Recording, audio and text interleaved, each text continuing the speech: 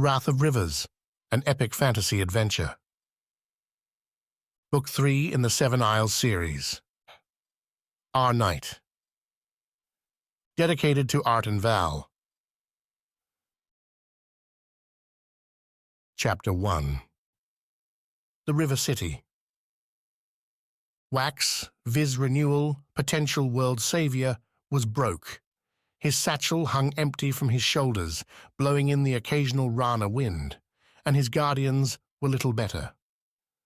They sat, clad in the scratchy linen layers bought by trading their remaining Foti loot, around a gilded fountain. 6 small jets, spouting into the chill morning, surrounded a larger geyser, labelled for its home isle. Sweeping alabaster buildings played with sharp angles. Banners declaring family names and businesses flew in radiant splendor. The square around them seemed not the slightest bit concerned with their heroes' plight, the traders, workers, and families maximizing the dwindling days left until winter set on in full. And that was the problem.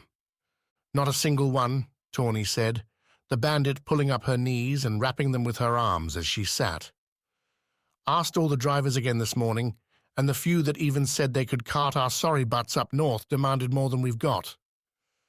Even when you promised more later? Bliss signed, though the slapdash fingers suggested she knew the answer. Guess the Rana only believe in payment up front. Tawny shrugged, sighed. You have anything stashed away for lunch, Wax? Or shall I... That fade played to a suggestion Tawny had been making the last 2 days. Once it became clear, Wax's not-so-merry band wouldn't be getting a celebratory jaunt up to the Whirlpool, the eternal vortex where Rana's scars, those mysterious stones, were held. The bandit hadn't forgotten her former life when she'd joined up with Wax's group, when he'd accepted her ask to become a guardian. And now every need seemingly could be solved with a few light fingers, a few lifted purses. You know what the Rana do to thieves, Quick, Wax's older brother, and the surly, muscle-bound member of their group growled. They'll string you up or cast you into the sea without a question, as they should. Only if they catch me. Bet they wouldn't. I'll take that bet. Nobody's stealing a damn thing, Wax said, cutting the argument. We need to get north, and we can't walk it. That had been the first sure thing they'd learned since the Foti galleon dropped them in Riroka 4 days back. Rana, the Isle, ran on its omnipresent waterways, and while bridges existed, a hike to the Whirlpool would be both dangerous and long. Which means we have to earn our passage the hard way. Which is what we've been doing, Bliss signed. It's never enough. True, the few jobs Rana offered to non-locals left them with little more than enough to buy shelter and food. Wax and Quick had burned days moving cargo on and off ships, and even after a successful shift, the Riroka dockmaster offered a pittance and no promise of work the next day. Begging for another round seemed an almost unbearable option. But what else did they have? No street fights for you this time? Quick asked his younger sister, and Bliss shook her head. None that I can find. Not that they let me into the places I'd think would have them. This damn isle. Quick smacked a flat hand on the cool grey stone. We could trade our weapons? The Foti blade, Bliss's staff, Quick's gauntlets, and Tawny's daggers? Might be enough to get passage, but fiends were everywhere these days. Going on a journey with hands and feet seemed to be asking for a swift death. Riroka knew it too. Rana's curling avenues, thin and alternating with canals and their boats, had guards posted everywhere. Trios marched or rode in gondolas, 2 sabers and a crossbowman in each group. Their efforts hadn't been all successful either. The port had lost 3 piers and 2 warehouses to fiend attacks, and during their walks, Wax had seen more damage along the city's outskirts. Little laughter hung on the air. A dry, inevitable fear clung to the place, despite the colors. Can't do that, Wax said. Which means it's what? Business as usual? Tawny asked. Because if we're burning another day, best get on it. I want something tastier than soup tonight. Steal it then, Quick added. If I do, I'll eat it real slow in front of you. Savor every bite. Wax stood up, went to scratch his shoulder and found the linens there. Getting used to wearing full clothing all the time took, well, time. He sighed. So much adventure. Quick and I will hit the docks again. Tawny, you and Bliss see if you can't grab a shift at an inn. Maybe the Anglers Rest again? If that cook makes another pass at me, Wax, I'll gut him, Tawny said. Wax grimaced, saw a simmering anger in Bliss's eyes as she signed a similar accusation. Then a different one, Wax replied. We'll figure something out. Meet back here at sunset. You got it, boss? Tawny snapped up, Bliss right along with her, and the pair broke right, heading deeper into the city. Those two, Quick muttered, watching them walk away. Tawny's getting into her head. With what? Wax asked, starting off the walk down to the dock. Ideas? Wax laughed. How's that dangerous? Don't know, but Tawny's not one of us, Wax. She's not from this. Got that, thanks. When there's something I need to worry about, Quick, tell me, okay? The docks hustled, much like the city above. Riroka sprawled on a downward slope, where rushing water met the ocean in a swirling delta, one overbuilt now with huge piers filled flush with ships from every isle, save one. Went. Wax probably wouldn't have noticed that except everything going wrong on these docks prompted a curse aimed at the bulky isle to the northeast. A rockbiter's sneeze caused this crate to fall over. Another one's trip pushed a boat a bit too far from its berth. If a Foti forged seal failed, it was because some went had screwed it up first. Wax and Quick learned to ignore the banter, even add to it when they had a chance, if only because it made the rest of the handlers look at them with a little less ire. The brothers scored some luck when they hit the port, the dockmaster waving them over and pointing towards a massive Foti galleon stocked with fresh arms and armor, metals to be dyed Rana's sea green. Crate after crate needed moving, and the two Vs had earned the right to shift the biggest, worst packages from the galleon's deepest holds. Lucky us, Quick said. That's right, the dockmaster replied. Get on it. Wax didn't protest, held secret his own relief at the job. Simple labor had an added benefit now, one contingent on moving the same ways for hours. Lift, walk, climb ramps, and set down near the carts that'd take the gear to Riroka artisans. Easy enough to do without much thought, which left Wax time to listen to the whispers in his head.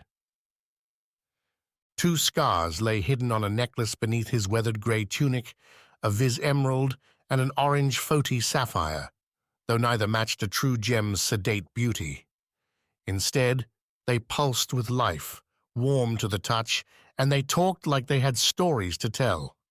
At first, Wax found their whispers interchangeable, a flurry in his head like a rainstorm's static sound.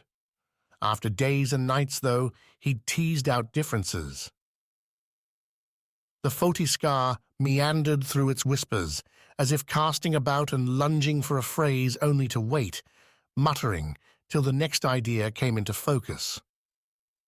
Its Viz counterpart adopted a more pleasant buzz, a continual chatter looping back on itself, a stuttering repeat building after hours to a rapid chittering finale. As to what any of it meant, Wax had no idea. The words weren't in any tongue he'd ever heard, and the cadence, the pauses, seemed at odds with any language he knew. But the scars gave Wax other clues, like the Viz one did right now, skittering as Wax strained to get this next crate up the last ramp to the dock. As it did, Wax felt his tired muscles pick up their energy, a surge like the one he felt when swinging through the trees on Viz. A rush. But what the Skar provided wouldn't cost him later. When he sat the crate down, the Viz Skar receded to quiet, but his legs, arms felt as strong as ever. Quick, meanwhile, breathed hard, his arms coated in sweat.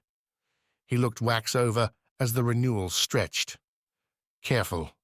They'll notice. Wax looked down at himself. The work's smudges were there, but no scratches, little sweat, and certainly no listing exhaustion from a hard day's labor.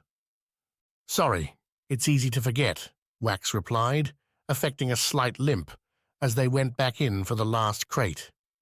Ever since bandits on Foti had taken Wax and his siblings hostage solely for the Skar and its value, keeping the stone a secret had been a priority. The resulting Nigen raid on those same bandits made keeping his Renewal status secret and absolute.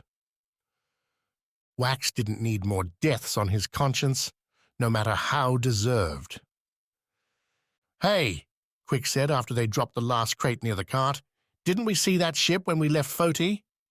The Kansi vessel Quick pointed to had an ethereal opulence, as if the ship deigned to dock, to touch the water.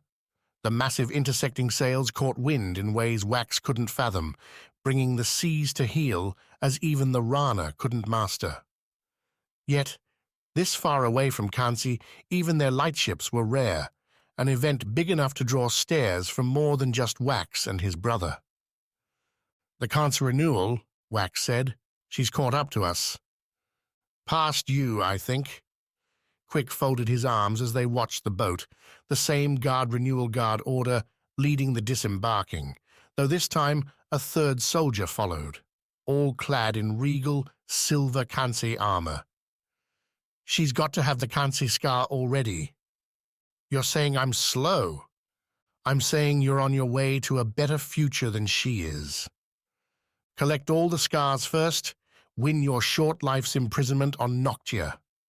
The Aegis, guarding the land from Fiends, until they shriveled up. An honor for your isle, for you, though Wax wasn't sure any Aegis would feel proud at the end."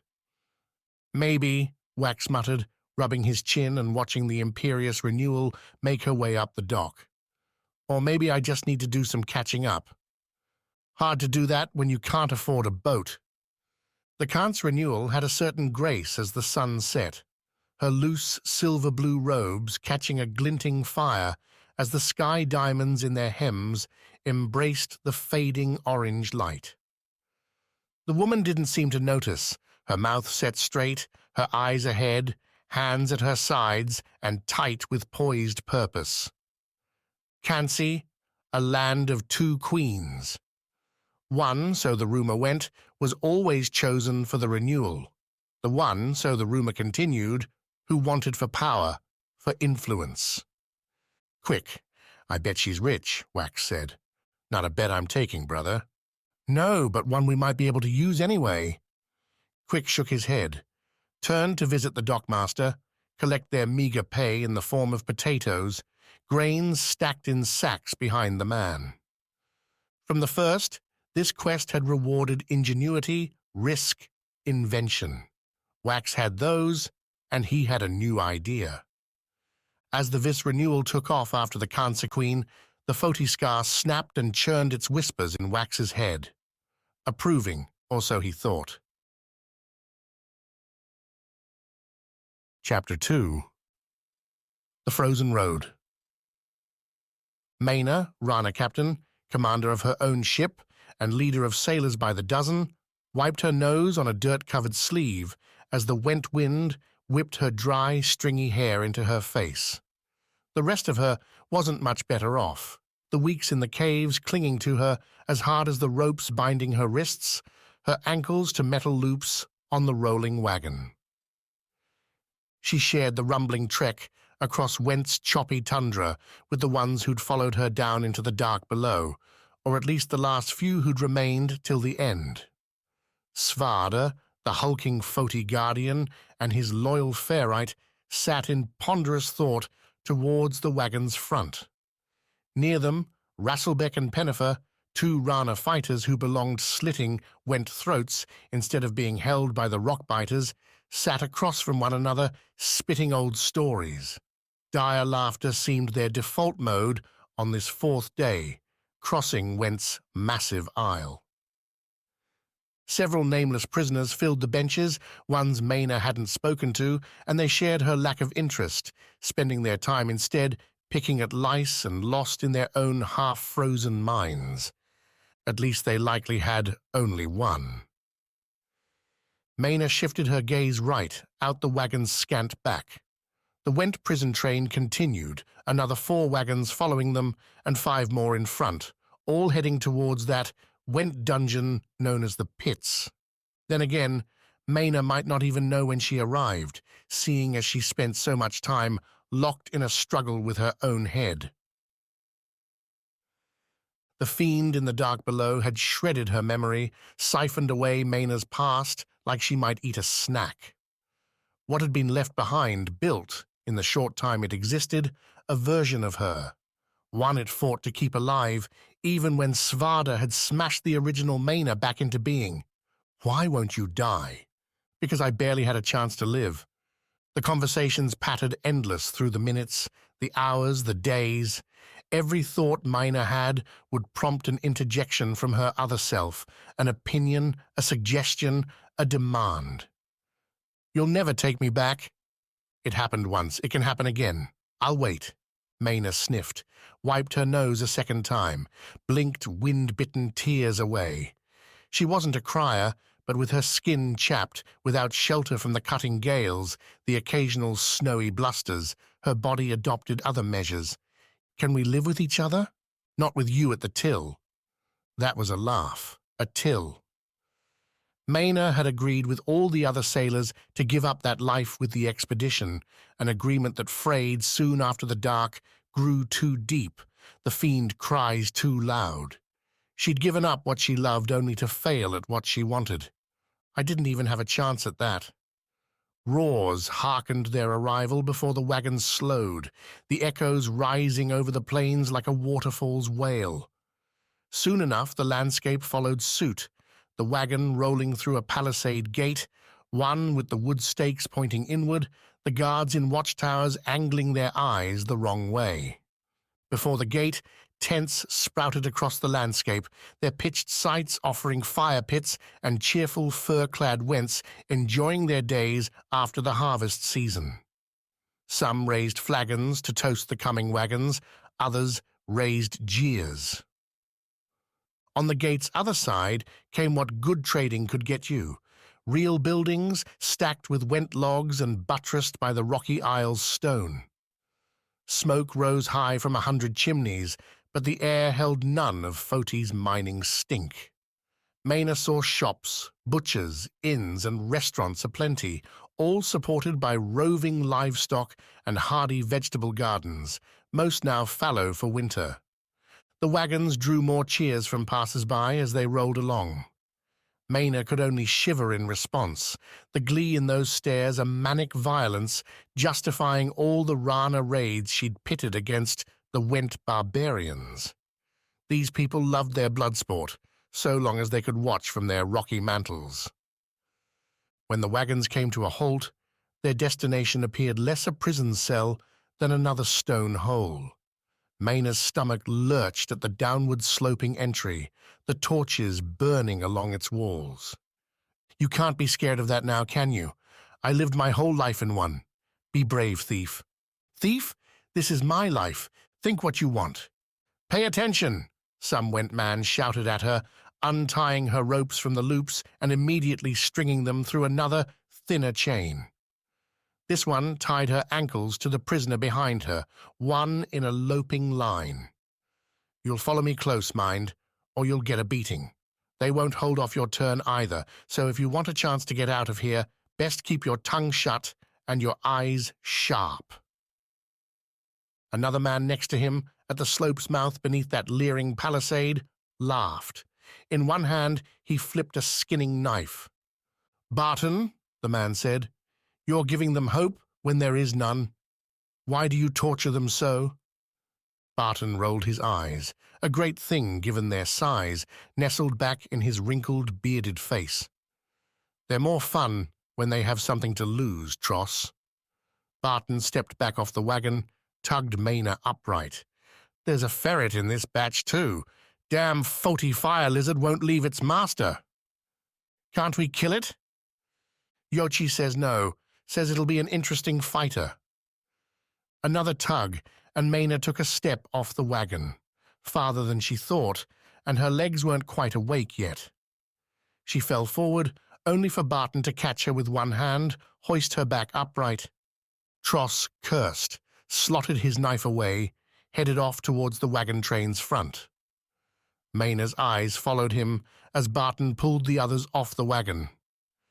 He's going to give your trainmaster a talking to, Barton said, answering a question voiced by Rasselbeck. You're all looking less than ready. The pits only wants healthy ones, and it's looking like we might have to spend a few days nursing you all back to contesting shape. Contesting? The pits offered went prisoners, criminals, a chance at justice through prowess. Succeed at this or that contest and you'd get yourself let go. How possible that really was, Maena didn't know. She'd never met anyone who'd escaped. Then we could be the first if you let me handle things.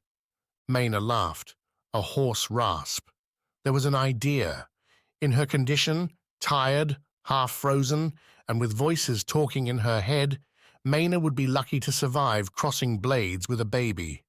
Now that's an exaggeration. No baby could lift a sword. You don't sound like me, know that? I am you, so that's an impossibility, Maena. Barton pulled their prison train down the hole and under the ground. At least with all the torches, the chill disappeared. Stale air replaced it, but Maena would keep it to feel her fingers and toes. The guards lumped their wagon into a single cell, one with scattered, mouldering straw slats. A hole in the corner served as the latrine. Meals will come as we see fit, Barton said. Best you eat them when they arrive, as you'll need every bit to stay alive. He pulled the rope's end through a gap in the wood door, then tugged once, a single, hard jerk. At the pull, all the knots around their wrists and ankles came undone, leaving a slithering cord Barton reeled in. Make any fuss? Give us any grief? And you'll be dinner for something else, Barton continued, sweeping his scruff gaze among them all. You're among the damned now, but not yet among the dead. How long that takes is up to you. A glimmer, a slight upturn among those scraggled curls. Some lucky few might even make it out alive. That glint faded with a frown. Not that I see any here. Hold went. The growl pulled Maena's attention to her left, to Svarde's figure, still hulking, despite losing his armor, his axes. Where's the ferret? The lizard's got the same chance as you. If it earns its freedom, we'll send it back to your blasted isle. With that, Barton twisted a key in the wood gate, locking them into the dirt and dust. 7 people in a cell big enough for double, that meant straw for everyone, though the latrine's smell ruined what little comfort that provided. The first meal came quick enough, at least, and Maena had to stare at it long to understand what she saw. Better than what we ate down below. Tell you that much. Real meat, cooked and tossed with potatoes, carrots alongside. No ale, but a water barrel and earthen cups came with the meal. One of the other prisoners started crying at the sight, shoveling the stuff into his mouth with his hands. Wash those fingers first, Svarde announced to the room, a little late for the one. Go to Tamas and they'll tell you. The fastest way to die comes from disease in a place like this. Another prisoner, a thin lady who bore a thrice-broken nose, laughed. If you think disease is going to take you before a sword in here, or a beast's maw, then I envy your hope. But she washed her hands, as did Maena and all the others. Even the first prisoner, once he'd finished stuffing his mouth, cleaned his grubby mitts. So what are you going to do, thief? Sit here in silence? After Svarde's warning, the group had settled into their places. Maena felt the Foti man's eyes cross to her from time to time, looks she ignored.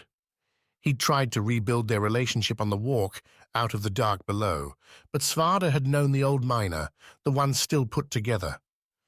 That one didn't exist any longer. What, you have a better idea? I didn't take charge in that cave, and I died for it. Don't kill me a second time. Maena stiffened. Her second self had it right. The pits could be a death sentence, but they could be something greater, if she could muster the energy to try. Muster? If I'd known the real me was this pathetic, I'd have shot myself instead of that fiend. Maena snorted a quiet laugh. Again, the second self had a point. How many raids had she led? How many swords had she crossed to earn the medals on her lost armor? This would only be one more challenge in a life filled with them. Now that's more like it. Show me who I really am. Finishing her meal, Maena tossed the bowl against the gate and stood. The clatter drew attention to her, the prisoners watching as her torn, dirty, rag-clothed form found its spine. I don't know about any of you, Maena said, the rasp dying as she punched through her tired throat. But I left a job unfinished back there, and I mean to see it through. That means fighting our way out of here, no matter what these went bastards throw at us. Who's with me? The prisoner cackled again, opened her mouth, then shut it as Svarde stood, the man glaring at her for a long moment before nodding at Maena. To the end, Rana, to the bitter, violent end. If I had a saber, you'd have it, Rasselbeck added, standing. Pennifer stood too. My fists are yours, though they'd be better with a crossbow in 'em. The other three prisoners eyed the quartet with confused wariness, but under Svarde's glare, they must have found a measure of confidence, because soon they too were on their feet. Just in time for a bell's clarion ring to sound. Chapter 3. Rooftop Ride. Rana nights gave off a glow Foti never had. The rivers curling about Riroka caught Sichi's pink light and cast it into glass ovals lining the canals, each shaded in different colors, so every river painted its route in a unique gold, blue, green, or red. The reflections danced on the buildings, glinted off gilded rails, and generally helped Bliss lead their foursome over the rooftops. Compared to swinging vines, leaping light from one slate roof to the next came about as easy as Bliss could want. Stable landings, no slippery leaves, and clear sight lines all the way to her destination? Yes, please.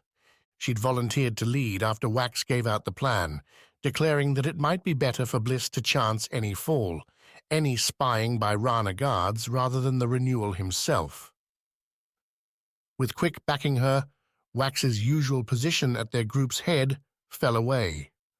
Now he sat third, with Tawny watching their backs. Their goal waited several blocks away, resting in the river while its passengers loaded up their gear. While Bliss and Tawny suffered through another shift, slinging plates and washing the same at a bland inn, Wax and Quick had watched the Kansai crew, tracked their intended takeoff to tonight, to just ahead.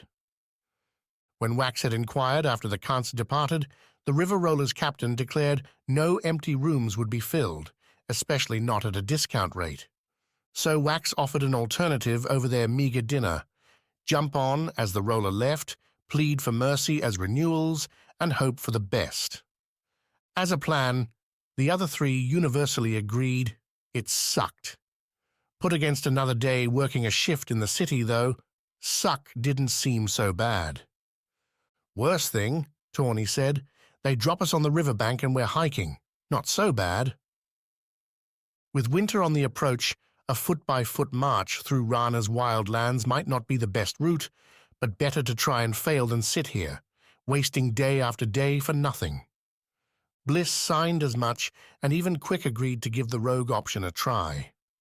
Now Bliss waited on a flat roof's edge, watching a Rana guard trio turn a corner half a block away, disappearing from sight. To get on from here, they'd have to jump a canal. A leap intimidating to anyone without much experience hurling themselves into the void. Thankfully, Bliss had a staff. Watch me, Bliss signed, backing up several strides. The other three made room. Tawny had worry in her moonlit face. Wax and Quick only bored confidence. Below, golden glows showed the distance, a slight drop to the house on the other side. Bliss took a slow breath, let the cool air play about, give her energy, bounced her feet, steadied her staff in her right hand with one metal-capped end resting on her shoulder. With an exhale she moved, lifting the staff up on the first step and planting it on the third, its end digging into the roof, running against the shallow lip on its flat side. Bliss pressed off, flew into the air, the trees and canal flying by below her. She tucked up her knees, pitched forward, and rolled as she hit the house on the far side. The slate hurt more than cozy jungle dirt, but the roll worked just the same, letting Bliss tumble out her momentum on the rooftop. She came to a stop with her back against the ground, looking right up at the sky. Okay, so not a perfect landing. But she'd lived. She'd proved it could be done. Now for the next trick. Standing, heading back to the rooftop's edge, Bliss hefted the staff, took another few strides back, then ran and launched it backward. The light but strong bamboo proved as adept in flight as Bliss had, soaring over the gap into Quick's waiting hands. The next two jumps went as well as the first, Wax and Quick joining their sister across the canal. When Quick went to throw the staff back for Tawny, though, the thief shook her head, held up a single finger, then vanished into the dark. "What's she doing?" Quick asked. "Finally giving up on this game?" "She's not leaving," Bliss signed. "Would hope not. She's my guardian now, too."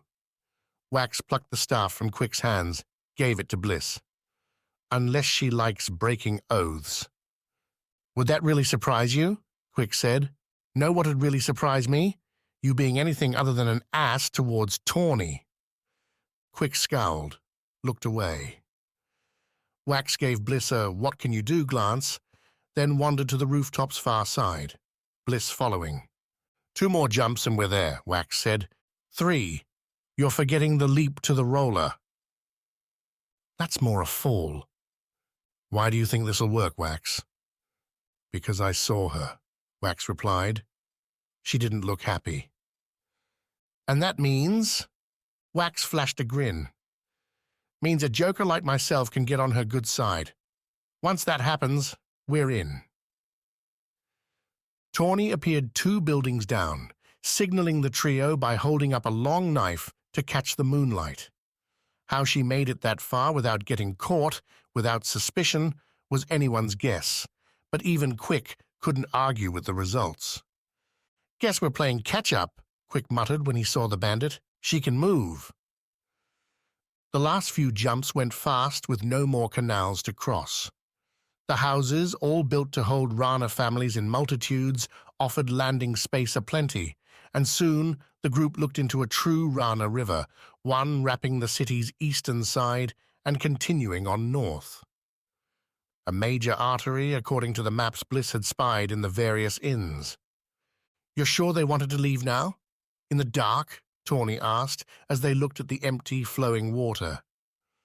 The bank near them lit up in orange, spiral glass lanterns spaced along a metal rail marking the city's edge. Few people walked it, both due to cold and, Bliss figured, the growing fiend threat. Any romantic or peaceful stroll might get interrupted by a spitting horror, something that clamped down on the joy.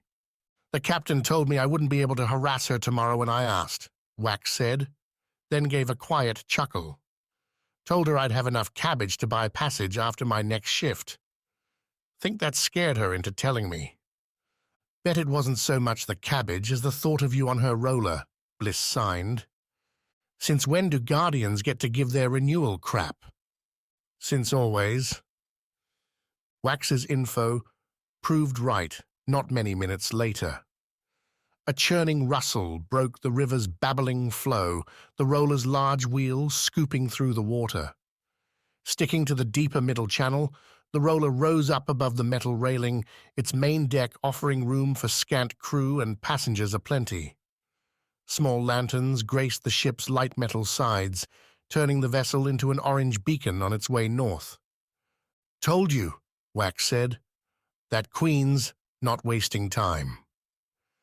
Bliss frowned, reading the distance as the roller churned their way. "The jump's going to be too far. We won't have time to do the staff again."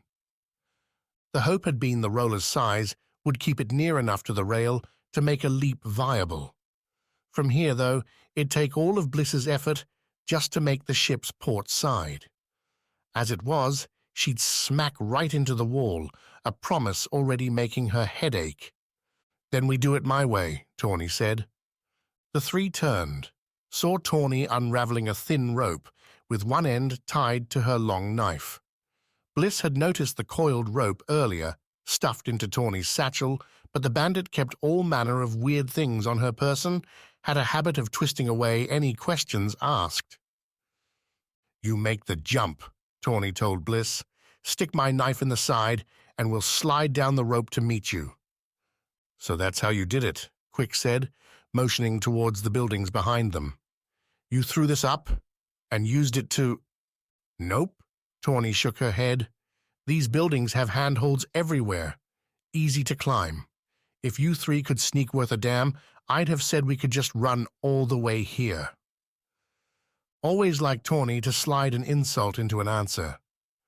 "Bliss?" Wax asked. "Think you can do it?" "Don't have much choice." Nobody argued with that, so Bliss set herself up with Tawny's satchel, giving her own to the bandit. Again, the staff found its way to Bliss's shoulder as she measured the timing, the distance to the roller. Up close, the boat loomed larger than before, and Bliss could make out the captain's form in the boat's forward cabin, looking out with one hand on a wheel. Hopefully the woman wouldn't get so shocked she'd drive the raft aground. Quick offered up a prayer to Viz as Bliss set herself, those words sounding strange so far from home. Then again, Bliss would take any help their long-dead god could offer. She sprinted forward, slammed the staff down, and flew into space. The familiar rush returned, the weightless burst with nothing around her as Bliss tumbled, the satchel throwing off her weight. Her weight, but not her distance. Bliss smacked the roller's port edge, flipping over it to land on the narrow deck. Her left shin exploded with pain, wouldn't let Bliss stand up as shouts broke out on the boat around her. Time to deal with that later. Still holding her staff, Bliss leaned on it, planted its end on the roller's deck to get to a shaking stand. The rope bled out from the satchel, Tawny and Quick holding its other end back on the rooftop, an end rapidly playing out as the boat shuffled on upriver. Bliss dug out the dagger, slammed the knife into the deck's floor. The move shook her left leg again, the staff's blunt end slipping and sending Bliss once more to the deck.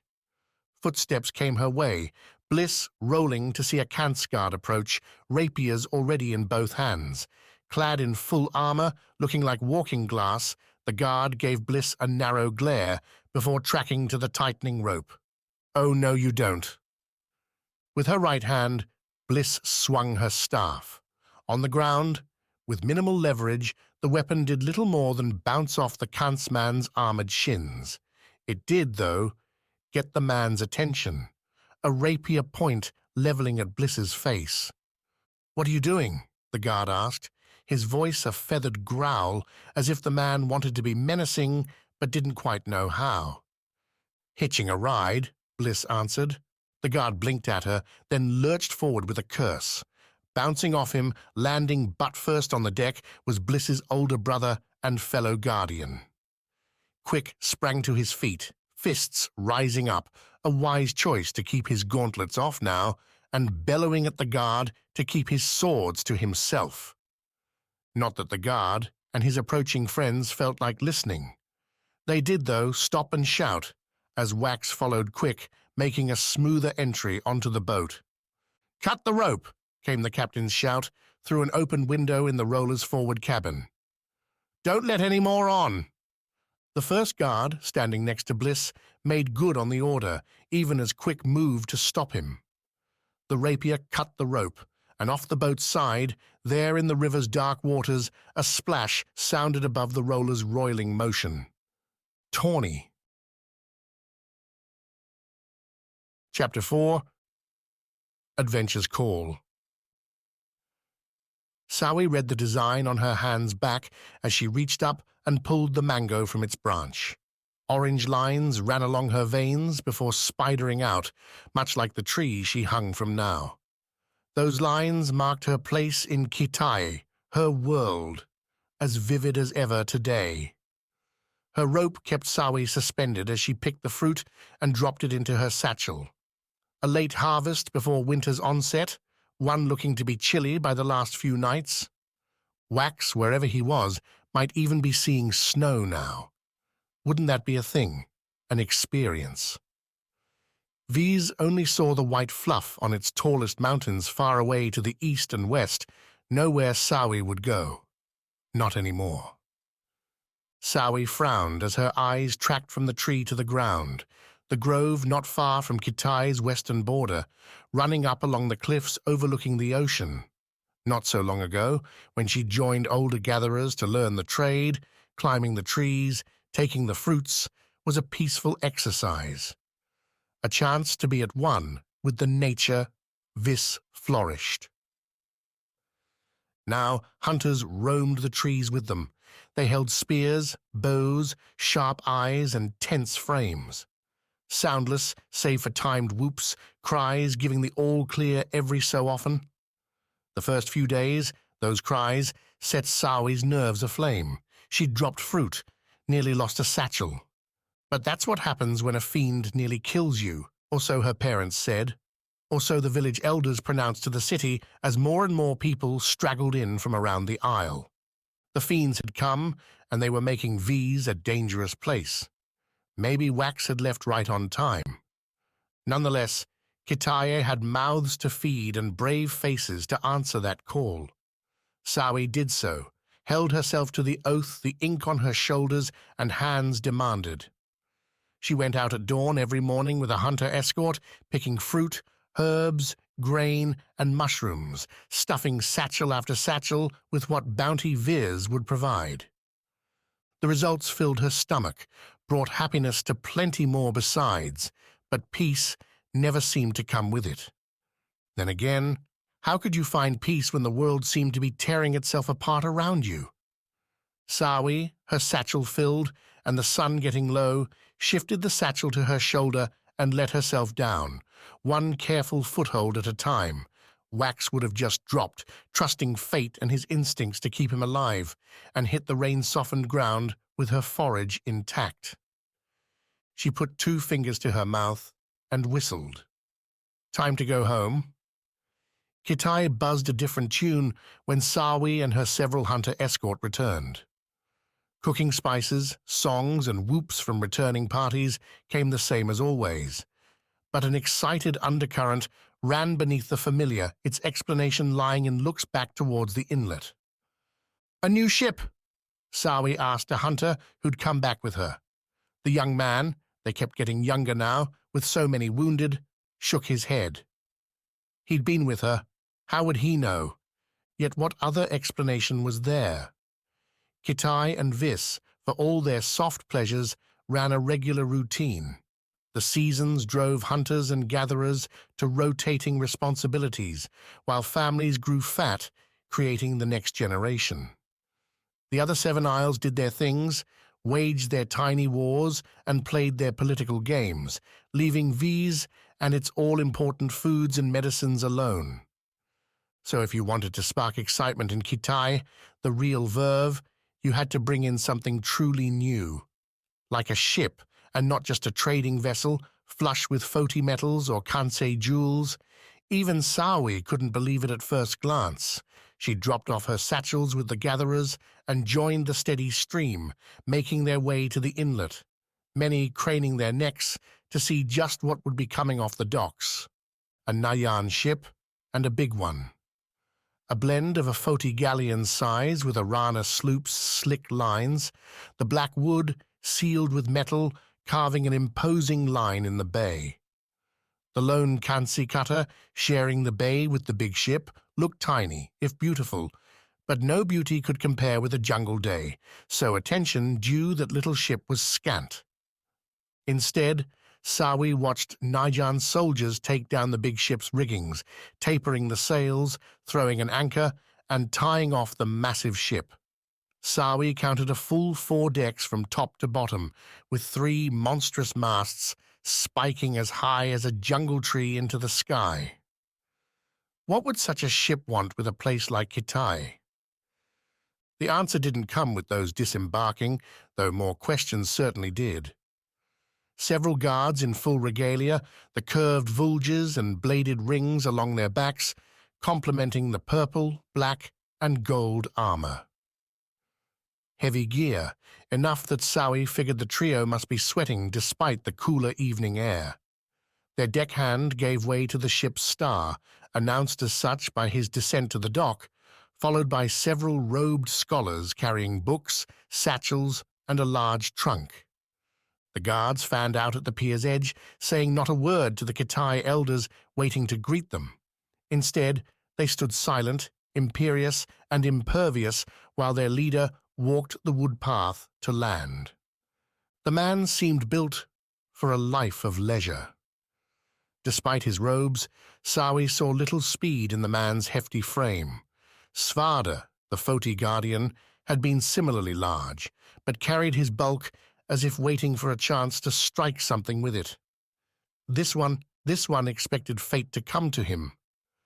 When the elders finally had their chance to speak to the man, the Najan leader brushed them away with mollifying words. A hand on the arm, a polite nod of his head, and the elders stepped back, gave the Nayan man a chance to look at the assembled crowd. And Sawi, who'd snaked her way closer to the front, hoping, dreading that this Nayan vessel would have some news of wax, made an adjustment. This Nayan leader wasn't soft, despite how he might look. The man, his hands clasped before him, his wrinkled eyes hard as he swept his gaze around, was most definitely a hunter, though of a different kind than Sawi knew. "A great welcome," the man opened, marbling the words as he spoke them, "from a great people. Journeys are tiresome things, and I regret I have no special news to share, only a stop on my trek to our outpost a little farther on. Please, carry on, and let us interfere with your evening no longer." Disappointed murmurs ran through the crowd, loud enough for the Najan man to notice, though he gave no sign, only nodding ahead for his guards, his luggage to follow. No special news? Was that a good thing? Sawi squeezed away from the crowd, buffeted as onlookers returned to their cook fires, closing their trading posts, or to the endless other tasks required to keep a home running in these grim times. Sawi ditched her own family, eschewed her neighborhood's grove and its dinner to trail the Nayan man. His guards shooed away children and others like Sawi, people lobbing questions or offers of treasures for sale. Their target seemed to take no notice, save to wave the requests away while trudging forward. Past, it seemed, Kitai's main inns. Did the man mean to go on foot all the way now, in the dark? The questions slowed Sawi's steps, forced her to consider what she was doing. The man said he had no news, and she had a full harvest day ahead. Trailing the Nadyan might get her nothing, save less sleep and more frustration. Even if he could say no Renewal had died, news traveled slow between the isles. Anything he offered would be old before it left his tongue. And yet, the jungle thickened as the Nayan went deeper into the city. Sawi padded after, mingling with crowds as she went.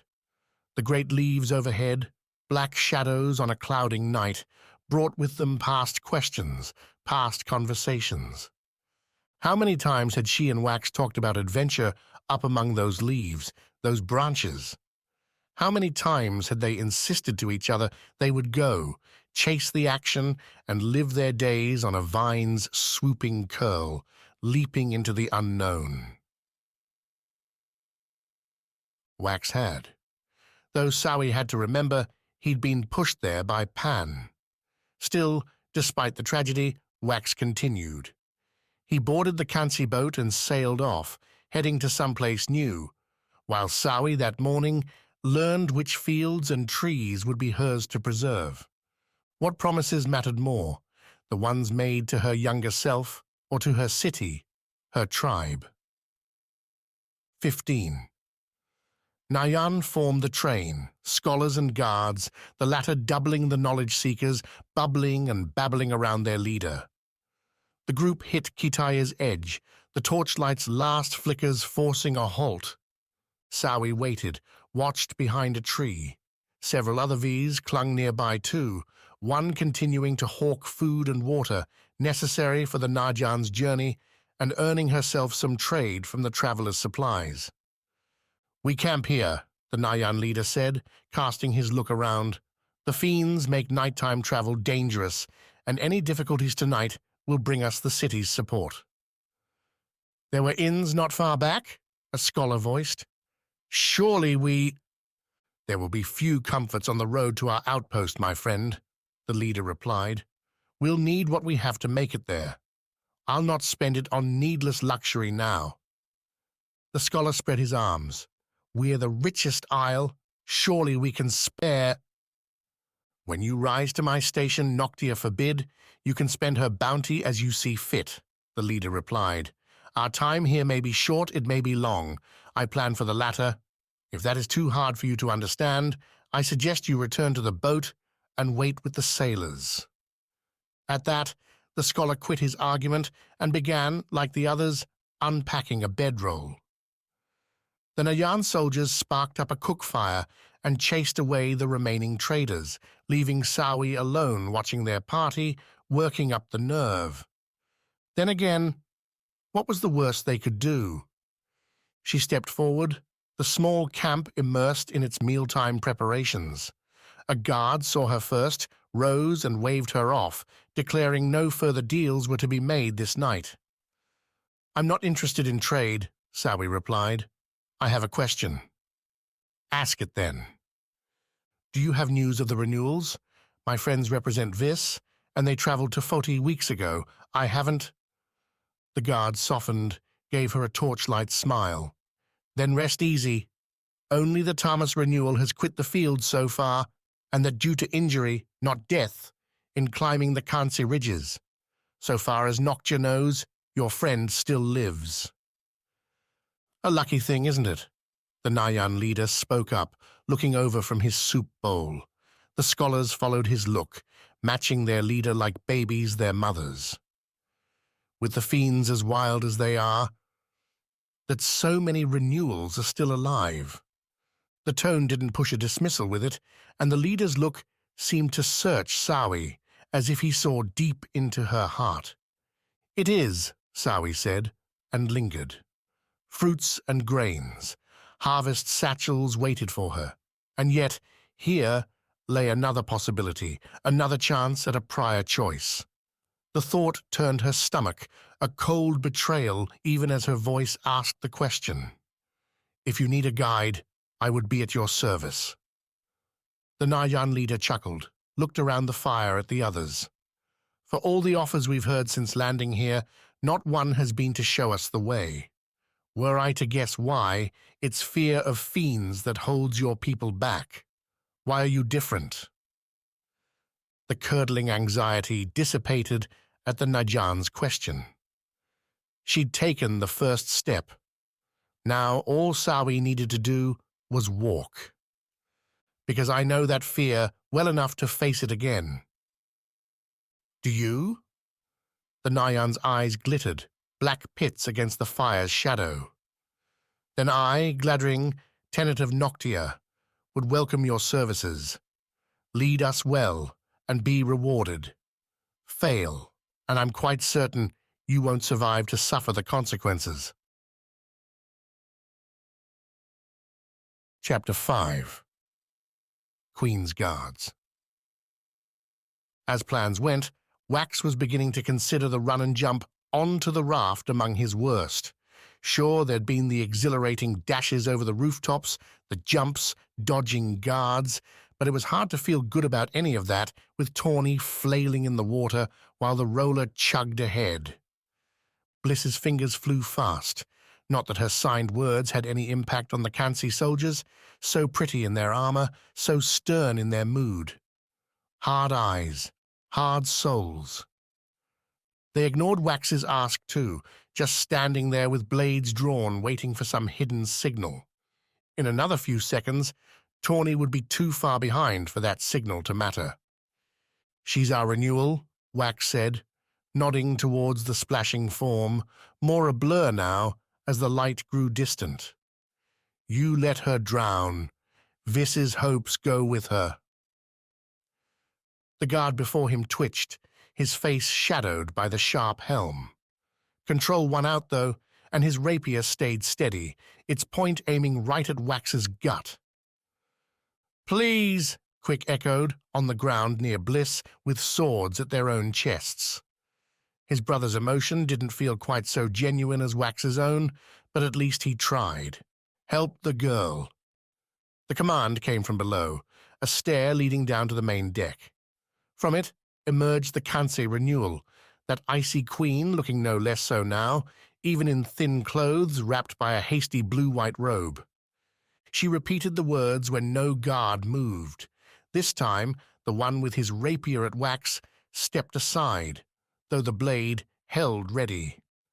"Do what you can," the guard said, the reedy voice oozing a snide menace. "Make one other move, and I'll have your guts staining the deck." "That'd be a nightmare to clean," Wax muttered, yanking free the rope they'd just used to drop onto the boat and darting towards the roller's rear. As he passed by the Queen, Wax dished out the slightest nod he could muster.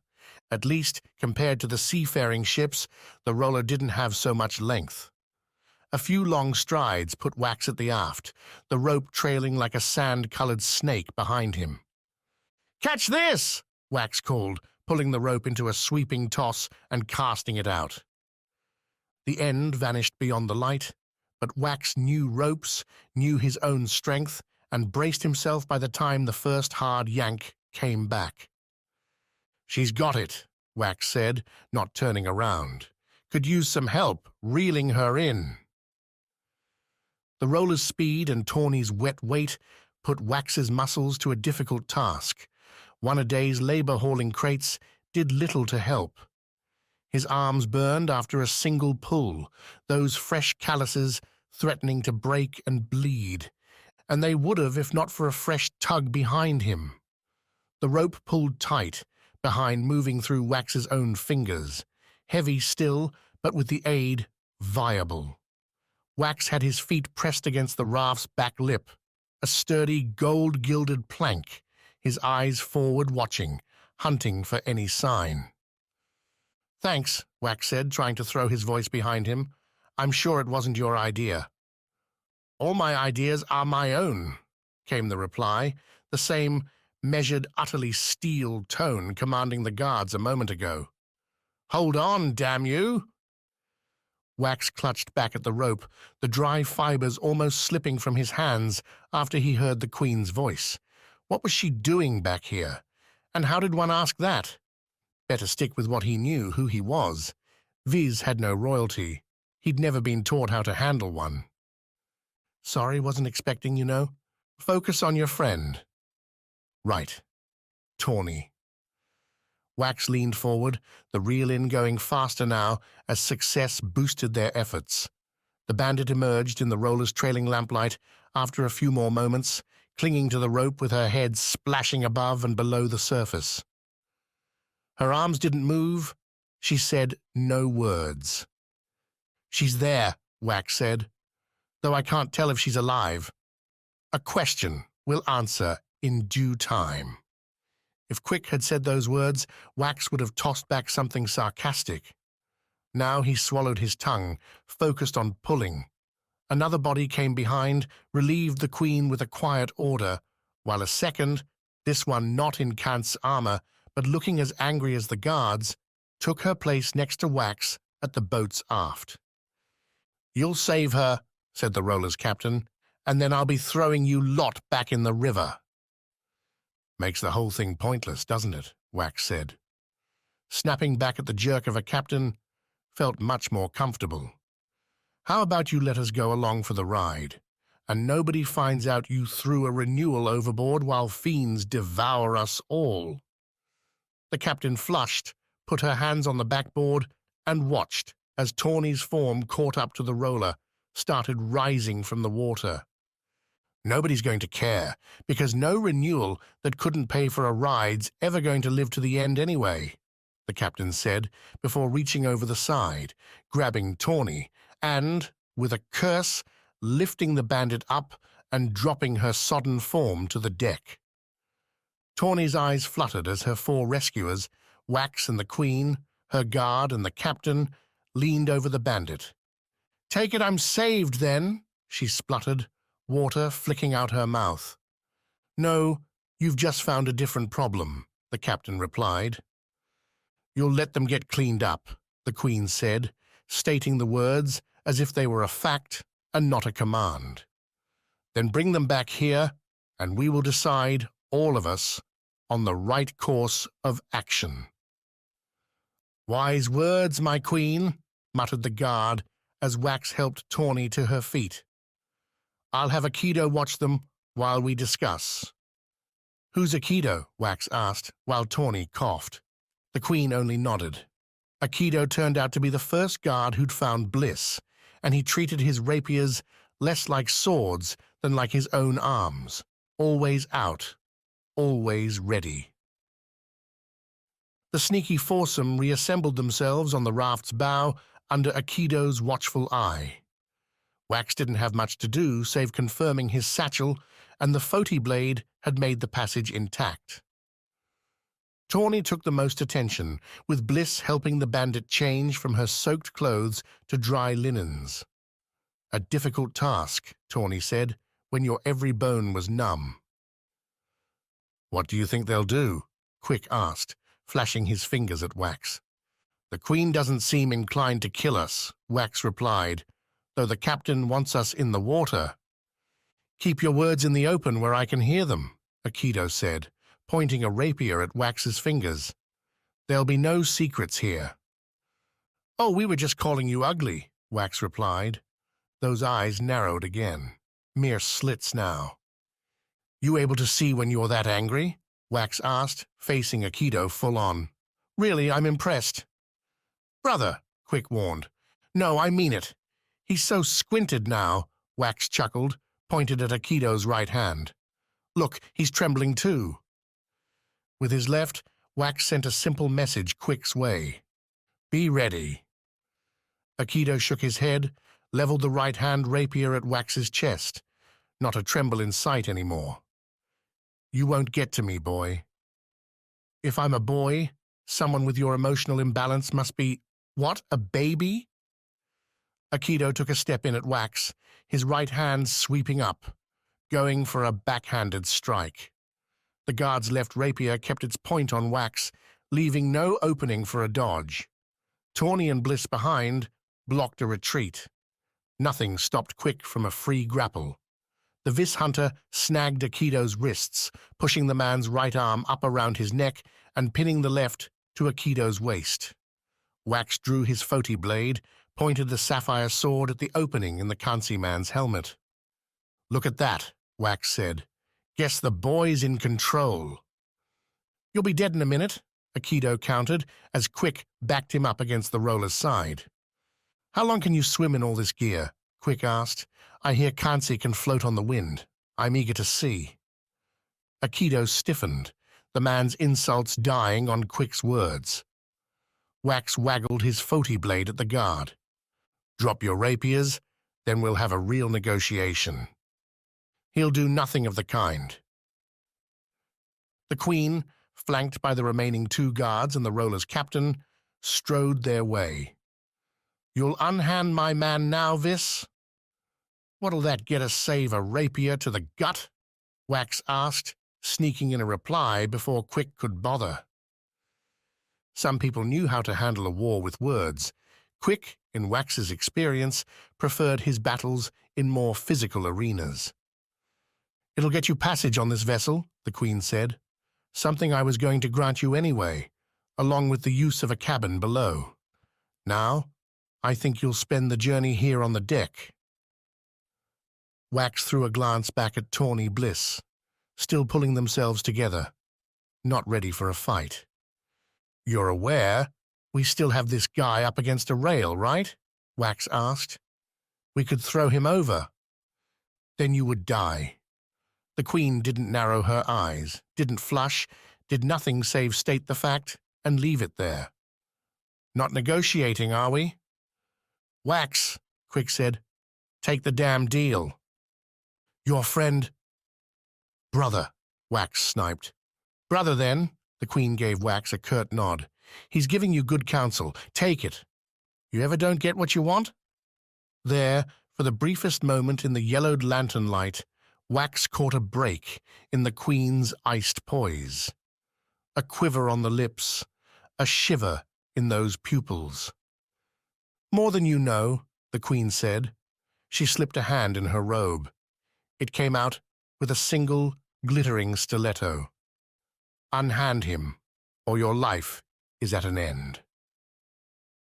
The diamond point, long and narrow, angled towards the ground, but in her hold Wax saw the Kansei windmaster from his first voyage, the one skilled enough in swordplay to accomplish any kill the man wanted. Maybe, just maybe, Wax could settle this one. Walk away with all of them alive. "Deal then," Wax said, taking a step back beyond Quick as his brother released Aikido. The guard, though, didn't seem to agree to the terms. Freed, he angled his rapier at Quick and went for a stab, only to freeze the strike a hair's breadth from Quick's stomach. The reason shone like a bright line in the dark. The Queen's stiletto, its point leading right up beneath Aikido's helm to his neck. "We have a deal. This fight is over," the Queen said. "Captain, leave them on the bow. We'll bar the door to the lower decks. Should they force it, you have my permission to do with them as you want. Aikido, with me." The Queen withdrew her blade, and Aikido, with one final spit at Quick's feet, turned and followed her. Only the captain remained, an impressive glower on her features. "Don't much like stowaways getting a free ride," the captain said once the Queen and her entourage had disappeared. "So here's how you're going to pay for it. Every day I'll have chores for you, whether it's catching fish or cleaning my roller. Do well enough, I'll let you eat our leftovers. Don't, and damn what she says, you're off this ship the first chance I get." When the captain finished, Wax shrugged. "You could have given me that offer this afternoon and saved us all a lot of trouble." "Trouble?" The captain laughed, though there was no mirth in it. "There's a lot worse than trouble coming, boy. The Queen didn't pay for this ride with her satchel. Those guards of hers gave me the same choice you had, a quick death or a journey up north." "They couldn't pay you?" The captain threw a look back, made sure the Kansi party had gone. "They could pay plenty, but the rumors coming from where we're going now, they say none of us are coming back. Not a damn soul." Chapter 6. Into the Pits. Barton had the grace to sound apologetic, as he led them from their cell. He'd claimed several days to get them up to health, to speed, but those were claims he had no power to enforce. The pits, it seemed, needed its newcomers sorted quick. "That," Barton said, guiding the group through wide, torchlit tunnels, and the afternoon's main events ended early. "Why?" Maena, at the front after her little speech, asked. "The big winner slipped and lost his head after less than a minute." Barton shook his own. "Disappointing. Had a couple meals wagered on him." "How'd he lose his head?"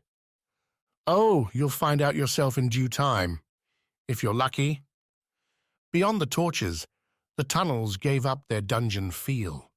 Occasional cuts in the surface gave windowed looks into the sinking grey afternoon sky, muddy lines running down the walls, and the tunnel edges showing crude drain work. A Rana construct would slip that water off somewhere useful. Prisoner trains passed them going the other way, some as long as their own, while others held only one or two. Joichi, the warlord who'd been waiting at the Dark Below's exit, claimed he'd captured all the Rana, leaving their fiend-murdering expedition, but Maena had yet to see any old friends here. Then again, most of the passing prisoners seemed so battered, mud-covered, and world-weary as to be unrecognizable. She'd be like that soon enough, like we're not used to it. There was a time we were clean, on the water. Never had a chance to find out what that's like. You might yet. All the fatalism creeping through Maena on the wagon ride dimmed during the tunnel walk, the meal before. She'd spent days with little to do, little hope, but now action's prospect brought some life into her sore, weak limbs. Maena kept her head high rather than letting it sink into her arms. That's how I was when we went back for the Fiend. Guess how that turned out? Barton's destination, though, didn't hold any fiends. An arena carved out into the earth, dirt walls smoothed off to make handholds a difficult proposition. Deep red clay covered the whole space. Up the walls and over the lip sat wood benches. A sparse, fur-covered crowd gathered, slopping drink and food into their mouths as the show marched in. Around the arena's edge sat 8 boxes, an equal number to the prisoners. Each box matched Maena's shoulders in width, stretched up to her shins. No handholds, and their deep impressions in the clay suggested they'd not been moved for some time. In the pit's center lay a stone pile, each one a rough ball no larger than Maena's head. Grey and black, mottled with dirt and time, the stones had been piled in a loose gathering. Unlike the boxes, none looked well settled. Maena felt the tug on her hands, the rope tying them again falling away. She rubbed her wrists, easing full feeling to her fingers, while Bergen called out the instructions. "Get yourselves to a box, each of you. No sharing, neither," Barton said, louder than necessary for the prisoners. The audience getting the story, too. "You'll stand before it, your heels touching the box's edge. No cheating now." Barton chuckled, pointed to the man who'd shoveled his meal into his mouth. "I know you've been here before, so no spoiling the surprise. Someone smart enough to get out of here, yet dumb enough to get caught again? The 7 Isles have all kinds." "With me," Svarde muttered, coming up past Maena, giving her the slightest push. "Place like this, best we stick together." "I thought you were a loner," Maena countered, though she went with Svarde to the arena's far side. "Tried that. Didn't work. My mission isn't over." Hers wasn't either. Despite the battle waging in her head, Maena could see the fiends all too clearly, the ones who'd taken. "Here's the game, then," Barton shouted again, as they all stood before their boxes, heels up against the soft, rotting wood. "In a minute, I'll whistle. Then it's a free-for-all. First 2 who get 3 stones in their boxes get the easy way out, gets rougher from there." Barton drew his skinning knife, gestured up towards the audience. "Anyone tries to climb out, my friend up there's got a nasty pike to stick you with. Don't try it, otherwise do what you have to. It's worth it." Barton backed up to the arena's edge, slipped the knife into his belt. "We hit them hard," Svarde said. "I'll knock them aside. You grab your stones." Barton's hand went to his mouth, 2 fingers inside. A deep breath. "You play your game. I'll play mine," Maena replied, as the man's whistle sounded high and sharp. Svarde barreled forward, bellowing out some Foti battle cry and scattering cold clay everywhere with his bare feet. Maena took 1 step, then stopped, stared. "What are you doing? Trying to lose? Watch." The other 7, Rasselbeck and Pennifer included, made a frenzied dash to the stones in the middle. They bounded into each other, hands scrabbling, pushing and shoving. Pennifer had her leg kicked out, her head smashing into the dirt. The glutton met Svarde's shoulder in an ill-advised dive towards a stone and sank to the ground, dazed. Maena kept her eye on the cackling woman, whose box lay to Maena's right, watched as the sneaky lady snared a stone from the pile's edge and started with it back to her box. "We're going to lose if you don't move." Maena ignored her simpler self, saw Svarde emerge from the pile with a stone in either hand. The Foti guardian muscled free, stomping back slow towards his box. Rasselbeck and the other prisoner Maena didn't know had stones too, one apiece on the way home. Maena's target reached her box, grunted as she lifted the stone in. The woman turned back to the center and ran, arms flying wild, the familiar cackle rising from her lips. And now, we go. The Rana captain kicked into action, heading not to the pile but to the other woman's box. Reaching down with both hands, Maena plucked the stone free, turned, and lugged it the short way to her own box. Set it inside. "Oh, that's a dastardly move." "Where'd you get that?" Svarde asked, and Maena noticed he'd come to her box before his own. "Put those stones in your own box, Svarde. I don't need your charity." Svarde looked like he was about to argue, so Maena pushed the man. That gave the Foti fighter a hint, Svarde stumbling along the right way, which let Maena survey the field. The cackling woman and Pennifer tangled with one another, an inadvertent mashing as they went for the same stone. Rasselbeck about had his second free from the pile, a move blocked when the glutton, coming back to his senses, dove on the Rana fighter. The third prisoner, free to score his second stone, hefted it and went back to his box, 2 away from Maena's own. Why are they all fighting instead of just grabbing the stones? Same reason I stole mine. Slow the competition, save yourself. Maena sprinted left, cut across Svarde as the lumbering barbarian headed back towards the middle. The prisoner, lugging his second stone, dumped it in his box, turned at Maena's approach, and threw up his hands in a coward's defense. For all her talk about getting out alive, Maena didn't let guilty feelings slow her down. Barton had made clear the pits weren't a team game.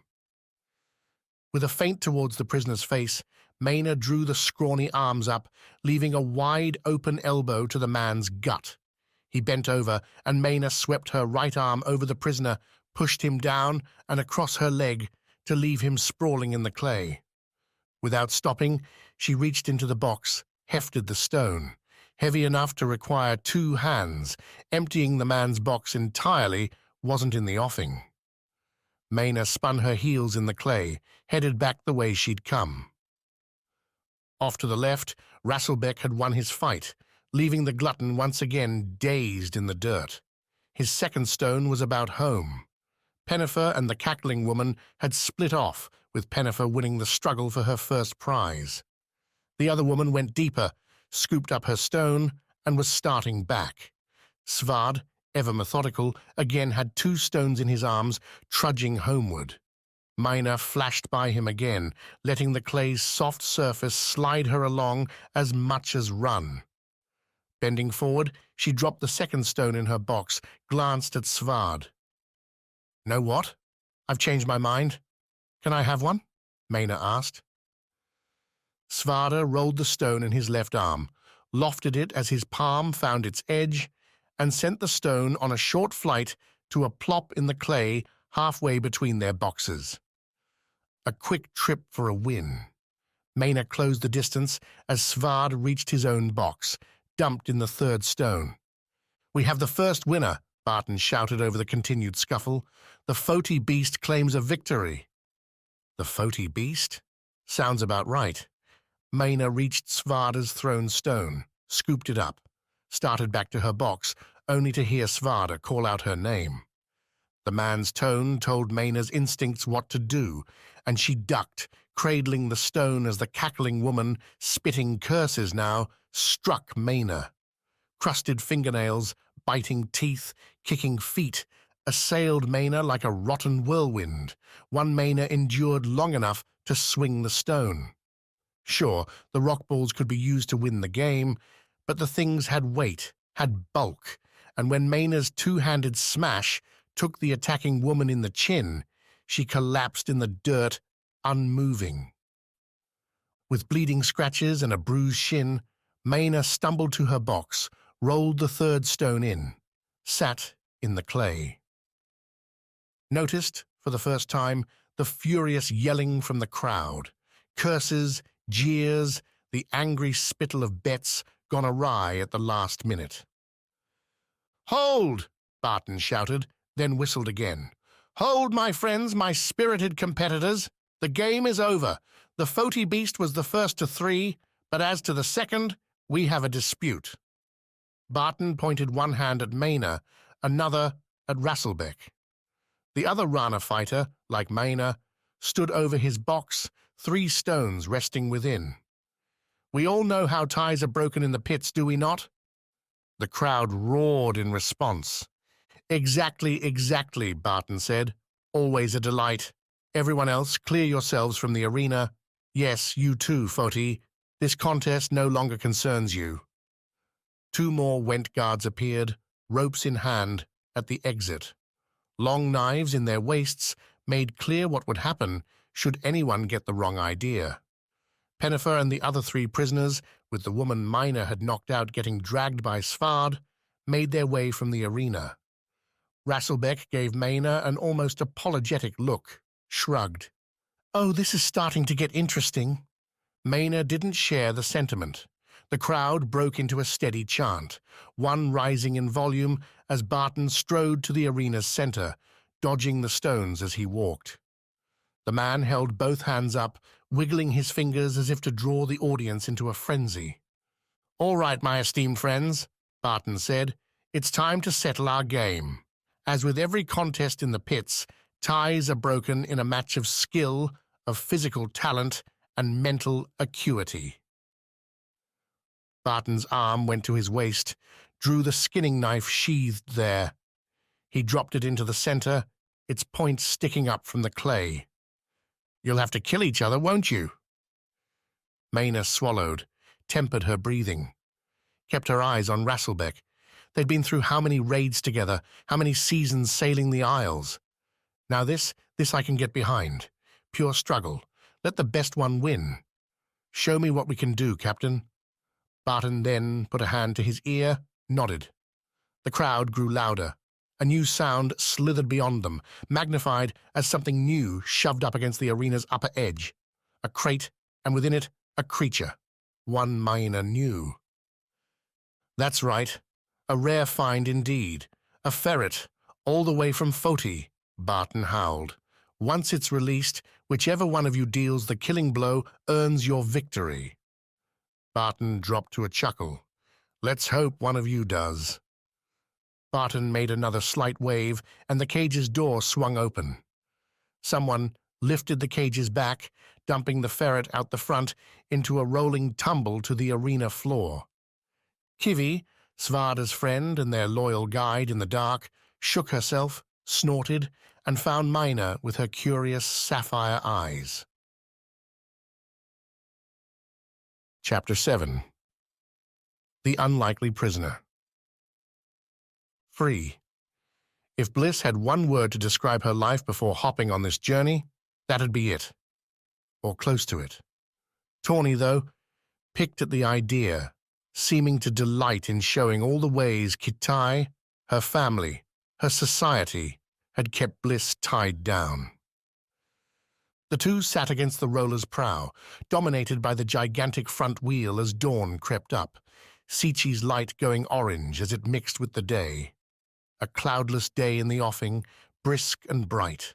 Around them, Riroka's cityscape had long since bled away to its riverbank wilds.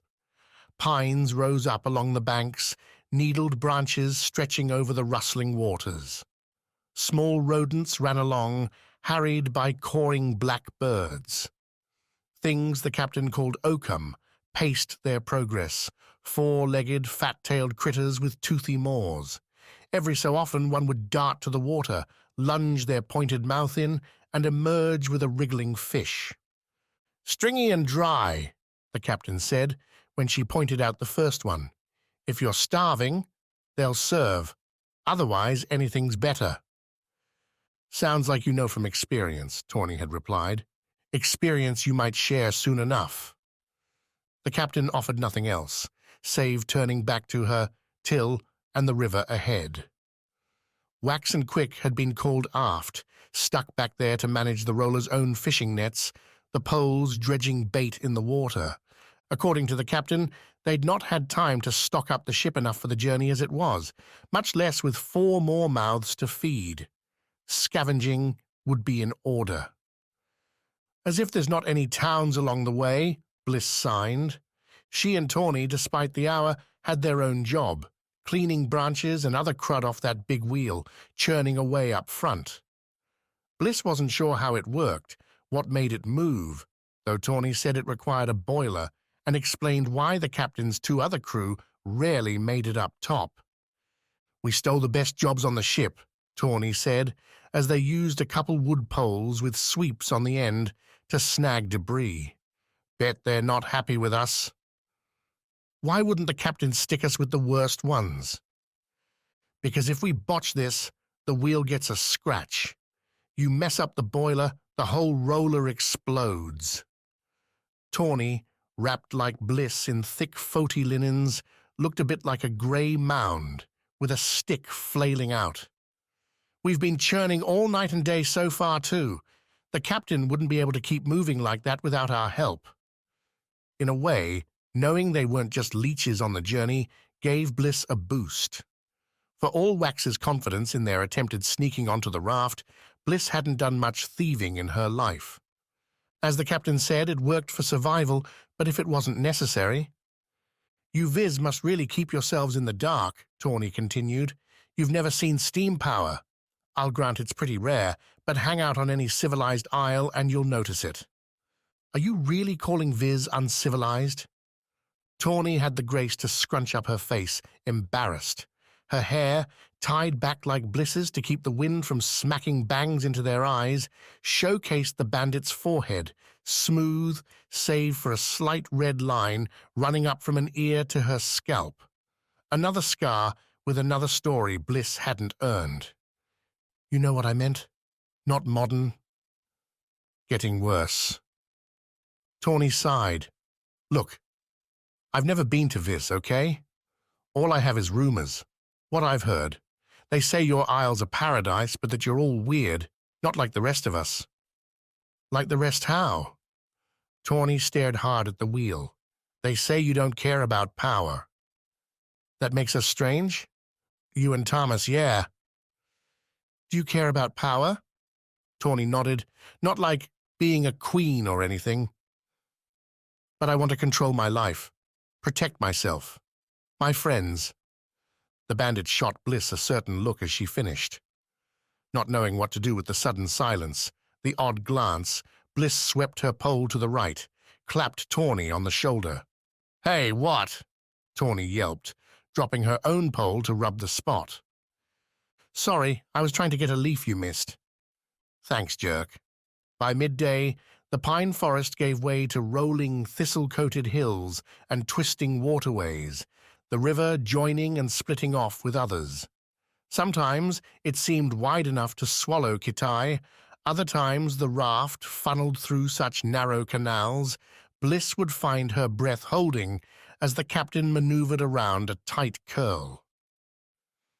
Without the debris clogging the wheel, Bliss and Tawny went back to help Quick and Wax manage the food supply, a task Quick attacked with delighted gusto. The hunter had given Wax charge of the poles, choosing to leverage a spear gun for himself. "Took a few tries, but I've got it now," Quick said. "Watch." Bliss stood next to Quick as he raised the weapon up to his shoulder, the rope hanging loose, yet ordered near his feet. Squinting one eye and placing it near the weapon's barrel, Quick sighted into the dark waters.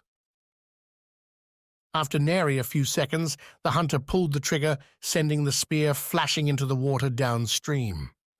Something splashed and wriggled while Quick set the gun down, took up the rope, and started to pull. "Feel free to help if you're just standing there," Quick said, a grin plastered on his face. Bliss knew why. This was Quick's element, what he loved, what he'd planned to do since he could first walk around the jungle. The two reeled in the fish together, slapping it inside a thick chest near the back, one filled with fresh Rana ice. That, at least, the captain had been able to score before their departure the day before. "Feeling better?" Bliss signed as they began resetting the spear gun. "What?" Quick asked, then saw where Bliss was looking. The spot near his stomach, where Egrad, the bandit leader, had stabbed Quick not all that long ago. "Yeah, a little line left over, but the scar's been incredible." "We're lucky," Bliss signed, then nodded towards Wax. Her brother and Tawny were dealing with a line tangle that looked positively nightmarish. "Without the scar, you—" "Without it? We wouldn't be here if Wax wasn't trying this." "I thought you wanted adventure." Bliss picked up a line, a ruffled feather. "I do, but this is all so random," Quick replied. "We get to Foti, know nothing, then get kidnapped. Repeat the same thing here, and now we're bottom feeders on a boat hired by another Renewal." Quick sighed. "Maybe I'm just tired of getting thrown around. We're supposed to be saving the world, not spearing fish. Follow the tracks, not the dream." Quick chuckled. "Okay, Elder. I don't think they were talking about renewals." "How do you know?" "Guess I don't. Even so, you remember those Nayan we were with? They understood. They gave us what we needed, helped us out. More. Nobody gave them any grief." "Yeah, because they're Nayan. Everyone's scared of what they could do." "Not scared, Bliss. They believe the Nayan are their only hope. That's what we should be. Hope, strength, the future." Quick, spear gun reloaded, stood up with Bliss, and handed her the weapon. "Isn't that what you want to be?" "I'll settle for getting Wax through this alive. Seems like that might be hard enough." "I'm with you there. Now hold it like this and you feel the stock here." Sleep wasn't hard to find that night for most of them. Tawny and Wax conked out first. Quick took longer, laying on the deck. The captain gave them a few coarse blankets, suggesting their own satchels as pillows. Bliss, though, lay awake last, watching the stars. Save the chill, things felt good, and that feeling seemed alien. The last time Bliss could say she'd been at peace was back on Kitai, before the Fiends ever visited. Before the Renewal pan and her own barely survived attempt to take out those monsters. But here, with the wheel churning away behind her, its rumble mingling with the river for some good vibrations, Bliss could let her staff go, could stretch out without needing to know who'd been posted on watch. No bandits would attack here, and the captain said they were a couple days away yet from real iffy territory. Take the moment then, let herself relax. Or she would have anyway, if not for footsteps on the deck. Quiet ones, but more than two. Heading aft. Bliss sat up, looked over, and saw none of the other three awake. Wax's soft snores lost themselves in the river's noise. Tawny had her face mashed into her satchel, while Quick had a hunter's rest, the quick-in, quick-out sleep for someone who needed to snatch what he could from slim slumbers. A word cut the noise. Not clear enough to make out, but the tone came through. Anger. Irritation. Maybe something harsher. The footsteps continued aft. Leave and let be? Bliss looked at Tawny again. No way the bandit would take that. She'd say something like any information on the others was useful. Well, Bliss could be damn quiet if she wanted. Rolling up onto her bare feet, Bliss kept to a crouch. The front cabin had a lantern burning, the night crewman at the till, but the man had his eyes watching the water, not Bliss, as she moved around the corner to the raft's port side. The narrow walkway along the raft's side didn't give Bliss much cover, so she adopted a different stance, standing straight, putting a bleary expression on her face. Ready to argue, she was just finding a place to pee if someone found her. Still, she kept her walk quiet, noticed the stairway down had its door closed. But the words came again, cutting from the aft. And now, with the wheel blunted by distance and the raft's bulk, Bliss could make them out. "I said I needed air." The Queen's iced tones. Only now, they lacked the iron command Bliss had heard before, more frustrated, uncertain. "You can't keep me down there all day." "It's for your own safety." A different sort of iron speech here. A mother speaking to a child, tones Bliss knew well enough from growing up. "You'll do as we need, and the Aegis will be yours. And cancer will be hers." Bliss reached the aft, kept herself pressed to the raft's inner wall. Listened. "Be careful what you speak, Highness," the guard said. "You're a long way from home. Kill me now, Silverin, and you'll seal your own fate." "Then how about we both agree to be nice, and nobody needs to get hurt?" Bliss went back a step. She wouldn't consider herself an expert on Kansi, their politics, or how much of anything off V's worked, but it seemed strange a guard would talk back to the Queen like that. And the Queen had said kill. As in, the guard would kill her. "Excuse me, Bliss." Behind her, Wax pushed on past, forcing Bliss around the corner into the open. The Queen and Silverin turned glares their way, though both ignored Wax as he refreshed his water skin from the barrel and kept their eyes on Bliss. "What are you doing over here?" Wax asked her, his skin filled. "You're an idiot," Bliss signed, turning on her heel and stalking back up front. "Always account for fools," they said back home. Something Bliss needed to remember any time Wax was around. Chapter 8. Jungle Teeth. Noise. The one thing Sawi could say describing the Naijan after their first morning traveling together.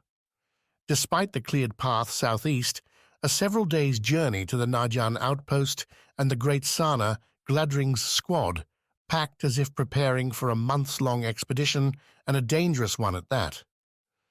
Every step blotted out the jungle's song with clinks and clashes, armor and gear bouncing off itself.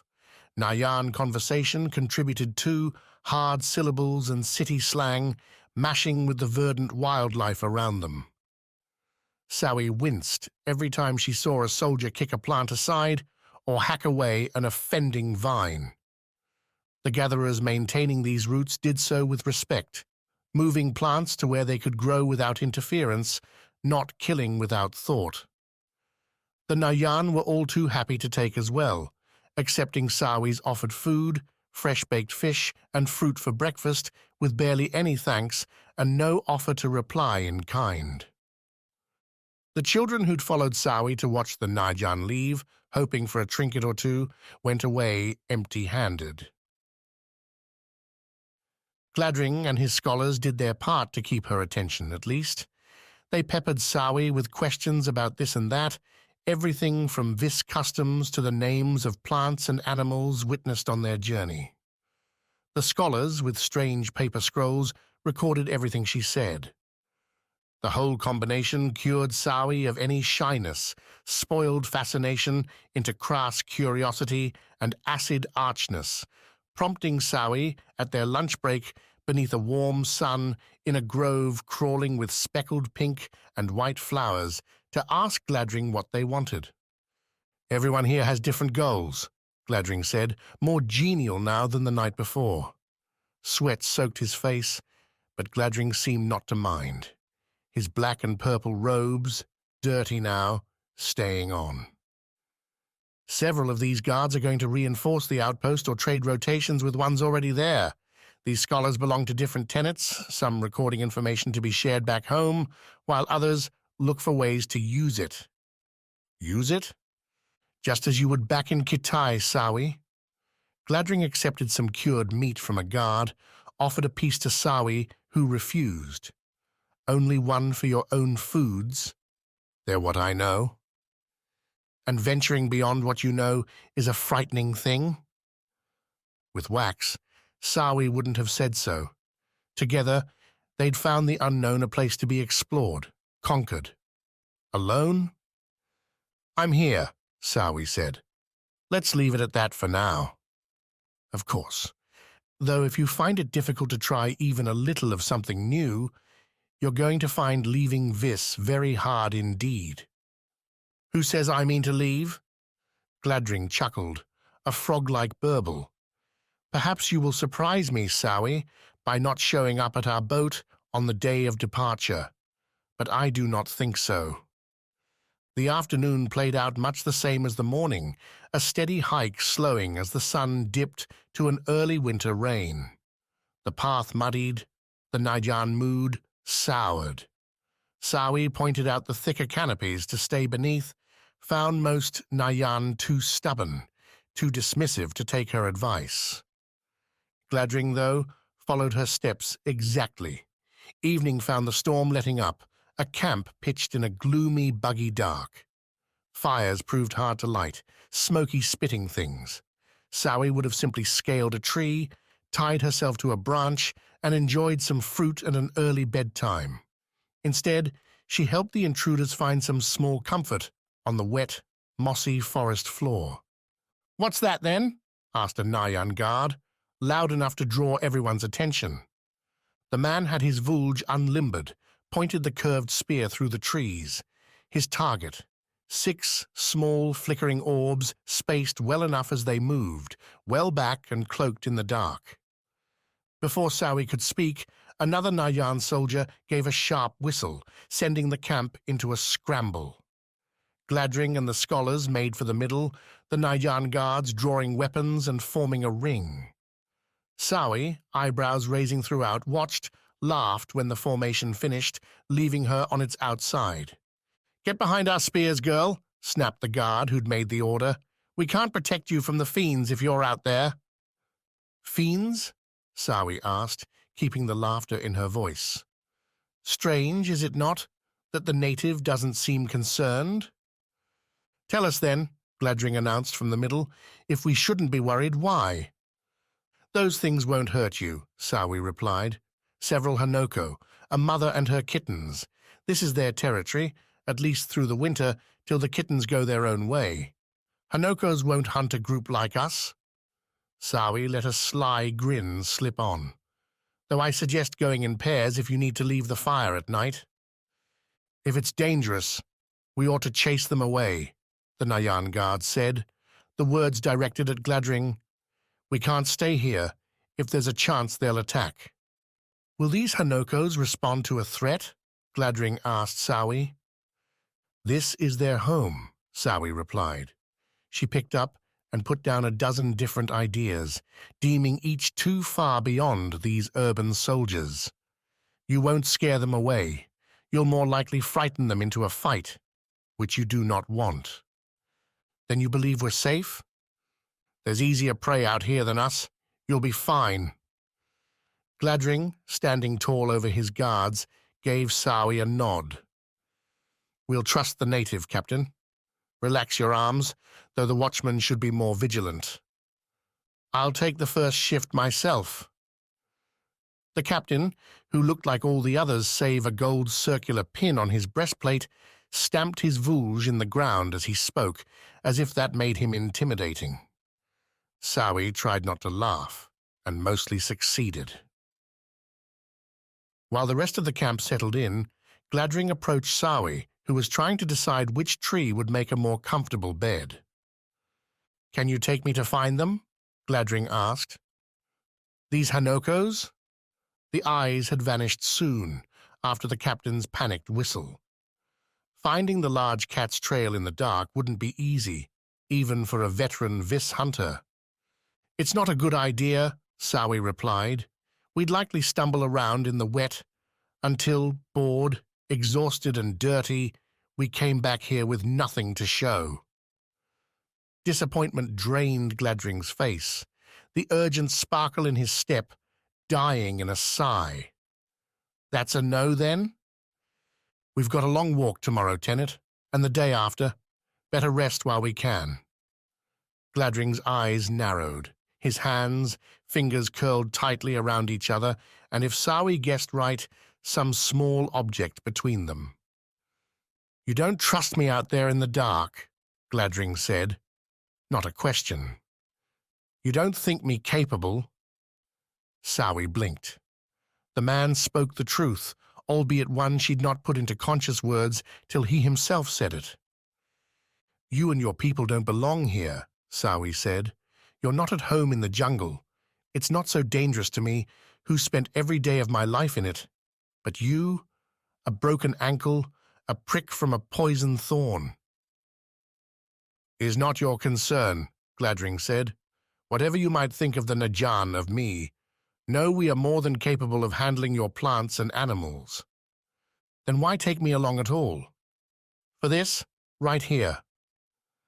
Gladring nodded behind Sawi into the dark. "Please, if only for a short while. I would very much like to see one of these creatures."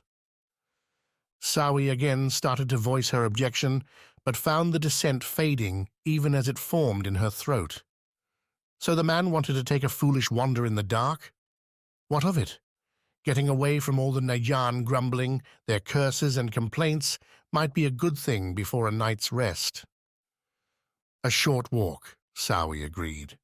The Nayan captain made his disapproval known, but Gladring waved it away.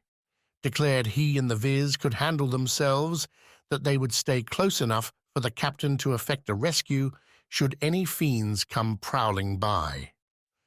So with the rain dripping, armed with her rope and Gladring's form behind her, Sawi set off into the dark. A cloudy sky meant Sichi and the stars added little light, making the first moments away from the Nayan fire a tentative exercise. Her feet bare, the climbing shoes tucked away in her satchel, Sawi used her toes, her fingers, her nose to guide her. Gladring followed, and Sawi found her estimation of the man growing as he matched her walk in near silence. No metal jangles, no curses, no loud breaths, only a quiet confidence coming from the Tenet. Not all Najan, then, were alike. Something to remember. Putting the fire behind them, Sawi and Gladring ventured to where the Hanoko's flickering eyes had last been seen. The cats could move lightly when they needed to, but Sawi found their paw prints easy enough in the muddy floor. Flattened leaves, ferns, and the sticky scent of Hanoko urine marked the trail well enough. With her eyes adjusting, the absolute black became a shadowed world, grey lines mingling with one another. A few insects scurried in to investigate the pair, their numbers shrinking for the coming winter.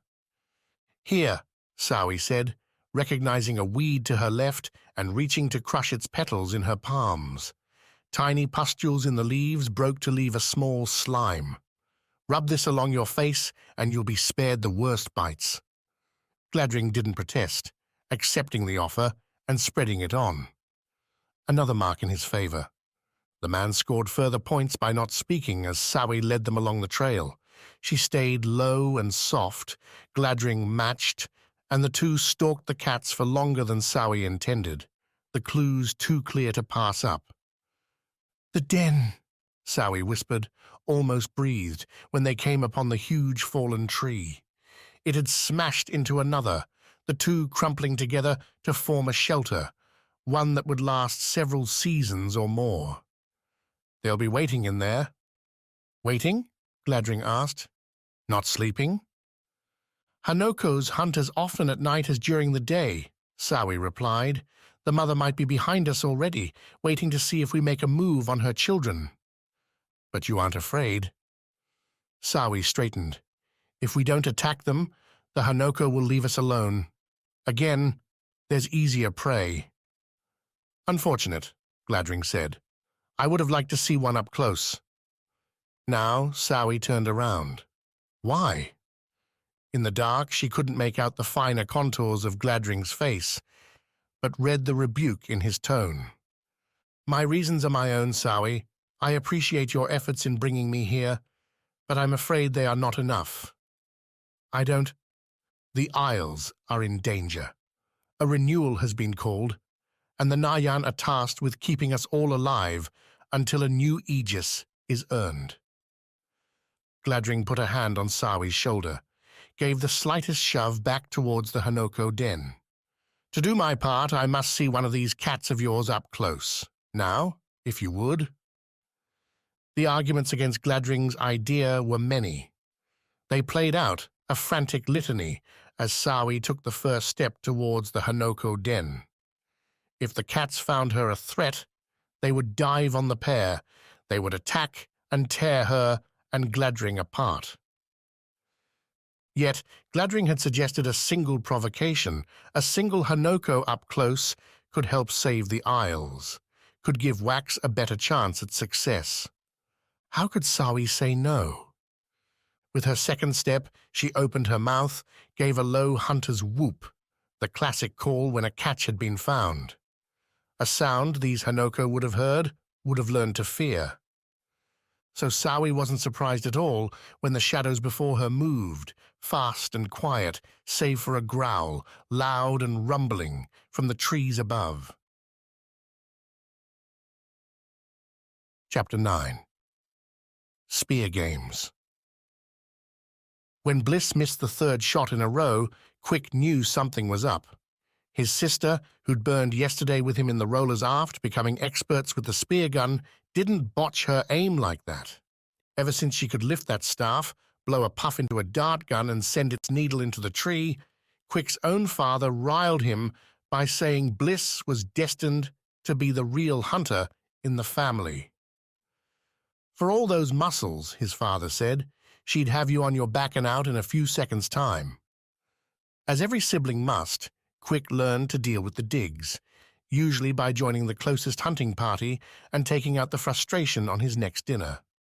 Soon enough, he started laughing along with his father, both admiring her progress as she came back to Kitai first with vermin, then game birds, and finally with the prized lumbering beasts ever harder to find on Vis. "I've got it," Bliss signed, as Quick moved to help her reload the spear gun. Irritation played into her fingers. It's what I deserve.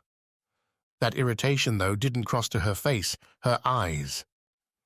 Bliss's focus flashed constantly to her left, across the aft landing to the fishing nets, manned by Wax and the Khan's queen.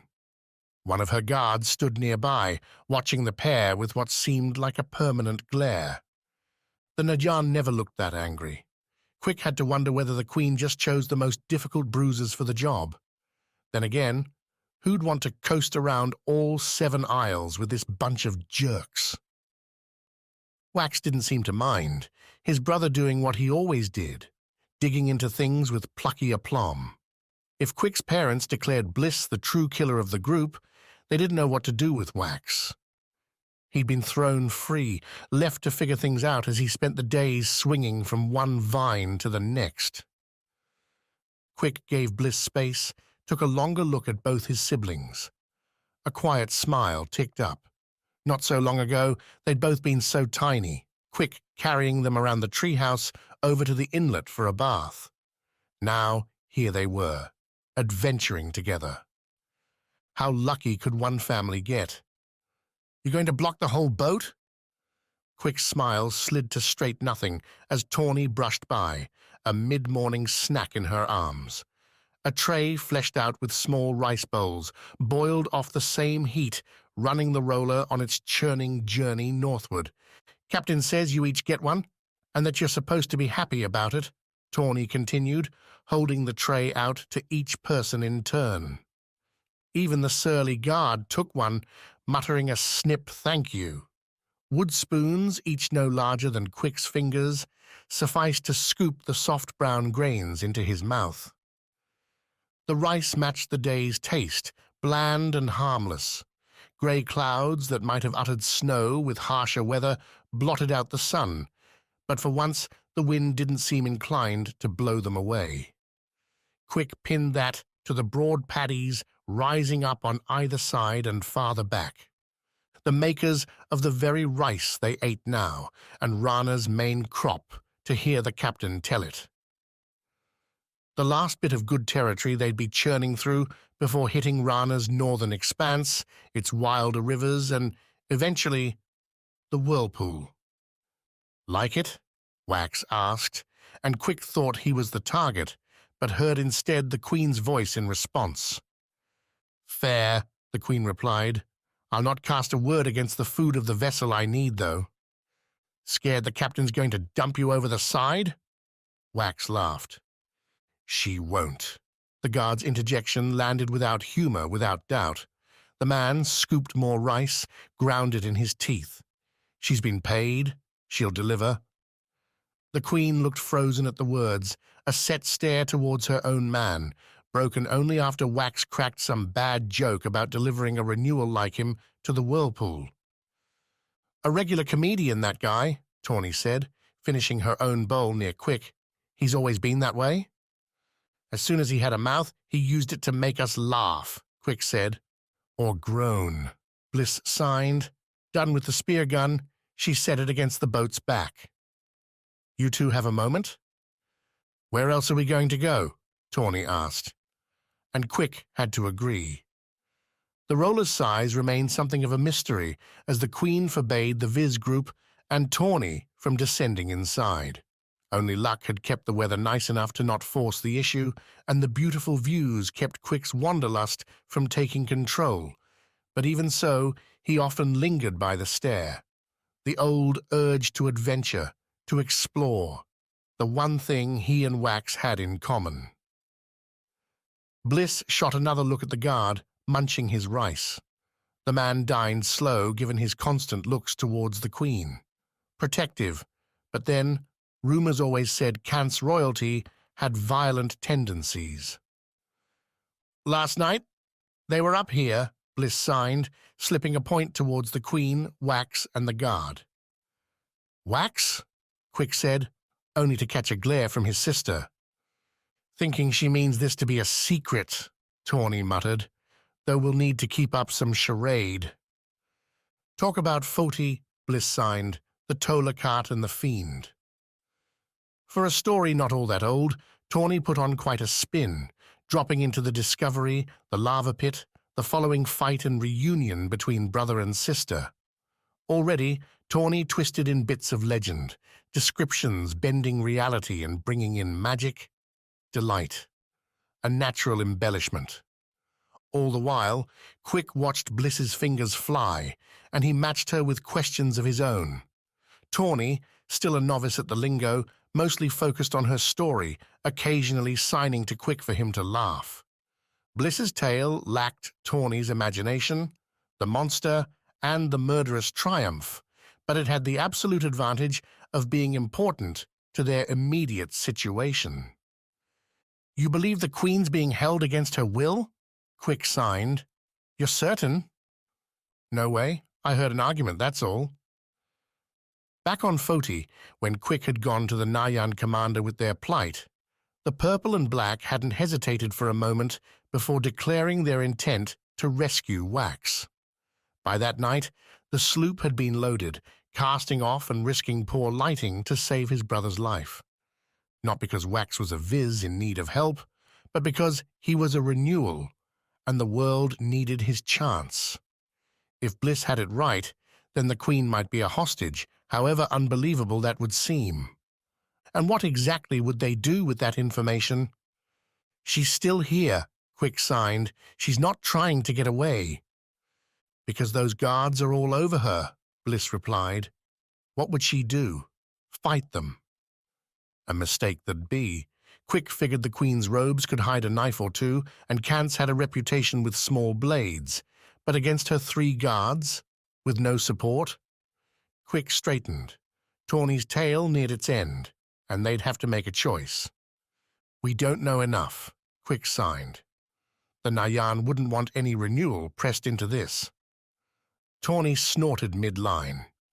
"The Nayan don't give a damn about any of us," she muttered, before rising her voice back up into the climactic dance with the clam-like fiend. Quick frowned at the bandit, then pushed it away. Tawny didn't matter, was insignificant, save for how she could help Wax. And Bliss seemed to enjoy her company, so Quick would put up with her. For now. So can we ask her? Bliss signed. Find a way to know for sure? Quick glanced at the guard, the queen, and Wax, returned now to their fishing nets. The guard's stare didn't seem quite so protective anymore. Instead, he seemed to be expecting the queen to take a leap, ready on his feet to dive and catch her. Distraction, Tawny said, putting the bowls back on the tray. That's what this roller needs. A good old distraction.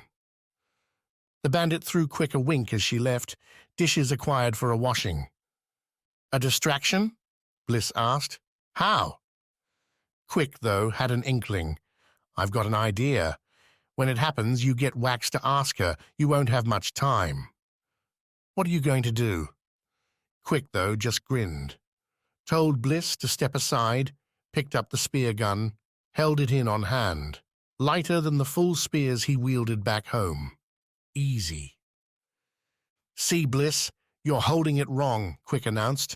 You've got to get both hands on the barrel, aim down the sights, and then, no matter where you aim... Quick swept the spear gun around, Bliss ducking as the dart went over her. The roller wasn't an unstable ship, but she roiled and rocked with the river's running course. Rapids, rocks, and the simple churn inherent to every waterway kept the roller at a slight shifting, one Quick leveraged now to set himself off balance. He pitched back, yelping, and pressed the trigger. The spear gun fired, glanced off the guard's Kant's armor, and flew off the boat's far side. "Watch your damn aim!" the guard growled as Quick found his feet. "I'm not some fish, you Viz-flower kisser." The hunter kept the anger down. Bad shot or no, the slur wasn't necessary. Nevertheless, the words gave Quick pep as he ran to the guard, getting up real close and inspecting where the spear had slashed. Nothing there save a slight dent in the guard's sterling silver shoulder plate, but Quick put on his best headshake anyway. "Looks bad," Quick said. "We'd better check with the captain to see if she's got something to help you." The guard tried to resist as Quick clapped his right arm on the guard's left, turning the man towards the roller's walkway. "Won't take more than a minute or two, I'm sure," Quick said. "And of course, I'll pay for it. My fault." "Absolutely is," the guard said, trying to shrug Quick's arm off. "If you've damaged my mail, I'll—" The guard kept talking, Quick kept pushing, and Bliss went right by them as Quick guided the guard around the corner. Hopefully his sister could get some answers. Quick grinned. Of course she could. Bliss was the best. They'd all known it for so long now. Chapter 10. Savage Stones. A good captain knew her crew's minds without a word passing between their lips. A single look, like the one Maena threw across the arena to Rasselbeck, told her the man didn't plan on skewering her. Told her the ferret standing between them was safe enough as well. Rasselbeck would no doubt see the same in Maena's eyes. Not that Barton cared. The guard continued hollering his gross accolades, building Kivy up as a man-devouring monster, as liable to leap from the pit and snarf the crowd as eat the two combatants. With only Barton's old knife in the pit's center, what chance did these two really have? Left out were the odds Barton himself, strolling the arena's edges with waving arms, might prove a snack. If it would shut him up, I'd be in favor. Maena broke forward, sprinting across the arena towards the fallen knife. Dust blew up as she slid to a stop near the blade. Kivy seemed not the least perturbed, snorting once and taking a bite from one of the stone balls remaining in the arena's middle. Rasselbeck remained where he was, near the arena's lone exit, with his arms at his sides, face narrowed and wincing. "A bold risk, leaving the weapon to your enemy," Barton cried, as Maena scooped up the knife, flipped it to a right-handed grip. "Perhaps he thinks the lizard might eat her now." "Stay with me," Maena muttered to Kivy. "I've a plan." Kivy snorted. Rasselbeck read her flicking knife and edged closer to the arena door. "The lizard seems placid," Barton said. "Perhaps now's the chance for a killing blow." "Chase me," Maena muttered. Kivy cocked her head, stuck her forked tongue out to taste the air. "Now!" Maena snapped forward again, rushing Rasselbeck and throwing on the angriest scowl she could muster. Kivy read the intentions right, broke after Maena, scampering along the dirt floor. Rasselbeck proved he was no fool, sidestepped right against the door. Barton, proving he was, called out that there would be no escape. The door would not be opening, save to let the victor out. Gutting him already? Seems cruel, for all the help he gave us. "You don't know what you're talking about." "Hey, I've only been alive a few weeks." Maena barreled into Rasselbeck, the man's eyes going wide as he realized she wasn't going to stop. The two fell to the ground, leaning up against that grated exit. Kivy caught up with them, stopping short of the pile. "Break the bars!" Maena snapped at the ferret. "That's what you're thinking," Rasselbeck whispered, while Bergen shouted out an imaginary stabbing, a fight for their lives. "Ferrets eat rock, not iron." Kivy, though, seemed determined to prove Rasselbeck wrong. She went around their feet, towards the grated gate's corner, opened her maw, and took a snapping bite at the black wrought metal. Her rock teeth threw sparks when they collided, and the gate shook. "We've got to keep them distracted," Maena said, twisting and throwing Rasselbeck off her back into the arena. "Come at me." "Captain, time was I'd be down for a brawl." Rasselbeck rose, brought up his fists. "Not feeling it now." "Damn your feelings." Maena brought up the knife, pointed it Rasselbeck's way. Barton howled a stabbing doom was near. "Make it real, or we both die today." Behind her, another crunch. Something hard snapped. A chance, then. She dove in at Rasselbeck, leading with the knife, sending its point just wide of the man's waist, while Rasselbeck grabbed her shoulders, pushed her back into the gate. The iron dug in, rough screws scratching Maena's back. Kivy put in another bite, a slight look confirming the corner falling away.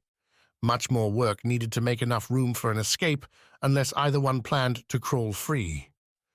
Rasselbeck relaxed his grip upon impact, perhaps wondering if he'd actually hurt his captain. Instead, Maena took the opening, plunged her left free fist into Rasselbeck's stomach, doubling him over. "Pretend you've been stabbed," Maena said, slipping the knife into Rasselbeck's ratty tunic, cutting into the fabric, and maybe, just maybe, scraping his skin. The Rana raider knew his role, though, and played it well, pinning the blade to his side and stumbling back a step. Kivy crunched through another grate. "What's this? A gutting blow for the finish?" Barton crowed. A surprise turn, the stab not of the creature but of her former friend. Barton waved Maena forward, the captain accepting the offer for a slow walk. "Yes, you heard me right. She was her victim's leader, a Rana captain, now a lowly murderer for your entertainment. Yet, such things we must become if we are to win freedom in the pits." Maena slowed at Barton's haphazard biography. Their Went captors had forced out cursory conversations with them all at the Knights, en route to the pits, bits of background that seemed innocuous enough. Almost pleasant, the interest those scribes had taken in the dirty prisoners. Of course, it all led back to profit to the show. Come on," Barton continued, beseeching Maena. "Accept your glory, Captain, for you've earned it. Bittersweet though it may be, it surely beats lying in the dust, your guts bleeding into the dirt." Another crunch, another snap. Kivy munching away. Barton, for the first time, frowned at the ferret. "It seems the lizard has a taste for our metal," Barton said, then waved a sharper cut to the guards up at the arena's edge. "Best put the ferret back in her box, my friends, lest we have to shut this pit down for repairs." Barton put on a showy wink to the crowd, who laughed. As if we would ever. A gate can easily be replaced with spears. We have enough guards to wield them, and if we ever ran out, surely any of you would jump at the chance. Maena reached his side, accepted Barton's hand as he held her wrist up high. The crowd responded with a mix of claps, groans, insults, and compliments. Spittle and ale flew, some landing on the pair. Barton took it all with a grin. Maena closed her eyes, looked away. "You came back for all this. Aren't you happy?" "I didn't choose to come back." Maena's other side didn't have a response to that. Instead, another snap drew Maena's look away from the awful rain, back to the gate. Another slot gone, the opening big enough now to get through at a crouch. Rasselbeck laid still. Move. Maena tried to send the order, pass it along through some ethereal tie to Rasselbeck, but the man didn't budge, waiting for some signal then. Some permission to abandon his captain and run. She could give him that. Mustering up her breath, Maena put her fingers to her mouth and whistled. Sharp and loud, the command rose above the noise. To the crowd, it seemed a victory sign. To Rasselbeck, lying in the dust, the whistle would have meant one thing: attack. The raider rolled forward, off the floor, and dove through Kivi's opening. Maena watched as Kivi threw one look back her way before breaking off after Rasselbeck, the two vanishing into the halls beneath the pits. The crowd broke out into different shouting then, Barton turning to follow their points and catching the last moments of Rasselbeck's flight. "A strong man, that one," Barton cried, feigning death only to make an escape. A loud, forced chuckle, all the while his grip on Maena's wrist remained tight. Not that it'll matter. Nobody escapes the pits. A deep breath. That'll be all for this session, and for the day in this arena. Enjoy your time at the pits, and may the blood be ever thick. With one last wave, the crowd bustling away to find new events, new drinks, and new stones to throw, Barton wrenched Maena to the side. Up close, Maena counted the man's gnarled, chipped teeth, his broken nose, breath liable to kill someone just with its stench. Yet Barton's dried eyes held a wary menace. "Don't think we don't know what you did there, Captain," Barton said, the jester's lilt gone. "Your friend's going to be stuck, either by a guard's spear or another prisoner's knife. Attempting escape puts you on a path there's no running from. We were dead anyway. At least now, he has a chance." "A chance?" Barton shook his head, faux mourning in the motion. "You had a chance. You both did right here. The pits are not some dungeon where death awaits everyone, Captain. There is hope here, real opportunity to break free and give yourself another life." Barton shoved Maena away, back towards the gate. Followed, still talking. "I'm not some monster looking to damn others to misery. This is justice, plain and simple. Those who want to prove their innocence can do so. Now you've dug your friend a hole he'll never escape." "Nice work. Didn't hear you coming up with any ideas. I have one now." "Do you have the guts for it?" "And me, Barton? Do I get the winner's prize?" Maena asked, turning again to face the man. "The winner's prize? To do that, you'd need to have won. Neither the beast nor your opponent is dead." Barton reached, pushed Maena back again. The captain didn't stumble, let the steps come, stood still. "What you get is a failure's sentence, the harshest punishment I can give, the one we reserve for those who won't try, who have already given up so much of themselves they won't attempt to recover." Barton closed again, aimed to give Maena another shove. Maena waited for the arms to close, then swept forward beneath the reach. She jerked her head up, slammed its roof into Barton's chin. His jaw clacked hard, the man rocking back.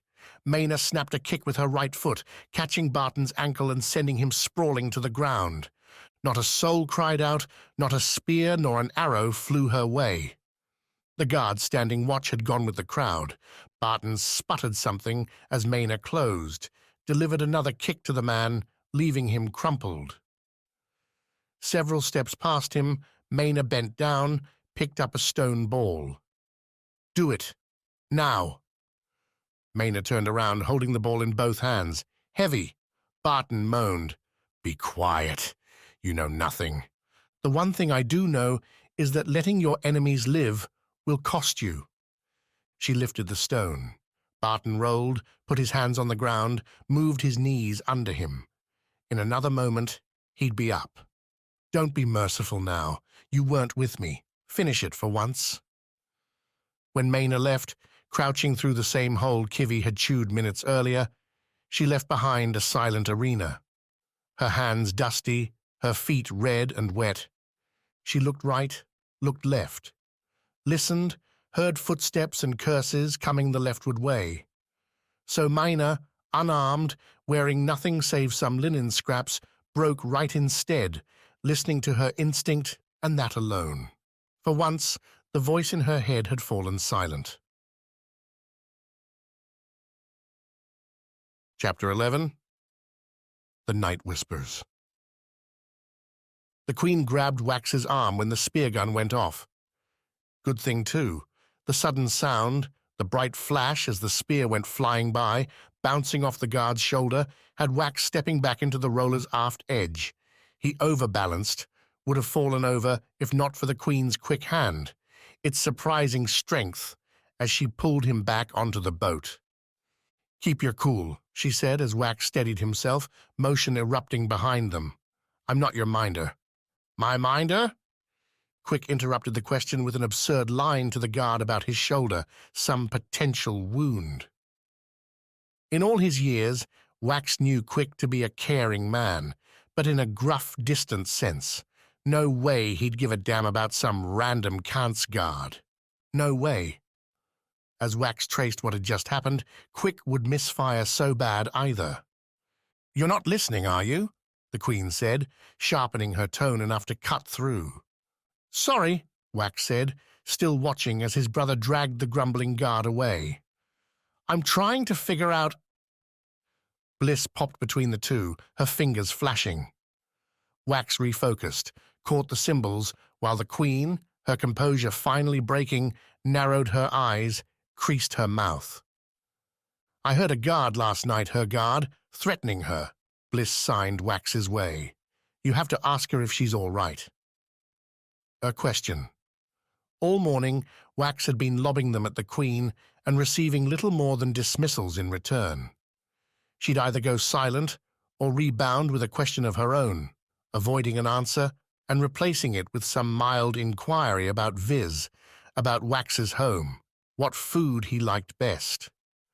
Wax parried these with genial replies, always trying to steer the conversation back to his probing, but the Queen thus far proved better at wordplay, leaving Wax seeing Bliss's instruction less as an option and more as a desperate opening. Without the guard here with something so direct, maybe the Queen couldn't hide. "Are you a hostage?" Wax asked, dropping his voice.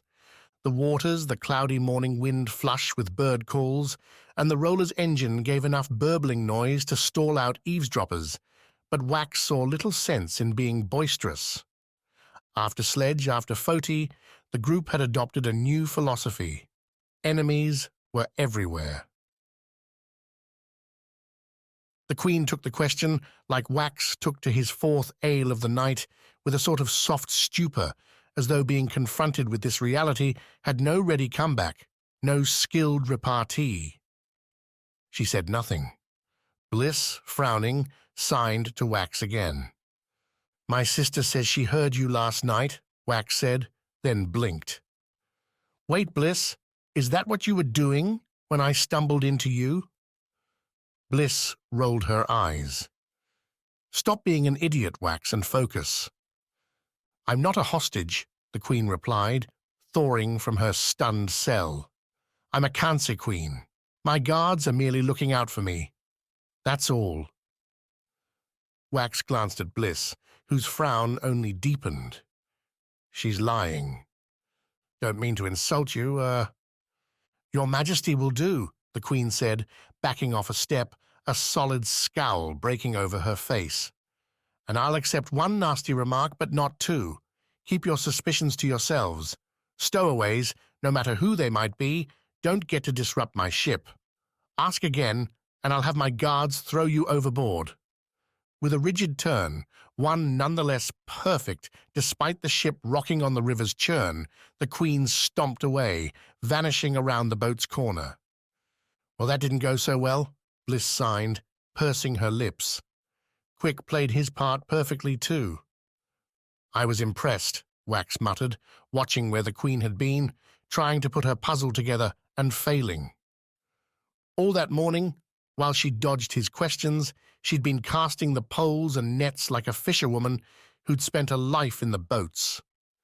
Without her robe on, replaced with clean kansi trousers and a working shirt, she'd shown off muscles, honed not in any royal court Wax had ever heard of. So the Viz sayings went, the more puffed up your title, the more air lay inside. The Queen defied all that. And more, she'd shown real smiles while hauling in the catch, pulling tight the lines and seeing their rewards. As if the Queen relished the simple task, despite the many grumbles from her guard that she should go back below, leave the duties to those meant to work them. "You losing it, brother?" Bliss signed, then snapped her fingers before his face. "Is the sun getting to you?" "It's cloudy," Wax said, twitching back. "Yeah, but knowing you, I wouldn't be surprised." Wax shook his head. Felt the pull as a pole announced it found another catch. No matter how much he might wish, the roller gave little time to musing. The afternoon marked a change. Not in the weather, which remained a gloomy chill, and not in the waters, which continued their ceaseless flow. The land around them, though, broke up its careful, manicured paddies. The hills flattened out into clogged marshland, with short trees jutting up and spreading vast, spindly branches out in all directions. Like stubbled mushrooms, those branches gave shelter to all manner of strange plants, their dried stalks and bulbs giving hints to what a wild place this might be in spring and summer. "Better now," the captain muttered, joining Wax and Tawny up near the roller's forward wheel. Once again, two needed to stay at all times near the churning beast, clearing gunk off as it rolled forward. The captain looked as nerve-bitten as ever, though Wax noticed she'd changed her gear. No longer just warm clothing, but Rana leathers. A saber rested on her belt. "Come here a few months back and you'd have a head clouded with insects, then harassed by the birds chasing 'em," the captain continued, not focusing on either Wax or Tawny, just talking into the wind. More ship traffic, too. Fishers, divers, harvesters making their runs.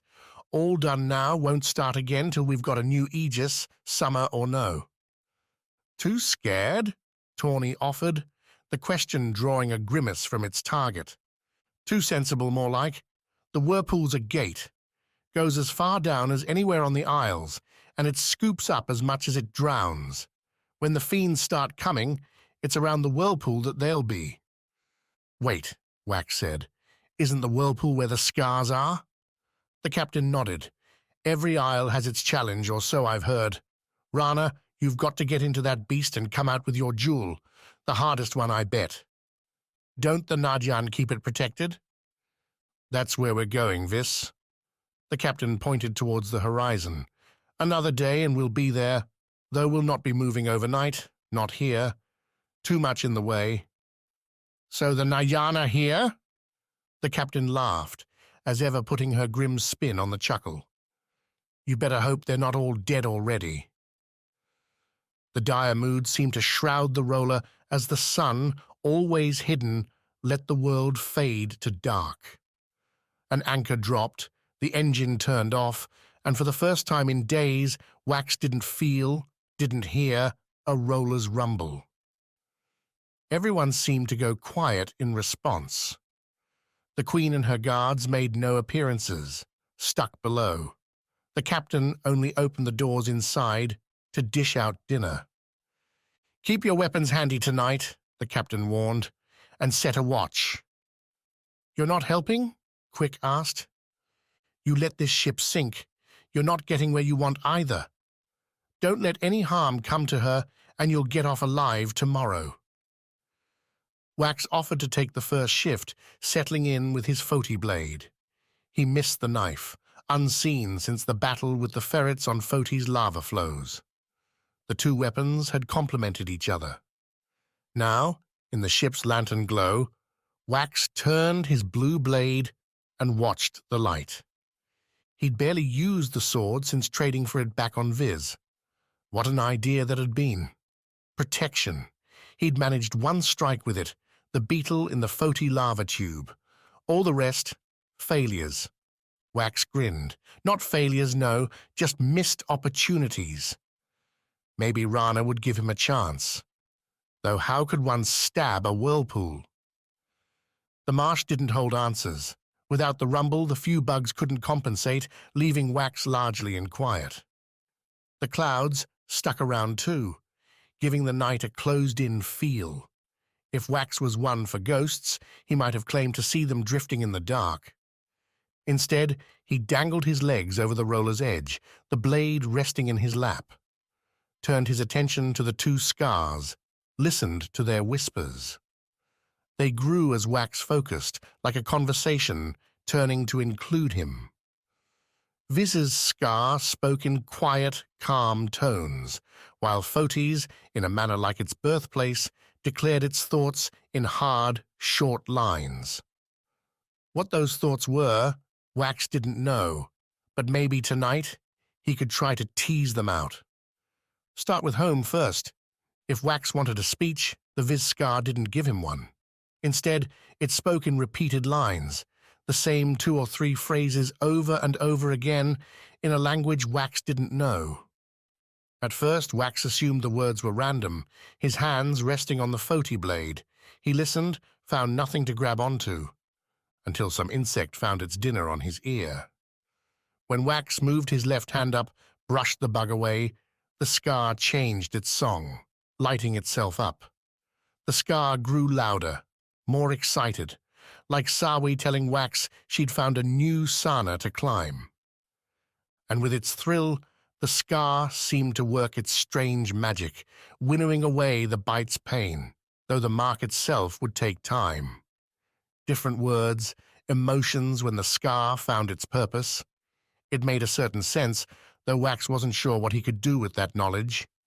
Store it away for later. Maybe if he ever became the Aegis, someone could use it. Until then, he would listen to the Skars chatter, watch the clouds, and wait for the chance to dream on the roller's hard deck.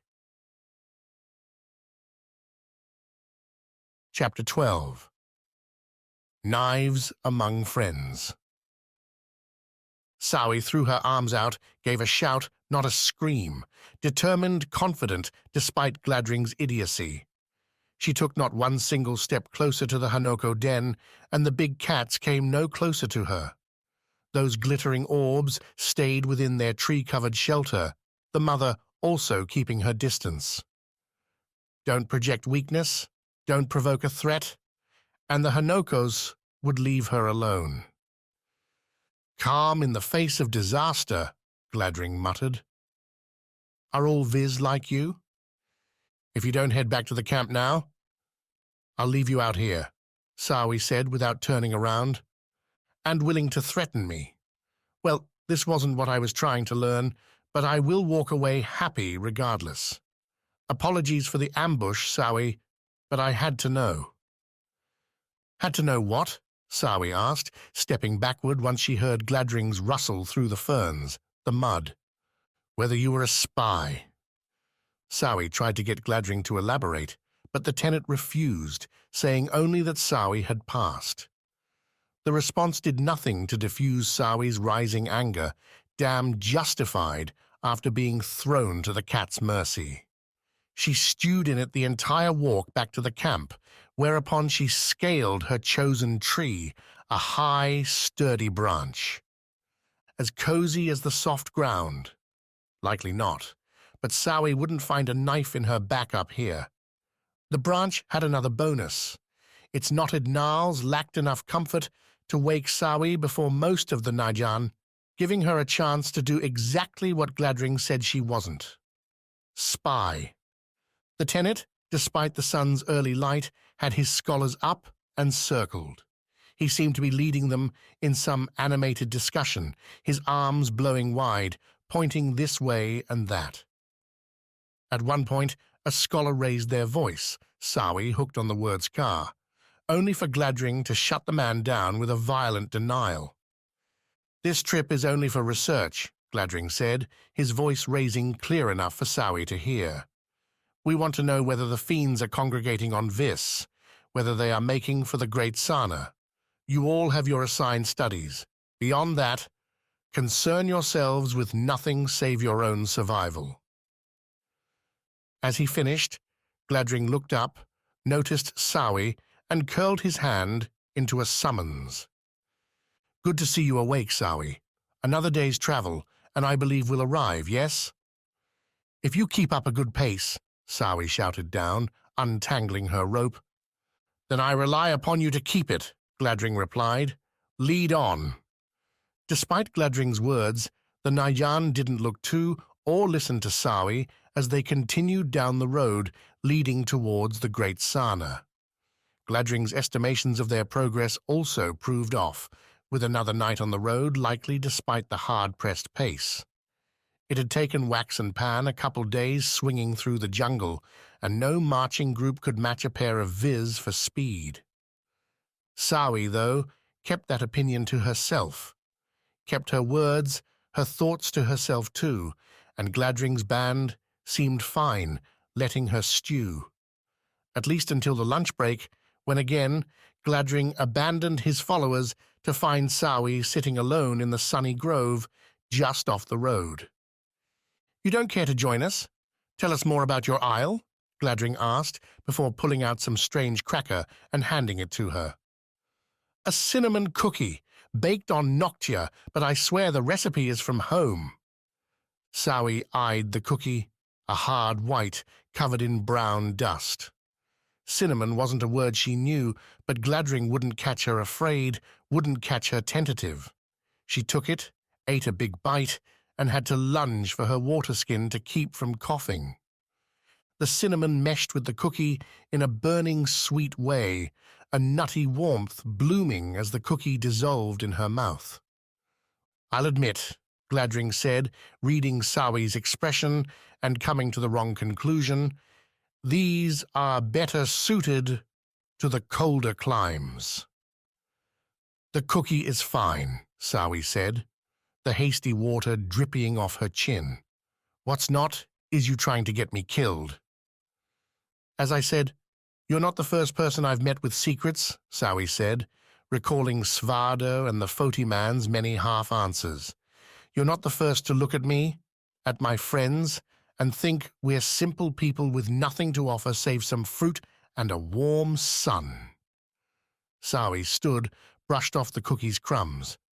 "I don't have to prove anything to you. I came because I was curious, and I'm staying because I said I'd help guide you, but I'm not your plaything. I'm not your example, your subject."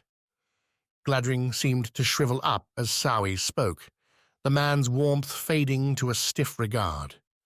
She went from insect to enemy, and for a moment Sawi wondered if Gladring would order the Najan to cut her apart. Instead, Gladring reached out, took Sawi's hand with a swiftness she didn't expect. The grip wasn't aggressive, but soft, a friend's clasp. "My world is one of agendas, motives and maledicts, Sawi," Gladring said, bowing his head just enough to add sincerity. "Immersed in such things for so long, one begins to see schemes everywhere, even in places where they make no sense at all." Gladring nodded to the clearing's opposite end, farther away again from the Najan. "Please, I would share something with you." Sawi crinkled up her face. was about to ask what required the slight walk, only for Gladring's eyes to tell a different story. "Speak not," they said, "and follow." Kitai and Viz, so far as Sawi knew, didn't deal in deception. Backbiting, schemes, undercutting, and overwhelming your enemies with lies and surprise just didn't happen. The elders ran the Isles, towns, and cities through experience and will. No elections, just a desire to show up and help. No rulers, just reasonable people. So when Gladring intimated something secret was going on, Sawi took to it with a neophyte's naivety. She spent the strides crossing the clearing, looking back at the Najan group, trying to identify what exactly? An enemy? But wasn't Gladring the one who'd tried to get her killed? What she wouldn't give to be back among her sarnas, the fruits and grasses. "Have you ever taken a journey?" Gladring asked when they settled against another tree, its bark an earthy brown, the crevasses cluttered with scuttling ants. "Not the kind you mean." Gladring slid up a smile. "I'm here for a specific reason, and I chose to bring several of those scholars with me. Yet after I invited them along, I found double their number waiting at the boat to cast off, and more Najan soldiers besides." Gladring waited, and Sawi felt she was supposed to infer something from his words. "What? That's not supposed to happen?" she asked. The obvious, and even Sawi's fresh exposure to spycraft made it so. Thing was that some of these hangers-ons had goals anathema to Gladring's own. What Sawi was supposed to do about that remained unclear. "The Nayan, even scholars but especially soldiers, do not travel for nothing," Gladring said. "Their vulges, their loyalty is for hire, and there are some who would very much like me removed." Several options presented themselves. Sawi chose none, instead going to the point. She'd had to do that so often with Wax, a man prone to wild dalliances from his goals. If you wanted to be done talking to Wax before sundown, you had to steer him right. Gladring, it seemed, was no different, if perhaps less innocent in his motives. "Why are you bringing this to me?" Sawi asked. "You said you have friends there?" Gladring shrugged. "Friends? For a time. At a time, perhaps. Noctia is built on shifting stones, Sawi. Now I think it is time to leave them behind." "What do you mean?" When Gladring told her, his eyes took on a familiar sparkle. The man loomed, but not in a dangerous way. Eagerness and adventure pouring off his words, possibilities and potential echoing in his promises. Do these things and Sawi could find her life transformed. Do them well, and she would once again find herself at odds with her obligations. To choose this or a more dangerous path. When they set up camp again, Sawi directed the Nayan off the roadside to a more crowded grove. Stumps and fallen trees marked this one, enough damaged foliage to show something rough had happened here not too long ago. Sawi saw the red marks, the splatters hidden beneath leaves and ferns. A trail she'd picked up some time ago followed along the path all the way here. A traveler or some animal, captured, dragged, and devoured. The Nayan, not a hunter among them, didn't see the signs. Noted, yes, the scraped bark, the trampled leaves. But when Sawi said this was a frequent stopping point, the troop didn't question her. They lit fires, spread their rolls, and batted away curious bugs. Gladring didn't look her way once. Sichi came out early, the pink glow smattering among them when it could dodge the leaves overhead. As the Najan ate their dinners, Sawi slipped away, following yet more marks, knowing what she tracked and suppressing her fears. No predator native to Viz would leave such a trail. Gladring asked for a distraction, and he would get it. Otherwise, so he said, so Sawi surmised, the Nayan would give chase. As she walked, Weaving between trees and ferns, Sawi played with another idea, a possibility at first disgusting in its brutality, but attractive as she stalked deeper and deeper into the forest. If the trap wound up killing Gladring, then Sawi might be able to reap a different reward in returning his belongings. Proof of what happened to the Nadjan outpost. More favor for Kitai, for her, and no need to risk her life. Too dark? Sawi glanced up at the shadowed canopy. The Isles didn't allow for innocence these days, not since Pan, not since Wax and Bliss left, unlikely to come back. She'd made one choice to come this way, to follow Gladring. What happened next? Well, she would see how Viz wanted it to go. The Isle didn't keep Sawi waiting long. Beyond the jungle's nighttime music, a hard, gnashing grind interrupted Sawi's flow. She crouched, every footfall a ginger thing, her fingers guiding leaves and branches away with nary a sound. Her breath came and went slow, blinks a rare thing until she caught it. The fiend offered arms aplenty, mouths to match on a long and thin body. A centipede, save with fingers and thumbs instead of its gripping feet. Bulbous eyes dangled along its body from springing antennae, each one glinting whenever they caught Sichi's light. The fiend lay in the pool, its hands scooping water up into the mouths lining its underside.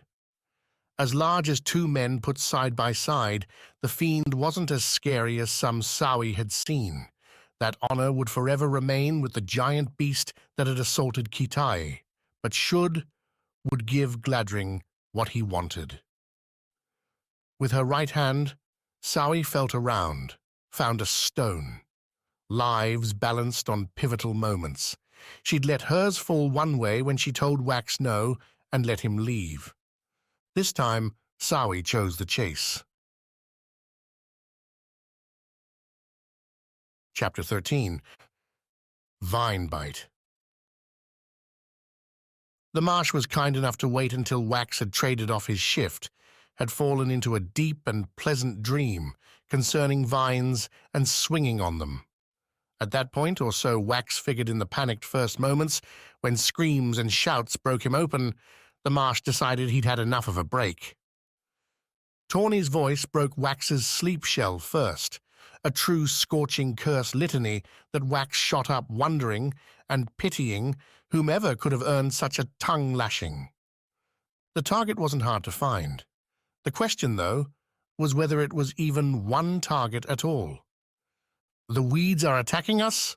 Wax said, his question immediately lost in the fray. To his left, Tawny and Bliss, beating Wax from their blankets by several seconds, hacked and bashed away at splitting deep green strands.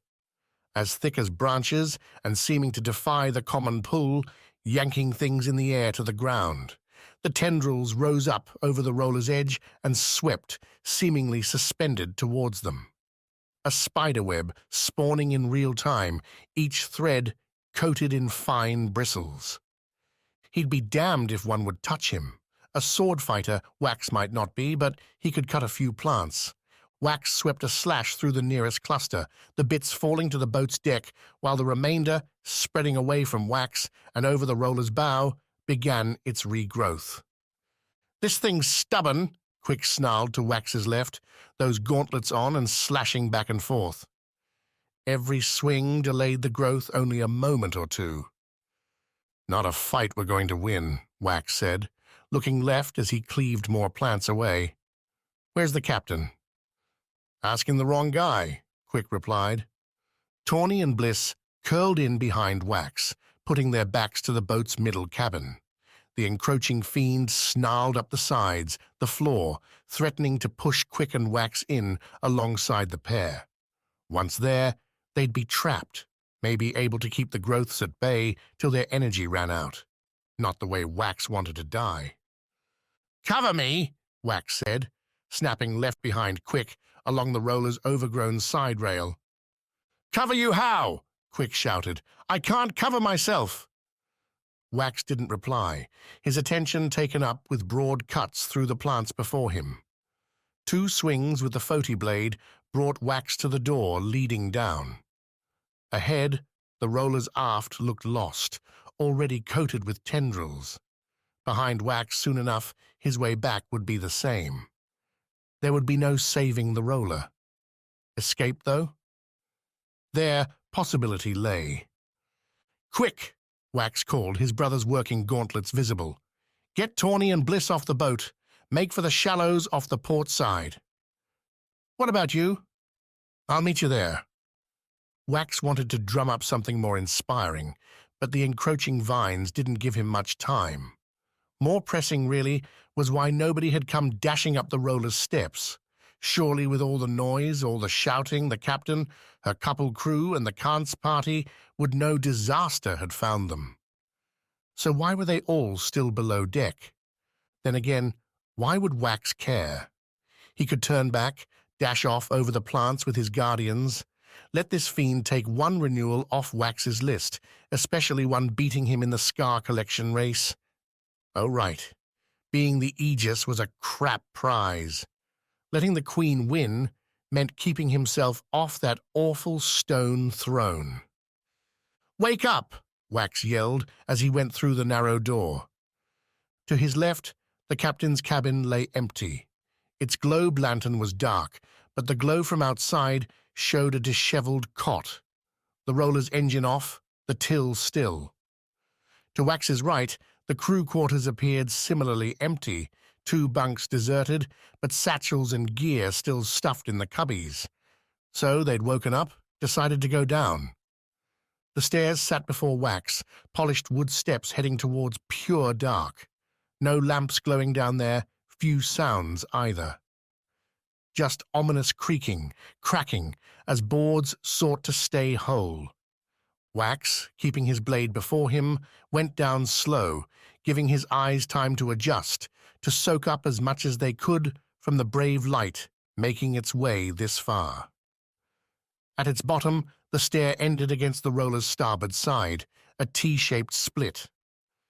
Bare feet gave Wax the first clue when his toes touched something decidedly not wood. He saw only shadows, heard only creaks, but the tendrils quivered at Wax's touch. New growths spurred out, testing Wax's feet for a suitable surface. Picking a direction quick to keep from being swallowed, Wax lunged right, towards the aft end. The narrow hallway turned hard after a stride, Wax's Foti blade sweeping before him in tentative cuts. Tendrils hung from the ceiling, reached out from the walls, tugged at his toes. Wax called out, heard no reply. Yet he couldn't slash with abandon, for fear he'd strike some wayward guard, some roller crew. A signal, if it could be called that, came from the first room Wax passed on his left. Wax couldn't tell worth a damn where he was, save the Foti blade didn't hit a wall on a crosscut, cluing Wax into the doorway. A turn, a listen, and a muffled struggle emerged, blending into the roller's cracks as it died. "Who's in here?" Wax asked, stepping forward. His feet landed in more tendrils, but water too, the brackish swamp cold and slimy to the touch. So the fiend had broken up through the roller's hull. Wonderful. The struggle increased, and Wax traced the tendrils to the room's middle, near the thin bed. "I can't see. So sorry if I cut you," Wax muttered, keeping his feet shuffling while he felt out the first form. The legs, arms, and armor declared the captive to be one of the Queen's guards, and Wax might have left the man there, save the situation required allies, required desperation. The Foti blade cut clean and close, delivering an angled swipe up the guard's leg, near the man's chest, and Wax would have cut further, save for more movement to his right. A second, maybe a third body, all together, clustered around the bed. Guards protecting their queen or killing her. The man he'd cut made use of the assist, surging up with enough strength to snap the tendrils, cloaking him. "Cut them free," the guard rasped, as Wax made to do just that. "There's no time." "Well aware," Wax said. "Don't have a light, do you?" "The lanterns are all broken."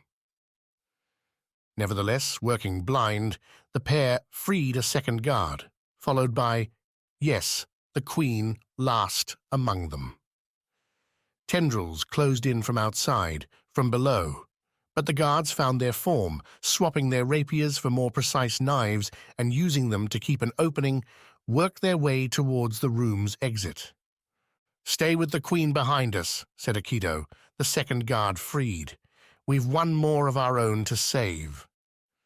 "We'll be going to the exit. Thank you very much," Wax replied, as the foursome hacked, tripped, and felt their way from the room. "You'll come with us," the guard started. "He'll do as he pleases, and I'll go with him," the Queen said. "Save the crew and follow us." In another situation, without the dark tendrils snatching and grasping, without the boards breaking beneath their feet, Wax bet Aikido would have overruled the Queen. His sharp breath said as much, but any rebuttal died as the other guard cursed the tendrils' growing progress, their thickness. "Come on," Wax said, tugging the Queen back towards the stair. Just enough light, a single pink beam from Sichi, gave them the direction. "They'll be fine." Of that, I have no doubt. Getting to the stair proved easy enough. Climbing it, though, wouldn't be possible. The tendrils had scaled the steps from inside and out, the vines bursting through and breaking the wood apart, leaving nothing more than a fractured tendril forest before them. "We're trapped," the Queen muttered. "Not with a viz," Wax countered, then flipped the Foti blade's hilt towards the Queen. They both bobbed there, keeping their feet moving so the tendrils couldn't find a hold. "You cut, I run." Wax wished there'd been enough light to see the Queen's face at his comment, but the shadows didn't give him that much. He did, though, feel her take the sword. "And after?" the Queen asked. "Just keep cutting. Now." The Queen swung the blade before them, slicing tendrils away from their face, opening a dire path forward. Wax reached, took the Queen, and lifted her. Not a full carry. The stairwell didn't have the room for that, even without plants clogging the way. But Wax kept her feet off the floor, the Queen at a slight forward lean, so she could keep the blade working. "Here we go," Wax said, and the viz climbed. The Queen sliced away hanging tendrils, and Wax followed, trusting his feet to land and keep their balance from one broken step to the next, just like hopping branches back home. With every lurch, the Queen muttered curses, but up they went, one lunge at a time, until the roller split in two. The aft and bow sides nearest the climbing pair tore away, angling at the sky and plunging their makeshift progress into the swampy sea. Tendrils fell and flailed around them, snaring Wax's hair, pulling at his clothes. "Swim!" the Queen snapped as they hit the water, its chill seeping right to Wax's bones. The beach, the Foti beach, the last time he'd felt such horrible cold, such muscle-numbing ice. Wax froze, his mind reeling back to that moment, those minutes suffering in such blank agony. Something slapped him, splashed him. Sichi's light poured around Wax, the roller gone. Before him, Foti blade in one hand, and her eyes a pink-lit green fire, was the Queen. "I said swim, Wax," the Queen repeated, her voice colder still than the water. "Now!" His legs found their surge, pedaling after the Queen as the tendrils beneath and around them struggled to keep their grip. Clothing tore, some plants left scrapes and marks on his arms, but together the two headed across the slime. No words, nothing save breathing, their arms and legs kicking. Ahead, grass and muddy mounds rose free from the water. Forms moved on them, a trio Wax recognized, that gave him further hope. "Here," Quick called when they neared, the chill in Wax's bones blending with a low fire as his body strained to keep him moving. "Got you."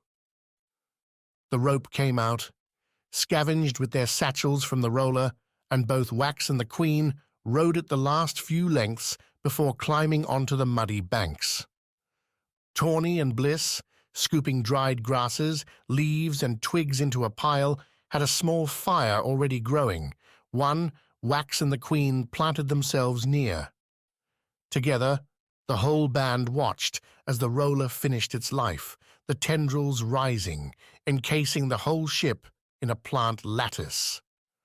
The lit lanterns on the ship's sides burst into smoking sparks one by one, before the whole thing descended into the water. "Your guards," Wax said. "I don't see them."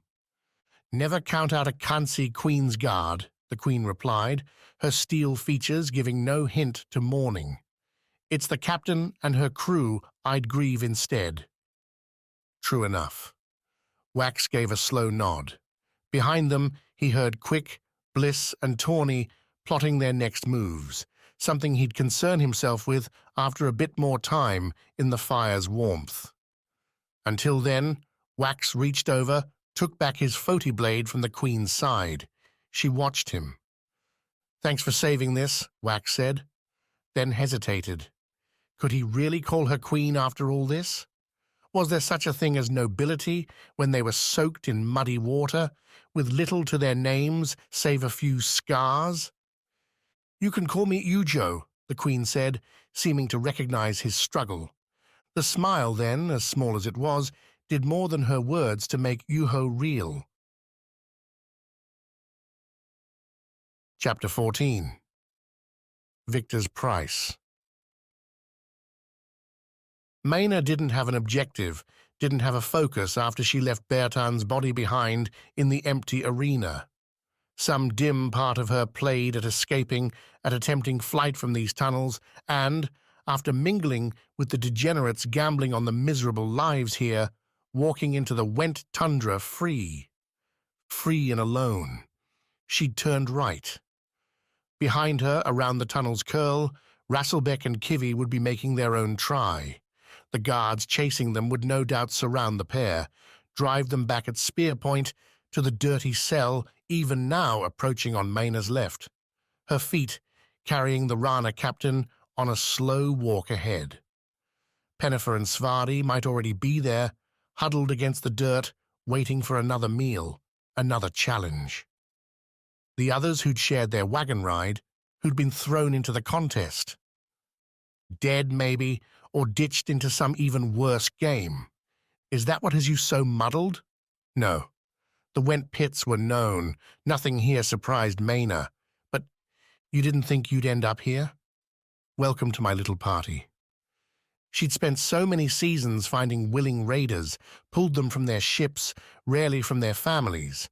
The types to go into the dark below weren't ones with deep connections, and wound up with nothing.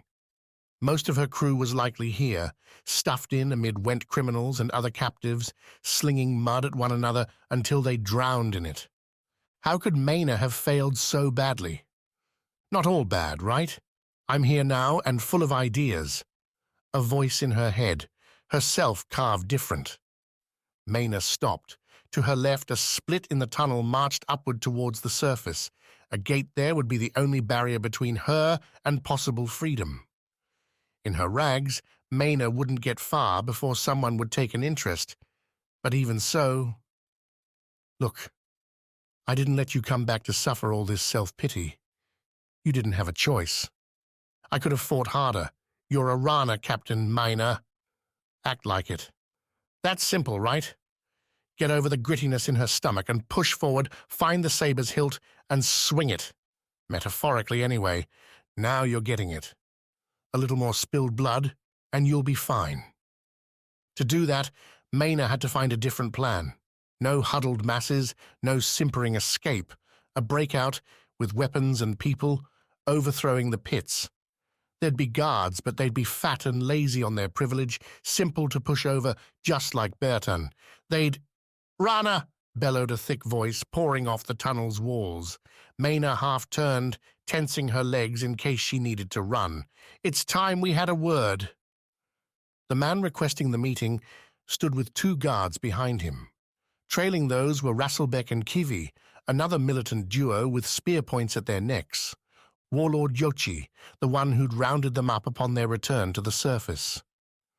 Maena remembered the name from the man's aggrandizing speech, his layered animal skins coating every surface, a glowering dark face.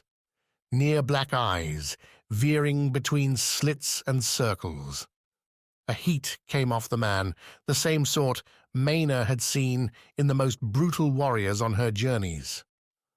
A body born for conquest. A tough time for him then, with the Renewal, the Najan forcing a peace. "You killed Bertan," Yochi continued, approaching. The guards flanking him raised their spears, pointed them at Maena, but without malice. "A clever ploy. I'll miss his gamesmanship, but he should never have let you get so close." "No," Maena replied. "I won't make the same mistake." Yochi folded his arms, showing off various bracelets inset with gemstones. "Do you see these, Rana? Do you know what they are?" Maena spat at Yochi's feet. She knew damn well what those were. "Good. Some spirits left in you," Yochi said. "I would have been disappointed if you'd left it all with Bertan. You'll need it where you're going." "I'm not playing another game," Maena said, giving up on her half-turn and facing Yochi square. If they were going to stab her here, then she'd die with dignity. Behind Yochi, she caught Rasselbeck's eye, saw they'd done a number on his face. The older man managed a nod, the swelling mess not able to do anything more. "No games, instead redemption," Yochi said. "A chance to pay back this isle for all it's suffered at your hands." "Oh, this is going to be awful, isn't it? Or delicious. You don't deserve any payback." "You'll give it to me anyway," Yochi replied, "because I know you Rana captains, all speed and finesse on your ships, gallivanting around, costing lives and laughing all along the way. But when it comes down to the terrible pain, you're all cowards." Maena's eyes narrowed. "Those bracelets." Yochi didn't so much grin as give Maena a knowing nod. "Awarded for kills, Captain. Most of them slow, agonizing." A heavy sigh. "Those guards kept their spears level. Not because I like it. No, that would be sadistic. But because I owe it to my people to protect them from you." "By torturing us? No Rana would do the same." Yochi raised a single finger. The guard to his left stepped forward, seemed about to stab Maena until the man flipped the spear haft over his wrist, instead jutting the blunt end into Maena's shoulder and knocking her back. A bruise, nothing more. She gave them no satisfaction. "Instead, I'll give you what you wanted," Yochi said. "Just what you were looking for down in those caves." He nodded over Maena's shoulder. "Back to your cell with the others now. Go, or they'll have to face these trials without you, and that wouldn't be very fair. Now, would it?" "Fair isn't a concept you'd know, Rockbiter." "Witness how she insults me and I, in my humble restraint, do nothing," Yochi said, his look flicking to each guard in turn, drawing grins from both. "Why should the fly bother the beast?" This time, when the guard pushed Maena forward, he had the point against her skin. When she moved, when she gave in, the only one happy about it was the voice in her head, claiming sacrifice now would pay grim dividends in the future. Svarde and Pennifer waited in the cell. Their mates, the group that had failed the trial, had disappeared off to some other home, no doubt as decrepit and filth-ridden. Fresh slop waited for them, already attracting flies, though its contents seemed a greenish-grey, too gross even for the insects. The Foti guardian stood as Maena stumbled in. He took a slow look at her blood-spattered clothes, a body beginning to smell as rancid as she felt. Rather than question it, Svarde only gave her a slow nod as Maena walked past him, sat on the cell's far side. The man did, though, find some affection for Kivi, a close hug the ferret matched as it loped in behind Rasselbeck. The two Rana raiders fell into their own conversation, leaving Maena to sit alone, with nothing but her other half ever present in her head. "Am I that bad? I'm you, aren't I?" Me as I used to be, maybe. Ready with a quip and a cutting word. A vicious heart. No more? Look where we are. What spirit does that encourage? You won. You should be happy. Svarde came over, holding a filled water basin. I asked the guard before they left. Said we'd all be vomiting if we didn't get those guts off of you. Maena blinked, studied herself. An exercise in the visceral arts she was. Back on a Rana raider, they'd have thrown her into the sea for an hour to wash up. I guess it did get a little messy. Did they give you a cloth? That they didn't, but Yochi promised new rags were on the way. How nice. Svarde sniffed, tore off part of his grey shirt, dipped it in the water. Maena held out an arm. The cool liquid came almost as a shock, running against her skin, sloughing off dirt and worse. Svarde could have used a bath, but the man spared not a drop for himself. You've never seen the pits, then? Svarde asked, getting between her fingers. I'd never set foot on Went till our expedition. Not with all your raids? Maena shook her head. Seagoing, remember? The water's my home. Only when there wasn't any other way. The cloth torn up, Svarde ripped off another sleeve, moved on to Maena's other arm. Gentle, yet thorough. A strange quality for a rough Foti fighter. Svarde noticed her unasked question. Ami, Katya and I walked a long, hard road. More than once we had to help each other through a hard spot. More than once I couldn't use my axes to solve the problem. Even if you wanted to? Svarde stopped for a moment, the dripping, dirty sleeve in his hands. His eyes went unfocused, then he returned to the scrubbing. No, there were many times the axes left my mind, Svarde said, quieter now. You don't take a journey like that without becoming close friends or bitter enemies. Svarde didn't reply, finished the sleeve and tossed it with the other rag. He reached for his shirt, but Maena ripped off her own sleeve first. Already ruined, I know, but you might get more out of it, Maena said. Svarde nodded, dipped it, moved to her legs.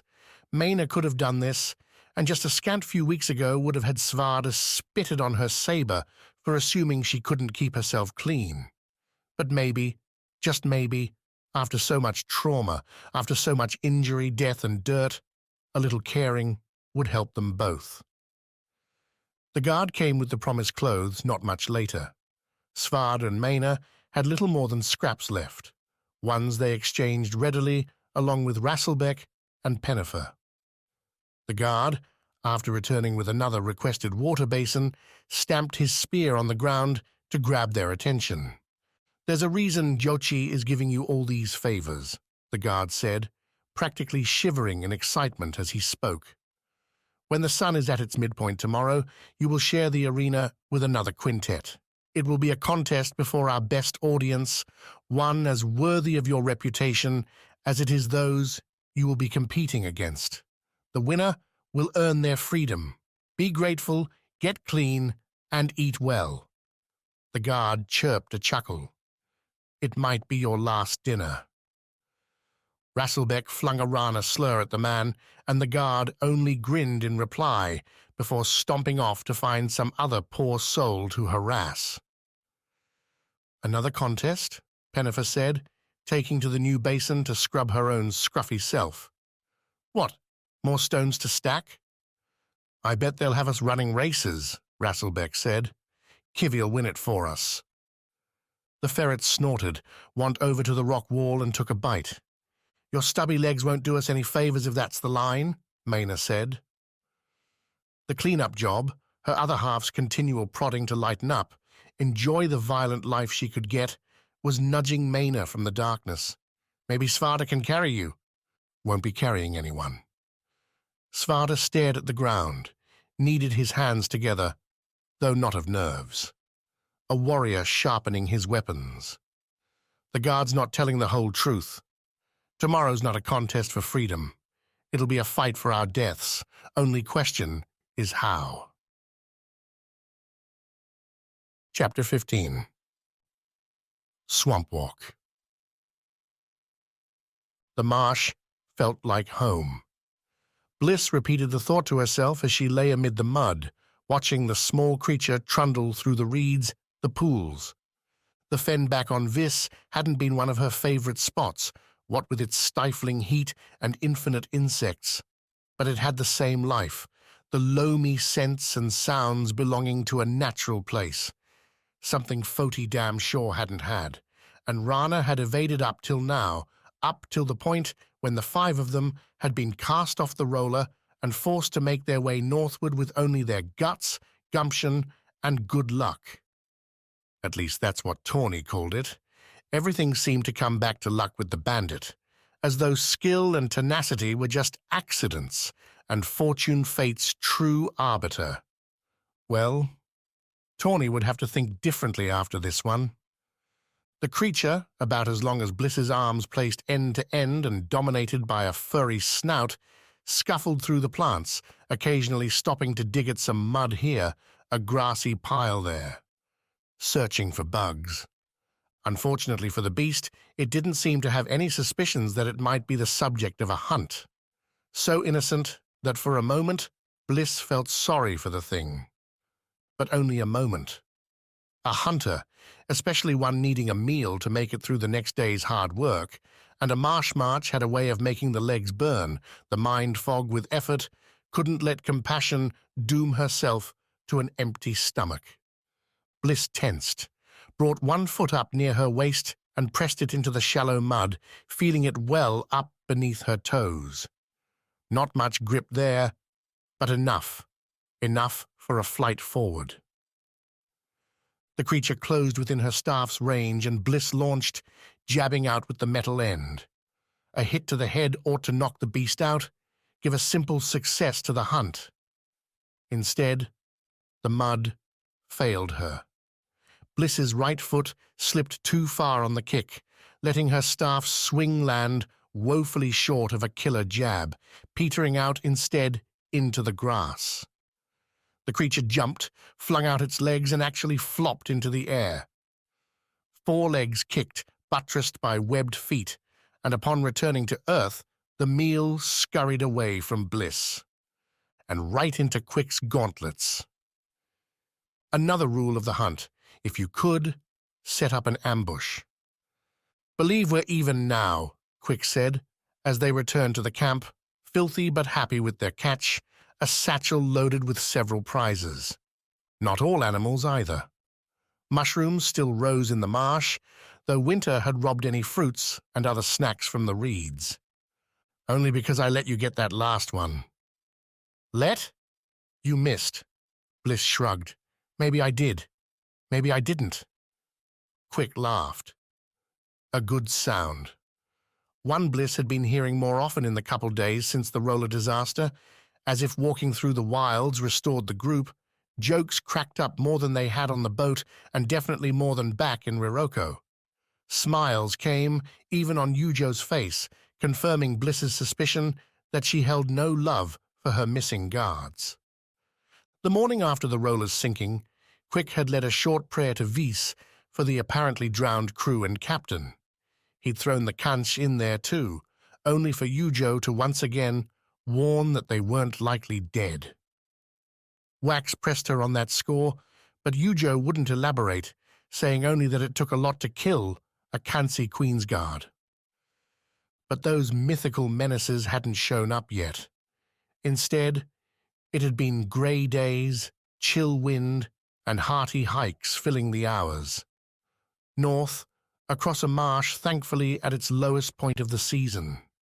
They didn't have anyone from Rana with them to say for sure, but the rains on Viz tended to the spring, so if Rana matched, then the slushy walkways they used now would have been underwater any other time. The land also gave them a chance to build fires with struck flint. The mounds offered little room for bedrolls, but the Viz crew could sleep on soft ground without issue. Tawny adapted, though her grumbling rose up every night as she curled into a slumber between the weeds. Yujo, in Bliss's opinion, had barely slept.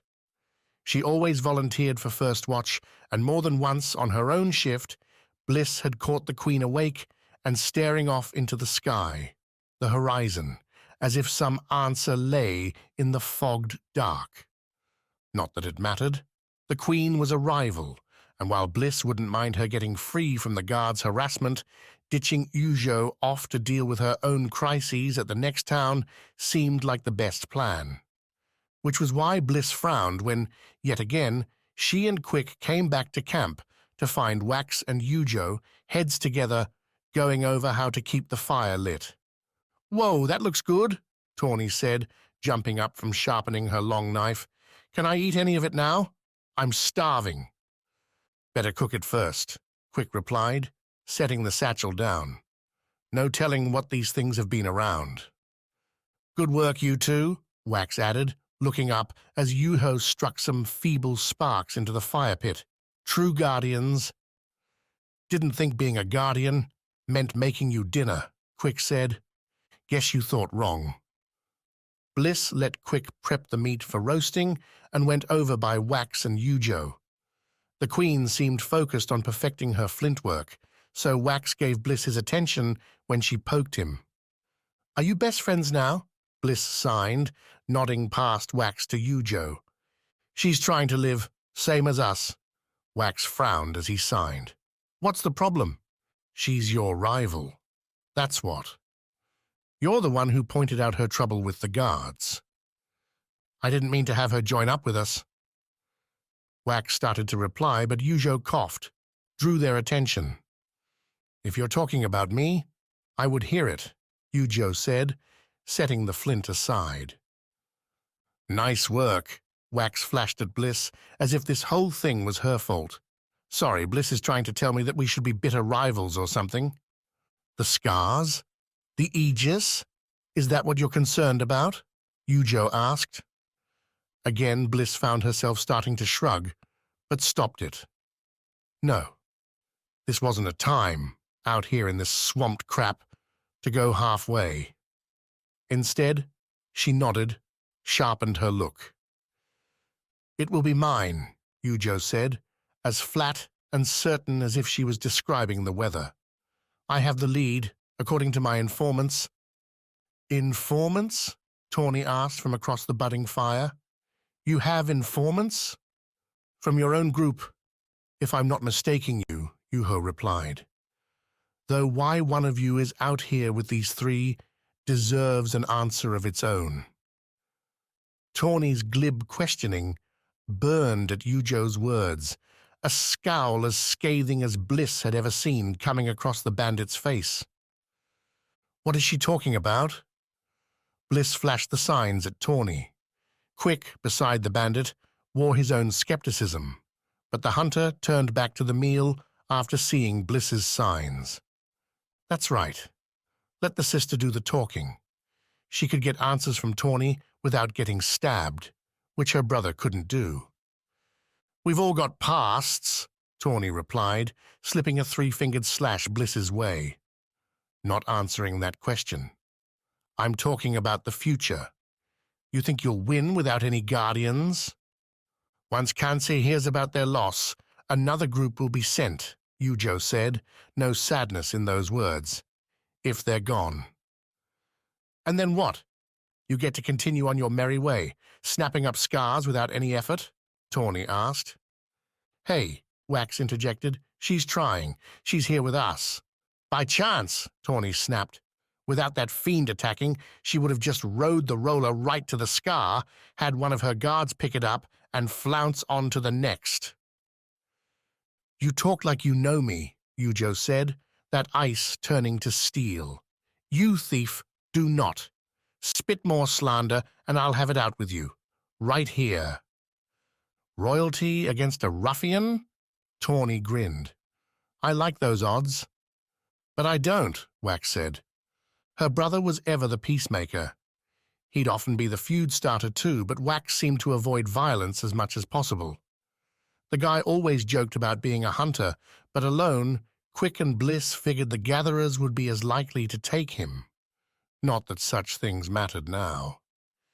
"You should be all about it, Wax," Tawny said. That's part of the renewal game. Get the others out of your way. I'm your guardian. Let me do it for you. Bliss moved before Wax could react. She stood, pulled Tawny up with her, and marched the bandit, protesting, away from the fire and into the shallow waters beyond. Far enough where the few buzzing insects, the water's lapping noise brought a measure of privacy. "What are you doing?" Bliss signed, the two facing each other, chilly water soaking up to their shins. "First, I was drying out, but that's ruined," Tawny said. Bliss glanced at Tawny's hands. The bandit knew enough signing to use it. Tawny, though, didn't seem to care. "She's picking at me," Tawny continued, folding her arms, looking away, "like she gets to do whatever Her Highness wants." "She doesn't. You're being a child." "Yeah, well, so what if I am?" Tawny asked, still refusing to look Bliss in the eye. "That's me. That's who I am." "Is it?" Tawny faltered at the simple reply. Bliss wanted to sigh. The bandit seemed so fragile, paper-thin, despite her ideas, her gadgets, her wide array of skills, that it'd all be near useless back on Viz. "Wait. Look," Tawny said, letting her hands fall to her waist. "I'll go apologize. Smooth things over. Let Yujo carry on being herself. No more sassy me, okay?" "I don't care about Yujo," Bliss signed. "I'm asking you if you're all right." Tawny hesitated, then curled up a slapdash grin. "Of course I'm all right. You smell what Quick's cooking up? Seems better than that Tolaket." "Then what about the other thing that Yujo mentioned?" Another falter. But Tawny found her poise after this one. Those arms came up, planted on Bliss's shoulders. "You want to know who I was, Bliss? I'll tell you. But not now. Not without some ale, some real food, and some dry shoes." "Promise?" "Promise," Tawny said. "And hey, it might not be that long." At Bliss's questioning look, Tawny pointed to the north, where the sky darkened, but not so much along one crescent line. "That's not a natural glow, if I make my guess," Tawny said. "Bet you a whole night's rounds. There's a town and a tavern there, ripe for our patronage. How about we get the others on board? Bet it's only a few hours' walk." In the dark, through a marsh known to have at least one nasty fiend in it, Bliss told Tawny as much, broke the thief down, and together the two returned to the campfire, to Quick's delicious meal, and made no mention of the town. They'd come to it soon enough, and until they did, Bliss would listen to the frongs, to the wind rustling the grasses, and breathe in the campfire's smell with a smile. They were a long way from home, but sometimes just a little piece of Vis might show up anyway. Chapter 16. Trick Truth. Oh, what one rock could do. The stone, small and rugged, smacked the fiend as it splashed into the pond, an insignificant bump to a thing so large, but some animals didn't take lightly to an insult. Some went berserk, some made noise, some charged after their attacker. This fiend did all three and more besides. Its centipede form erupted from the water when Sawi's stone hit, wrapping towards her with its antenna eyes, finding her in a snap. Sawi gave the monster a slight wave before spinning on her heels and dashing back through the grass. She waited till she heard the telltale swishes, the splatters, the snarls behind her before calling out a warning. Simple words, "Fiend incoming," yelled high and bright into the evening. Hopefully the Nayan were listening. Hopefully Gladring understood. The sprint in the cave rose back as Sawi ducked under branches, slid past tree trunks, jumped over fallen logs and sprawling brambles. Back then, she'd gone by torchlight, a haphazard rush up rocks without any idea of what lay behind, terror clutching at her throat, her hands and feet numb with the knowledge her death was imminent. Now Sawi ran with determination, a stone certainty that she'd picked her course. She'd not deviate now, no matter what came next, though she hoped the Nayan could comport themselves well enough not to die. And if they didn't? Sawi broke through into the chosen grove, saw a vulge wall before her as the guards stared stern towards the woods. Behind them, the scholars stood, more than a few with flimsy knives. One held a crossbow, fiddling with the loading mechanism.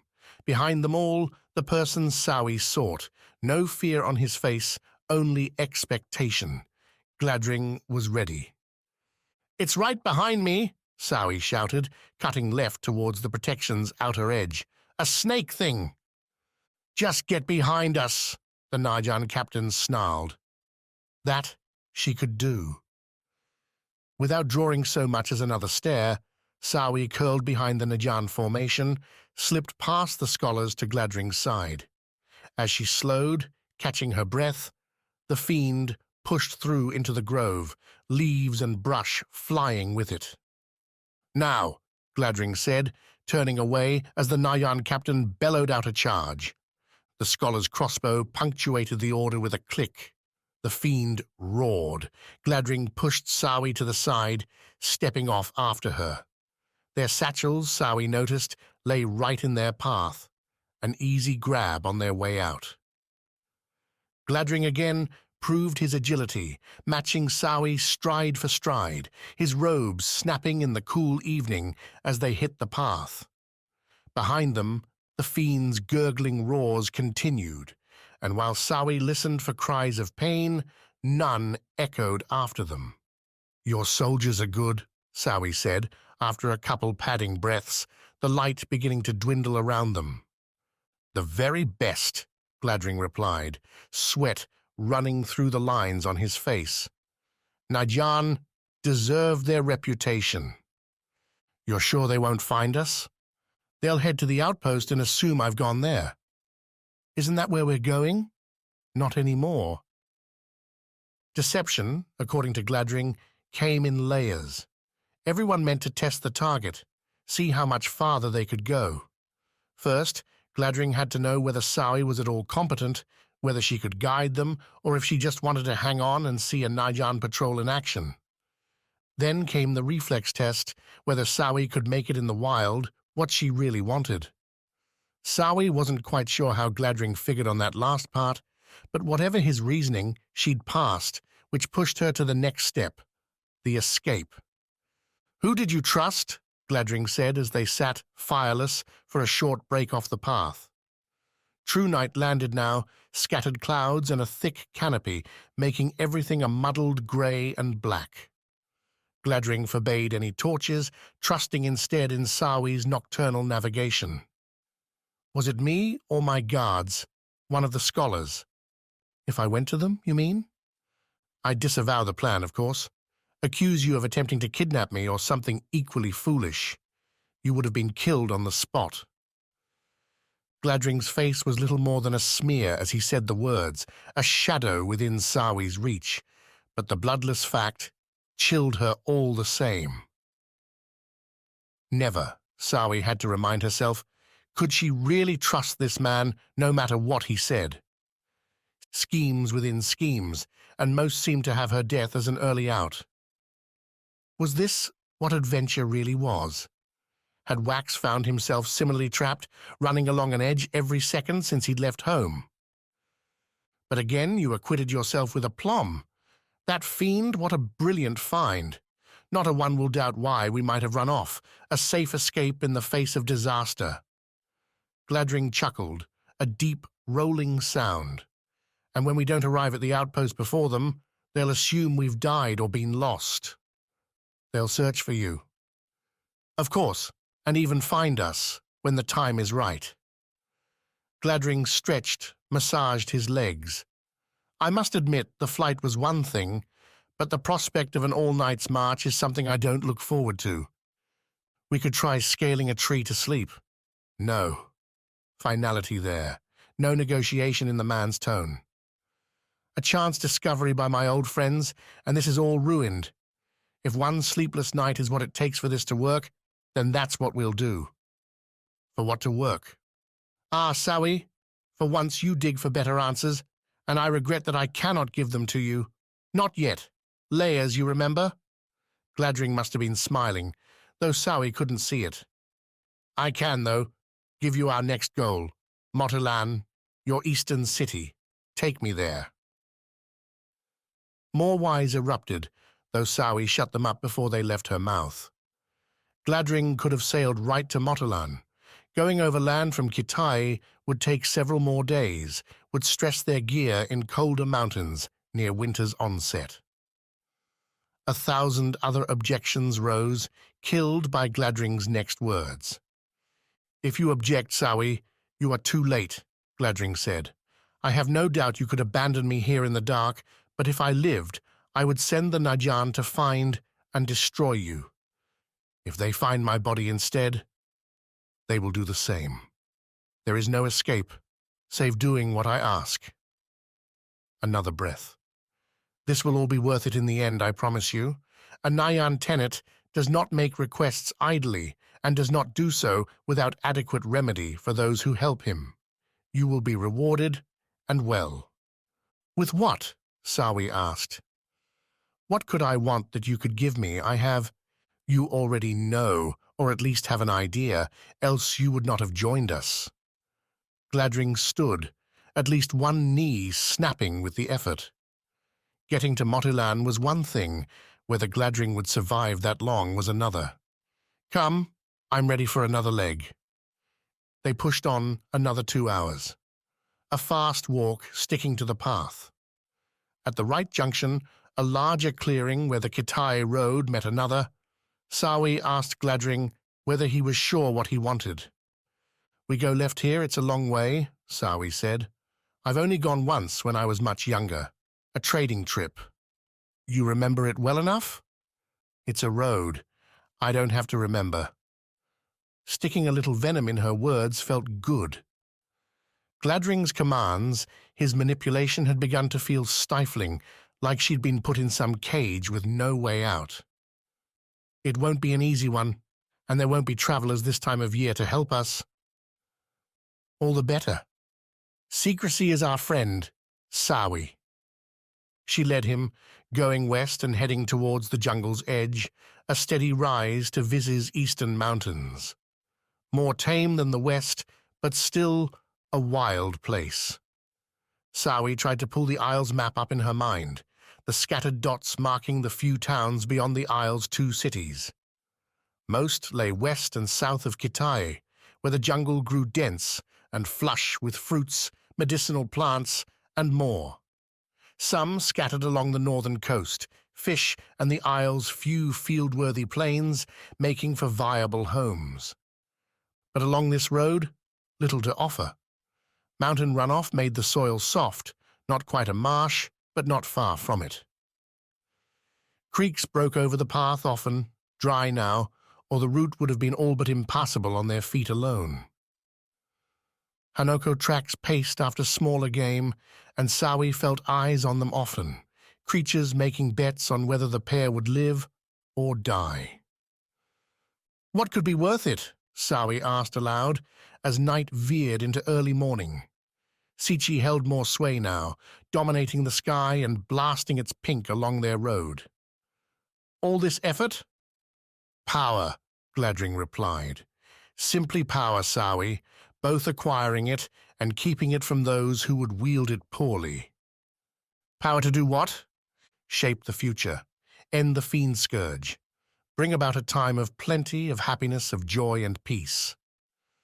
You don't seem like a man who wants peace. Judging me already, are you? Gladring laughed, louder this time, though tinged with the same exhaustion that had slowed their pace of late. Wait until the end, Sawi, and then decide. There are many out there more sinister than I, be assured. I'm not. Then you are wise, Gladring said. He stopped, Sawi glancing back. Do you think we've made it far enough for the night? Depends on how vigorous your soldiers are. They'll deposit the scholars first. No love lost between a soldier and the people they're supposed to protect. Sawi scrunched up her face.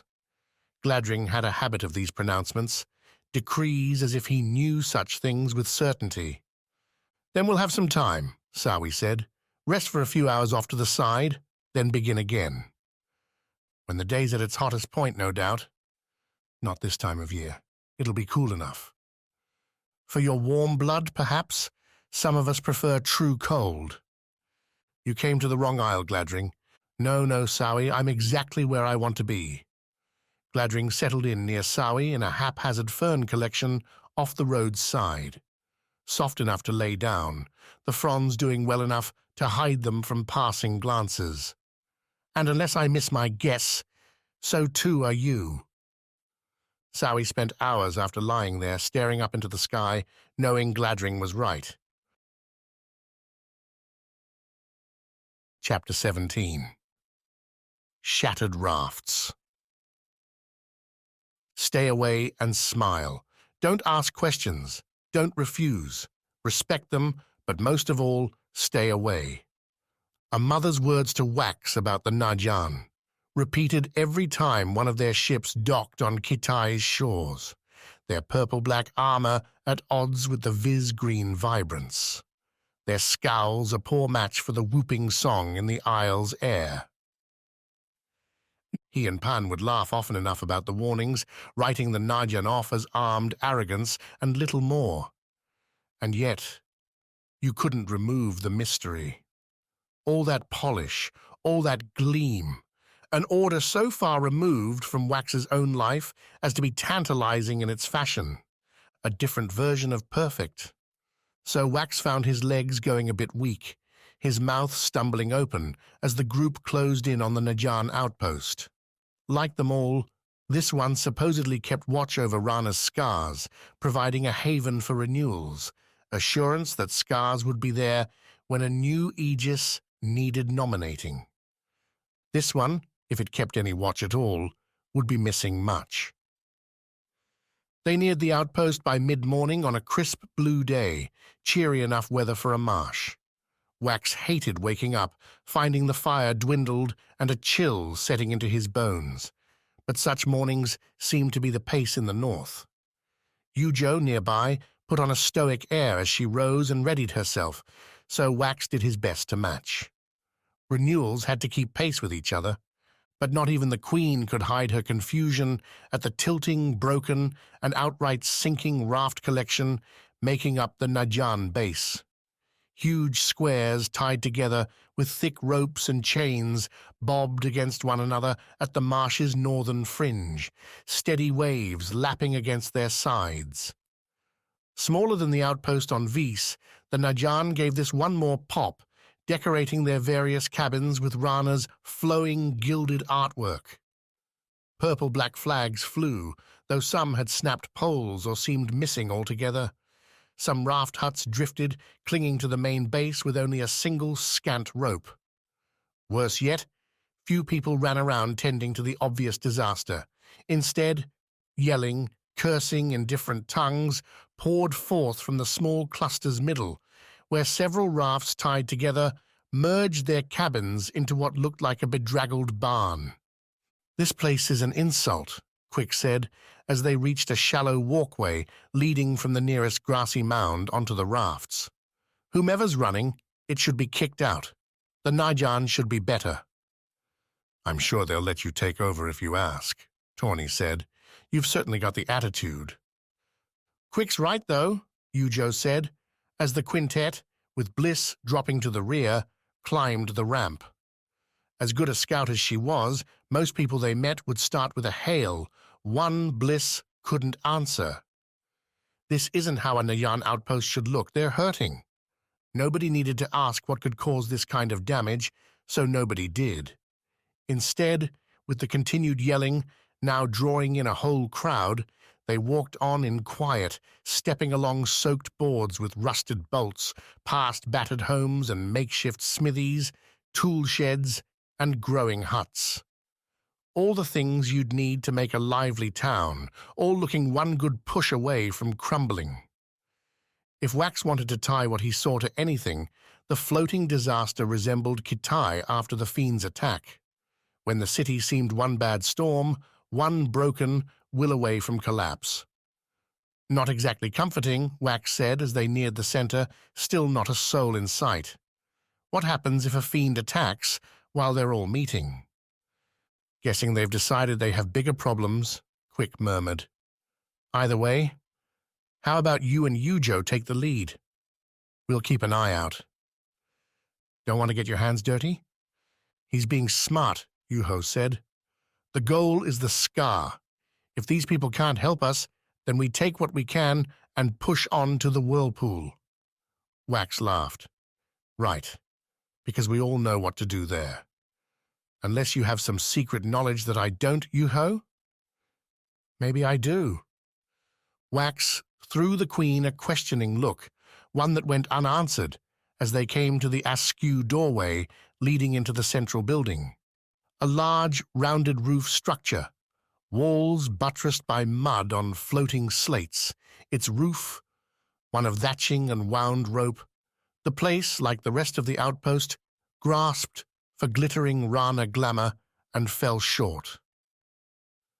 A single, weak Najan flag fluttered up on the roof's top, purple and black, a poor contrast to the icy blue sky. Heat poured from the open door, not in temperature but in conversation, spitted voices resuming their arguing. Wax and Yujo, following Quick's guidance, placed themselves at the group's head and led the first steps inside. What had clearly been an inn's common room had been reshuffled, tables and chairs bundled together towards the center where the outpost's scant occupants, Wax counted no more than 20, sat or stood around a center ring. There, over a raised metal oven wherein hot coals radiated an orange glow, argued a man and a woman, both in Najan purple and black armor. Weapons lay strewn about the building's curling outer walls, some stacked with care and others tossed without regard. At the building's back, rickety shelves sat full, stocked with jars and sacks. Several hanging lines showed off smoked fish.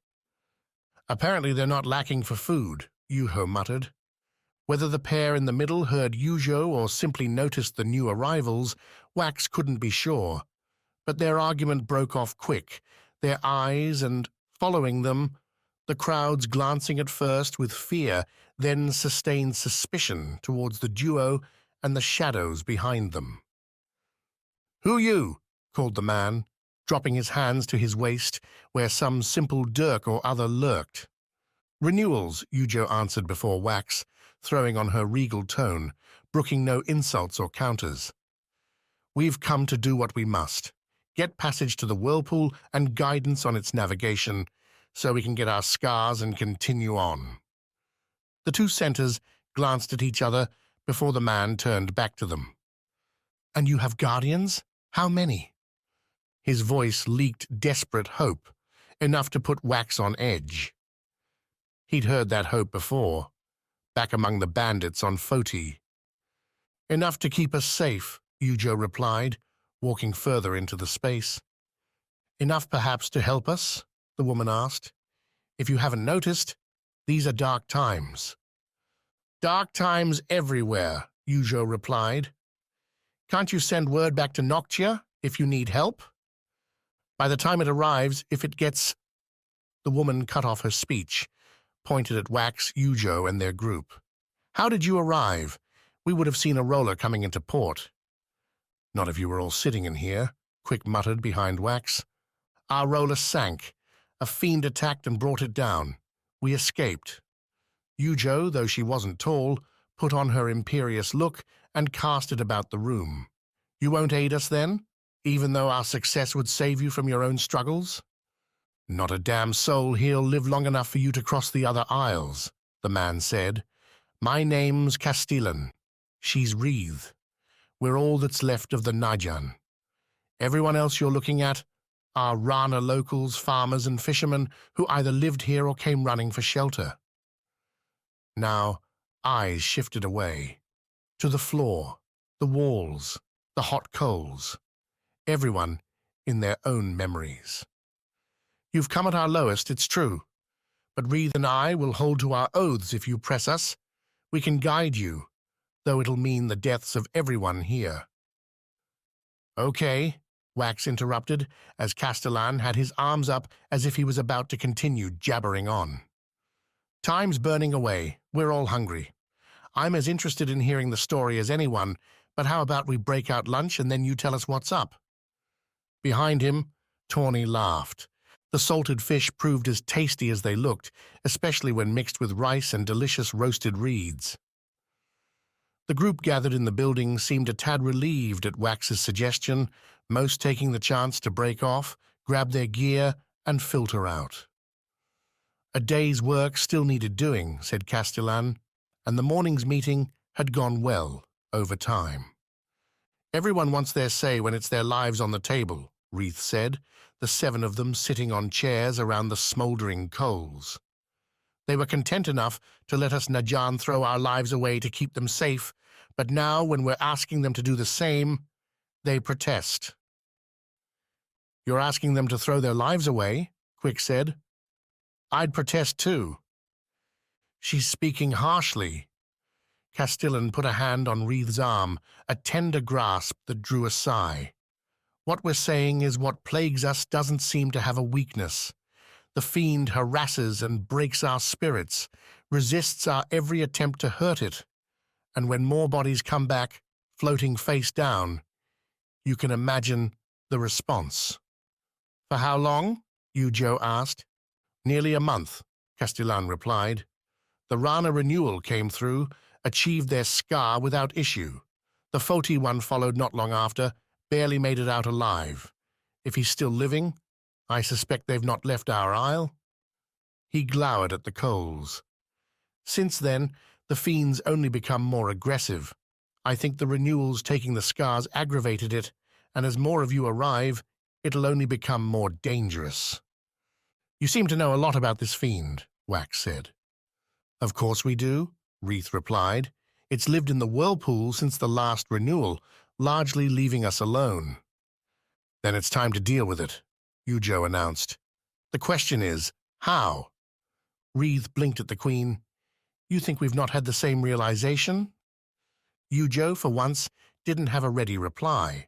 Flushed, turned back to her fish without a word. In any case, the fiends move between here and the Whirlpool. You want the Skar, you'll have to go through it, Castellan said. We've tried all manner of attacks, from straight-on rushes to gentle prods. All we've earned is death. It's not waiting anymore, Wax said, nodding. No. Castellan said, and as he spoke, a bell began to ring, sharp and clear. And there it is. Someone's sighted the fiend. Perhaps this time it will put us all out of our misery. Castellan cast a wan smile about the room. I'm sorry, Guardians, Renewals, that you have come to this doomed place, but I will not deny that you give me some hope. Maybe there is one among you with the ability, the genius to see our way free from this horror. Castellan rose, matching Reith. Or we will find ourselves at the water's bottom, where none of these worries need concern us again. The bell's ringing grew faster, and once again Wax heard screams and shouts rise on the air. Chapter 18. Bug bashing. A cold day, a blizzard day. Not that Maena and the others, fattened by an oatcake and warm goat's milk breakfast, knew it until they left the tunnel's torchlit warmth for their arena's blistering chill. Like the one with the stones, the wide circle left itself open to the air, its boundaries raised higher by the packed stands circling its sides. A difference played out opposite their entry gate, where a sealed black barrier looked to bridge 2 sections of smoothed earthen wall. The stands near the area, too, stopped their curving build to extend straight beyond their sightline. Audiences, to Maena's eye, looked back and forth. Multiple games to watch then. To their left waited a second gate, smaller and grated like the one they'd walked through. Before it waited a guard, armored with more layers than Barton, and with a smile no less leering. The joy of bloodlust infected everyone around here. Ale splashed around Maena's head as she and Svarde led their group out into the pit. The honeyed warmth stuck to her hair, steamed where it hit the snow-coated ground. At least they had shoes now, patched sandals really to keep their toes from going numb. Bit early for a drink, isn't it? Winter in went, no crops to farm, only entertainment from sunup till the next sunup. And you raided this isle instead of joining it? If you haven't already seen why, today might convince you. The leering guard at their entry, with the gate out latching shut behind them, launched into the day's event. It matched, at first, Jochi's description. The Warlord pitched them a contest, one for freedom against another group who'd earned their way to this point. The discord began at that mention, one that seemed without evidence, as no other group stood before the five. Yet the guard proclaimed they were there, and the crowd roared as if such a match was in the offing. Not that Maena and the others weren't prepared. They'd spent the night around their low fire discussing tactics, Svarde and Rasselbeck at first leading the dialogue before Maena found herself unable to resist. The Rana captain in her took the bait and ran with it, isolating their group's strengths and assigning roles. Svarde and Rasselbeck on the front lines, handling the first fiends through while Maena and Pennifer would scout out, look for opportunities to snipe. Kivi would roam, rescue anyone in trouble before backing off and repeating the same. Simple enough, but without more details, that was the best the group could come up with. After some fine-tuning, Svarde the true front, Rasselbeck staying back to watch for surprises, Maena urged them all to get what sleep they could. She had, in fact, slept soundly, save for the every-so-often replay of Barton's end, filtering through Maena's dreams. Brutality's true cost. The pit offered them few weapons.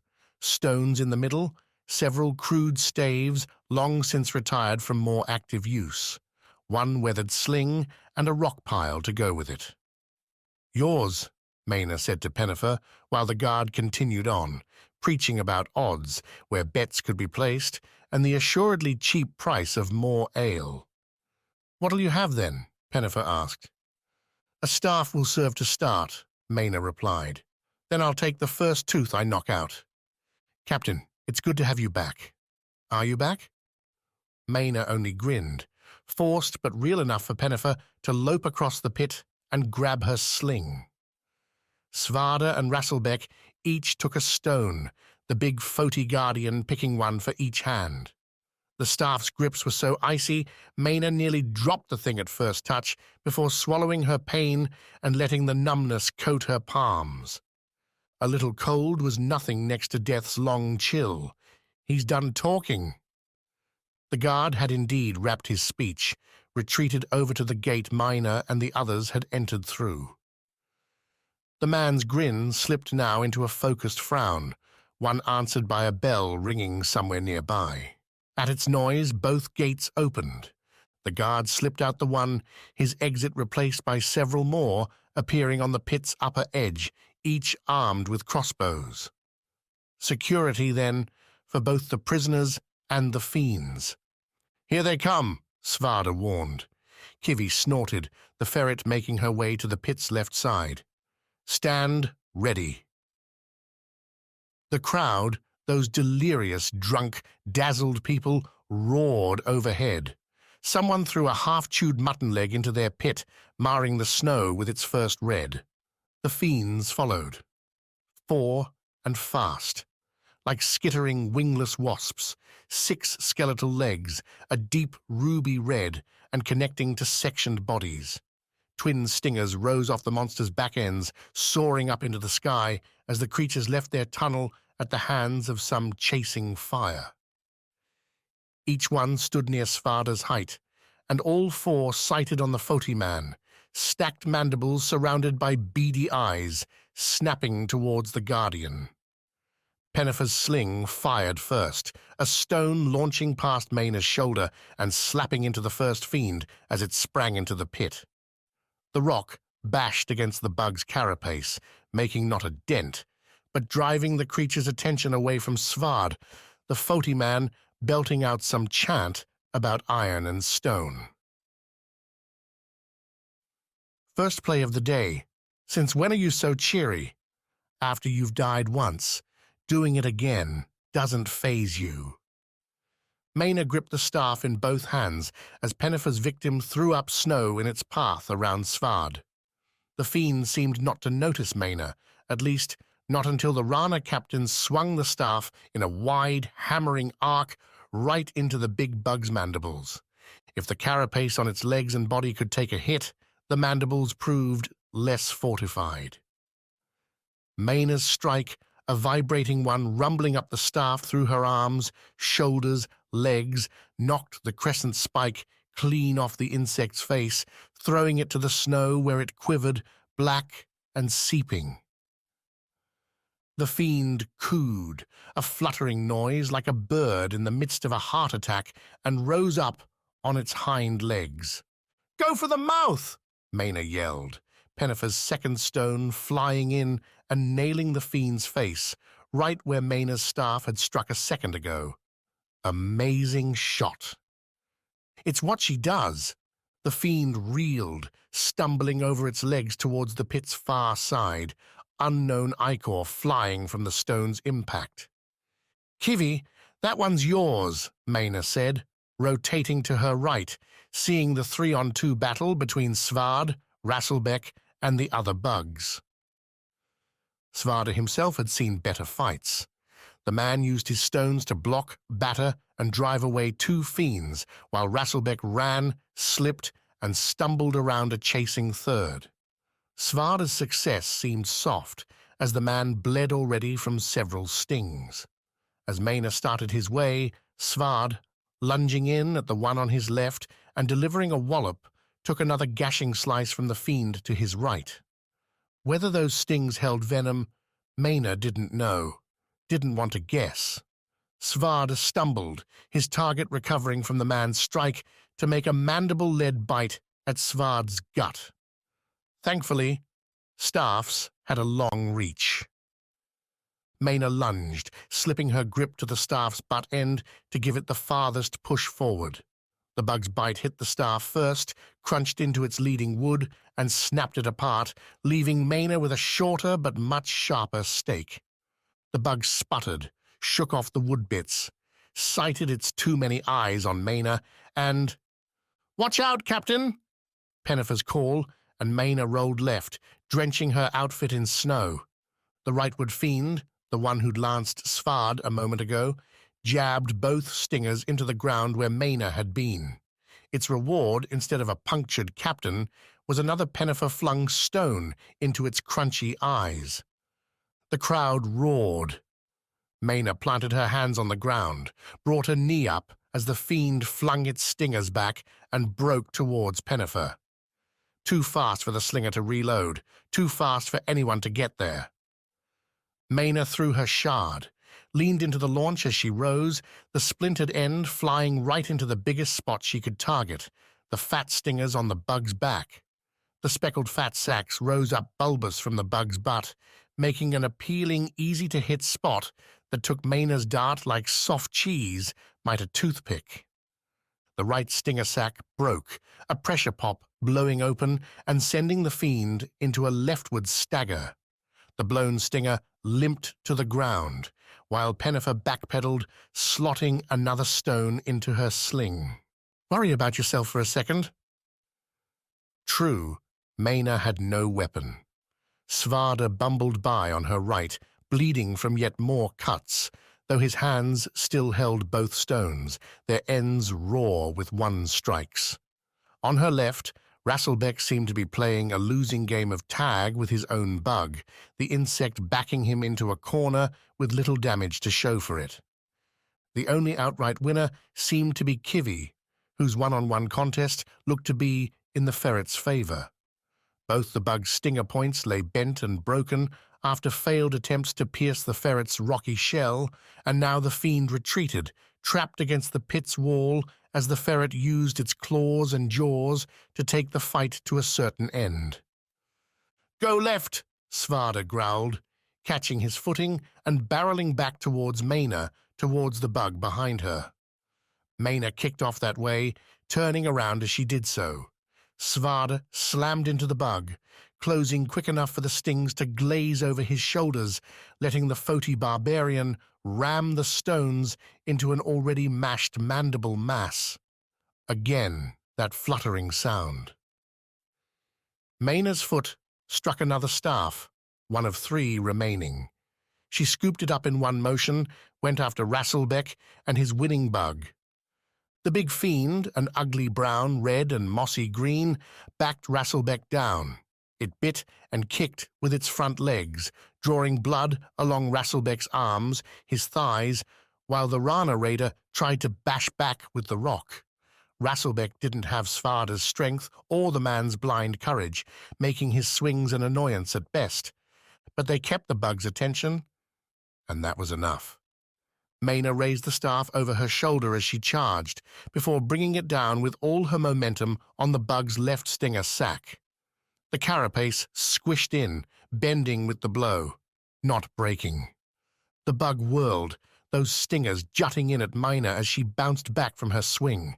She went into a roll, slipping some on the snow and landing on her back. The bug raised its forelegs, stamped them on Maena's own, its weight pressing her into the snow. The stingers came down. White-hot pain flared in Maena's right shoulder. The left should have been the same, but the stinger never hit. Instead, just like the one chasing Pennifer, the stinger sac broke, the reason clear enough as the bug fell away. Behind it, covered in a greenish-clear liquid, stood Rasselbeck, sharp stone in hand. "Don't let it recover," Maena said, pushing away the pain. Her left arm didn't want to let her, a burning bloom spreading from the clear hole where the stinger had found its purchase. "Are we dead now? Am I dead again? So quickly? Don't count us out." The crowd didn't either, the cheers growing louder. More trash flew into the arena, finished food, earthen mugs shattering on impact. Above, the archers remained stoic, watching without emotion. Maena found her feet, found too that Kivi had finished its meal, the fiend twitching idly in the corner. The ferret went to Svarde next, leaping on the bug as it engaged Svarde in an awful, up-close fight. Mandibles and mitts flew fast, bits and blood ruining the snowfall. The stinger sacs, though, seemed to be the key. Shaking, trying to blink away the venom, Maena saw Pennifer close on the bug, wounded by Maena's staff. The fiend couldn't stand straight, could do little more than lash out with a leg or two. Pennifer dodged those, spun up her sling, and dealt a fatal strike at near point-blank range. Rasselbeck's own victorious cry came behind her.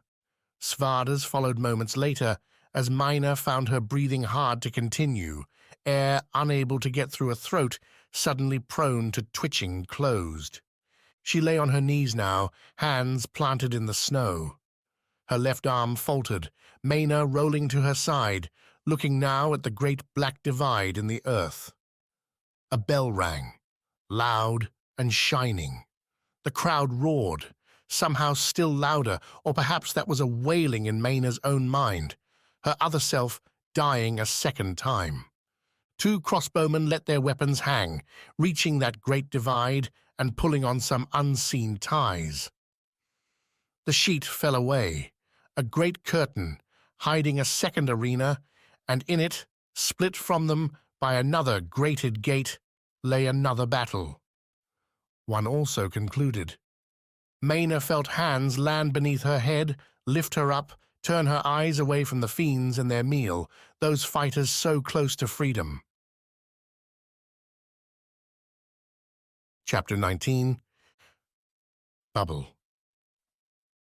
While Bliss would never say she preferred fighting at night to the day, the darkness did have one advantage woefully missing beneath that clear Rana sky. Keeping things black meant she didn't have to see the whole monster all at once. Bliss, followed by everyone else, left the warehouse with her staff in hand. Where to go wasn't hard to pass as the shouts came from one direction, north. Wheeling that way, stumbling on the rocking raft, Bliss slapped her staff into both palms. ready to strike, to guard, to do what needed doing. What that was, according to what she saw, was finding a way to get about 1,000 more people here, preferably armed and ready to fire. The fiend rose up before the raft outpost like a wave, a gelatinous form whose skin, so far as Bliss could tell, resembled the sheen of a drifting bubble, radiant in the light and casting its blinding prisms everywhere. Looking away quickly became a poor solution, as the squelching fiend, with the hissing of 1,000 snakes, launched watery sprays out onto the buildings with the enthusiasm of a viz child playing in the beach surf. The fountains struck and splattered, the film catching the sun's light and shining it seemingly right into Bliss's eyes. Tawny's colourful curses, shouted as the bandit retreated back into the warehouse, described the situation pretty damn well. Tawny could run if she wanted, though. Bliss was a Lyra, and Lyra didn't flee, especially not from fiends. Instead, slipping the staff into its back holster, Bliss made her way towards the monster. She used the buildings as cover, ducking behind flimsy walls and stacked crates whenever the fiend sprayed anything near her. The water gouts simply rose and blasted from the water's surface without showing any targets, though that didn't mean the people here didn't try. Arrows and darts, rocks and random debris flew out at the fiend from the defenders and the desperate. Most bounced off. Some arrows, sharp enough, pierced the film only to lodge there, wiggling brown errors in the fiend's otherwise perfect picture. "How do we hurt it?" Quick asked, surprising Bliss by keeping to her heels.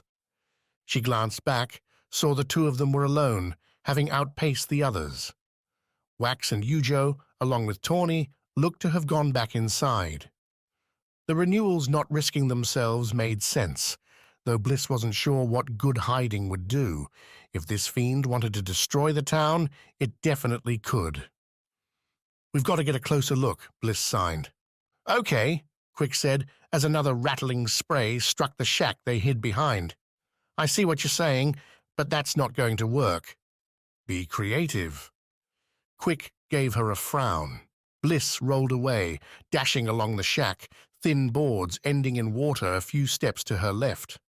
Ahead, this raft ended in a jutting pier, a lone fishing boat struggling to keep tied to the roiling dock. Beyond it, many boat lengths more, lay the fiend's sweeping bulk. Could she leap that far? Bliss's calculation ended as a rounded, muddy red flap crested the water before her, the thing scooping the water back towards the fiend's body. As it did, the liquid mashed against the filament before, as the flap squeezed tight, launching out an arcing spray towards the outpost. The film landed, and Bliss heard a cry to her left, saw an archer covered in the stuff. It bore the man to the ground, the film sealing around him, making its way in his throat, his nose. The way this monster killed became all too clear. "I'm on him!" Quick shouted, as Bliss started back to the downed man. "You worry about the monster." Oh, she would. She was. Switching back to the task at hand, Bliss again kicked into a run, veering left and right with the rafts rocking.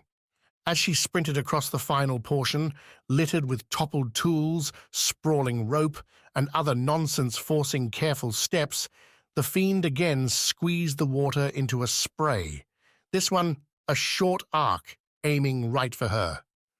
Bliss flipped her staff to her left hand and leapt, her jump carrying her past the raft's end and into the roiling, cold green-blue waters.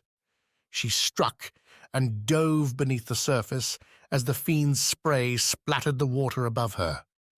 Bliss kept her eyes open, saw the fiend's film sink, the heavy bubbles descending towards the marsh's floor.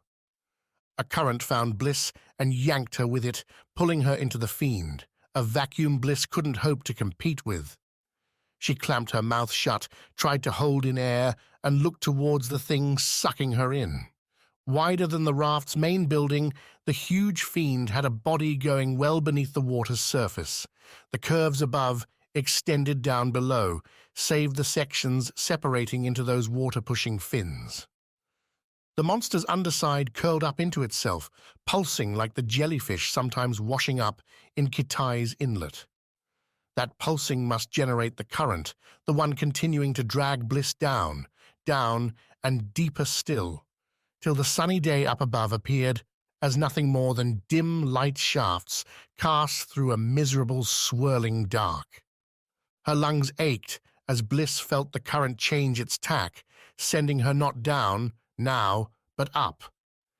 She'd crossed beneath the fiend's outer bulb, and now the monster was bringing her to whatever end awaited in its center.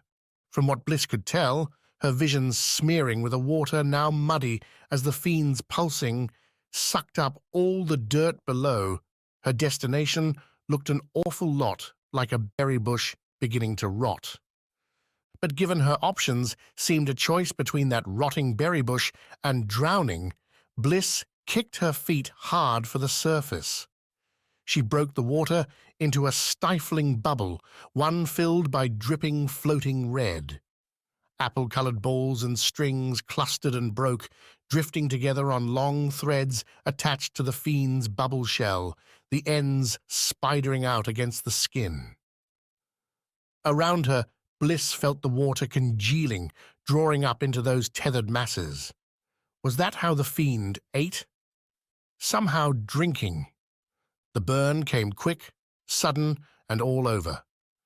Viz had more than a few stinging insects, some wildlife that could, if pestered, spit a nasty acid onto your skin, and Bliss felt that now, everywhere. She sighted the closest red mass, cherry-like balls clustered together in a beating organ, and kicked towards it. Her hair started to disintegrate, her nose screamed as water splashed up inside, thick and hot. Bliss kept her mouth closed, not knowing, not wanting to know what might happen if the stuff made its way down her throat. The staff gave her a path. She reached out with its metal end, plunged it into the red mass, and felt the soft stuff give way. The staff lodged in. The organ, if that's what it was, bending around it. With one hand, Bliss pulled herself up the staff's length, reaching with the other to grab a cherry. Warm to the touch, soft and slippery, Bliss dug in her grip. Found the same mess dissolving her skin worked well enough to stick her to the organ. Another lift, and Bliss found herself clinging a length or two over the deadly water, dripping her own death.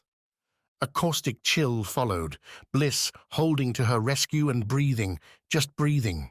Her skin flared over with angry welts, and worse veiny ribbons running across every exposed patch, and Bliss figured everywhere beneath, too. Her eyes, her mouth worked. Her arms and legs could move, though their every motion brought a scalding ache. Such was life for Alira. Yet life she had, and Bliss meant to use it. Inside the fiend, sound took on an echo.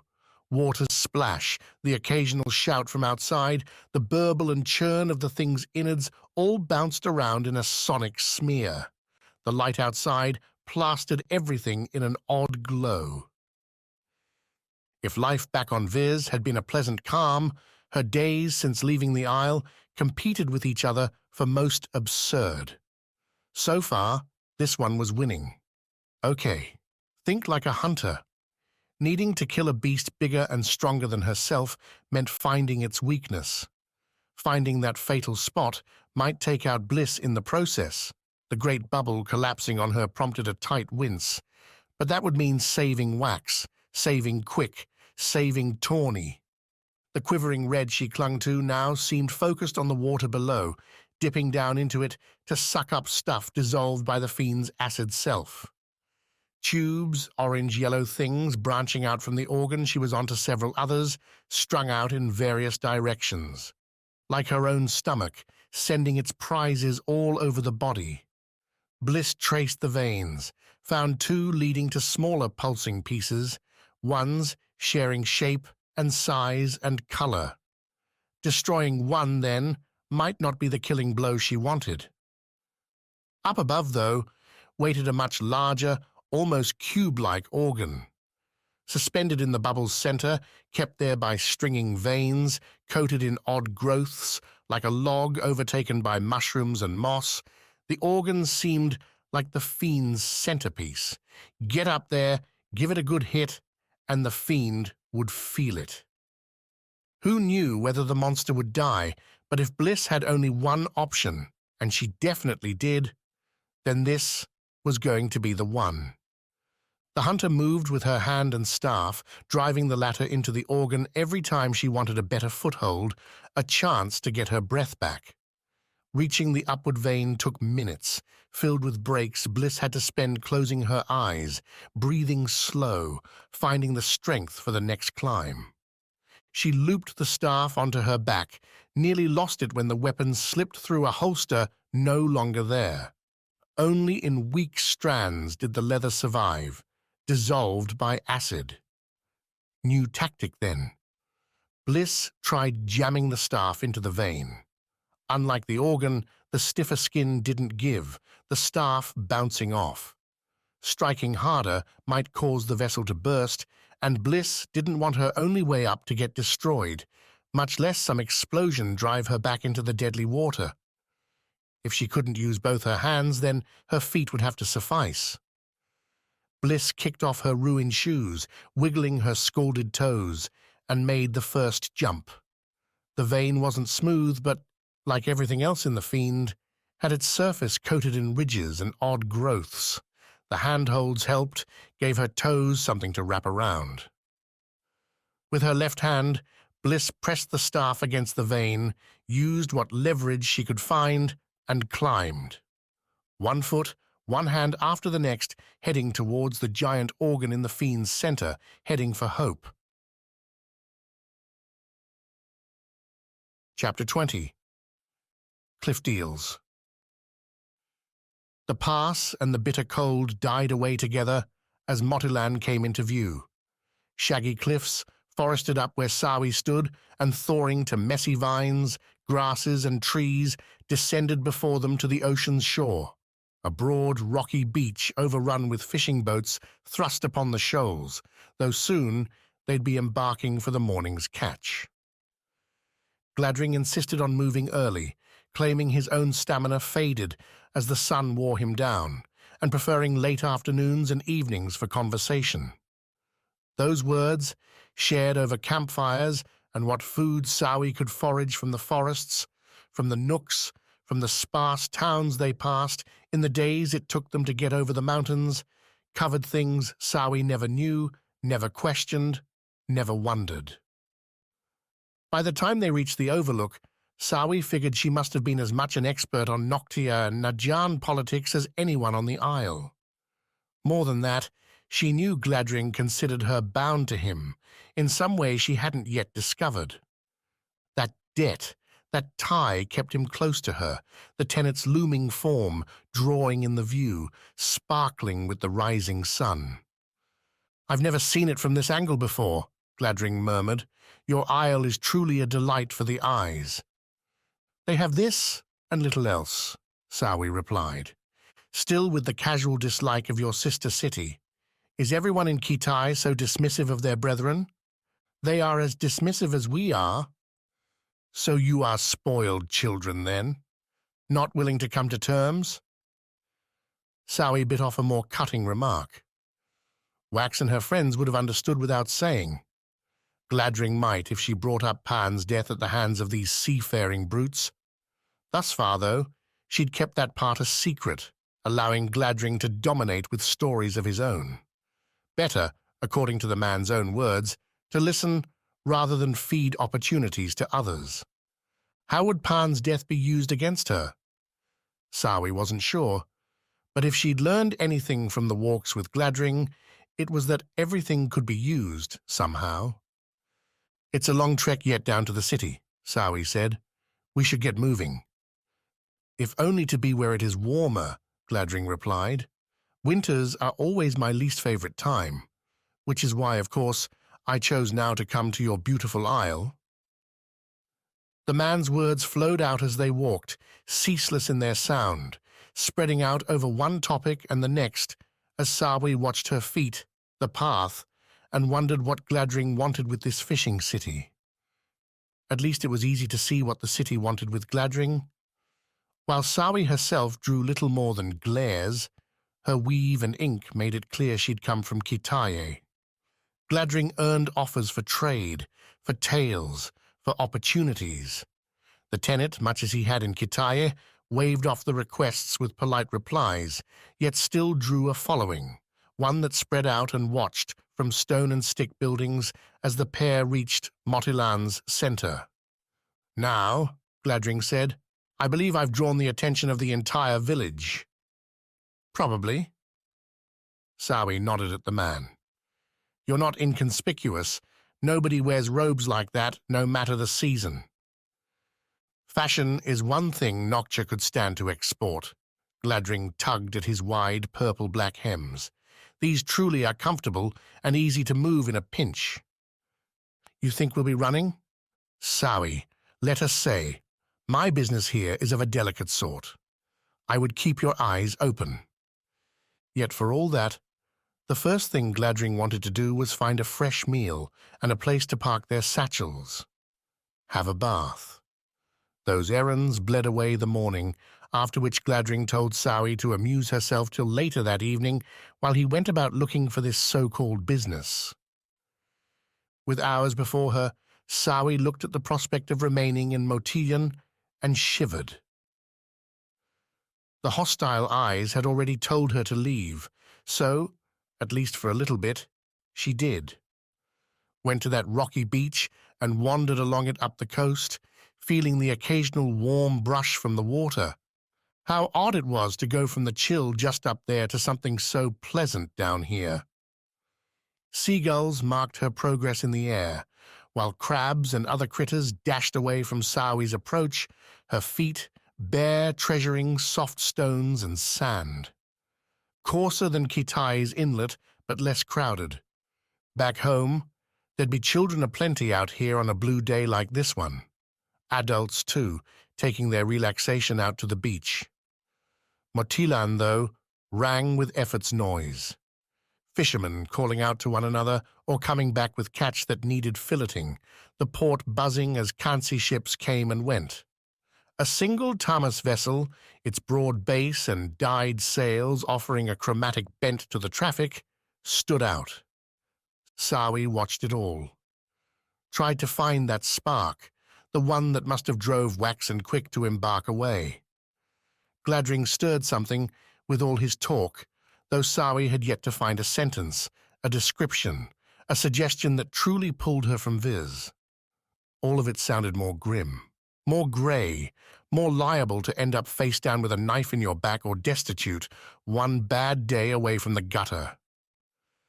Her eyes drifted to the mountain pass, a long way to go alone, but she could leave now. Be back to the last little inn not long after sunset, trade away her remaining forages for a night by the fire, and then on. Back home. Strange to see a Kitaye here not hawking their wares. The rail-thin woman, hair riffled with glimmering shells, approached from the port's side. She offered Sawi a pleasant smile, revealing teeth inked over in the way Motillan marked their elders. "I wouldn't be here save for a job," Sawi replied. "The Noctua man." Sawi let any surprise drain out into the surf, tickling her toes. Motillan had size true, but it didn't sprawl like Kitaye. Word would travel fast here, and anyone caring enough to come out all this way and talk to her would want something, would know most everything there was to know. "Do you understand who he is?" the woman asked, after Sawi didn't reply. "He's told me." The woman laughed, as tired and ancient as the waves crashing around them. "So suspicious of us, as if Motillan has done anything to you." "Your people killed my friend." "Ha!" Sawi treasured that little satisfied bloom as the woman's eyes widened. "There've been deaths aplenty with the Fiends," the woman said, caution creeping in, yet I don't recall any fights between Vis's people. Nor should there be. I would have said the same. Close to your heart, then? Sawi nodded, kept her eyes out to sea, the sun behind her now, casting golden shadows off the mountain onto the water. What do you want? Sawi asked. Has he made a deal with you? With Kitai? I'm his guide, nothing else. Guide to here? No further? That's for him to decide. He owns you, then? Sawi whirled, planted her hand on the rocks. He doesn't own me. Sounds like he does, girl, from your talk, the woman said, baring those teeth again. Or do you have some say in the matter? Why do you care? A sniff. Because my city needs this man, however much it hurts me to say so. Sawi hesitated. Not the words she expected. The Najan ignored us. Noctia didn't care, the woman continued, until he showed up. Now, we're visited. Not often, but more, much more, and the trade is bringing a new life to this coast. Sounds great. It is essential, the woman continued, but not everyone sees it that way. There are those that look at a debt to the Najan and feel trapped, feel they must be free no matter what the cost. Any prisoner would feel that way. I would. Yet Gladring is worth protecting. From who, these people? A faint smile. Nobody watches the old ladies, girl. Nobody cares where we walk. I'm telling you, Gladring has made a mistake coming back here. If you want him to survive, get him out of the city. Tonight. Now. Sawi started a shrug. The woman stopped it with a cold hand on her shoulder. It's not your business, is it, what the man chooses to do with his time, with his deals? The woman asked. You are just his guide, and so be it?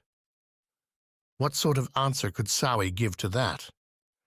In any case, the woman didn't seem interested in one, again, drawing in her breath to speak.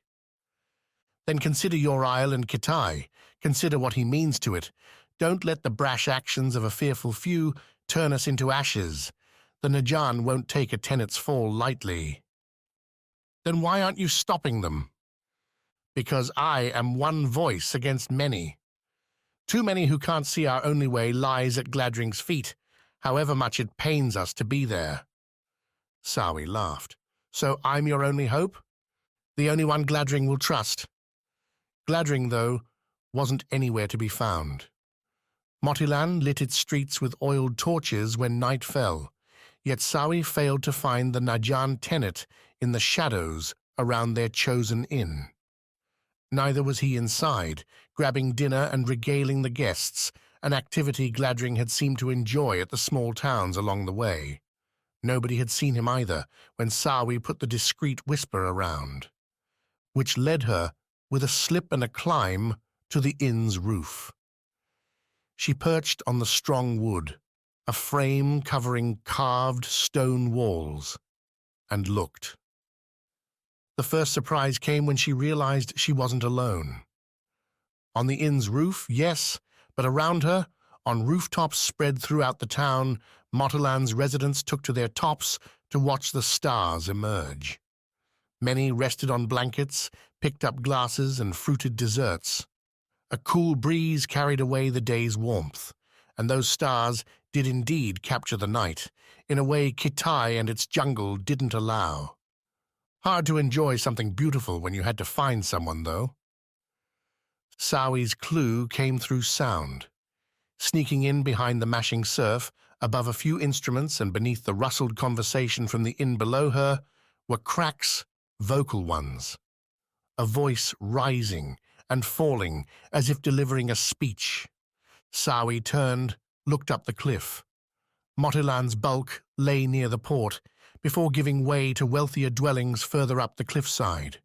One of those seemed brighter lit than the others, the walkway up from the main cliff path, lined with glowing fire. Expecting guests, perhaps. Sawi slipped off the inn's roof, made her way back through a quieting town and up the cliff. She still felt eyes on her the whole way, both hostile and curious, but trying to catch them out only had her looking at shadows. She'd have to treat them like Hanoko. Always there, but rarely a danger unless she did something stupid. Getting up near the large home took time, and the voices changed, disappeared and returned in differing tones, colors. Some heated, others not. Arguments then. Discussions. And mixed in them, every so often, yet more clear, as Sawi approached and deciphered the honeyed words, a certain Noctia diction. She skipped the lit path, instead darting onto the rocks, letting her hands pick out every move with leading reaches, testing toes. The route took her beneath the house, and she rose to its level only when no torch seemed near enough to break the night's shroud. Sichi, either absent or blocked by the cliff, did everything to help her. Everyone on Vis learned how to sneak, to catch up on unsuspecting game or escape from a feisty predator. Those instincts settled Sawi as she came up on the loose grass patch, nary more than a few strides before the house. Windows, open to the air, looked back her way, and for a moment Sawi thought she was caught. A moment passed in silence as she realized the voices, the lit inside, came from the house's other end. The side facing the rock, from where nobody could see in. "Gladring," grumbled a man, sounding enough like Sawi's father, but not quite his age. "You've spent hours now trying to spin your way free. We've listened, but not a one of us agrees with you. Your word means nothing. Your death, or perhaps your traded life, could give us everything."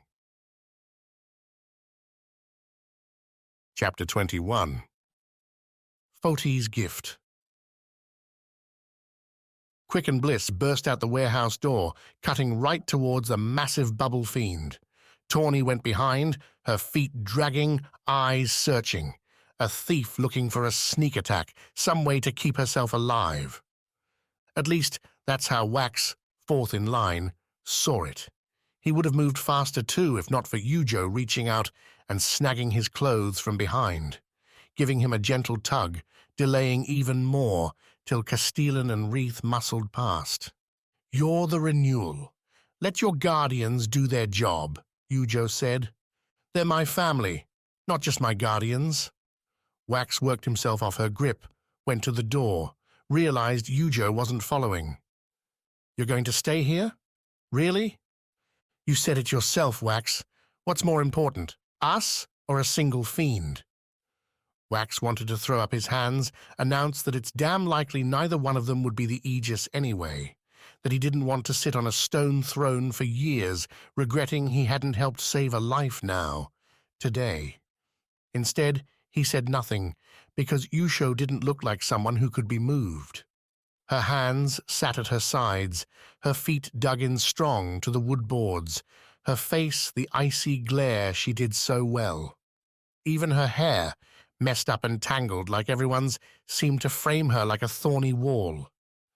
"You know I'm right," Yujo repeated. "I'm not going to stay here," Wax replied, trying to find an idea. "Right or no, I'm going out there to help. Damn your purpose." Before she could say something more, Wax spun and dashed out the door. Stopped nary a meter outside, as filmy spray hammered the ground ahead, catching the slow-moving Wreath. The greasy liquid dragged Wreath to the ground, where it seemed to fold around her, trapping the Naijan. By her face, the woman screamed. By her sound, nothing escaped the bubble. Wax drew the Foti blade, cut across the raft to Wreath's side, and swept the blade's edge through the bubble.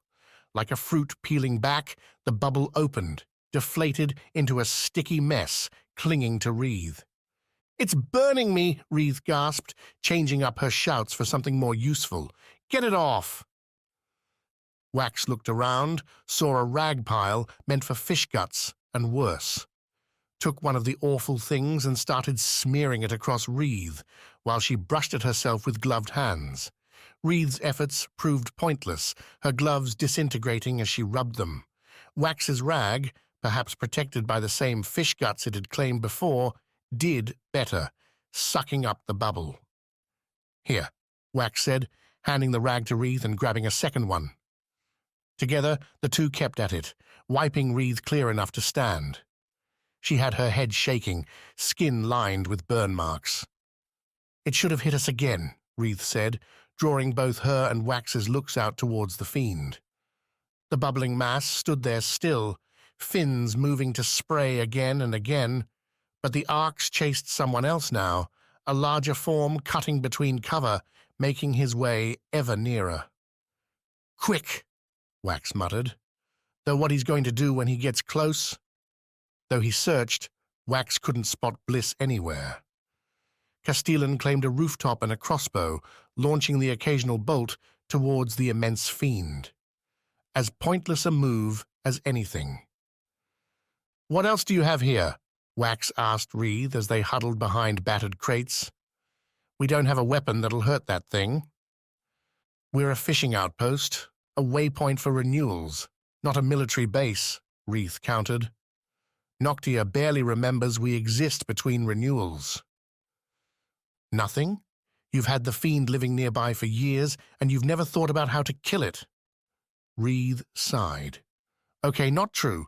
We've gathered oil, made it from fat, and it's all in that building." Wreath pointed south, near the town's edge, where it won't damage much if it catches fire. The idea was we'd spread it over the fiend, trap it beneath the oil, throw on a torch. "And you didn't try that? Why?" "Because the people who kept wanting to do it are all dead now, that's why." More spray hit close, sizzling as it smacked the crates. Wreath cursed. "They took some and tried, days ago after the Foti Renewal got hurt. Now the fiend's coming to get its revenge." "Fiends are dumb. They don't think like that," Wax countered. "Now that it's here, though, how about we give your oil a try?" Wreath laughed, hunched back further against the crates. "Better to wait till it leaves. Live another day." "Wax," Ujo said, standing in the warehouse doorway. "I'm with you." The pair made it to Wreath's chosen building quick, pushed open the unbarred door to find a sparse room, empty, save for 10 or 11 squat barrels. Someone had painted a black drop, an outline of a fire on the sides. "So here they are," Wax said. "Now what?" "I thought you had an idea." "Well, I'm more of an on-the-fly guy," Wax replied, frowning. "How heavy are they?" A single lift, Ujo giving a skeptical eye, showed Wax alone would exhaust himself trying to get one of these all the way to the fiend, much less the whole number. "Okay, new plan," Wax muttered, going back to the door, spying his solution resting nearby in the canal. A fishing boat, bobbing in the waves. "There we go." "You're going to, what, load this up with oil and ram it into the fiend?" "It's not that complicated." Wax hefted the first barrel, carried it from the house, and set it in the boat. "Don't even need 'em all." "And how are you going to light it up, assuming you even get all the way to the fiend?" "You're going to tell Castellan to do it with his crossbow. I'll jump into the water, swim away. Easy." "Your confidence is surreal." "Your lack of help with the barrels isn't." Ujo took the point, and together the pair lugged 5 barrels into the boat, nestling them next to one another.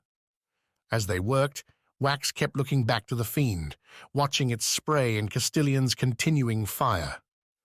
Quick and Bliss seemed nowhere. Some townsfolk ran around, carrying rags and wiping off others caught by the spray. Maybe Wreath spread the word. Still, the raft outpost continued to shake with every slamming gout. More than one building had already collapsed as the acid slime ate through wood, and the fiend showed no sign of leaving. Maybe it wouldn't tire till everything here was dust. "You know what to do?" Wax asked. "Castellan, shoot the boat with some fire," Ujo said. "Got it." See? Wax pushed the oiled boat off its tie, down the canal towards the fiend. Isn't this more fun? Just don't die, Wax. That'd just give you better odds. Ujo only frowned at that, then took off running. Wax hefted a single oar, stuck its paddle against the canal's edge, and pushed. He'd need speed, every second he could spare to get this thing to the fiend and live. The monster, at least, seemed preoccupied. Wax caught the reason as his oil-laden boat neared the Raft City's northern edge. Quick, dancing along the dock, lifting and throwing what he could grab at the fiend. Hefting crates and using them to deflect the fiend's spray. A distracting game, but one with a definite clock. The wide dock Quick ran on was nearing empty. "Wax!" Quick shouted. "What are you doing?" "Secret plan," Wax called back. "Keep its attention." "Have you seen Bliss?" "Haven't you?" Wax turned back to the fiend, pushed the boat off the dock's end.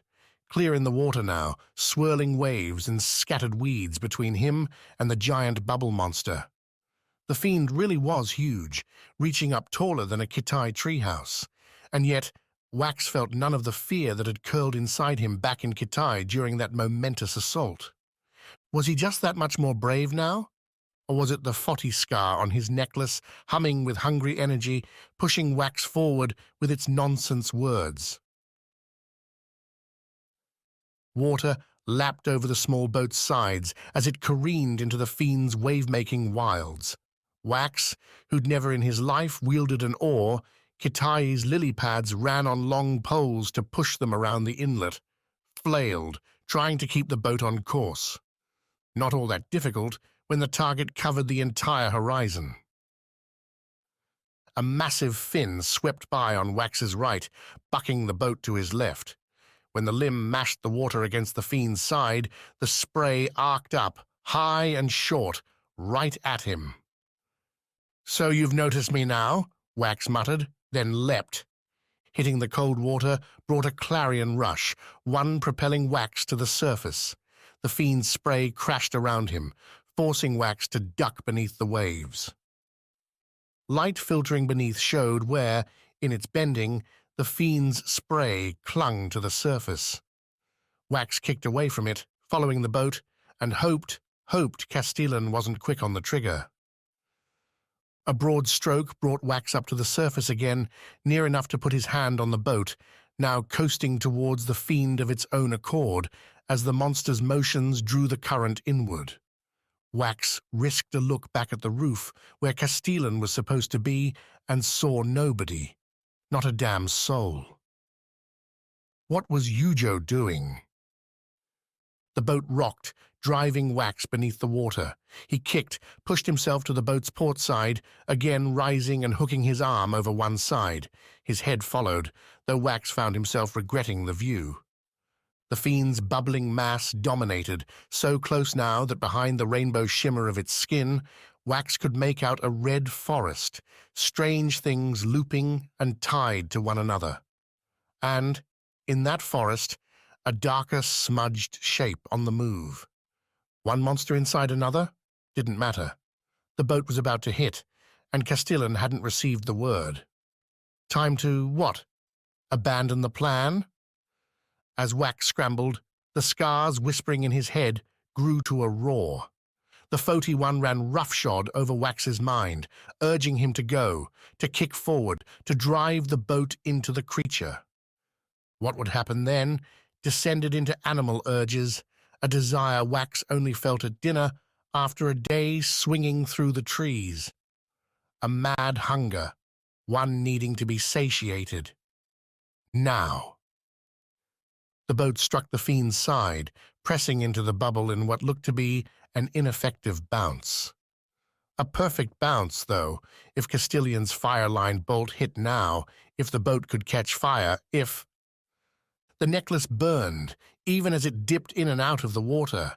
Wax's chest grew hot, so hot he started a curse only to clamp it off as the heat spread, shooting through his body, his arms, his fingers, and into the wood. Like a sunrise, The boat blew into fantastic flame. The light bright enough, the force following as those flames found the oil barrels, blew Wax across the water, churning him over the surface. "Someone! Quick!" shouted, a voice cutting through the Skar's roar, his body's blinding ache and confusion. Water lapped Wax from all sides, turning him over and over, the current tugging him down. Kick. That's what he had to do. Kick. Pedal his arms. Breathe when he found air. Wax repeated the mantra, the simple motions, connecting them through torched muscles into action, rolling as he found the surface and stared at a sudden sky. No fiend. No bubble. Only screams. No, not screams, cheers. Quick found him, scooped Wax into his arms, and started kicking back to the rafts. Castellan, in a different fishing boat, picked them up halfway, helping Wax over and into the hard wood.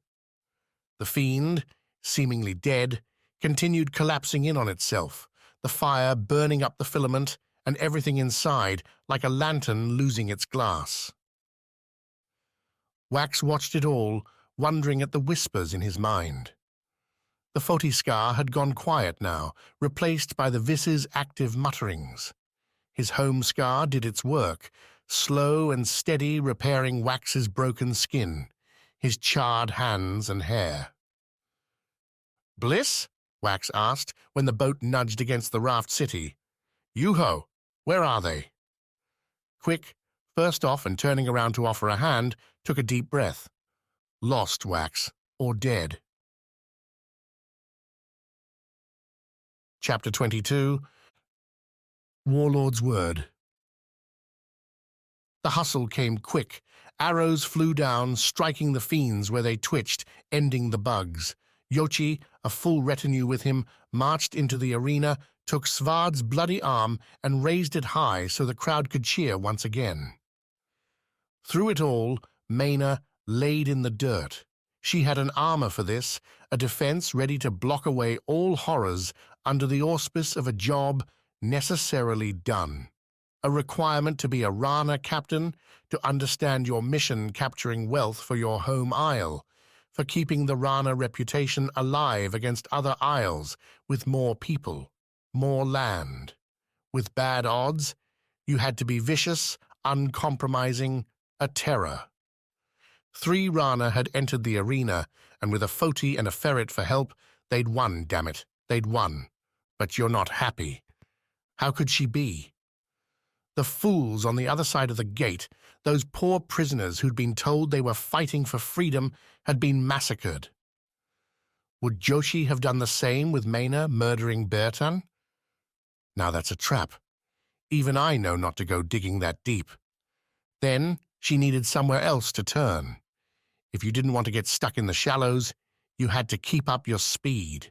Raise the sails. "Stand up!" snarled a guard, breaking Maena's concentration as he put an arm beneath hers, hefted Maena to her feet. "You won. Now act like it." Maena would have spat at the man, but her mouth ran dry. So she did, as the guard forced, stood there, and took the cheers. The crowd stayed, clapping and collecting their winnings, until a distant bell signaled another match. The benches emptied quick then. Spent lives forgotten. But not for Yochi. The Warlord collected the 5, seemed to catalogue their various wounds with his eyes. The man's beard looked freshly oiled, the snow melting in among its straightened hair. "Congratulations on your victory," Jochi said. "I think you'd like a wash, some cleaning for those cuts, and a moment's peace. You'll get those, but not here." Yochi crossed his arms, and for the first time, Maena glimpsed uncertainty in the solid man. "You've done your time in the pits, damn it all, and I have an offer for you." "What could meat like you have to offer?" Svarde rumbled. Kiwi snorted her back up. "Meat like me can offer plenty," Jochi replied. No laughter this time. "Word spreading about an enemy on the way to a place we can't afford to lose. Went's thin. You're fat enough to help." "Why's Went struggling?" Rasselbeck asked. Too many getting drunk here, watching people die for laughs. Farmers and wrecked folk are here, finding their sanity in a flagon or two, Jochi replied. The real reason's not your concern, Rana. What is if you help me here, I'll let you walk free. Now it was Maena's turn to scoff. There's only 5 of us? What difference will we make? But you're not just any 5, are you? Yochi said. Champions, fiend killers, you'll hold up my flag, and others will fight. They'll think they have a damn chance. Maybe with you, they might. And if we say no, Svarde asked, you'll die here one by one. No more fair contests, just bloody sacrifice.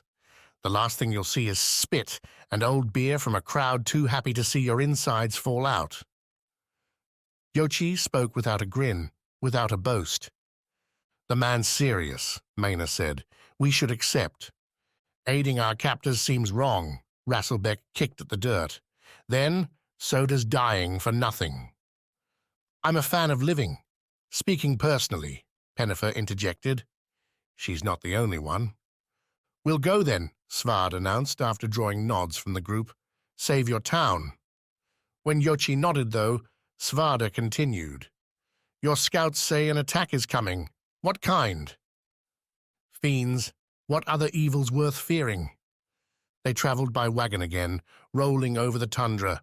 This time, Maena's hands weren't tied, and they could move freely about their canvas-covered ride. Anyone trying to make a dash out the back, though, would find archers willing to shoot them down. Not that running away would get you anything save a slow, icy demise amid the Isle's frosted plains. More wagons joined up as they went, intersecting with the train from passing towns, or catching up with further converts from the pits. Yochi had been right on that score. However the man phrased it, their legend drew more swords, fists, and bodies. As for her own body, Maena's healed slow, as did the others.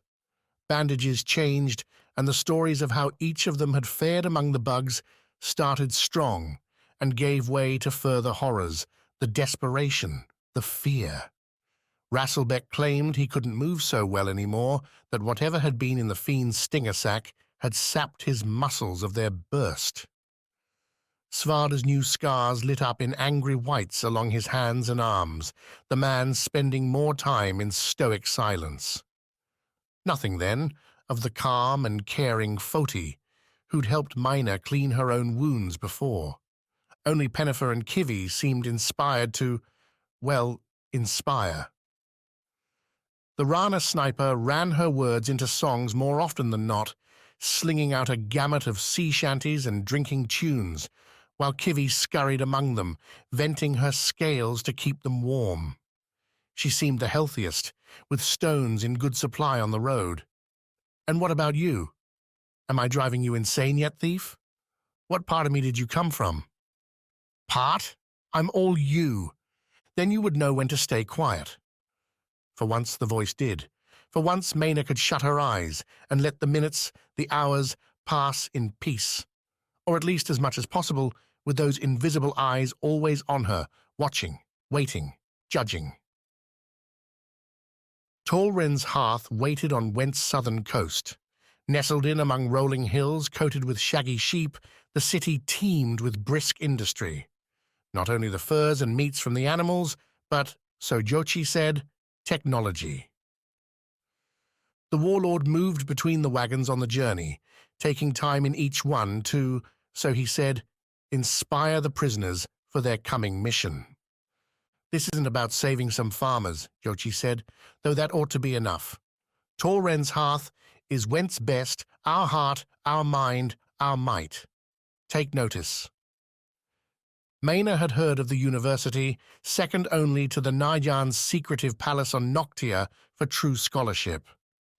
Rana and the other isles had trade schools, of course, places to learn truly useful talents. Only isles with too many people and too few opportunities could bother with something like this, a place to ponder what anyone with half a mind could decide for themselves. As Yochi continued on, Blustering through innovations made and honours dubiously earned, the sheep gave way to ridged housing, earthen dwellings built into the hillsides and buttressed with rock. Those in turn shifted to stonework homes, stacked and mortared with some skill as their train reached the city proper. Still, few offered a second story, and the streets, so far as Maena could tell, remained hard-packed dirt. Modern smells at least mingled on the breeze, fires burning more than food, the sea's chill tang. A stinking undercurrent that had only grow as frozen ground led to fewer places to dispose of what humans left behind. Problems Rana had solved with decidedly better plumbing, washing away to the deep oceans what couldn't be used as fertilizer. Went apparently kept it as fire fuel should more appealing sources dwindle too far in the long winter. That admission at least made Jochi frown. Not much honor in that. We'll solve it soon, Jochi said. You can see it now, to our left. The Warlord, standing on the wagon's rear flat, pointed, and everyone, Maena included, looked. The flagship of Tolren's Hearth hardly earned the name. Ringed with a stone wall barely taller than Maena herself, the university scaled up a hill, and with sloping thatched roofs made clear its bulk lay inside the earth and not above it, as if mice had burrowed large holes into the ground. It's better inside, Svarde grumbled at the unimpressive sight.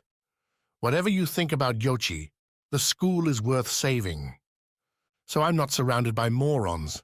Not entirely. Wish I could say the same. Jochi just laughed. The prison train disembarked not at the university, but at the docks, a commercial port, but a fortified one. Piers emptied of most ships, save a couple, went galleons prepping for an end-of-season run to Noctua. 3 stone towers watched over the loading, their tops crowned with hefty ballistae. Those went crossbows finding their giant brethren here. Always wondered why we never raided this city, Rasselbeck said, as their went guards lined the wagon riders up in a long line. Guess I know now. Easier prey out on the seas, Maena agreed. To her left, Svarde and Kivi aligned, while Pennifer and Rasselbeck waited to her right. Whence always obsessed with big and strong, they tend to miss fast and clever. That's okay by me. Yochi's planned defense seemed simple enough. The Went soldiers still in town would man the towers, using the artillery to slow down or destroy the incoming Fiends. Any remaining that made it to shore would be cut down by the prisoners. Any get past you, we'll handle them, Yochi said, walking the line. Any of you get a coward's belly, we'll handle you too. This isn't a choice. This is your freedom, what you're living for. Save the city, you'll earn yourselves an exile, free from our whips, our swords. Fail, Jochi grinned his murderous leer, and you'll be too dead to care. The prisoners would have no shelter while they waited, though the dunes proved bulwark enough from the outside storms.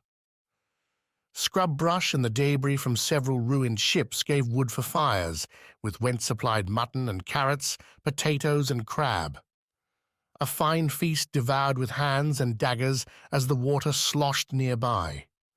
Jochi's line buttressed themselves beyond the docks, dragging bags of sand meant to staunch floodwaters into the streets, blocking easy travel and ensuring his small crossbowmen corps would be able to cut down any advancing or fleeing fools. Once the fortifications blocked the pathways, Jochi roared some signal, and a metal rain began, tossed from those towers to land among the sand. Maena didn't flinch like Rasselbeck like so many others. She'd caught the glint in the fading light and understood. "Weapons!" Rasselbeck called, the first in their group to reach the treasure sticking out from the coarse, pebble-filled grains. Seems they're not lying after all. "So we do their job," Svarde said, staying next to Maena, finishing his roasted mutton. "Get freedom.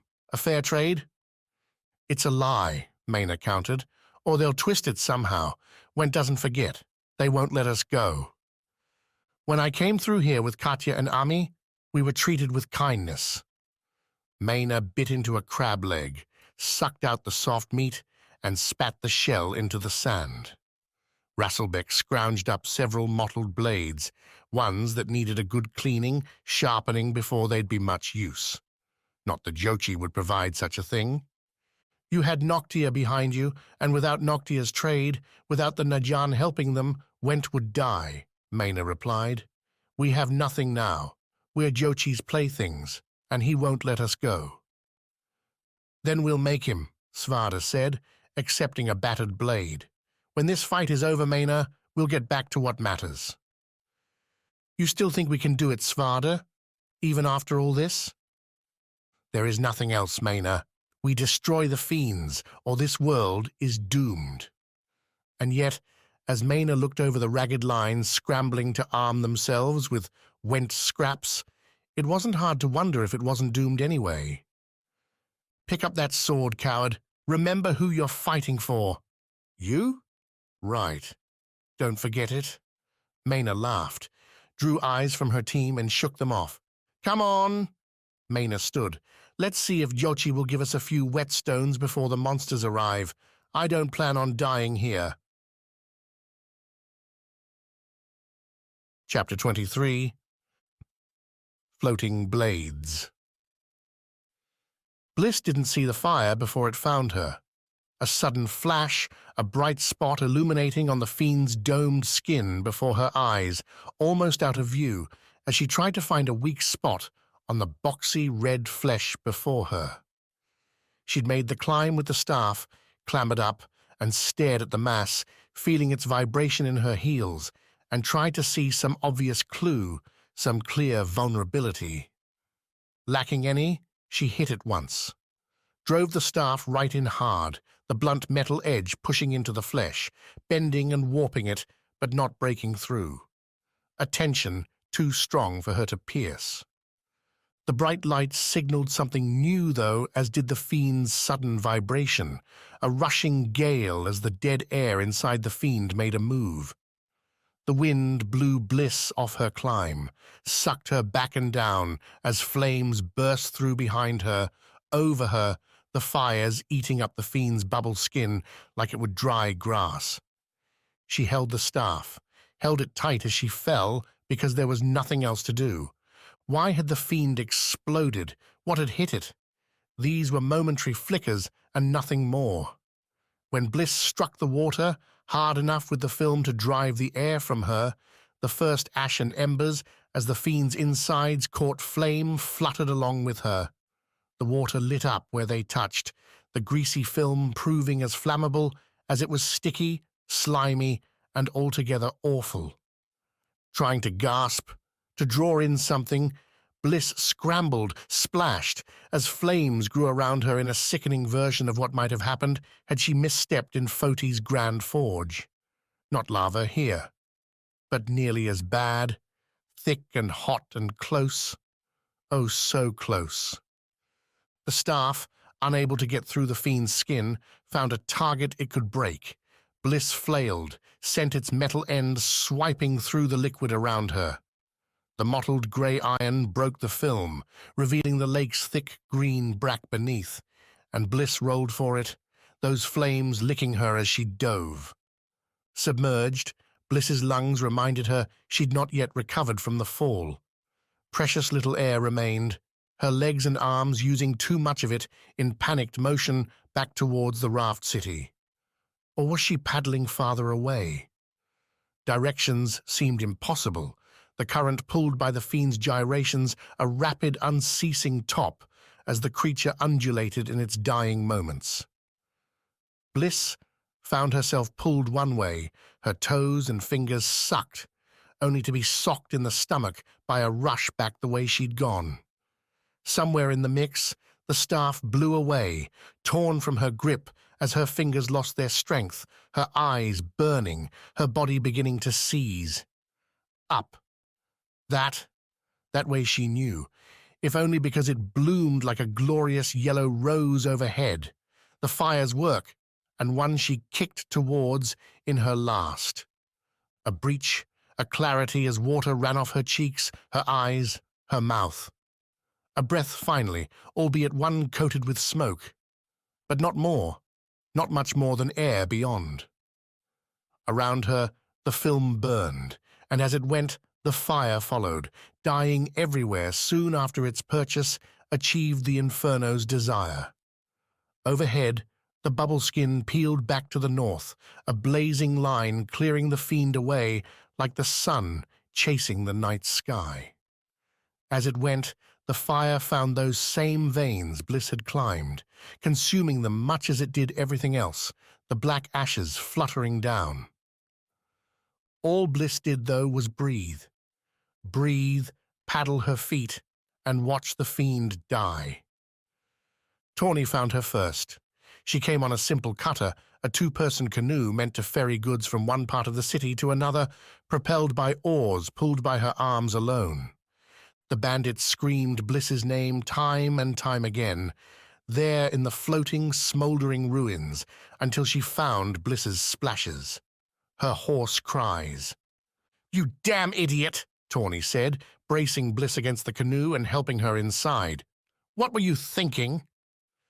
Bliss leaned back against the canoe, the rough wood dry, and for once free of the lake's slime, the fiend's film. Her skin almost glowed, such an angry red, those lines crisscrossing her every surface. "I'm asking you a question here," Tawny said, the bandit leaning over Bliss, close enough for her sharp eyes, her wild cropped hair to cut out the sky. "Why did you go alone?" Sensing this was one of those moments that demanded a response, that Bliss couldn't fake herself free of with a sleepy sneak away.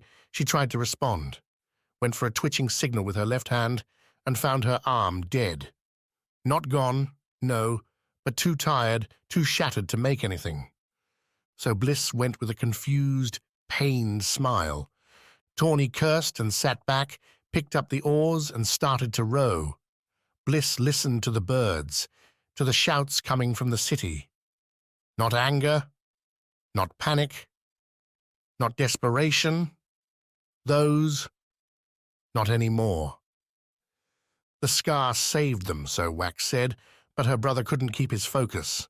A shouted joy at Bliss's return, followed by a handover of the Viz Skar to Bliss's palms.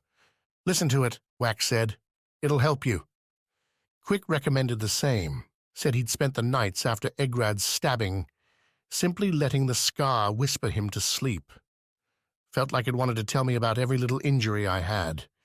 As it did, the wounds stopped hurting. Beyond that, as Tawny helped get Bliss set up in the outpost's lone inn, a place largely converted to a shelter in light of the fiend's increasing attacks, Wax and Quick didn't bother sticking around. "Yujo's missing," Tawny explained when Bliss finally managed to get the question across. "She disappeared while the fiend attacked. Apparently she was right with Wax, but didn't come with him on the boat to blow up the monster." Bliss tilted her head and tried to ask more with her eyes. Tawny, with a mug of ale in each hand, Bliss had motioned for one, and Tawny refused, declaring she needed both. Bliss could have water, and water alone. "What was I doing?" Tawny said in response. "The only damn responsible thing to do. Chase after you and your crazy self. I saw you go under and went hunting for a boat. By the time I found one, figured out how to use the oars."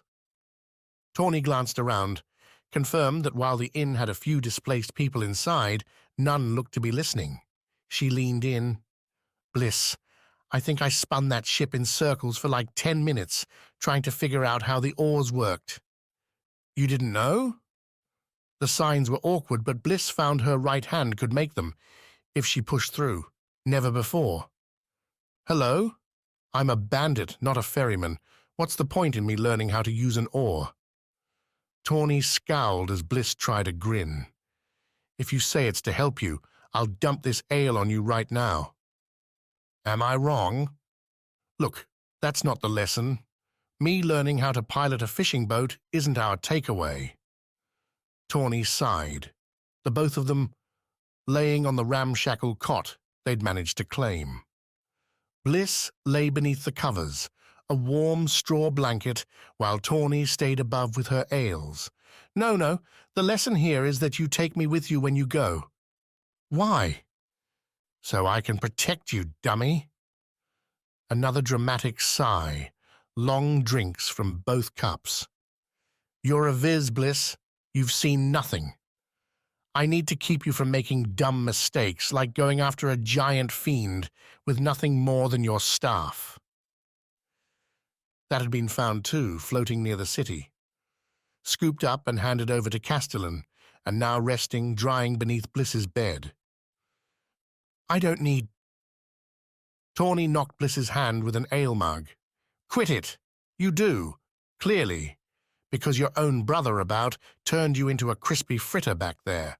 So next time you get these kinds of notions, you give me a heads up and we'll tackle it together, or better yet, I'll tell you to sit yourself down and stop being stupid. Bliss leaned back into the pillow, scratchy but dry, as much as anything she could want in that moment. Tawny flipped her babbling, went on to the aftermath, how they'd be cleaning up, finding out how to get to the Whirlpool in a couple days. Get the adventure on the road again. When Wax gets back, you mean? Bliss signed, her eyes half closed. Well, yeah. He's not going anywhere, Tawny said. Yujo probably slipped, knocked herself silly and fell in a barrel. She'll turn up. Tawny sniffed.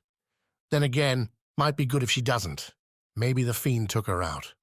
Leaves us with one less rival. Know what I'm saying? Bliss opened her eyes, gave Tawny the look she deserved for a comment like that. Oh, don't get soft on me, Tawny said. Yujo's beating us right now. We're not her guardians. Still, she was nice. Was she? Tawny's answer earned a punctuation from the building's other side, a bang as the inn's door, a rickety wooden thing, banged open. Castellan came through at a lurch, Quick in his arms. Bliss sat up as Tawny swore, saw Quick's bruised and battered body get passed along to the Naijan, acting as the town's only healer. The man eased Quick onto a dried weed pile as Bliss and Tawny came over, Tawny giving up an ale mug to let Bliss hold her arm. Quick's eyes fluttered, a puffy cheek. His hands held his gauntlets, the sharp wood fingers wet with red. Red Quick himself wore, with cuts along his arms, chest, legs, cuts too clean and sharp to come from a fiend's claw. That's not good, Tawny muttered, as Bliss knelt beside her brother. While the healer barked for ointments for bandages, Bliss took the vis scar from her own hand, put it in her brother's. Watched his breath ease quick, the flush around his features cool. Her own pain came back, the fading lines along her skin finding their burn. She could stand that, though, could endure. Give me that, Bliss signed to Tawny, who watched while chewing her bottom lip. The ale. Tawny handed the mug down, probably expecting Bliss to take a drink. Instead, the viz set the cold mug against her brother's temple, its chill meeting what otherwise felt like a fever's rapid onset. Quick's eyes shot open, found Bliss's fast. Wax, Quick said. They took him. East, Bliss. You've got to find them. Find who? The Queen's guards, Quick said, the words a rattle. They're back. Chapter 24. Rock Run. Like any kids, Sawi, Wax, and the others had played games among the trees, sneaking up on one another in the brush, swinging by on a vine, and giving a tap to a shoulder before dashing off. The fun melted days away. They all had their specialties too, Sawi's being speed. She could move between those trees, those vines, with an alacrity none of the others could match. Wax, sometimes, could pull out a clever route that'd get him ahead, let him make the hidden scare. But put Sawi on a path between 2 points, and she'd be there before anyone else. Not that speed helped her as she climbed inside the large Motilan house, nestled back against the cliff, with its grassy lawn stretching towards a steep drop. The speed didn't help, no, but the quiet did, placing her feet with the toes down first so they didn't make the slightest sound coming into contact with the rock floors.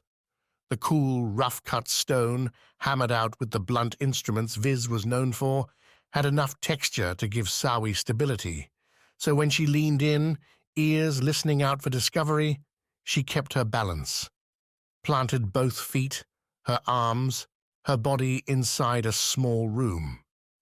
An empty mossy bed lay to her right, stitched up on boards. Not the hammocks back in Kitae. Maybe too windy, too hard to make here. Random satchels, little crafts littered the space, including some hung on the thatched bamboo walls, stone for the outer shell, easier things for the inside. Too many projects, too few completed. Just like Motilan to quit the effort halfway. The voices grew louder again, gladrings among them, protesting the argument Sawi had heard. Counters flew fast, followed by a scraping noise, something heavy being dragged across the floor. Sawi went to the room's sole exit, snuck an eye around the doorway. A central hall ran right and left, thin and stuffed with satchels, loose crates flush with fruits, vegetables, forage. To the right, the house's front door lay almost within Sawi's reach. Closed, the wood an irregular fit to the square stone frame. Across the way waited a glow, the only one in the building where the noises came from. What was she doing? The thought stopped Sawi cold, even as a different sound popped from the next room. A thud, hard and fast, followed by a spat curse from Gladring's mouth.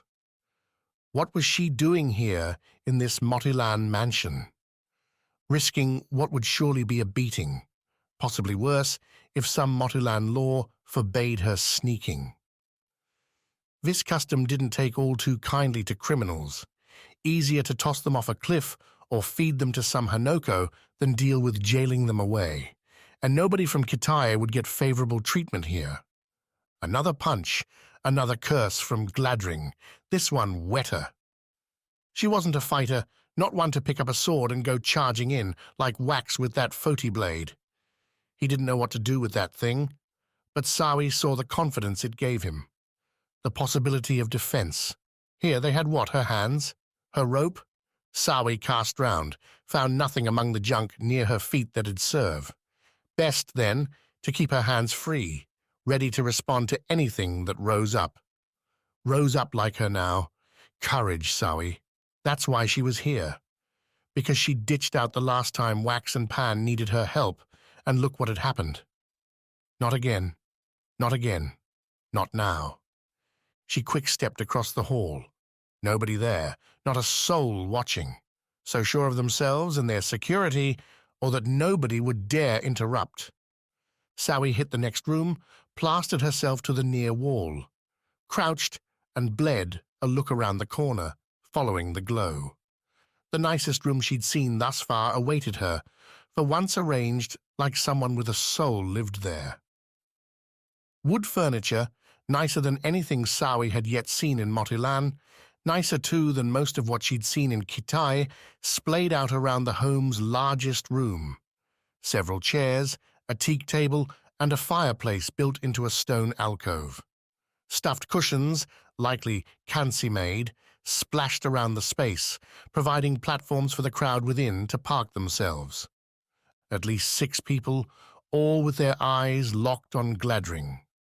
A seventh, a large man with a weathered look to him, loomed over the tenant.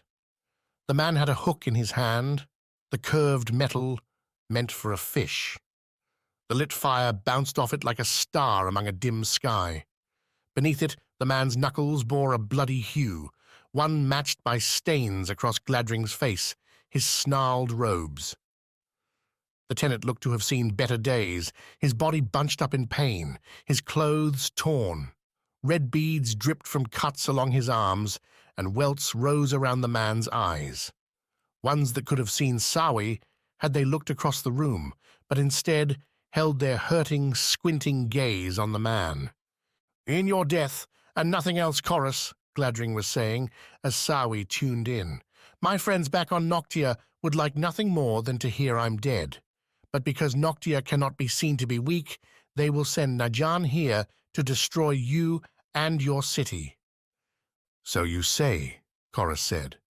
"So you've been saying, Gladring. Knots are all around us. Everything we do binds us to you and your schemes. You benefit, we lose."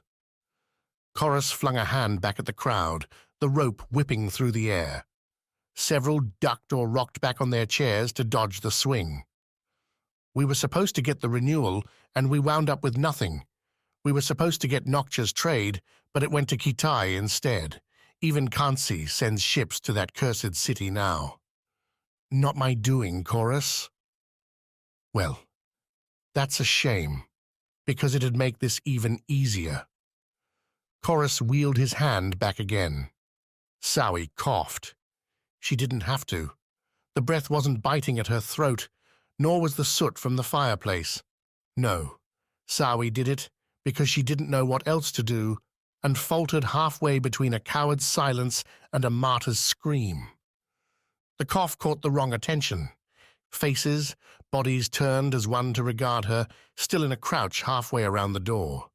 Mouths opened, heads tilted, as their minds tried to find a rationale, a reason for someone they didn't know to be there. Until one provided an answer. "It's the Kitai girl," said a swarthy woman near Gladring's chair. "She came in with him today." "So you're not alone," Chorus announced as Sawi stood, kept her legs tensed. "Gladring, if you ever wanted better evidence for your betrayal, a Kitai woman is the perfect choice." He nodded towards her. "Take her, another Noctia pet to ransom." Sawi spun, kicked off the stone wall as chairs creaked and boots hit the floor. She burst through the bedroom, a spare hand catching the door on the way through and swinging it shut. The window became a narrow path through the trees. One Sawi dove through, dodging the walls and hitting the grass with a forward roll as she might a giant frond. Keep the momentum, keep moving, because to slow, to fall, was to die. A law of the jungle, a law of this. The cool grass gave Sawi traction, and she broke forward straight across the yard, right to the cliff. Behind her, shouts grew pointed as the pursuit saw her exit, her path. What they didn't expect, going by their exclamations, was Sawi's dive off the cliffside. Starlight coated her fall, air rushing around her as Sawi, hands moving before she hit the cliff's edge, unwound her rope. When Sawi hit space, the rope trailed beneath her, waiting for a snap. One Sawi gave as she dropped, snarling the rope towards a narrow tree, sprawling out from a lower ledge, one seemingly trying to reach the horizon rather than the sky. A path plotted on her way in, and now taken, the rope making its catch and looping Sawi hard to the right. A swing that'd end with her smacking back into the cliffside, if not for her second yank, a slight upward tug on the rope that released the sticking hooks on its end. Now she truly flew, whipping both down right, a speeding dart heading towards Motiland proper, crowded buildings and few trees to make for a rescue. Nevertheless, Sawi didn't panic, couldn't freeze up. To do that was to die, and not in proper fashion. Instead, Sawi snapped her rope again, this time flinging it against the wall to her right as she tumbled. The rope bit into the rock, scraped it, jerking hard enough against her that Sawi felt her shoulder pop, its pain blending with the burn on her skin from the rope's hard brush. The pain found a partner when the rope's pull, slowing her, brought Sawi into a scraping run along the cliff wall. Her skin turned to fire, Sawi's right arm went numb, but she struck the next roof slow enough to avoid death. Only a bounce along the thatching, only a roll across sticks and leaves, only another fall to a narrow ledge past it. Sawi's rope left her battered hands as she struck, lying there in dusty dirt, a harvested garden. With her face pressed against the hard soil, Sawi sought to breathe, to see if there was a part of herself not yet bruised. Her feet, her legs. Scraped, yes, but not destroyed. Her left arm, too, seemed viable enough to push Sawi to a stand. The move brought with it a dizzy wave, Sawi's head suffering its own smack in the wild descent. Still, she sighted her rope, its end hanging over the roof. Her landing spot was little more than a shack, matching the smallest Kitai tree houses in size and not at all for style. A sole window, no outlet for a fire, and dark inside. If the owner was gone, then that made at least a small mercy. Sawi tugged down her rope, tried to wrap it with her right hand around her waist, only for her shoulder to erupt in splintering, breath-stealing pain, went with a crude, left-guided wrap instead. Took a deep breath at the end, tried to find a note of hope in her survival. Gladring, taken, likely a hostage or worse. What would she do now? Sawi's question took on a more immediate turn quick, as voices carried over the cliffside, ones coming closer. The pursuit hadn't quit, and they were near. Sawi flung a look behind her, to the ledge. Another steep drop, with few options for a swing. This wasn't Kitai. Motilan wasn't built for her skills. But she had 2 feet. She could run. And Sawi, even wounded, even exhausted and scared, had speed. Chapter 25. Caught. The trail wasn't hard to find. A walk back to where Wax had left Yujo when casting off the oil boat, and there, breaking back into the marshes south of the city. Bent reeds and lines in the mud, boot prints leading from the abduction into the murk. A question presented itself then, with the light fading fast. Going after her now is going to be dangerous, Quick said, already slipping the gauntlets onto his hands. Wax noticed, nodded at the arms. But you've made your choice. I just know what you're going to do. Wax flicked a grateful grin. You think I can't walk away from a fight? Not if you think you're responsible. Ah, Quick, like his sister, good and ready to cut to the heart of things when he wanted to. Wax suspected, no, knew his siblings understood Wax better than he did himself. Good thing, then, they were his guardians and not his enemies. Then what are we waiting for? Quick pointed, those deadly wood gloves on and secure at the marsh. We go slow, quiet, a hunt, Wax. These guards aren't stupid, wouldn't be responsible for the Queen if they were, which means they left those prints on purpose or didn't have time to clear them. Whether the guards were moving fast or setting an ambush, Quick and Wax took a measured pace, slipping into the reeds and staying low. Wax had his Foti blade ready, still hurting some from the fire around the Fiend, but stable enough thanks to the Viz Skar. That and the lightning urge to keep moving, keep striking after Yujo. Because Quick had it right. Wax had left her there alone, and while Yujo seemed nothing if not capable, he shouldn't have been that careless. If that had even been his decision to make in the first place. Damn, this was turning out just like Pan. His friend had made the call to catch the Skar after Wax threw it, to run away down the Great Sana with it and risk the injury in the chase. Yujo had made her own choice not to go with Wax, to... There, Quick whispered, tapping Wax's shoulder. You can see the armor. Those Kansi plates, so glass-like and beautiful as they moved, had a nasty habit of catching the light, sparkling it like a diamond. Wax couldn't call himself an expert in warfare, but as a hunter, anything giving yourself away like that had no purpose. Well, no purpose save one, warning everything else to stay away. Circle them? Wax whispered. We need to make sure they're all around first. Quick's suggestion came to prescience moments later, as the pair slogged through waist-deep water. Odd things brushed up again and again on Wax's legs, his waist, and he refused to think about what they were, and neared enough to see Blinth and Silverin, the guard commander, pulling a struggling Ujo between them. The queen, blossoming up a wild grin on Wax's face, undercut their every stride. She slipped in the mud, grappled with the guarding pair at every opportunity. The two Kansei soldiers snapped demands at her to cooperate, to act her station, only to earn curses from Ujo in return. The queen herself was coated in mud, plants and dirt in her clothes, her hair, and everything else. In short, she looked like a viz hunter after a week in the jungle. "She's got spirit," Wax whispered. "Gotta admit that." Quick didn't reply. When Wax looked to his right, expecting to see his brother there, he saw nothing instead.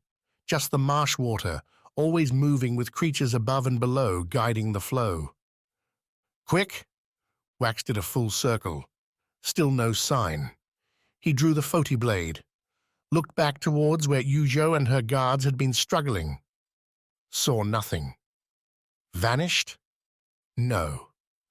Not even a Kansei windmaster could disappear into thin air, which meant something worse. Sinking to his chest into the water, Wax sniffed, listened. Heard only the marsh's drips and drabs, a few distant frogs croaking out a futile search for bugs in the cold air. The water itself bore a chill, too, though nothing compared to the icy Foti sea. Wax ignored it, stepped slow onto the low rise where Ujo had been a moment before, pushed through several reeds.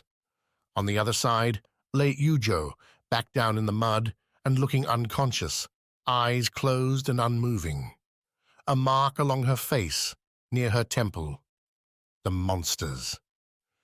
"I would say you have a choice," Blinth spoke, Wax whirling back to find the third guard rising up from the marsh water behind him. Had the man been submerged in there all along? Or was he simply a phantom?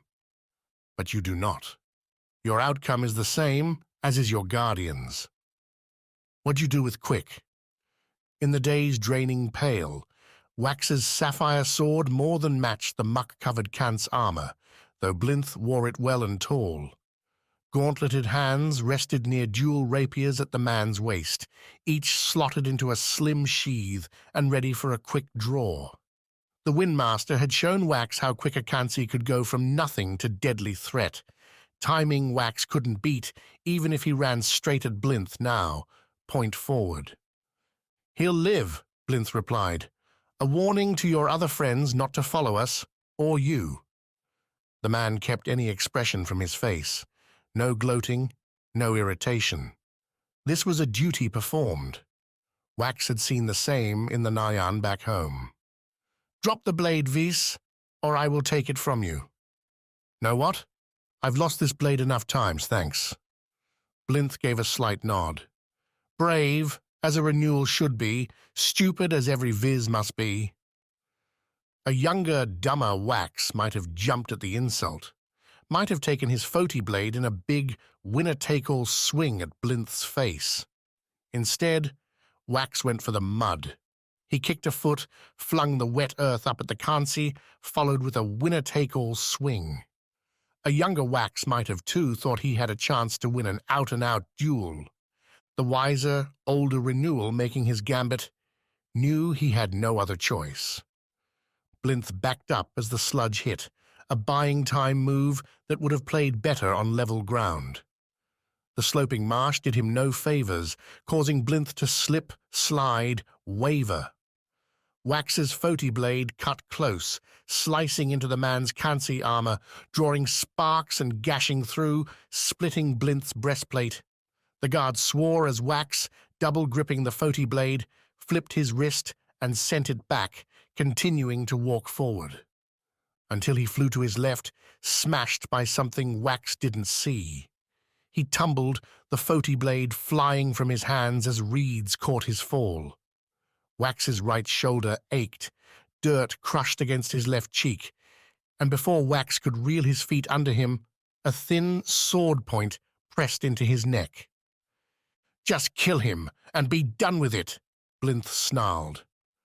Wax wanted to turn and look, see who held him, but every time he twitched his neck, that sword point pressed in harder. "He's ruined my mail." "You ruined it, letting him hit you," Silverin replied. "A Kanse royal guard, struck by a vis. You should be stripped of your rank this very second." If Blinth had a ready reply, he didn't say it. "What, you won't kill a Renewal?" Wax said, his voice mushed against the earth. "Too mean for you?" "Noctia won't allow it," Silverin answered. "Simple enough. Die by a fiend. Die by disaster. The world mourns. Die by our hand, and it's our necks that pay the price."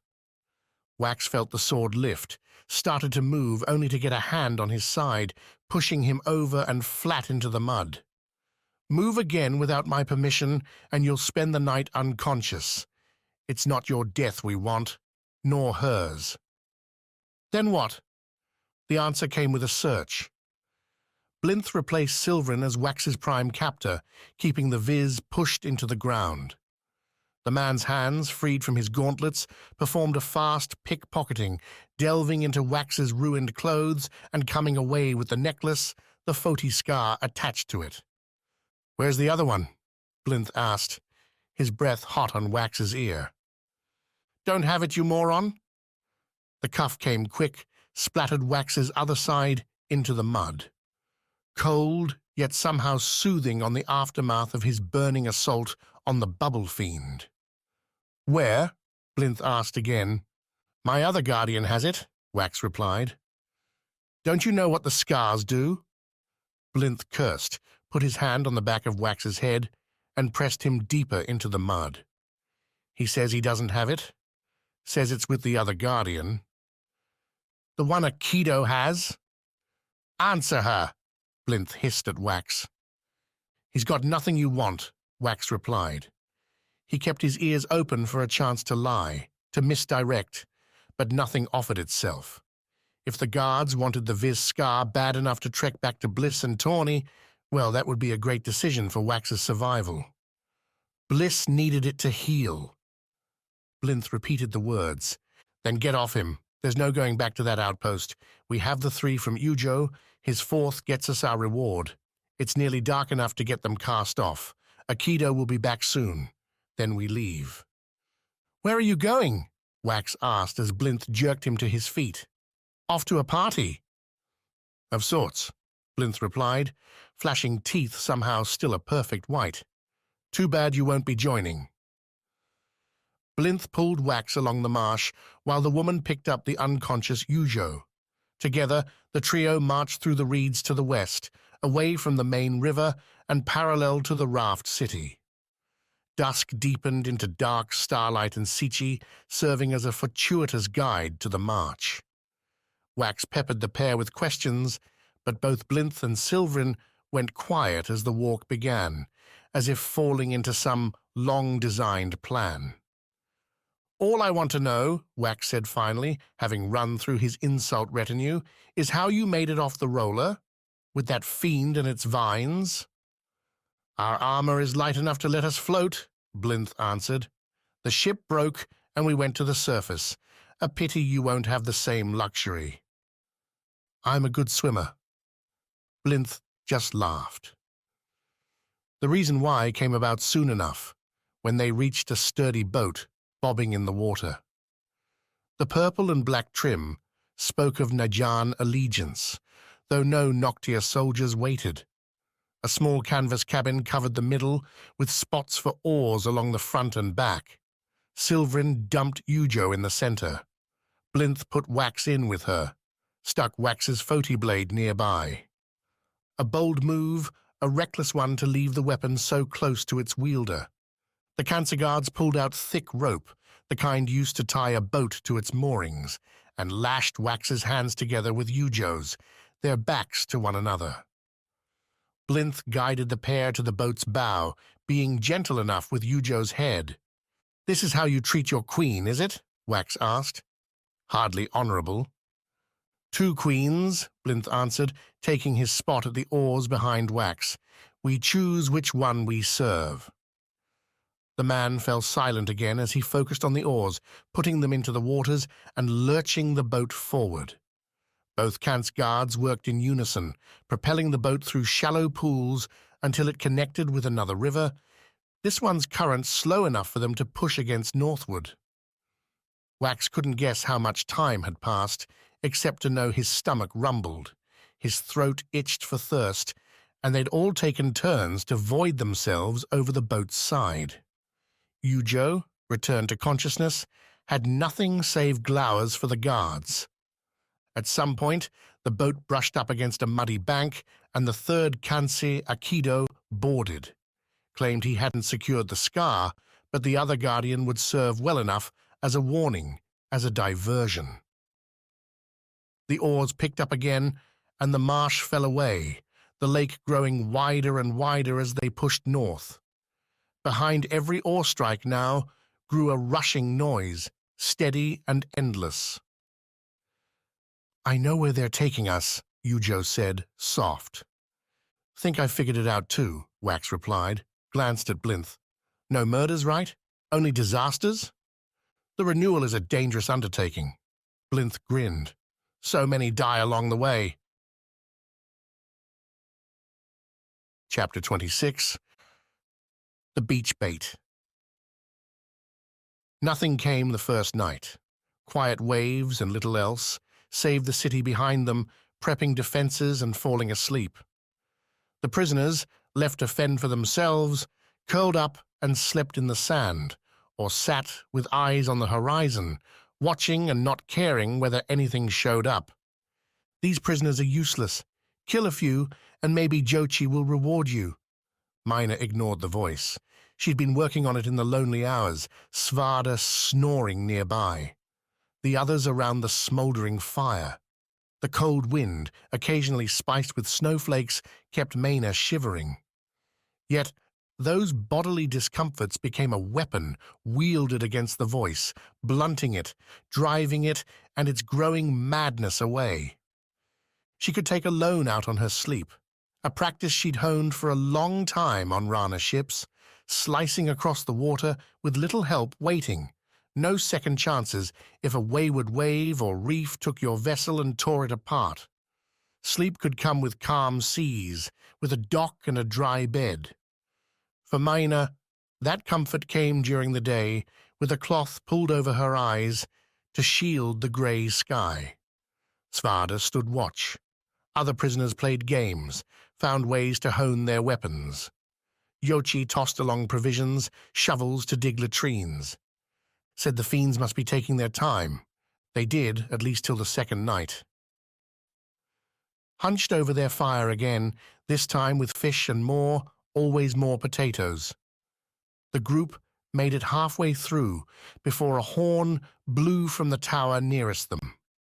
Blasts followed from the others, rebounding around the foothills in a sonic cascade. "You can see it." Svarde nodded past the fire, towards the ocean. White crests, shadows, shapes moving against the horizon, winter clouds obscuring what little light there would be. A loud twang sounded from the near tower, and a burning dart soared into the dark, a gold radiance getting brighter as it went, nearly reaching the white crests before it exploded in a spark shower wide enough to cover the whole beach, and show that the enemy, the things crashing towards them, weren't fiends at all. The prisoners shouted, stood, Maena among them. The shadows racing in weren't monsters, but sloops, cutters, frigates belonging to a Rana fleet. In that flash, too, it became clear those ships weren't perfect. Ripped sails, gouged hulls, some chugging along deep in the water with ropes linking them to larger vessels. "If there's been an attack here, it's on them," Maena said. "This is a trap. And not for us." Svarde picked up his broad metal blade. "Get ready. We're not fighting our own kind," Rasselbeck said. "No way." Rasselbeck's words cut off as another prisoner, arms high and mouth hollering, ran back towards Jochi's line, calling the Warlord a coward, demanding he help the sailors. Those words ended with a single crossbow bolt. the quarrel sticking out from the man's chest and driving him to the ground. "The offer!" Jochi's voice bellow, beating down the waves, the clamor with its sheer force, "stands! Destroy the enemy! Win your freedom! Do not, and die!" The ballistas opened up as he finished, the first long bolts lancing out towards the coming ships. 2 missed, 2 hit home, blowing into a cutter pair and sending wood, bodies into the sea. Both craft lurched, listed. Another 15 remained, still barreling in. "They can't mean to fight," Rasselbeck said, his hands hanging limp. "There's no victory for them." "Don't think they mean to," Pennifer replied. "I think they're running from something worse." Maena nodded, the sick twisting in her stomach growing as the ships neared, the wounded on those decks coming clear even in the dim light. The ballistae fired again, 3 hits now, the 4th sailing over its target into the water. The main frigate took the damage, the giant bolts hanging off it like some spiny growth. The artillery wouldn't get another shot. The Rana closed too quick, skilled sailing despite the damage, their wounded crew. Metal scraped around them, prisoners seeing their choice and making it. "Do we fight, Maena?" Svarde asked. "You're asking me?" Svarde didn't answer, but gave her a level stare that served as well. These were her people, she was their commander, an easy sacrifice for your life. Svarde should kill them just like he did me. Svarde asked her for honor's reasons, but that would only go so far. The man had a goal, and he would do what he could to achieve it. Dying on this beach served nothing. "Follow me," Maena said. "We'll make it out, souls intact." "Big promise," Pennifer muttered, but the 3 and Kivi trailed Maena as she made her way forward off the line, then left near a ballista tower's base. The stout door in had been bolted, sealed, but that wasn't her goal. Instead, Maena moved them around to the tower's front, putting them closer to the waves, the ships now seconds from landing, but blocked from Jochi's view. "Keep your arms up," Maena said, "but make no attack, only defend, and maybe we'll make it through." "And watch our friends die," Rasselbeck cursed. "You knew that would happen the second you signed up for my crew. This is the price you pay for a chance at something better. Wasn't on any contract I saw." Maena snaked up her rusted saber, stuck its point into Rasselbeck's gut. The older man just snarled at her, didn't move, the stone tower at his back. "Then do what you want, Rasselbeck. Throw your life away." Maena withdrew the saber. The first Rana ships ran themselves aground, sliding up the sand. "Don't make me do it for you." The words didn't mollify the raider. Maena figured nothing save a stiff drink and a few dead rockbiters would do that, but Rasselbeck didn't try to cut her head off either. Nor did he join the charge as the desperate prisoners ran down the beach towards the landing Rana ships. For their part, the Rana kept what composure they could. Maena recognized the vessels, the people on board. Raiders, yes, but sanctioned ones. Professionals prowling the seas for cargo they could find from anyone Rana had a disagreement with, which meant mainly Went and Kansi. The Nayan had a crap navy, one occupied ferrying soldiers and supplies from their outposts. Without much presence on the seas, Rana's tiny isle could take what it needed within reason. But theft had a way of haunting the thief, and those Rana paid that debt now at the rusted, scared hands of a trapped people. As sailors jumped off the landing ships, they found themselves pressed by the motley. Snow spinkled as red spattered, weapons finding their mark. Rana crossbowmen fired into the charging crowd, drawing their own blood. Well-armed raiders carved up prisoners that didn't strike with surprise, batting aside inferior arms and using their sabers to vicious effect. Maena's group held firm. Whether because they weren't a part of the chaos or through random luck, The fighting broke up around them as the Rana professionals found their footing, pushed back the prisoners. The forced rabble broke here and there, poor souls choosing to dash up the beach in hopes of... what? Maena wasn't sure.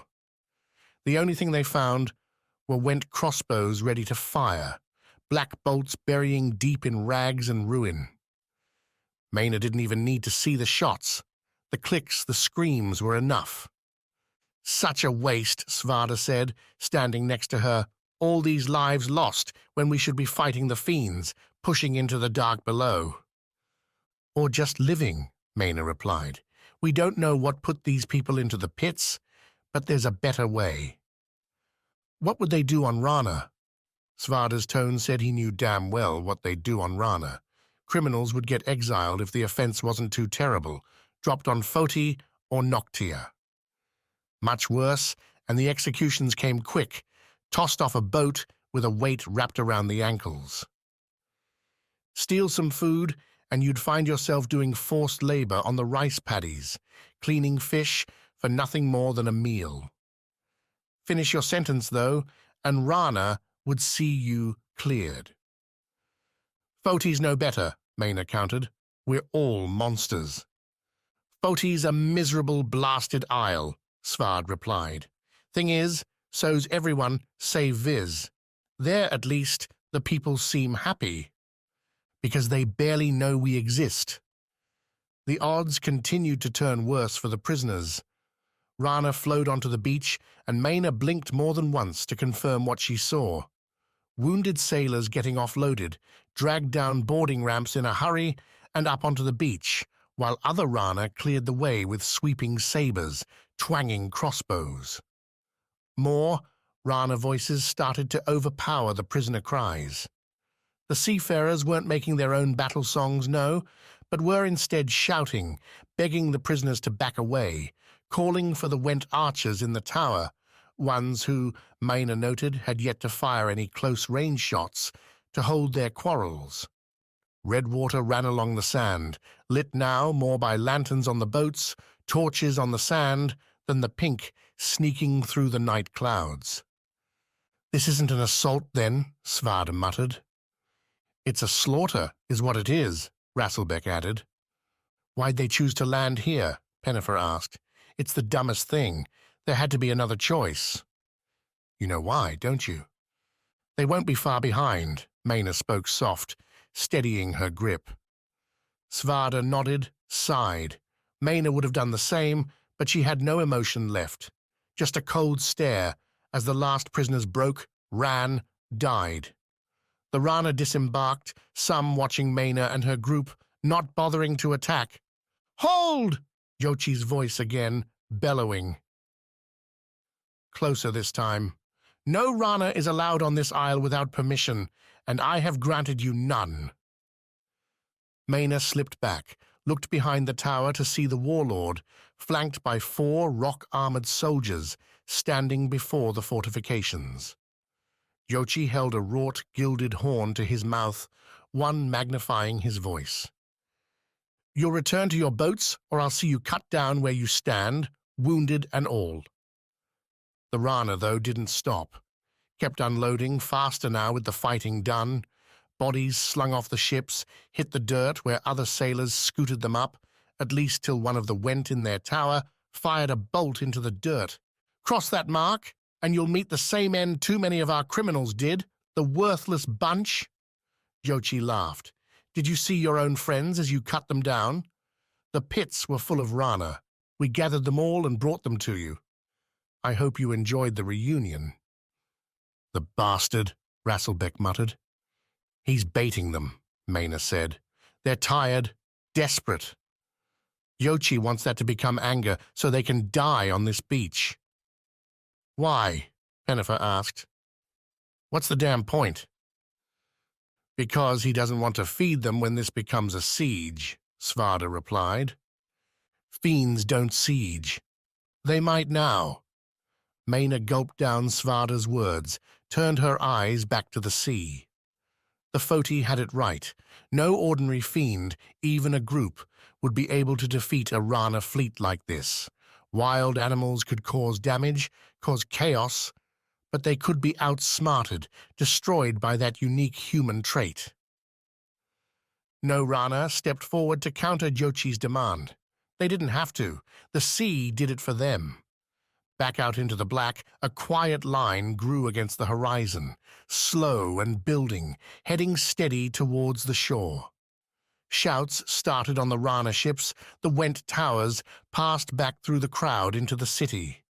A single ballista shot, the long lance streaking beyond the light to strike the wave with a crackling, clashing ring. An unnatural noise, one Maena and Svarde knew too well. Metal. The wave, nearly as tall as the towers now, parted, broke and splashed away to reveal a crusted-over sloping bow, not a sail in sight. Upon its soaked shell were carved lines, designs even at this distance coming clear to Maena in their twisting undulations, all guiding the water to twin fins off either side, ones moving up and down at frantic speed, driving the vessel, twice as large as the Rana frigate, towards the shore. Kivi snorted. Svarde nodded. Now the real battle begins. Chapter 27. Cause lost, cause found. By the time Bliss and Tawny made it to the outpost's edge, ready to step off into the mud, nightfall and looming exhaustion both waylaid their hopes. Tawny acted on it first, grabbed Bliss's arm, and held her back as she tried to go on into the marsh. "Then we take a torch and follow," Bliss said, when Tawny put a voice to her objections. "You want to take a tiny flame out there and go looking around?" Tawny asked. "You. Who's shaking where you stand? Who would have been dead asleep by now? What happens when that charge runs off and we're deep in that muck?" "It won't. I won't." Bliss believed it too. Quick's awful appearance and Wax's vanishing blended into a strong cocktail, and she'd run to the ends of this aisle and the next before dropping down for a nap. "Then how about we try something different?" Tawny asked, backing up further, as if to invite Bliss to sanity. "We know it's those Kansi guards who took 'em. Spare a prayer for the roller's captain and crew, by the way." Bliss almost winced. She'd not thought of those four, the ones who'd carried them up the river. No sign since the fiend attacked. Had she grown so callous as to simply move on? Or had it become a necessity in a more dangerous world? "That's what I thought," Tawny continued, nodding at Bliss's expression. "We're running so fast, we're losing our thread." "Our thread? What's that got to do with the roller crew? What's the whole reason we were sailing up this way?" "The Skar?" Tawny nodded. "Right.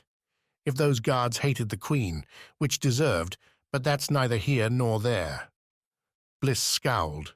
Tawny shrugged. "Anyway, point being, they could have knifed her any moment between Foti and now. They had nights with her in that roller where they could have done her in, and nobody would have known." Bliss glanced back to the marsh. Tawny had a habit of getting long-winded, and every minute spent listening to her spout theories was one they could have burned sponging along the mire with an eye for Wax. "Stay with me, Bliss, because I'm untangling this as we're talking, and I think I'm onto something." Bliss rolled her eyes, but sent them back to Tawny. "What then?" "I'm saying they want the Skars, same as us, which means if they've got Yujo, there's only one place they'll be heading.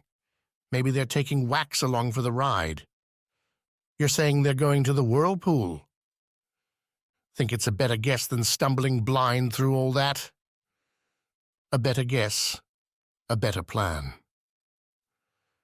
Bliss flicked her fingers as she pushed past Tawny, heading the opposite way. "Could have said all that at the start." "Did you miss when I mentioned I was working it out?" Tawny replied. She ran after Bliss all the same.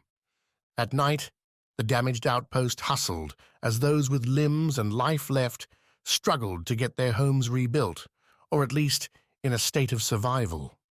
The couple working hearths burned, cooking soups, the smell a nice reminder to Bliss as she ran that once again she'd be giving up a cozy night for one in the wilds. The thought almost brought her to a stop. If the Cansey traitors were taking the Queen and her brother to the Whirlpool, and if Bliss and Tawny meant to follow and catch them, they needed one thing: a guide. "Not a chance," Castellan said, half asleep in a chair back in the central warehouse, now serving, as every standing building seemed to, as an infirmary and inn. "With Reith getting ready to go south with the worst of the wounded, I'm the sole Nayan left. Can't be taking off in the night, even for your renewal." "Isn't that your job?" Tawny asked, the two of them standing before Castellan with their best glares on. "Isn't the whole point of the Nayan to help the renewals, or are you a coward?" "We work for the Circle, not your renewals," Castellan snapped, then softened. "Not that I'm ungrateful for what you've done. Destroying that fiend saved our outpost. I'm not going to risk it now by leaving." "Oh, what's going to happen? All your friends going to loot the place?" Castellan sniffed. "Maybe." He held up a lone finger before Tawny could whip up another sarcastic reply. "I think what you're doing is stupid, to try and go onto the lake at night. But there's boats aplenty missing owners now, and the skies are clear, so I'd say you have half a chance." Castellan sat up, leaned forward, like some ancient storyteller about to divulge a tale. "You want to find the Whirlpool, grab your oars and go north, you'll hit it." "That's it?" Tawny asked. "That's it." "No secret password? Hidden cave? A switch to find and flip before fiends tear us limb from limb?" Castellan flicked his eyes towards Bliss, who shrugged. Getting a clear direction only boosted Bliss's energy. Tawny refilled their water skins, snuck some soup bowls out to the dock for the pair to wolf down before jumping in a halfway decent grey boat. Their chosen vessel had a couple seats spanning its width, a length about triple Bliss's own height, and enough room to store a couple more when the rescue inevitably came back successful. "Thanks for coming with me," Bliss signed as they ditched the bowls, stepped into the boat under Sichi's pink light. "I know it's been a long day." "Yeah, I do know. I lived it." Tawny sat back with the oars. "Learned how to use these things only a few hours ago, so don't expect much, Captain." "Captain? You see anyone else on this boat?" Tawny made a show of looking left and right. "I sure don't, and I'm equally sure I'm not Captain Material." Bliss smiled. Tawny had a way of making the awful bearable sometimes. "Just remember, as Captain, anything goes wrong, it's your fault. I'm blameless on this enterprise." "Agreed. Now shove off, and let's go rescue my brother." Her energy flagged before the outpost, and its cozy orange glow disappeared. Bliss's muscles began aching almost from the get-go, every stretch and strain tugging at skin that just wanted to heal. Her head pulsed, telling Bliss to find herself a bed before she passed out. Even Tawny fell quiet quick, the bandit focusing on moving the oars so as not to knock the boat into a spin. Bliss figured out the groove quick enough, not so different from anything else with her arms and legs. Keep them in sync to get where you needed to go. The Whirlpool, too, didn't hide its presence. If the outpost's light dimmed, a great noise to the north grew, some monstrous beast roaring like a Hanoko in its prime. The sound gave them a direction. The lake didn't fight them either, a night for once without whipping winds, as if the fiend's death prompted nature to hold a solemn vigil. "You know," Tawny said, her tone not matching the words, a near shout to get over the Whirlpool's roar, "this whole thing might be pretty neat if it weren't for the death and all." Bliss nodded. With her hands occupied by the oars, she had no other way to respond, and with their goal so close, no reason to slow down.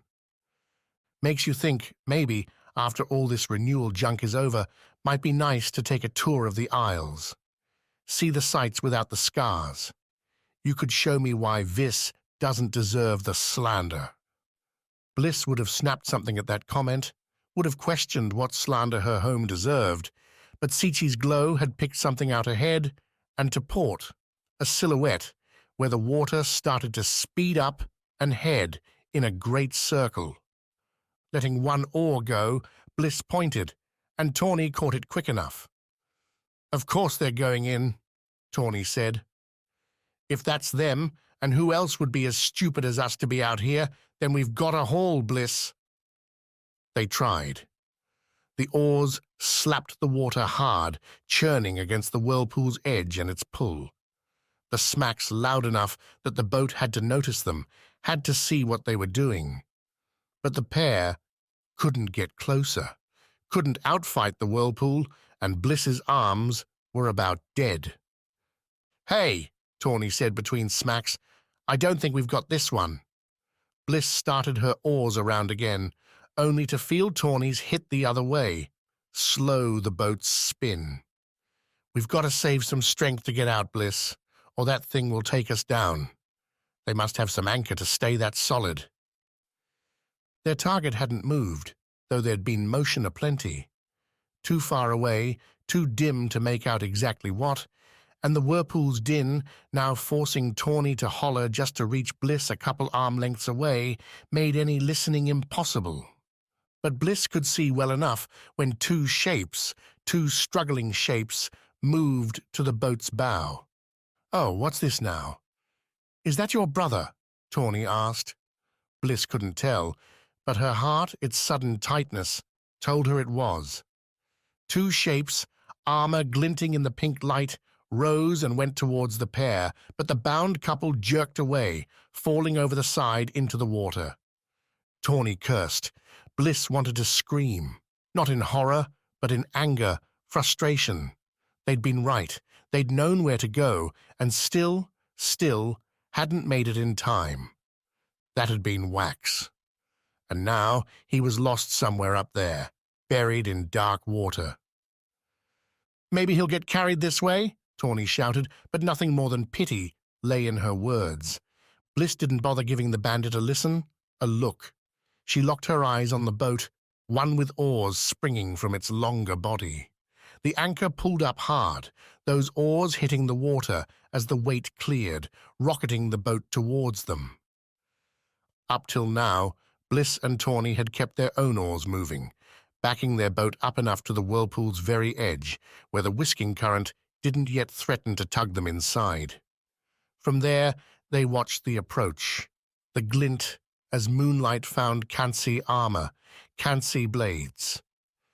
If Bliss and Tawny bent their boat at the right moment, turned their oars, they might get a burst long enough.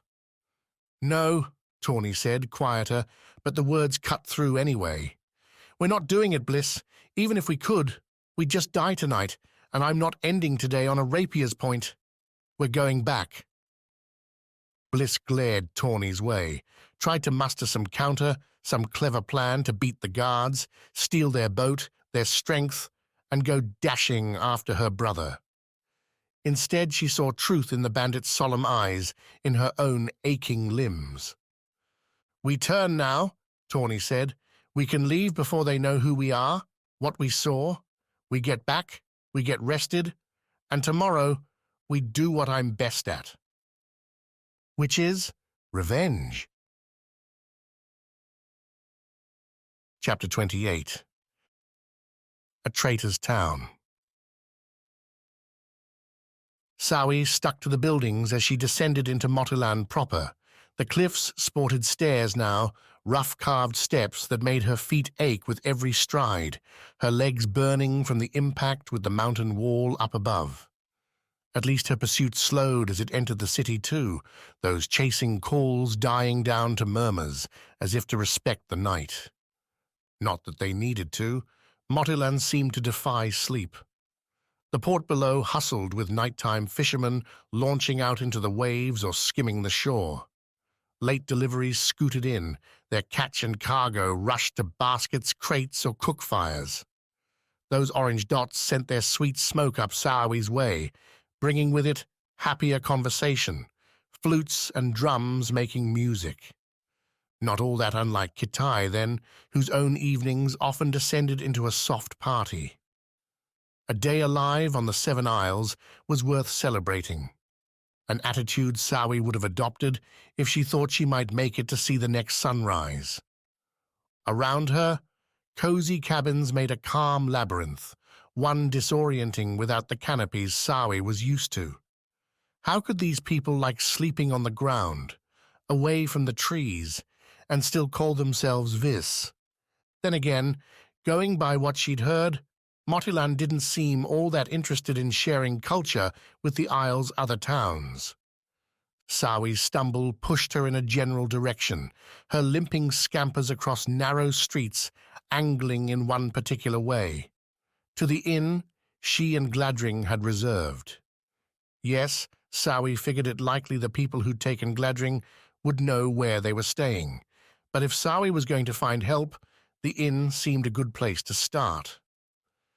Travelers would be there, sailors from other isles, maybe even a Nayan or two, someone who wasn't on the side of those toughs, who wouldn't be as keen to throw Sawi to the gang. If not, well, Sawi refused to think about that. Panic's edge only allowed a little planning. The inn's light wood door pushed in easy, Sawi almost falling inside as it swung open. A fire's warm crackle, glib conversation greeted her. A glance picked up somewhere around 8 people drifting among the few tables, wood cups bearing the fruit wine. As Sawi let the door swing shut behind her, more than a few of those eyes looked her way, noticed what must have been a rough appearance. "What happened to you?" the chef, innkeeper, and all-around matronly lady asked, coming out from the back with several more wine cups. 2 she set on a table, the third she kept in her hands, leaving its intended staring after her with an unasked question on his lips. Instead, the innkeeper shoved the glass at Sawi, who took it, along with the woman's arm in hers. "Come on over here, there's a chair, and we'll get you seen to." The wine went down sticky and sweet, orange and perfectly cool to match the night. Sawi collapsed into the chair, one near enough to the stone fireplace to catch its warmth. A shiver broke out, a tear or two made threats, but Sawi blinked them back. Remember, Gladring's endless suspicion came to her. Trust is your enemy. "Tell me what happened," the innkeeper said, returning to Sawi's side with a wet cloth, one smelling of years, soaking up wine spills. Nonetheless, Sawi let the coarse fabric wipe away the blood around her cuts. "I've a bath being drawn for you as we speak." "Thank you," Sawi replied. "We can pay for it." "I'm sure you can. Now out with it. What's gone wrong? And where's your friend?" Before she spoke, Sawi caught the quiet. The inn's crowd had fallen nearly silent, save for a few mumbled words. She'd be telling the story not to the innkeeper, but the entire inn. Best make it a good one then, as Wax would say. So Sawi weaved what she could, kept as close to the truth as she dared. A ragtag group after her and the Nayan. She'd run after their lives were threatened, slipped and fell a few times, getting away in the dark, the Motilan paths unfamiliar. And where was the Nayan? Somewhere out there still. She'd gone to get help. "Up the path, you say?" the innkeeper asked when Sawi had finished. "Near the top," Sawi replied. "Close enough to the house where Gladring was held." "Odd place for bandits to be," the innkeeper muttered. "Odd time, too. Scoundrels hang up their knives when the fiends come. Gets too dangerous to be out in the jungle." The innkeeper handed Sawi another cup of wine. "You sure that's what they were? Thieves?" "Near as I could tell." The innkeeper threw a look, a wave at a triple-set table, the one she'd stiffed on the wine earlier. The 3 men there, all looking about as tired as Sawi, nonetheless snapped up to their feet and made for the inn's exit. "They'll take a look, see if they can find your friend," the innkeeper said. "All of them can throw a mean punch, and I know Tok's carrying a skinning knife." At Sawi's blank stare, the innkeeper smiled. "Now about that bath?" The water kept the innkeeper's promise, its warmth softening Sawi's wounds, the dirt floating away. The tub sat in a large room at the inn's back, along with several others, thatched partitions giving the bathers some small privacy. Another wine cup made its way to the small table near Sawi's bath, though she'd left it untouched so far. The sugary drinks were already muddling her head. Was the innkeeper telling the truth? Was her sympathy, this bath, all an act to keep Sawi here? Or were things, as the woman down on the beach suggested, more split in Motilan?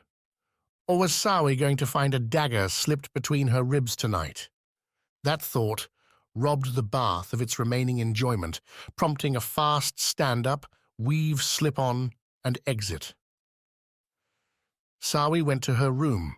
Gladring was kind enough to pay for rooms for the both of them, trading more Najan trinkets, and collected her rope, her water skin, her satchel. That last still had some heft from the fruits, mushrooms, and herbs she'd scavenged on the way across the mountains. As Pan used to point out, treasure often lay underfoot, so long as you paid attention. Things gathered, Sawi looked towards the small, square room's sole door. The innkeeper hadn't made any checks, and nobody had come calling after her. Waiting, perhaps, for the party to return, or maybe Gladring's captors had made their own appearance, changed some minds as to Motilan's future. The window, then. Sawi tugged away the tight netting across the diamond exit, big enough to squeeze through for her, not so if Gladring needed to make a hurried escape. Good. Maybe his enemies wouldn't consider the route. Sawi poked her head out, looked down. The inn's roof extended away from her, the structure's back rooms and storage billowing out into a star and torchlit square. Motilan still hummed, but nobody pointed her out. First went the satchel, then the water skin. Sawi dropped them both with her arm hanging out the window, letting them plop onto the grassy thatching. Whether someone heard those thwacks and reported it, or Sawi's time had run out, a knock on Sawi's door prompted the V's gatherer to move faster, at least as fast as her still sore body could allow. "My friend," the innkeeper asked, "are you in there? I couldn't find you in the baths." Sawi, one leg about through the window, hesitated. Buying time. That's what she needed now. "Just getting myself cleaned up," Sawi said, throwing her voice towards the door. "I'll be down soon." "Don't take too long, we've got some good news." "Like what? Did you find him?" "Come see for yourself. I wouldn't want to spoil the surprise." The tone broke something in Sawi. The innkeeper had seemed so kind, so friendly, and ready to help. Now, that same earnest voice held a toxic lining, every word bearing false. Was the innkeeper as bad as the ones holding Gladring, or merely under their thumb? Sawi didn't care, didn't ask. Repeated that she'd be a couple minutes and dropped from the window. The satchel and skin landed hard on the thatch. Sawi struck on her heels, rocking back into a sit, the sharp twigs and leaves adding new marks to her battered skin. Better, though, than the rocky cliffs. Sawi looked up at those now, the pathway up lined with torches despite the hour, ensuring Motilan's most powerful could come and go without risk.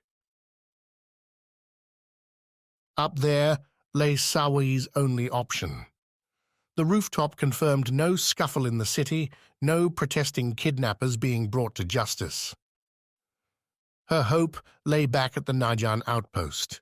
Sawi would need to make it there, convince the guards to come this way, and pray Gladring lived long enough for a rescue. Or Sawi could just leave, get herself on the path, and keep on walking. Sawi took a breath. A decision, anyway, that could wait until she made it to the Najan outpost. Then she could see if Gladring had bought her loyalty. Sawi slipped to her left, crouching and stepping along the roof to its edge in the same way she'd walk along a narrow frond. No strong pressure on any one point, her right arm holding the inn's structure for balance. One more drop into a quiet alley, one Sawi managed without difficulty, once more on the run. To the left led the wraparound to the city's square. More people. To the right, quieter residences, fewer eyes, and a tougher stare to reconnect with the upward path. Better to take the harder climb than chance another run. She made it 3 steps before the inn's back door opened. Thrust wide before her, the innkeeper following its swing with a Kanse metal pot in her arms. She dumped the slop right there in Sawi's path, letting a false surprise play up on her face as she sighted the gatherer. "Well now, how'd you make it out here?" "Got lost." Sawi spun on a heel, kicked off in the other direction, heading towards the square. At least her lungs worked well, and the bath must have had some good effect, because Sawi started the run at a great speed, her feet barely hitting the ground, before striking off into the next stride. Her arms pumped, she dodged around one surprised person after another, bounded over a fish cart, and used a sturdy torch as a pivot point, her hand gripping strong as she swung around the pole to start on the path up. Shouts followed her, calls both curious and predatory. Sawi ignored them, kept running, the way straight, the path clear. Torches lit either side. She ran and the houses flew by. Motilan fell behind her. Sawi would get away, would make it, until a shape crossed into the path before her. Ragged, ugly, barely able to stand, but shadowed in the torchlight. Gladring forced Sawi to slow, his hands outstretched. "Stop," Gladring said, a simpering sound with none of his usual guile. "Stop, or you'll kill us both." "Run, and we might survive," Sawi countered, but Gladring already had his head shaking. Sawi started to run again. If Gladring wasn't interested in saving himself, that made her choice that much easier. "Sawi, please." Gladring reached for her as Sawi went by, the Viz dodging the Najan's grasp with little effort. Harder, though, was what followed. A dart, small and swift, striking Sawi's neck. Its shooter stood up the path, an easy aim delivered on. Sawi stopped, the burn already spreading. She slipped the satchel off her shoulder, let it hit the dust. "I told you," Gladring said to her back. He was right, too. There was no fighting a Motilan dart. No escaping her fraying muscles, her dying spirit. Sawi sat, saving herself another fall when the blackness came, and come it did. Chapter 29. Whirlpool. Wax never hit water without a whoop, and this time was no exception. That the water in question shocked with its chill, that Wax's hands and feet were bound not only to each other, but to Yujo, the Kanse queen, only gave his yelp added vigor. Then he sucked in what air he could, because the lake's roiling waters crashed over his head. Yujo struck first, a motion owing to her steadfast refusal to engage with her guards during the rowing towards the whirlpool. Wax wasn't so quiet, delivering verbal barbs one after another until the soldiers stopped responding. When that fun ran out, when it became clear what was about to happen, Wax tried to give his limbs a stretch, flex them as much as the bonds would allow, because now, with the water dark and thick rushing around him, the current pushing Wax and Yujo deeper, any chance at all relied on his ability to move. They discussed it in the final seconds, when Blinth and Aikido overruled Silverin's idea of honor to go for their rapiers. Make the Whirlpool's job easier with a stab first. Maybe they didn't think Wax would hear. But he'd spent a life listening to the softest jungle noises. A quick whisper with Yuho. Work together, move as one. An easy idea, damn hard to execute when your world tumbled, turned, tossed. But he felt Yujo, her legs kicking, her hands trying to move with what little room they had.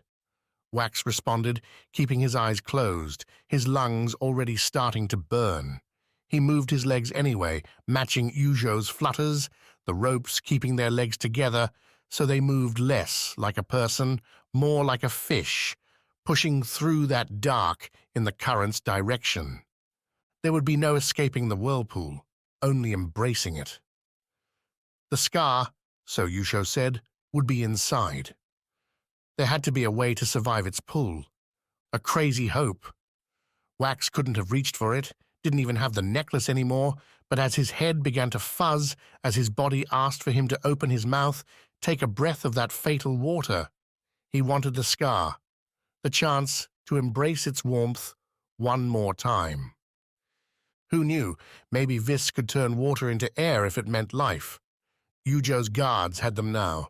Wax's Foti Skar, Yujo's triple set. What they were going to do with the gems, Wax didn't know. The guards didn't elaborate, their sole concern getting Wax and their queen killed in a clean fashion. Those thoughts tumbled in twisted panic in between bouts of kick, kick, kick. Don't move any other muscle, keep those eyes closed. The whirlpool pulled harder as they neared its center, the raging water sucking them inside. Wax felt his head, his neck stretch as his top moved closer than his toes, a surreal yanking threatening to snap him in half. And maybe it would have, except Wax fell. Surged free from the water and plummeted, Yujo alongside him, down a funnel. He opened his mouth, gulped air, as he and the queen rolled end over end. Water surged up and down around him, dark and wild. One breath, two, the fall picking up speed. Wax tried to push against Yujo, doing what he'd learned so long ago as a child on Vis. Fall with your feet, not your head. Yujo proved herself a quick learner, tumbling with Wax and pointing their toes down. They hit the pool, a warm splash rising around them, a numbing shock traveling Wax's legs. But they knew what to do. They knew how to survive. They knew how to kick. Together, Wax and Yujo broke the surface. The barest grey lights split the clouds, filtered down into the whirlpool's great center. One emptying, it seemed, into a broad cavern beneath a narrow hole. Water gushed through it now, raining about Wax and Yujo like a temperamental storm, the pair treading as best they could amid the drops. There, coughed Yujo, though she couldn't point, and Wax couldn't see her way. Go, I'll follow, Wax replied, his words waterlogged. Yujo started, a hard kick that sent her plunging into the water, while Wax wound up doing a backstroke. Looking up at the whirlpool, the horrifying nexus brought a strange calm over him, a sense that he'd either defied death and lived, now, on borrowed time, or that he'd already died, and Noctia's afterlife was a cruel joke. Those thoughts ended when Yujo flipped him, submerging Wax while they kept on treading. He held out till Yujo stopped kicking, giving Wax just enough warning to slow his own legs. In the dark water, his head brushed the rocky landing hard enough to leave a mark, soft enough to leave him alive, breathing as Yujo sat up, giving Wax a chance to get his head through the surface. Thanks for that, Wax said, wincing. Hard to see, I don't know if you noticed. Yujo called it right. The whirlpool's bottom proved the sole light in the place, its barest remnants making their way over to this landing. There, the light caught a silver line, a strip either made by human hands or a very convenient ore vein.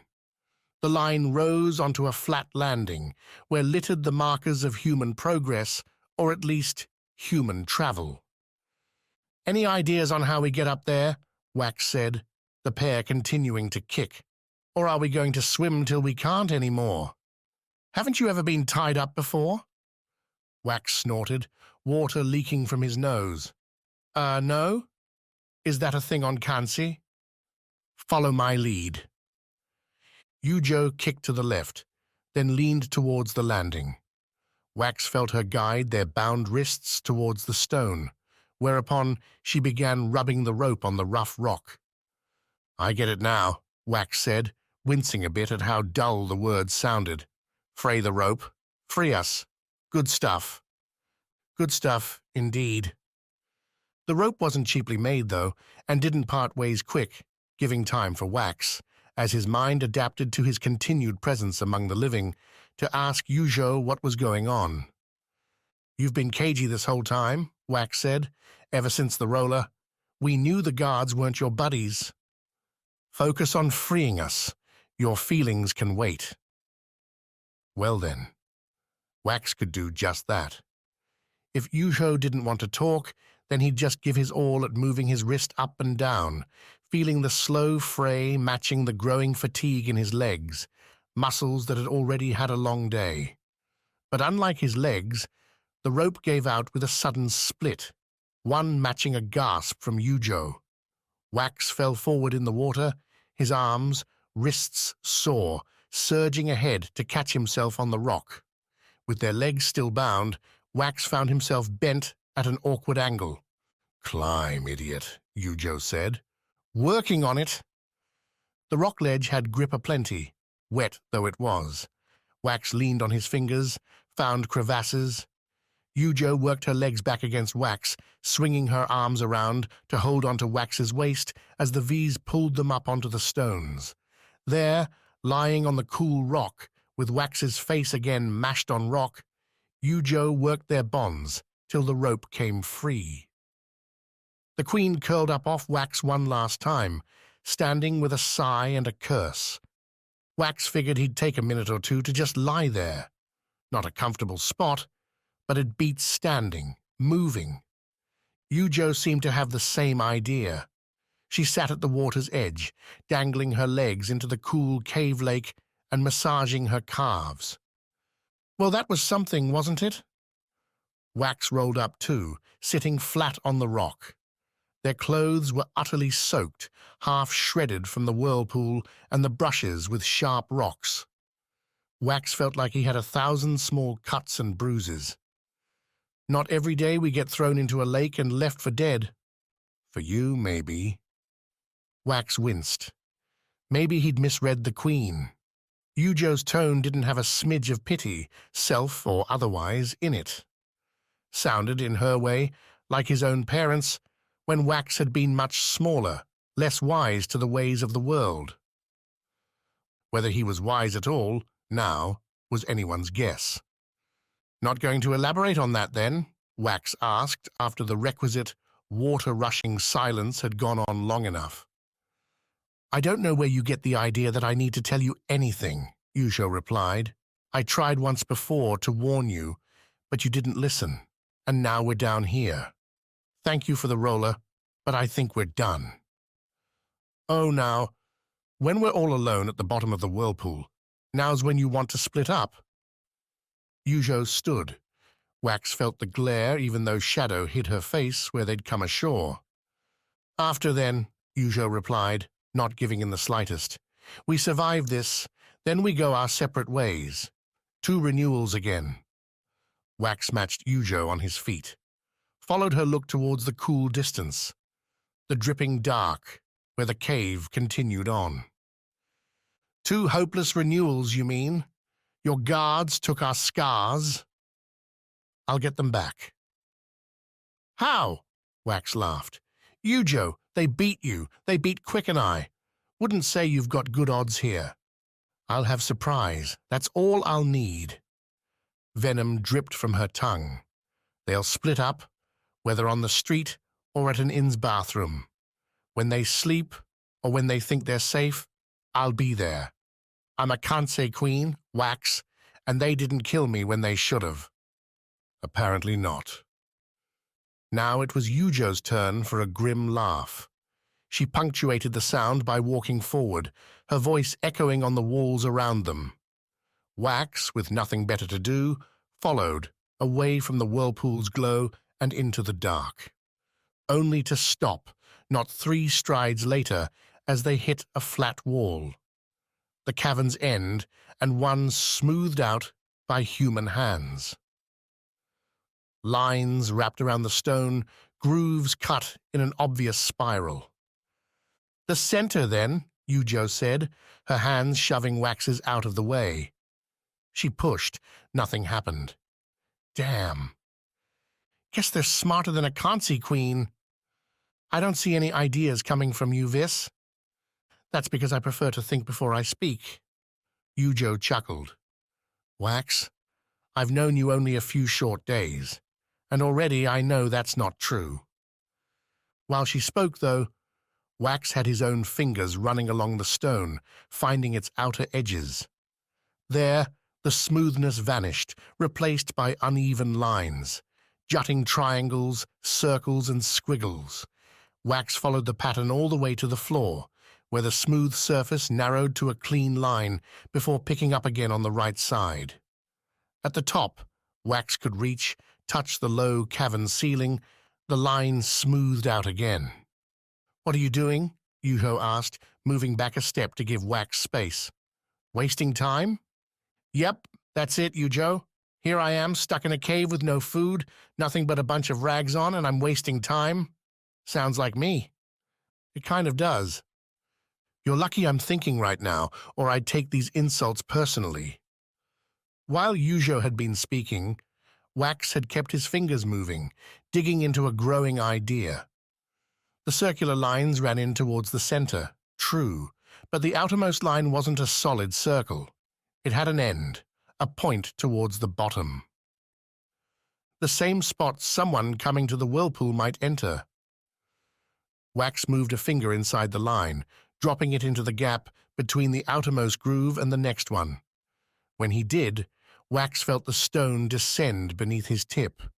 Not far, and not more than a thumbprint's worth.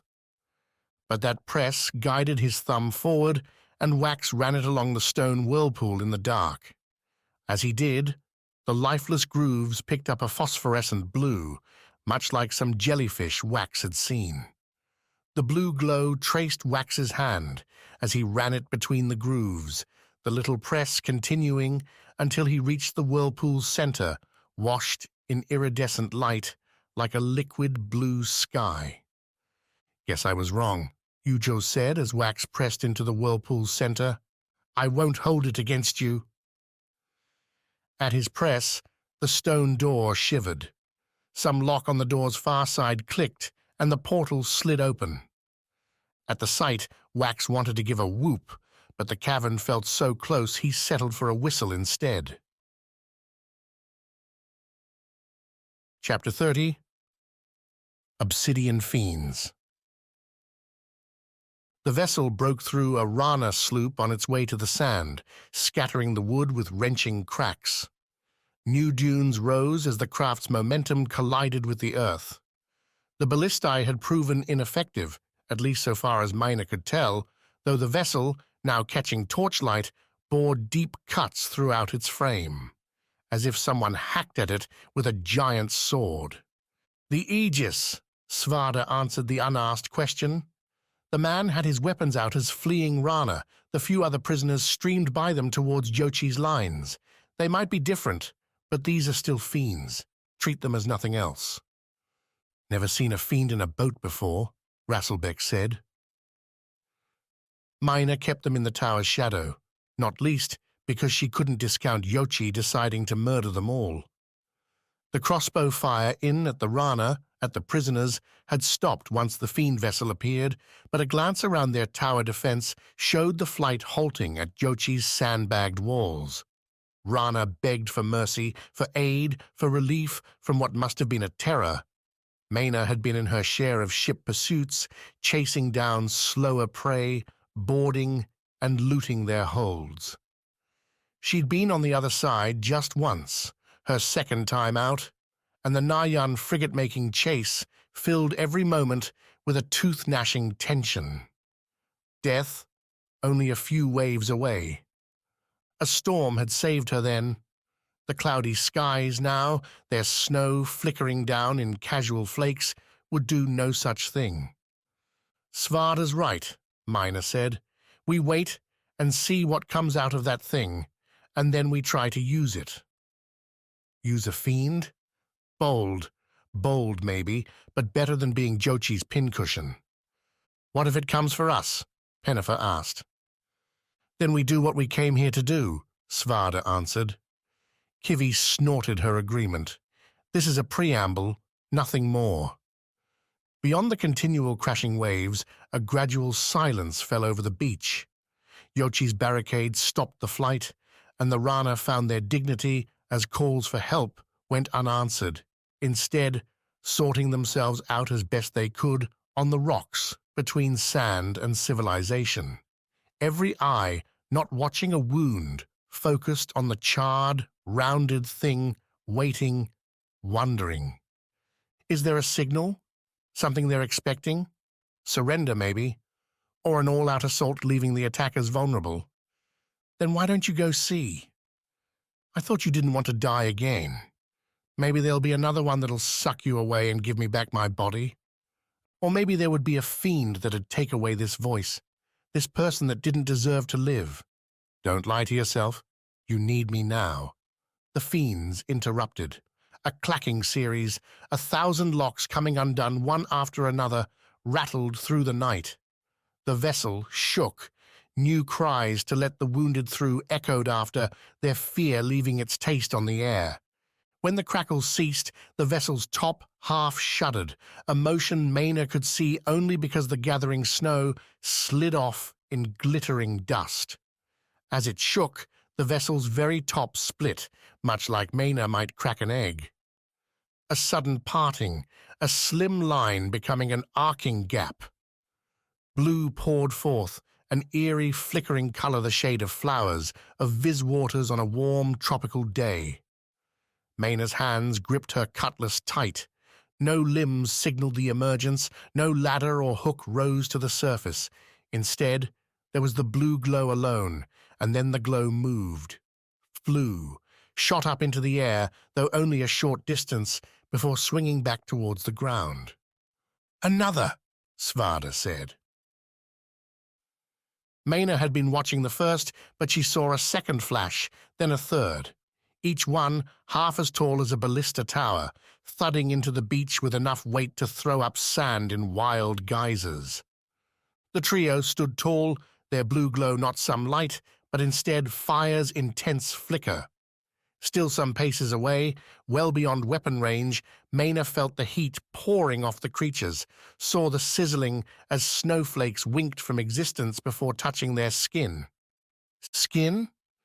You think these things have skin? Not, Maena realized, that she could see.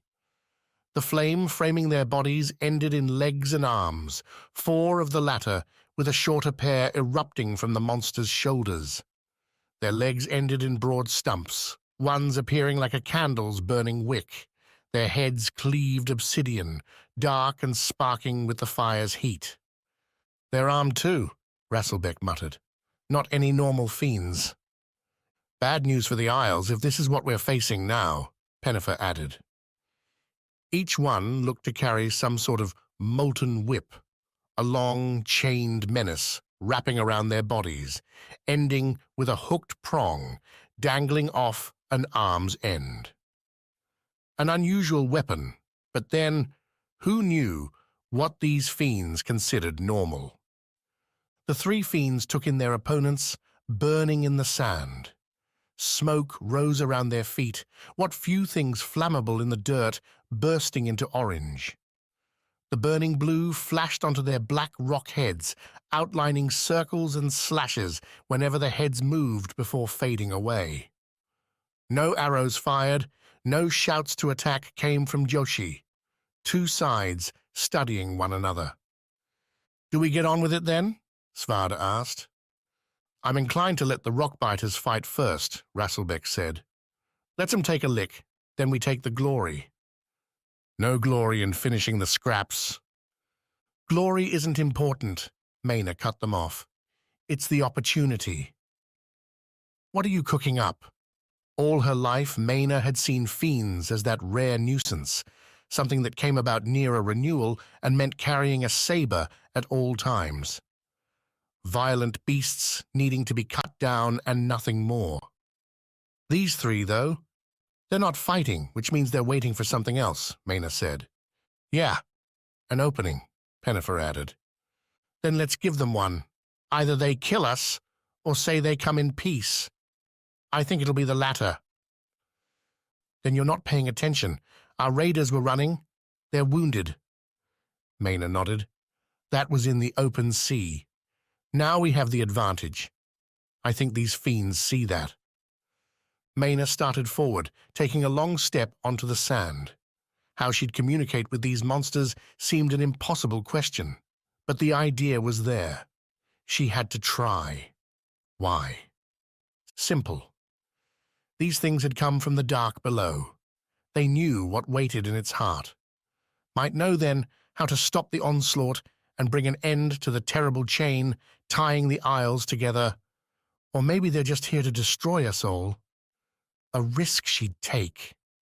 The closest fiend, the center one, turned its immense eyeless gaze on Maena as she approached. The Rana captain threw her saber to the sand, made a clear show that she held no weapons, secret or otherwise. Behind her, far up the beach and on the tower tops, clanks and rustles sounded as Jochi's forces maneuvered to some other end. "Can you understand me?" Maena asked. The fiend, those glazed outlines flashing up and around its head over and over again, seemed to stare right through her. The heat this close had Maena wincing, sweat breaking out. Still several strides away, too. How could these fiends survive? Moreover, how could they even interact? Maena figured the monsters would set a house on fire if they stepped inside, burn up a ship should they come aboard. Yet, maybe the answer lay in the craft the fiends had piloted up here. A changeover in society from one of woods and thatched roofs to one of metal. You're getting carried away. A daydream on the edge of oblivion. "Please tell me," Maena repeated. "Do you understand?" The fiend's face flared brighter, its full constellation glowing. 2 3-circle columns on either side, split by 6 small diamonds twinkling up the middle. The flash vanished as quick as it came, the fiend rising up to its full height. A roar built, the growling chorus of a fire filling out to its peak. Almost as one, the fiends swung up their clawed hooks and broke. The center fiend, the one closest to Maena, lunged forward. The thing would have buried her if not for Kivi, the ferret darting faster than the fiend to knock Maena aside, cover her with its stone shell as the fiend lumbered past, though lumbering wasn't their goal. As alarmed shouts broke out, the fiends whipped their grapples towards the ballista towers, each one soaring high and landing on their targets with stone-crunching force. Rocks blasted, the fiends following their grapples with leaps to land on the tower sides, using the stone to shield the creatures as they scaled the walls. Beneath the middle tower, Svarde, Rasselbeck, and Pennifer lay in the sand, trying to escape the awful heat. Maena rose, found her saber, though who knew what good the small weapon would do against these monsters, and watched the fiends ascend the 3 towers. As they reached the top, wood battlements, the ballistas themselves burst into flame, great orange gouts rising up like pyres in the snowy night. The first counters came from Jochi's force, crossbows launching their bolts into the blaze. Whether they hit, whether they hurt, Maena couldn't tell. The burning, went bodies diving off the tops told a different story clear enough. The 4th ballista tower found its will, though. The guards rotated their massive weapon, a loud thwack sounding as an iron missile launched right at the nearest tower. When it didn't appear on the tower's other side, when, instead, the fire moved, a blue-burning fiend appeared, tumbling off the tower's side to land, missile sticking up like a grave marker, lifeless in the sand. Cheers rang out. Cheers that died a moment later when the third tower sent a burning missile of its own, thrown by the Fiend on its top, to slam into the remaining ballista and break it apart. Screaming, scrambles, and flame rained. The last Fiend added to it, lancing burning ballista bolts down at Jochi's fortifications. Each one glowed orange as it whistled through the air, striking those sandbags and bursting them alight. Impossible to counter, impossible to fight. Maena looked up at their tower, the Fiend at its top, beginning its own burning assault. She glanced back towards the waves, the Rana sloops resting on the sand. A possible escape there into the chill night. "We fight!" Svarde snarled, rising up to his feet. "No running, Maena. We won't leave this town to die." Maena sniffed, picked her way over the sand to the tower's base. Kivi followed. "Caring for other people, Svarde?" Maena asked. "Unlike you." "It's the Fiends I don't care for.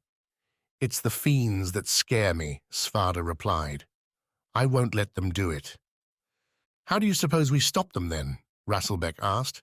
"Unless you want to go toe-to-toe with one of those things?" "We'll find a way." Svarde pointed an axe up towards the tower's top. "First, we need to get up there." "Kivi," Maena said, "open the door, lead the way." "You're sounding confident." As the Fiends continued their barrage, as Jochi's forces began a haphazard retreat and the first buildings caught fire, Maena found a smile. She had an idea, and for the first time in a long while, she had real hope. Chapter 31. Tracking Time. When Bliss couldn't sleep, she prepped. The outpost around her did much the same, the Nadjan and Rana using their sudden safety to rebuild a ravaged ruin. Bliss focused on her satchel, her water skin, her staff. Tawny did too, though the bandits' constant looks Bliss's way said she didn't quite have the same urgency. Quick, oblivious and exhausted, kept sleeping. "It's not that I think we shouldn't go after them," Tawny said, as the pair stuffed fruit and salted fish inside the rough, woven sacks. "It's that we're outnumbered, and let's be real here, Bliss, outskilled." "Your alternative is what, then?" Bliss signed back. "See if we can't get into the Whirlpool and find your brother." "You saw him vanish. He's gone." "Well, yeah, but maybe not the body. The Skar." The Foti Skar would have still been with Wax, sure. But what did that matter? Who cared if his chance at a... Bliss stopped, glared Tawny's way. "What, do you want the Skar to sell?" Tawny didn't bother looking embarrassed. Instead, her slight form picked up a stiff spine, facing Bliss straight on. "I'm saying we're still alive, Bliss. If your brother's not, then we're not guardians anymore either. Which makes us alone on a random isle overrun with fiends. We don't have a roller, we sure don't have the goods to pay for a ship off Rana." Tawny spat to the side, through a narrow slit between slats. "I'm not going back to work for another grabby innkeeper." "So your choice is to loot my brother's body?" "What do you think he'd want, Bliss?" "He'd want his killers down there with him. Pack your bag, Tawny. We're leaving at dawn." The bandit, at least, knew when to let an argument die. The two went back to their satchels, and when those were full, fell onto straw mats. Despite the noise around them, the day's battle, the rowing, the anger and loss threw Bliss into a fitful sleep, one flush with nightmares and hot rage. Those dreams led to a cold sweat, a hard waking to fresh-cooked fish and roasted mushrooms, something Bliss had plenty of back home on Viz, something that'd always bring her stomach to life. Gratitude for saving the outpost bought Bliss, Tawny, and quick breakfast. Their older brother, despite the Viz scar, limped and looked unable to make a trek. Even the fire that came into his eyes when Bliss relayed the story dimmed at the idea of breaking south after a group already rowing ahead. "Then wait," Bliss signed between bites. "Look for Wax. Vis ought to get to say goodbye." "Won't last that long," Tawny muttered, and at the glares from her fellow guardians, the bandit shrugged. What? It's close to winter now. You won't get an easy ride down to V's, and his body won't keep, even if you do find it down there. Better bury it here and take a token. If you say the Skar, I'm going to leave you here right now. Was going to say whatever you could find. Tawny looked away. Off to the east, where the marsh rolled into the large river they'd traveled on an eternity ago. You're being too sensitive. This is it. This is life now. It's grim, it's hard. Sentimentality just makes it harder. The day seemed to share Tawny's perspective. A gnashing wind blew, and clouds kept up their cover. Snowflakes idled in the air, as if unsure whether to land. The water lapped grey and cold against the outpost. For once, I'm with Tawny, Quick said. The Skar might be useful, and it could buy us a ticket home. He put a hand on Bliss. And don't count your brother out. He's a tricky one. He was bound, and he fell overboard. But if they wanted Wax and Yujo dead, they could have killed them, Bliss. Could have put a block around their feet, or done any of a dozen things to ensure they drowned. Quick looked north, towards the Whirlpool. There's something we're missing here, and I'm not going to count Wax out yet. Wish I could have your hope. Then earn it. Find those bastards and get them to tell you everything. Quick flashed a dire scowl. And when they're done, do what they couldn't. Make sure they pay for it, Bliss. Tawny snorted. Big talk. 2 young girls going up against 3 Kansi Queen's Guard. Bliss, though, rose to her feet without any fear. The calm, perhaps buttressed by the grim morning and her cold purpose, kept her steady. We're not on Kansi, Tawny. They're in the wilds, and that's my home. Well, not quite. The marsh didn't match Viss's jungle. The thin trees didn't offer swinging opportunities. Vines and large fronds weren't ready to speed her along. Nevertheless, Bliss eschewed an offered boat by the grateful Nayan, leaving Tawny confused but understanding as they started off south. The Kansi guards had taken the Western River, an offshoot, so the Nayan said, both sloppy and slow-going, especially at winter's onset, with less rain and low water forcing a more meandering path. Cut straight south at speed, and the two could make gains. The marsh seemed to understand their purpose too, with the chilly weather hardening the mud, making their walk easy. Their clothes were, in a way, the biggest hindrance. The thick linens, upgraded from the light Foti versions back in Riroka, proved able to get caught on any grasping thorn or bush. If the earth held their footsteps, the wind attacked their walk with vigor, blowing Bliss and Tawny around and stumbling them into unfrozen ponds. Before long, their feet were soaked, and blisters followed. Tawny voiced her complaints with the usual invective, hurling curses at the weather, at the Rana for not building a road through the marsh, and ultimately at the cancer traitors for forcing this awfulness upon them, a comforting cadence in its way. The first night came and went on a mossy rock listing atop a small knoll. While the Western River trickled by, Bliss and Tawny settled down in their furs, pressing near enough to one another for body heat, as Bliss didn't want a fire. Who knew if the Kants were paying close attention or what else a fire's light might bring? Fruit and dried fish sufficed, with Tawny chewing on some particular weeds after the meal. These, Tawny said, when Bliss pointed at the serrated leaves. Try one. The burst came from the first bite, bright and fresh, enough to make Bliss's eyes pop. She gnawed on the leaf, trying to place its flavor and finding no comparison. Never had mint before? Tawny asked. You can find it everywhere on Rana, a few other places too. It's not on Viss. Yeah, I'm getting that. Tawny laughed, leaned against the rock, and waved the mint leaves in the air. See, Bliss? There's so many neat things out there you haven't seen. I could show you something just as cool back home. Tawny nodded. I'd like that. If, we make it through this murder quest of yours. We will. A slight smile. Wish I had your confidence. The next day boosted that confidence further. The Western River continued to refuse a straight track south, winding instead between islands and around clumping trees. Bliss and Tawny cut straight through, the marsh dwindling as it mingled with more firm and fertile terrain. The first rice paddies, long harvested for winter, appeared, with lonely thatched farmhouses sprinkled in between. Actual paths upped their speed further, though Bliss wondered at the utter absence of people. A question Tawny tried to answer by pointing out the harvest was done and fiends were about. Would you stay here alone all winter, not knowing when some monster might come crashing through your door? Tawny asked as they passed by a ragged barn.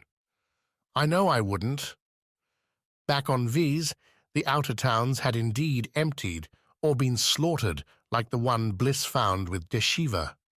Going towards the fortified cities made a certain sense, though Tawny found her own advantage in it. Look, the bandit said, as she went to work on the simple lock on a squat home's door near the day's end. I'm sure whomever's house this is won't mind a couple guardians using it for the night. So we're guardians again? When we need to be. Tawny held up a finger when Bliss started to sign.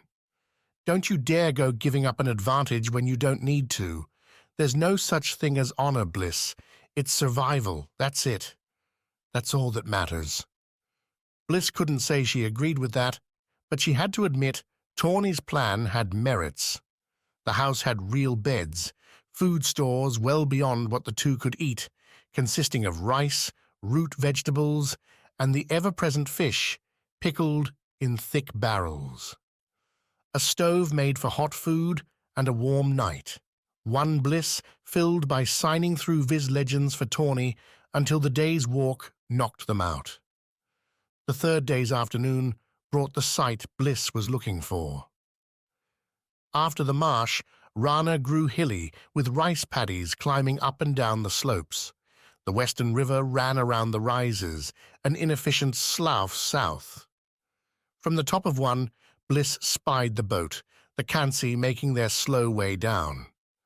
No oars out, Tawny noted, standing next to Bliss. A clearing day for once, though the sun barely seemed to touch their skin. They're really coasting. Why? Asking the wrong bandit. Tawny snapped her fingers. Wait, I've got it. They want to make it easy for us. That makes no sense. Sure, but if we don't have any other ideas, why not go with that one? Tawny's logic seemed flawed, but for once the bandit didn't act like they were about to be skewered, so Bliss let her have it. They sped on, vigor replenished at the sight. A small Rana town lay ahead too, the buildings poking up over and around trees. A place, perhaps, for the Kansei to stop for the night. They'd need food, water. Vulnerabilities. Bliss hoped she could exploit. The thought brought a smile. Look at her, thinking like the hunter, seeking weaknesses, making plans to catch her prey. Deshiva would be proud. They kept their pursuit near the river, popping up every now and then to catch sight of the boat, making sure the Kansei did indeed make their way to a docking at the small town. Their targets were predictable, the trio tying up their raft and heading in, all while Bliss and Tawny watched from a nearby grove. Slit their throats in the night, then? Tawny asked as they lingered beneath the leaves. We need one alive to tell us what they did with Wax, and why. Tawny nodded, appraised her. You're a cold one, Bliss. Know that? Like you said, Tawny, it's about survival. I don't think the Isles will let you live any other way. Just don't, lose yourself so completely. Don't be like Sledge, or Egrad. Bliss stared at Tawny. When all this is done, then maybe I'll think about who I am. Until then, let's find out what happened to my brother and hurt the ones who did it to him. Chapter 32. Tamas Turnabout. The chill woke Sawi more than the light, and what a grudging, slow awakening it was, as if her every bone and muscle needed attention to come back to life. Not that the rising did much good. Rope bound her hands and legs, leaving her feeling the grass beneath her thighs and the rough stone at her back. The view had more to recommend it. A sweeping vista, the height almost dizzying to Sawi, who preferred her lofts with canopies all around, rather than the clear, sheer drop to surf and savagery.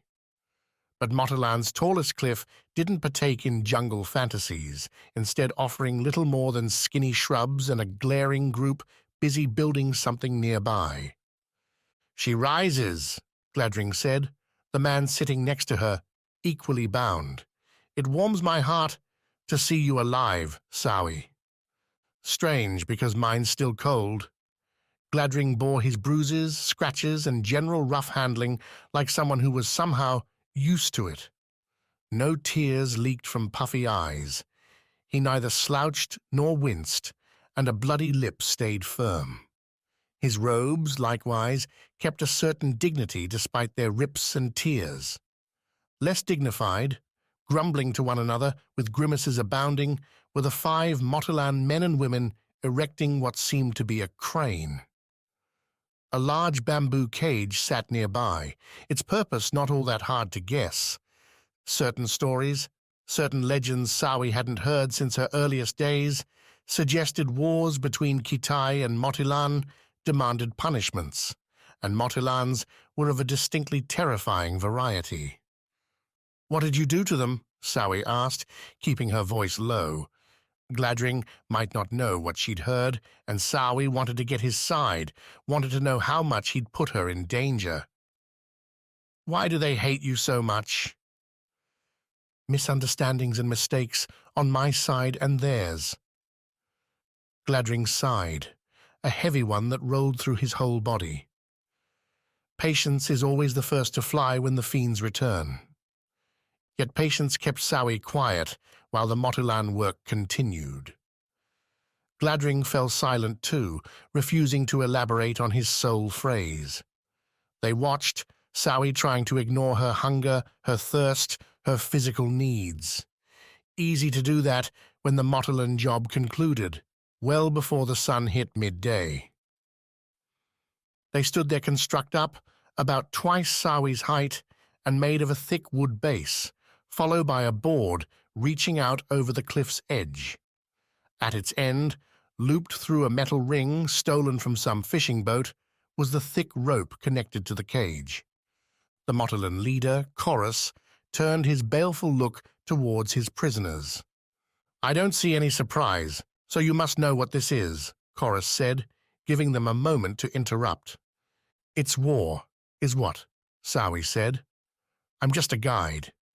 When Kitaya hears that you've been aiding a Najan traitor, no Viz city will risk Noctia's help now, not for you." Chorus softened. "Not that we wanted this to happen. If you'd kept to yourself, you wouldn't be here. I've had enough of Kitai meddlers showing up where they don't belong. I'm so sorry for you." Sawi's bite earned her nothing. Instead, Chorus walked forward, grabbed Sawi by the shoulders, and lifted her up. With her legs bound, the Viz woman couldn't do anything as Chorus carried her over to the bamboo cage and deposited her inside its open door. "I can walk myself," Gladring said when Chorus turned back for him. The Najan stood, revealing his own legs and arms weren't tied like Sawi's, and marched his own way to the cage. Sized about the same as a large bed, the two could sit, couldn't quite stand without hitting the bamboo top, but it was room enough. Sawi wanted to ask why Gladring wasn't bound, but the question didn't have a chance to launch, as Chorus waved for the Motilan crew to set the cage swinging. "You'll hang here until our demands are answered," Chorus said, as the Motilans tightened the rope, raised the cage off the ground. It swayed from the first tug. "Twice a day, we'll pass food and water to you. The chill will rob you of your comfort, the sun will burn your shoulders, and should a storm come through, Your deaths are all but assured. I hope your Naijan take it seriously." "And I hope you realize the mistake you're making," Gladring replied, surrendering nothing to his captors. Sawi pushed away her own fear, her own bewilderment. Somehow, she'd gone from picking fruit under safeguard to, as the cage swung out over the cliff, dangling in the air over a rival city with no help, no defense. "I'm sure I will," Chorus replied, as the cage went off the cliff into open air. "But you, betrayer, will not be alive by then." The cage jostled in the breeze as Chorus and his crew finished pounding in heavy stakes, setting the rope into its position, a taut spot an arm's reach from the rocky cliffside. Then, without any further word, the Motilans left, leaving Sawi and Gladring alone with the birds, the wind, and winter's bite. The plan, as Gladring described it in those first hours, was a simple one. Persuade the Motilan coming to give them food and water to end the torture and set them free. From there, a run down the mountainside and a vanish into the jungle. "That easy, huh?" Sawi asked, huddled in the corner, her arms and legs pulled close. Her weave was not built for the weather, and she'd been shivering all morning. "Just say a few words and we're free." "It will be as I say." "Then why go through the whole thing in the first place if your honey tongue can get us what we need?" "Because they had numbers. 1, maybe 2. I can turn. More is beyond me." "Turn!" Gladring, his hands inside his robes and his eyes watching the sea, shook his head. "You'll learn more when the time comes. What matters, though, is what will happen next." "What's that?" "When they open the cage, you will subdue them." "With what?" Gladring nodded at her hands. "Use what your god has given you, Sawi. You know how." "I'm a gatherer, not a hunter." "False. You are what I need you to be." Sawi's denial died before she could even find the words for it. Instead, confidence welled in its place. Gladring wasn't wrong. She had done far more than simple gathering on this journey alone, not to mention all the expeditions with Wax and Pan. She could handle knocking a Motilan head or two. "You didn't really answer my question earlier," Sawi asked. "Why are they so angry? In real words, please." "Because we made a deal, one that didn't work out as they hoped, despite my making no promises that it would." "Sounds like a bad deal." "I gave them an opportunity. They didn't capitalize. Now they blame me." Gladring closed his eyes. How easy it is to put your own fault on others. "But won't the Nayan take revenge for you?" "As I said on our way here, Sawi, the Najan isn't one whole. We are individuals, thirsting for power or fighting to keep it. If avenging my death would help someone, then troops might sweep Motilan clean. More likely another bargain will be struck, much the same as mine, in return for casting my death as an unfortunate accident." "Noctia sounds like an awful place to live." Gladring snorted. "Everywhere has its rules, Sawi. You either play by them, learn how to break them, or fail because of them. Noctia is no different, no better or worse than anywhere else." Sawi laughed. Gladring could say whatever he liked, but Kitai had yet to do anything so brutal. Maybe that's what adventuring was. Finding out the home you started with really was the best place after all. Gladring's plan had its first test in the afternoon, when a Motilan pair, Chorus among them, scaled the cliff with some mouldering mangoes and a small water skin. Chorus's partner wheeled the crane back over land, settling its bulk on the grass. Through the slats, Sawi, unbound by Gladring, could feel those little stalks, could imagine breaking across them. Chorus reached over the crate's top, opened a small section cut for that purpose, and dropped the food inside. The water skin followed. Gladring took a sip, handed it to Sawi. He didn't touch the mango. "Don't starve yourself, Gladring," Chorus said. "It's going to be cold tonight. You'll need all the food you can get." "Some of us can handle ourselves, Chorus." "As you so obviously are." Chorus waved. The crane moved back over the abyss, and the Motolans left. Sawi didn't follow Gladring's example, digging into the mango without relish, with need. After, her hands sticky, she threw a glare Gladring's way. "Wanted to keep us in here a little bit longer, did you?" Sawi asked. "Chorus isn't our target. He's too invested in the success. We need a weaker pair." "What if he comes every time?" Gladring frowned. "Then I have truly been outplayed, but it's a long walk up here. Chorus has to make his threats to the Najan, to Kitai now if he's to get his reward. That will take time. We'll have our chance." "Wish I had your faith." "You will." Gladring's patience paid off as the sun made its way down the horizon, settling their world into a harsh purple-orange twilight. Again, a Motolan pair emerged up the cliff, carrying fish and more water. Chorus not among them. "Be ready," Gladring said. "The opening will be small." Sawi, whose whole body seemed on the verge of going numb, nonetheless scooted closer to the cage's gate. The crane shifted, swinging the pair back over land. As it did, the second Motolan, carrying food and water, moved towards the crate and reached for the upper opening. "You don't want to die, do you?" Gladring said to the man, who stopped his reach, flicked a suspicious look Gladring's way.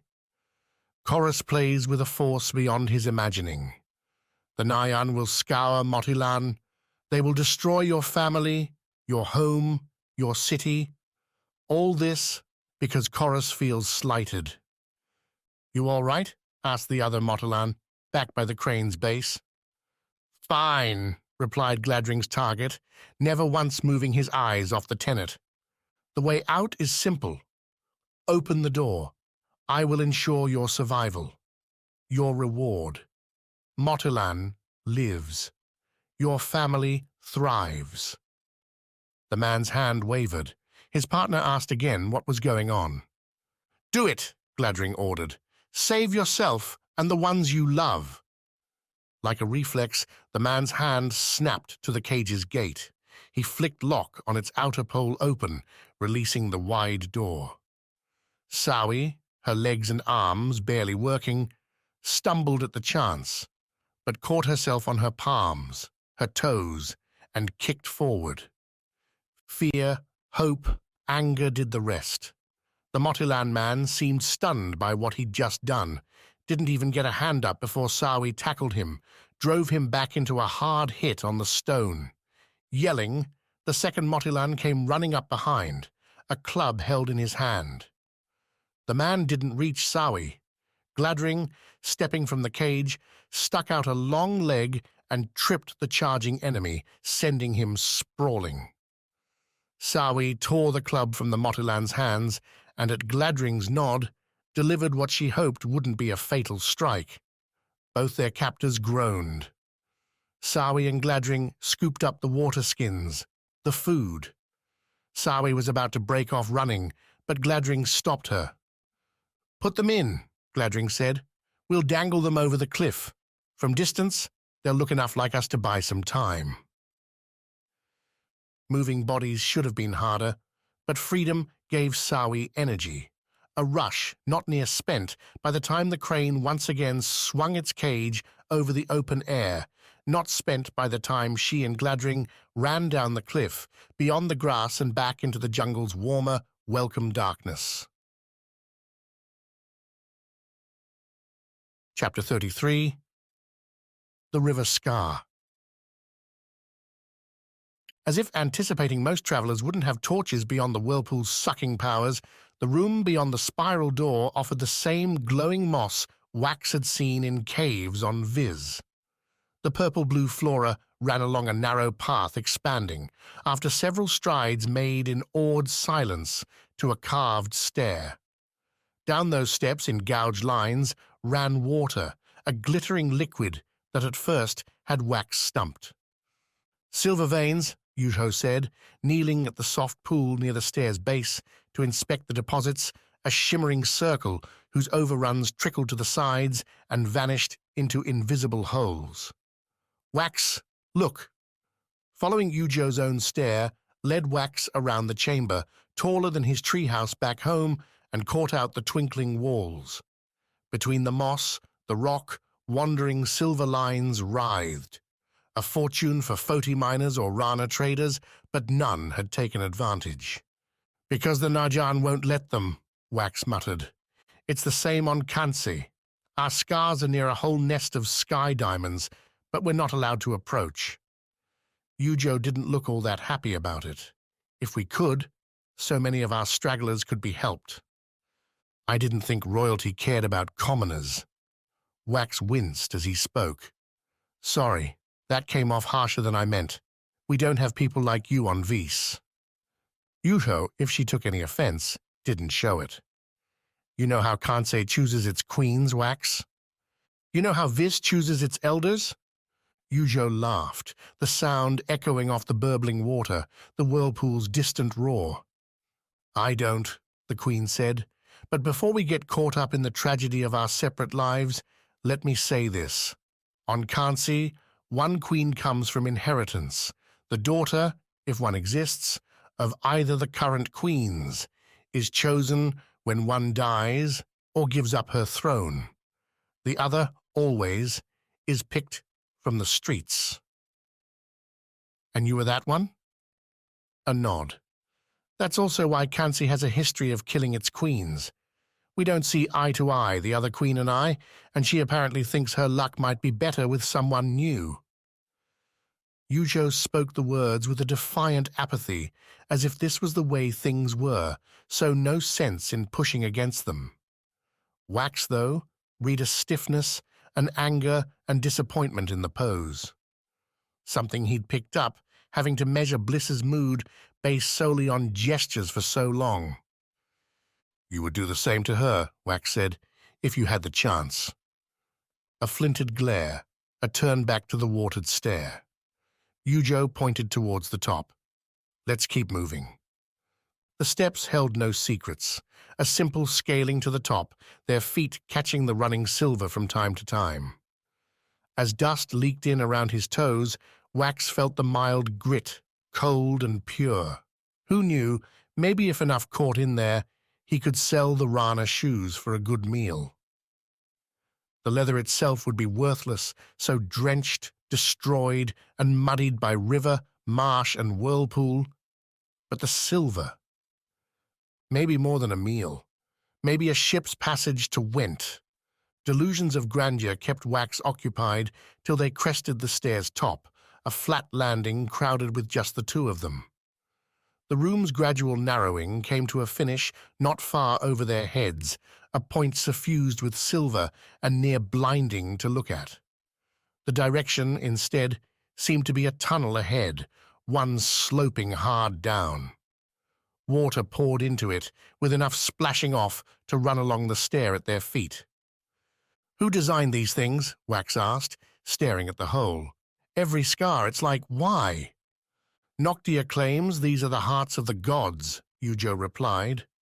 "That we're journeying to the most sacred place on every isle, where the god's last essence remains." "Sounds like mystical crap to me." Another laugh. "Either way, we only have one option." "What? You don't think we can swim back out the whirlpool?" Yujo smiled. "It's good you're joking again. I prefer you that way." "Glad to meet your mark, Queen." A sigh, then a sudden dash. Yujo threw up her hands, gripped the tunnel's ceiling, and launched herself down into the dark. Wax gaped, cursed himself for being slow, and followed. The cold water stole his breath. The tunnel's smoothed floor couldn't match its rough sides, ensuring Wax earned new scrapes with every bounce, every hard turn. Drops came and went with a speed he couldn't fathom, his stomach leaping up and slamming back down more times in mere seconds than Wax had ever felt before. All in total darkness. Whether he rushed along those twists and turns for a few seconds or a few minutes, Wax didn't know, couldn't guess. He found his breath at last, let out a whoop into the cave, his arms and legs tucked up close. His last cry? No. The Renewal launched out into open space, a wide fall into a dark chamber, followed by a splash into the deep pool. His feet hit something soft, and Wax splashed away, only to hear a cursing, sputtering Ujo in his wake. "You could have waited a minute," Ujo said into the black. "How was I supposed to know what this was? What if there was a fiend at the end, and you needed help?" The two again treaded water, again could only follow their voices to one another. Wax, still tired, still running on little more than excitement, felt the burn returning quick. They'd need to find land, or an escape before long. "I suppose expecting you to be patient is unreasonable," Yuho said. "Any ideas?" "One. Look down." Below his feet, deep in the murk, another silver glisten. The only light in the place, and Wax couldn't judge how deep. Ujo suggested they search the chamber first, which, other than the water from the tunnel, proved itself quiet. It also seemed to have no exit, just rock walls all the way around, coated in a thick slime. No glowing plants here. "So we dive then," Ujo said, once their search ran through, after Wax complained, not for the first time, that he could only swim for so long. "We go for the silver, as deep as you can. Grab it, then come back up. Unless you see a way out." "No." Wax shook his head. "That's not the way we do it, Ujo. Together. Grab the silver, come back up, you see a way out, you share it. Then we go together." "You're stubborn." "It's a rule. You don't leave your friends behind in the jungle, and you don't leave them behind in a place like this either." "Quaint, Wax. Not quaint. Necessary." "You're serious about this?" Ujo's mocking edge disappeared. "Why?" "Because it's meant my guardians don't want to tie me up and throw me in the drink." "A fair point, Vis." They counted off, taking a big breath on 4 and diving on 5. Wax kept his eyes open, kicked his legs into the deep. Below, the silver glittered. Ujo was invisible, save for the motion created by her strokes, the two of them pushing down, deeper towards the gemstones. Wax's ears grew taut, the water pressing against him. His kicks seemed to be lost in an infinite, without direction, as the world fuzzed out. Only the silver, everything else was dark. But he kept moving, kept pushing. V's demanded no less, and Wax wouldn't see his isle lose to Kansi. Not now. Not here. The silver split as they neared, resolving from a single white and grey mass to separate stones, all nestled in a scalloped pit. The Skars. They had to be. The sight gave Wax energy, the thrust he needed to get the rest of the way down, to reach and grab a silver stone. The warmth, the whispers flooded in, demanding Wax return to the surface. He flung his body around, tried to figure out which way was up. His breath ran out. He had nothing left. Those legs that had brought him this far found themselves floundering, their kicks lacking vigor. Wax had heard of people drowning, usually swimmers who'd gone too far out, been caught in the wrong current. Pulled offshore till no strength could get them back. This might not be the ocean, but death would come the same way. The Skar, though, declared otherwise. Its whispers surged to a yell, one Wax didn't understand, but one that propelled him forward nonetheless. His legs stopped kicking in, and of themselves, instead aligning with his arms, his back, his head, to move in a singular motion towards the surface. Water gathered below him, pushing Wax up like some giant hand. Wax broke the surface and flew out, landing back in the pool with a hard splash. The Skar's whispers dwindled to a quiet murmur, Wax's hand gripping the stone hard. He took breaths, floated, stared into the dark. Tried to piece together what had just happened. The Skars were so much more than he'd been told, than anyone on Vis seemed to talk about. They all seemed to have some power, some strength given by the gods. How to draw out that strength, to use it in a way less random than Wax had seen, that seemed to be the question. One nobody had asked, or one answered and kept secret. If anyone knew, it would be the Nyan, the Circle, those masters sitting in Noctia with the world on their string. Wax started at the thought. Masters, rulers, queens. Where was Yujo? He swirled around, unable to see anything in the dark. The queen hadn't breached the surface. Panic flashed. The Skar surged in his hand at the thought, the need to go back below and find her. Wax curled, dove back into the black depths. The darkness died when he held out the Rana Skar, its silver light shining out and beating back the gloom. The answering glows came from deep below, yes, but also to his left, a soul light drifting amid the deep. Wax kicked that way, the Skar again urging him to faster and faster speeds. This time, Wax resisted, kept his arms and legs under his own control, something he might have found harder if not for the Foti, the Vis Skar's own whispered urges in the past. He had to keep that in mind. The Skars weren't smart, they were instinct, ready to burst forth at their own will. Yujo floated, looking at the Skar in her hands. Her eyes open, her mouth closed. No panic in her, no struggle. Wax swam up to her, saw her eyes flick to the Skar. She pointed a finger at her mouth and smiled. Then she opened her lips. A translucent sheen came over Yujo's mouth as she opened it, and Wax saw her lungs expand, while not a drop seeped inside her mouth. Breathing underwater. As if jealous of Yujo's ability, Wax's own Skar snipped and sniped. Its aim seemed obvious, so Wax opened his own mouth. At first water ran in, but before he could take a panicked swallow, the surge stopped. Only air followed. Wax coughed once, twice, the water coming up and out his throat, but without being replaced. The first breath tasted ugly, metallic, unclean, but still air. Yujo watched him, grinned as Wax found his comfort. After several minutes kicking underwater, breathing through the Skars, Wax glanced upward, and Yujo nodded. Together they broke the surface. Together they saw each other and burst into exclamations about what they'd just done, how close they came to certain death. The magic of the Skars, the possibilities waiting for them. As they spoke, both Wax and Yujo held out their glittering stones, and with their light, the cavern no longer hid its secrets. The way out, Wax said, seeing it first.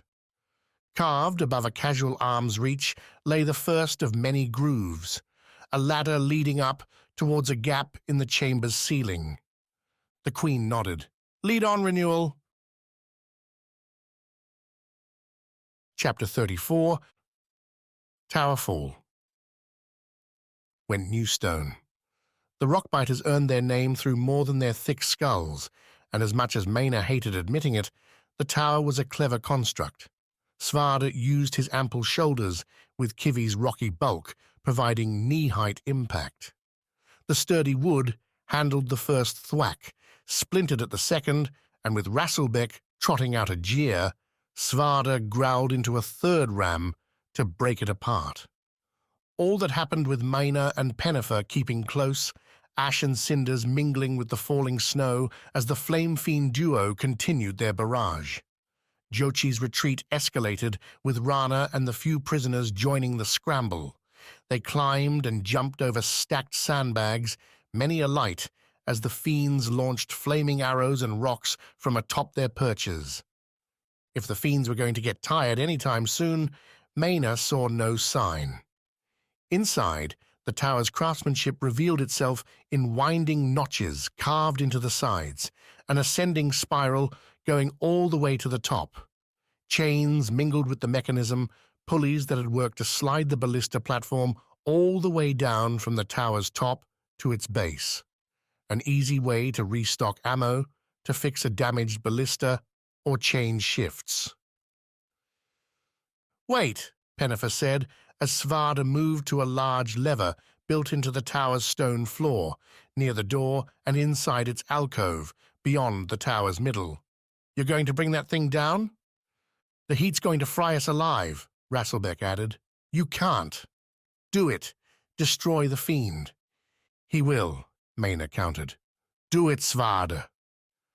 The Foti, grinning, pulled the lever. A creaking heave sent gears spinning throughout the tower, their all-too-many chains jerking into motion. The building rumbled. Maena's feet shook. Overhead, the dark disk, noting the tower's top, began its descent. "Now we change the game," Maena said. "Kivi, get back outside. Climb the walls, get as high as you can. Bring these two after you." "Bring?" Pennifer asked. "Kivi's not that—" "You'll climb," Svarde said. "Go." Still looking confused in the scant light filtering in through the tower's open door, Rasselbeck and Pennifer nonetheless followed the lizard. Above, a blue-orange glow shaded around the descending disk. "You think this will work?" Svarde asked. "Are you reading my mind, Foti?" "I hope so. Otherwise, Rasselbeck had it right." Maena and Svarde stayed in the entry alcove, their weapons ready, the beach and its cool breeze behind them. The platform came closer. Thumps and angry snapping joined the chains and their grinding gears. "Stay close to the door," Maena muttered. "We keep it in here." "It won't like that much." "I'm counting on it." For all the anticipation, the platform fell faster than Maena expected. The air became a cross-section, a battle between chill and fire, every breath mixing the two into a scalding, freezing mix. Maena's eyes winced as the fiend's full form sank into view, the platform it stood on immolating slowly at the heat from the demon's body. That form stood tall and silent on the platform, the clawed chain dangling from its lower left hand while its others held molten ballista ammo. The triangle obsidian head met the pair square, those golden flashes flaring up as it took them in, realized their alcove would be too small for an easy exit. Svarde crossed his axes before himself. Maena raised her rusted cutlass, a pitiful shield before the fiend, but one worked with what they had. Hopefully, the fiend wouldn't realize what was happening until it was too late. Hopefully, Kivi and the others would get their time. The fiend, though, didn't seem interested in games. In its right hand, it hefted another ballista bolt, the massive arrow a sure kill if it hit either Svarde or Maena this close. A massive arrow the fiend tried to throw, cranking back its hand only to have the missile's tail strike the tower, snap apart amid the intense heat. The fiend threw the scraps anyway, the tower's tight confines giving it a poor angle, little power. Maena and Svarde backstepped as the arrow scored off the alcove's side, breaking off rock and showering the pair in embers, burning bits. Maena brushed at them, felt the fiend's heat rise. The obsidian face flashed faster, brighter. Yes, make it angry. Good move. Her only move, more like. Better, too. It proved these fiends weren't icy tacticians. They had emotions, had pride, could be manipulated. The fiend, soundless, began hurling more junk their way, burning wood, stone chunks, pieces of the tower's chain breaking apart under the pressure. Maena and Svarde retreated further, pressing themselves into the alcove behind the ruined door remnants. Poor cover, but Maena kept the scratches, the sears only to her limbs, her hair. "Any moment now," Svarde bellowed. "Get out of here, you damn thing!" The fiend obliged. With a skeletal jangling, the chain claw flew up, a long toss sending the weapon at the tower's top. The fiend's arm extended. "Now!" Maena called. Could they hear her? Would they know what to do? The fiend apparently didn't see a problem. The chain bit in, stone falling around them, and the fiend began climbing its own grapple. Maena and Svarde crept out as the heat receded, watching the fiend spread its width across the tower to straddle the thing, pressing upward with its legs while its arms tugged on the chain. "Now it's our turn," Svarde said, and the pair moved quick. There wasn't much science, much method to their actions. Mere seconds were on offer, and they used those seconds in the simplest way they could. If it was sharp, they stuck it in the charred platform, the battered base with its pointy end facing up. Maena's cutlass, the metal end of the ballista's arrow, busted spikes from the ruined platform's gears. All found opportunities to stand straight up in the bubbling morass the fiend had left behind. Maena jammed her sword into an ashen pile, left it there. Would it withstand much pressure before toppling over? No, but would it need to? "Time's up!" Svarde called, and Maena didn't question him, beat back to the alcove, out the door. Up above, from the outside, Kivi, Rasselbeck, and Pennifer showed clear against the burning city's glow. The other fiend, for its part, didn't seem to notice its partner's predicament, happy to still be launching bombs into the city. "Cut it now!" Maena cried. The call rose over the din, sharp and vibrant with a commander's edge. The trio jumped, spread, with Pennifer and Rasselbeck throwing their weapons at the fiend, anything to slow it down. Kivi went for the grapple, something Maena couldn't see from the ground. The ferret's jaws needed a bite, maybe two. If they needed three, the fiend would have them. A single blue burning hand appeared on the tower's lip. A clang sounded, Kivi jerking back. Maena and Svarde rotated around the tower's base, keeping the ferret in view. The tower rumbled as the fiend struck its walls from the inside. Still, the hand clung. Rasselbeck and Pennifer, empty, backed away, their looks trailing down the tower to the sand. A fall too far to survive. Kivi had no such fear. The ferret scuttled over to the clinging hand, opened its jaws again, and bit down on the blue fingers. A single snap, with Svarde yelling encouragement, cursing the fiend, and lauding the ferret in Foti bellows, did the deed. The hand vanished, the tower shook, and the beach trembled when the fiend struck the earth.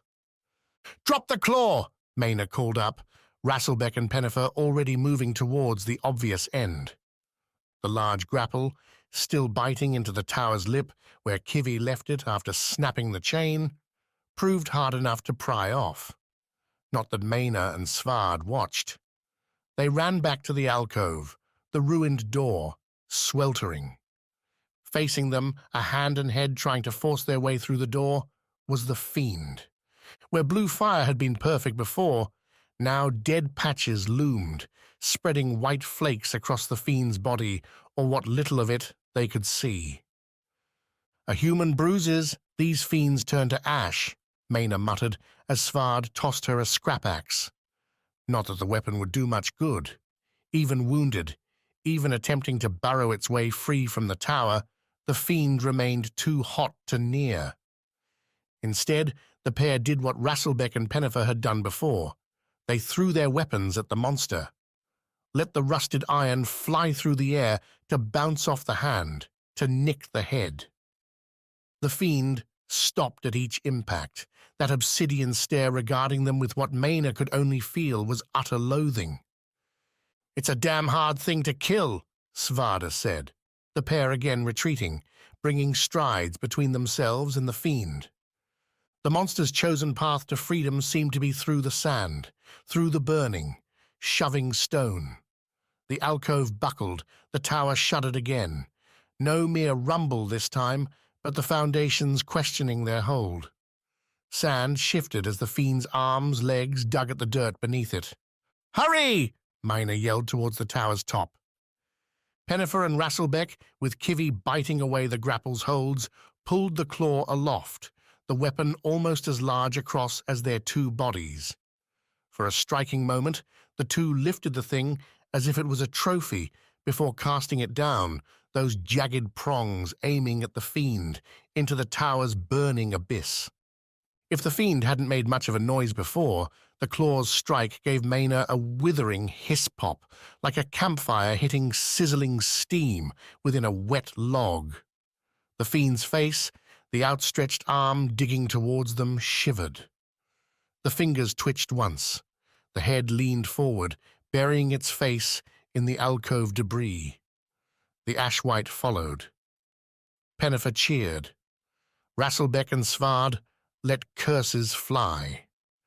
Maena allowed herself a smile, a nod that the plan had, for once, worked out as she'd hoped. Kivy, between Pennifer and Rasselbeck on the tower's top, opened her vents. The orange glow steamed out into the night, a victory light. "Got 'em," Svarde said. "One down, one left." They turned towards the last fiend, atop its tower, expecting to see the monster absorbed in its bombardment. Instead, the blue-flamed fiend seemed to be done. Seemed, instead, to be staring at them. With its left hand, the fiend reached, snapped off a sturdy stone from its own tower's top. Bracing itself, the monster leaned back. And Maena knew what was about to happen, her feet beginning to give her distance, even as she screamed for the others to get down, to get away. The fiend launched the stone, its tumbling mass a shadow in the night. The rock struck their damaged tower with a muffled bang, rippling the structure, sending all those beautifully molded lines crumpling. Rasselbeck, Pennifer, and Kivy sank with their tower, crumbling towards the beach as sand and snow flew. Behind it all, a light covered by a rising dust curtain, the fiend leapt, hit the sand, and began stomping towards them. "Well, Captain, your first plan worked. You have another?" Chapter 35. Common Criminals. They stalked, they watched, they waited. The Rana town obliged. Some sparse guards, obviously drafted from the townspeople by their loose saber holds, their ramshackle thick leathers, paced the sole main street as night bled on. Bliss and Tawny neither earned their attention nor sought it, instead lingering in a sloppy alley near the inn. Tawny had picked out the spot as part of restraining Bliss, keeping the viz from a more obvious course. The slop came from old soup, from bath water and rain remnants given nowhere to flee. Overgrown patchwork stones marked the alley's middle, while aged crates and barrels waited for action. Bliss rested her chin on one, a sturdy metal-rimmed construct about her height. From it, she could see the inn's entry, the few people milling about the place. Someone plucked at a lute, an instrument Bliss had never heard before coming to this isle, but had quickly learned to appreciate after the nights and days working the taverns further south. The Kansai had gone in, and not left. That they were staying the night seemed obvious now, as did the impossibility of going inside after them. Bliss might have felt revenge's stifling itch, the inability to consider anything other than the decimation of her brother's killers, but the hunter remained sane enough to hold her rage at bay. There would be time, as Tawny said, to catch one, then two, then three. But the wait for one was proving longer than expected. A rustle and Bliss turned, hand reaching for her staff. Only Tawny, slinking back into the alley with a headshake. "They weren't stupid then," Bliss said. "Nothing on the boat save the things you'd need to move it," Tawny replied. "The watch here is a bunch of chumps, but I think even they'd catch us if we tried to row the thing away." I wasn't going to run. Not run, Bliss. Lead him into a trap. You're supposed to be a hunter. Think like one. I'm waiting for an ambush, aren't I? Grudgingly. Tawny tapped Bliss's shoulder as the Veers turned back to the inn. Here, pick this up on the way back. A crusted rice cake sat in Tawny's hand. One Bliss took with a grateful nod.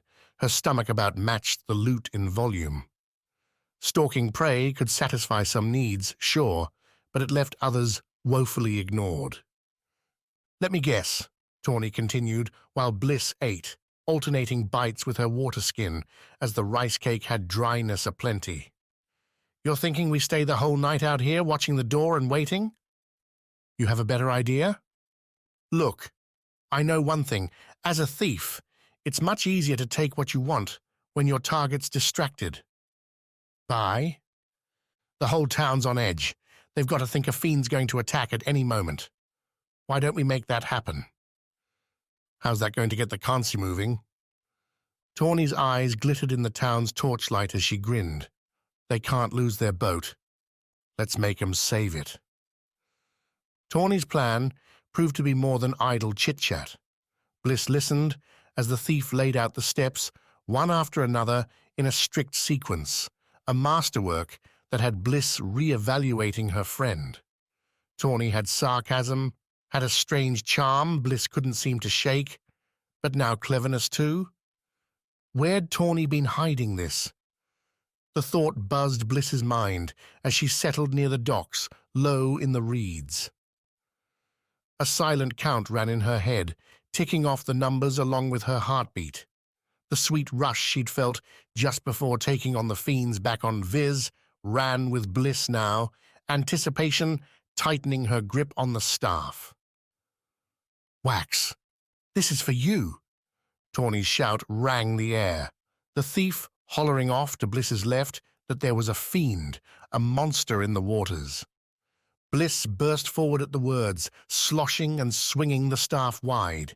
She splashed, struck several small crates on the wood boards on her left, while keeping her head low, making her way towards the Kansi boat. At her waist, its length hidden beneath the water, ran one of Tawny's knives. The thief howled and ran, paying no attention to the shouts following her from the frantic watch. Someone started to ring an alarm bell. Soon, feet, eyes would be at the docks. Soon they'd find nothing there.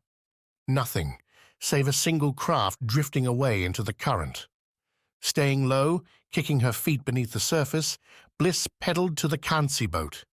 With the staff floating in her left hand, Bliss drew the knife, worked it against the rope, tying the Kansi boat to the dock. Its threads frayed, though the water made the cuts slip, the knife not biting.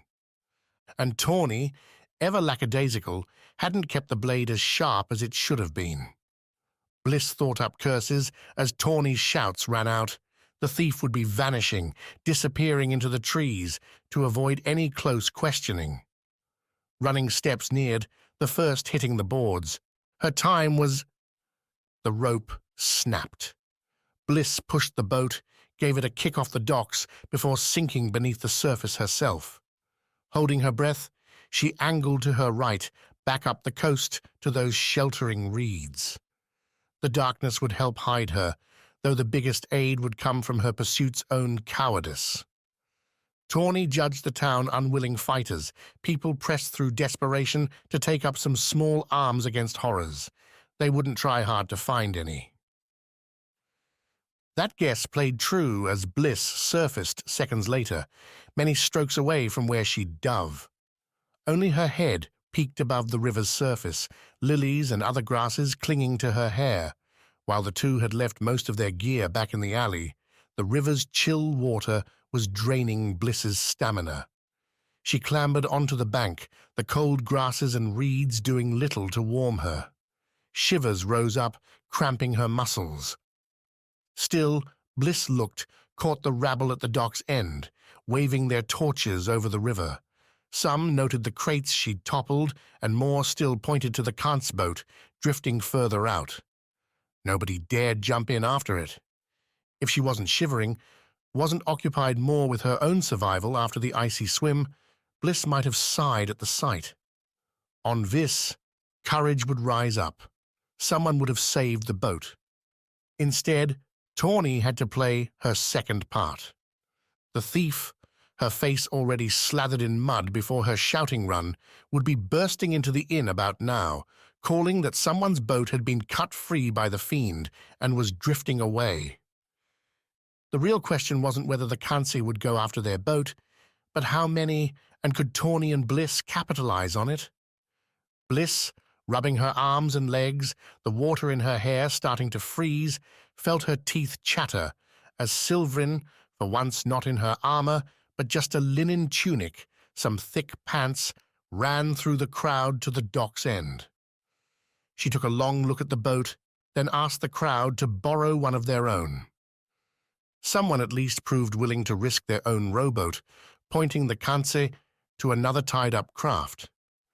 Silverin, joined soon enough by a second Kanse, Bliss couldn't tell from distance, in the blurry torchlight, which one, kicked off the boat and rowed into the river after their drifting vessel, which left one alone back at the inn. Bliss forced herself up, feet slipping some on the hard ground.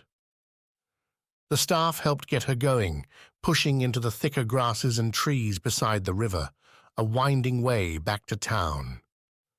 "Hey," Tawny whispered, emerging from the dark several minutes later as Bliss neared the inn's back. "Come over here." The bandit had their gear, scavenged from the alleyway and ready. Bliss threw on the weave, wiped away the wet on her ragged clothes. Ragged? Yes, but still better than skin in the cold. They left the satchels behind, advancing armed and ready on the inn's dim rear. The sturdy two-story building, standing on bricks and mud, gave way to Rana's ever-present wood and thatch roof. Narrow windows, filled with splotched glass, picked out the 7 or 8 rooms the place offered its guests. Tawny and Bliss didn't have the time to investigate them all. Already, the two Kants would be rowing back to the dock. So they started with the back, and of the 4 windows there, only 2 had lanterns lit inside, like spread eyes in the night. The inn's back door had its own lantern too, hanging from the door's top on a metal line. Tawny, whirling her grapple and launching it at the inn's roof, used that line as a quick step, leading Bliss up the inn's back, feet on stone, while her hands gripped the grapple's long rope. For Bliss, working her fingers back into gripping strength took some real kneading, drew enough of a frown from Tawny that the hunter willed her muscles to work, her nerves to feel again. At least her staff, slotted into its sling along Bliss's back, came along easily enough. Tawny pulled the grapple up after they'd both ascended, keeping low as townspeople filtered back to their homes. Some insisted they'd seen a fiend, others claimed it was a lie, and still more declared their fast action scared off the monster. Bliss snorted at the last. "Hold the rope," Tawny whispered. "I'll take a look." The thief was as light as she appeared, though Bliss dug her heels into the roof's slight lip to keep Tawny level as the bandit dropped down, using the grapple to hang just outside the windows. The first took a second for Tawny to shake her head, whisper that the room belonged to an older couple. From there, Bliss slid along the thatching, moving her feet one after another, while Tawny kicked along on the inn's outside. Easy enough on the inn's back, in the near dark. Damned impossible on the front. But Vis was with them. At the second window, Tawny waved. "This is the one," Tawny said. "Can't see stuff everywhere, and it's empty." Before Bliss could ask what they'd do now, Tawny brought her sleeve to her mouth, letting her one hand and her feet keep her balanced against the inn. With her teeth, the thief tore her sleeve off at the elbow. Keeping the fabric in her mouth, Tawny wrapped the cloth around her hand, bit it tight, then delivered a sharp jab with her covered hand to the window. It rattled, stayed firm. Damn! Tawny cursed, let the fabric fall, drew her knife. So much for the quiet approach. This time, the thief smacked the dagger's hilt into the window, shattering the glass.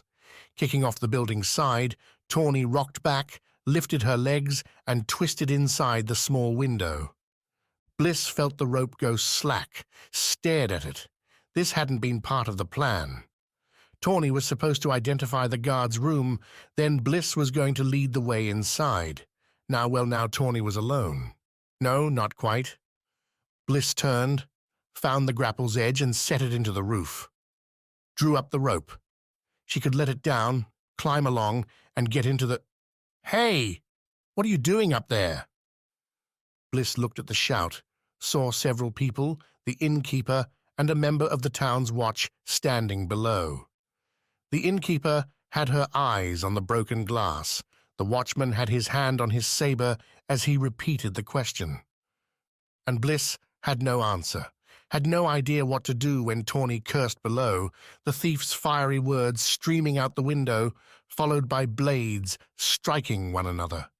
A plan, a masterwork, a mistake. Chapter 36. Grim Promise. Midnight in the jungle mountains would have been magical under better circumstances, like if Sawi had been ducking beneath ferns and brushing past vines with wax by her side instead of a grumbling, stumbling Gladring.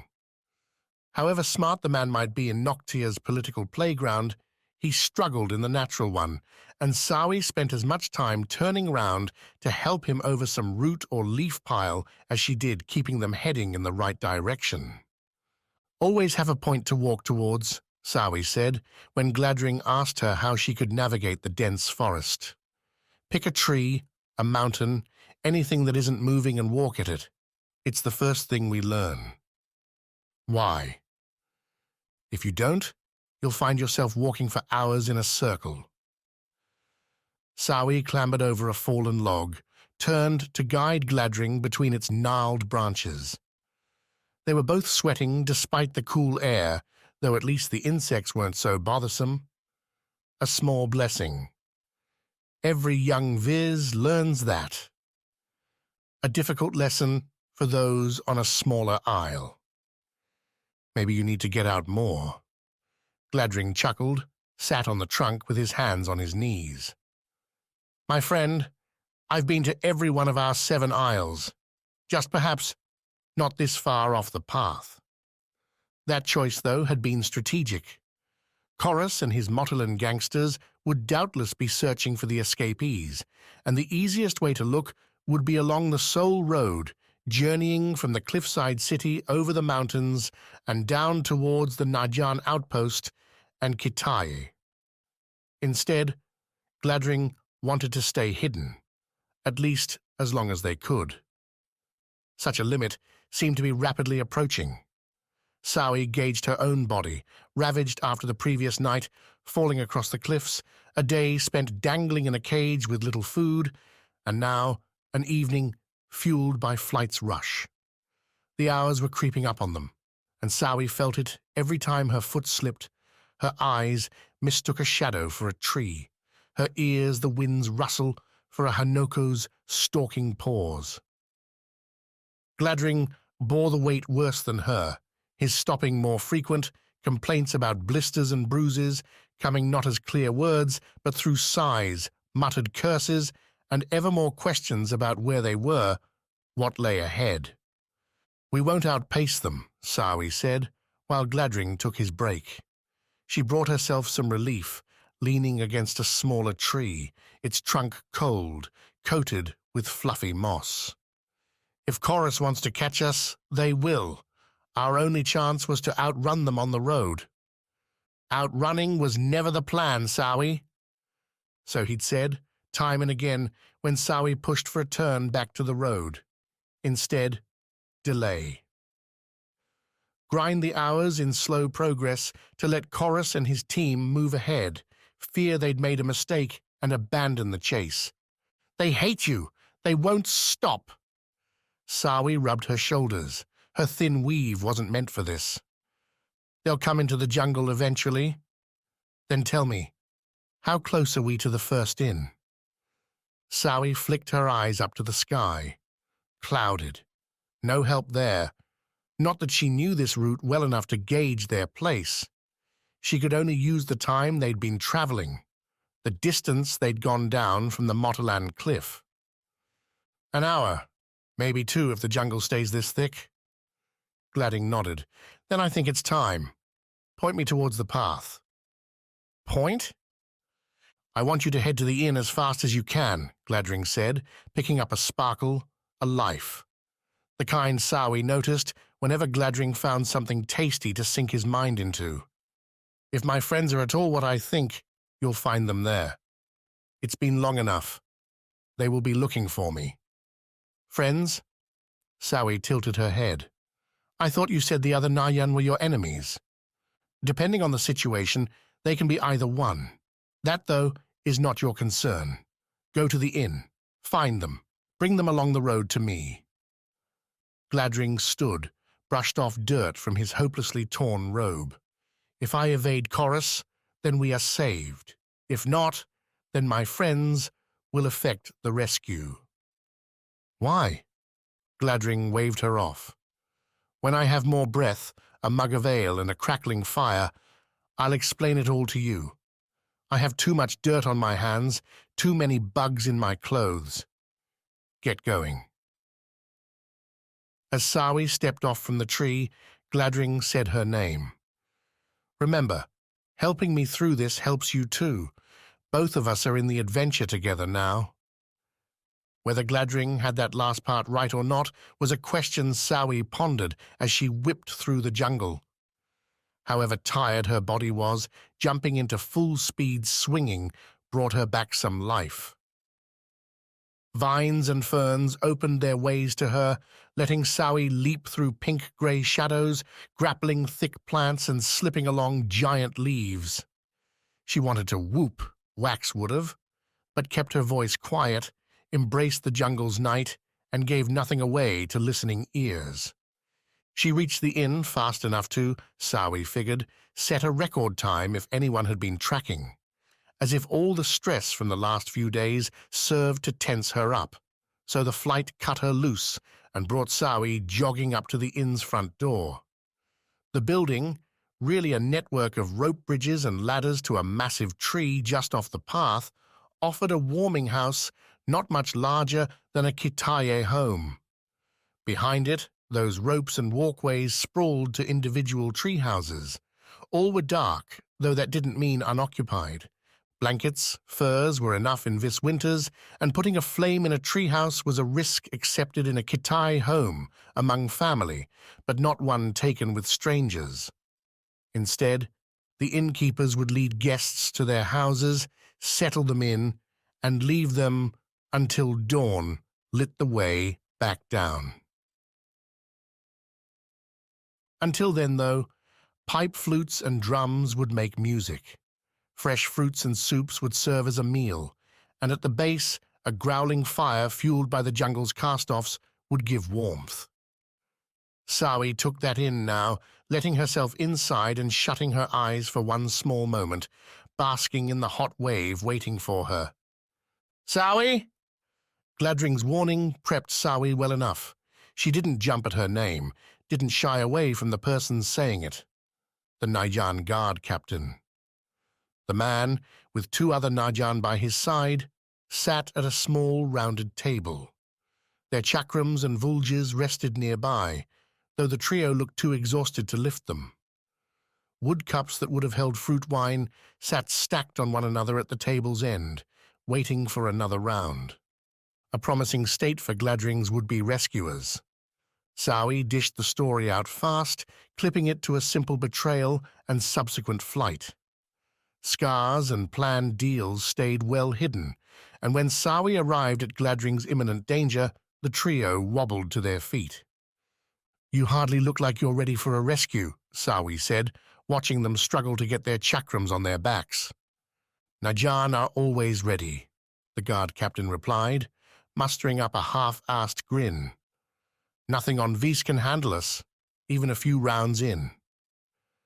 Sawi blinked. thought about pushing that remark. Instead, she held her tongue, already learning Gladring's lessons. The Nayan left behind some cured jerky to pay for their drinks, a delicacy the innkeeper accepted without complaint, and the foursome ventured back onto the path. Sawi's lids felt heavy, her legs more so, but the fire gave her enough to keep on going. Just a little longer, and after the Motilan bunch were scared off by the Najan, she could collapse in one of those tree houses and find some sleep. And Sawi had little doubt Chorus and his jokers would be scared off. Even a little shaky, the Najan still held a majestic threat in their armor, their gleaming weapons. They jangled as they walked, heavy boots padding into the path's stiff dirt. The captain pestered Sawi for more details, and Sawi gave them, suggesting the Motilans weren't warriors, just fishermen and woodworkers frustrated they didn't get the renewal. Wanting to take it out on Gladring. Like so many others, the captain laughed. Gladring has a way of making enemies. I'm seeing that. Don't let his golden tongue get to you, Sawi. The man's always scheming. He'll use you as long as he can, then leave you behind. As if those words could surprise her now. He said as much. The spider telling you about his web as he weaves you into it, the captain replied. Keep your guard up is all. Make sure you have a way out. Then why are you trying to save him if he's so terrible? Duty. Nothing more, nothing less. The other two guards muttered their agreements. We're Najan. He's a tenant. Our jobs, our families rely on keeping him alive and safe. Besides, Gladring's games are above us. We're not the flies he's trying to catch. Should she mention Gladring's suspicions? The question hung in her mind as the steps continued, as the path wound into a rocky pass. The clouds broke, Sichi's pink rays dancing between the shadows, marking rose lines on the ground. Highlighting, halfway down the pass, Gladring's form and Chorus standing above it, flanked by another Motilan. The pair turned as Sawi and the Najan came forward. The guard captain whistled, chakrams flying off the trio's backs and into their hands. He pushed Sawi off to the right, clearing their view. Motilan, the guard captain announced, any fuzziness from the wine long gone. Step away from the tenet, leave, and we'll forget we saw you here. Chorus folded his arms. Sawi gaped at the gesture. The man wasn't running?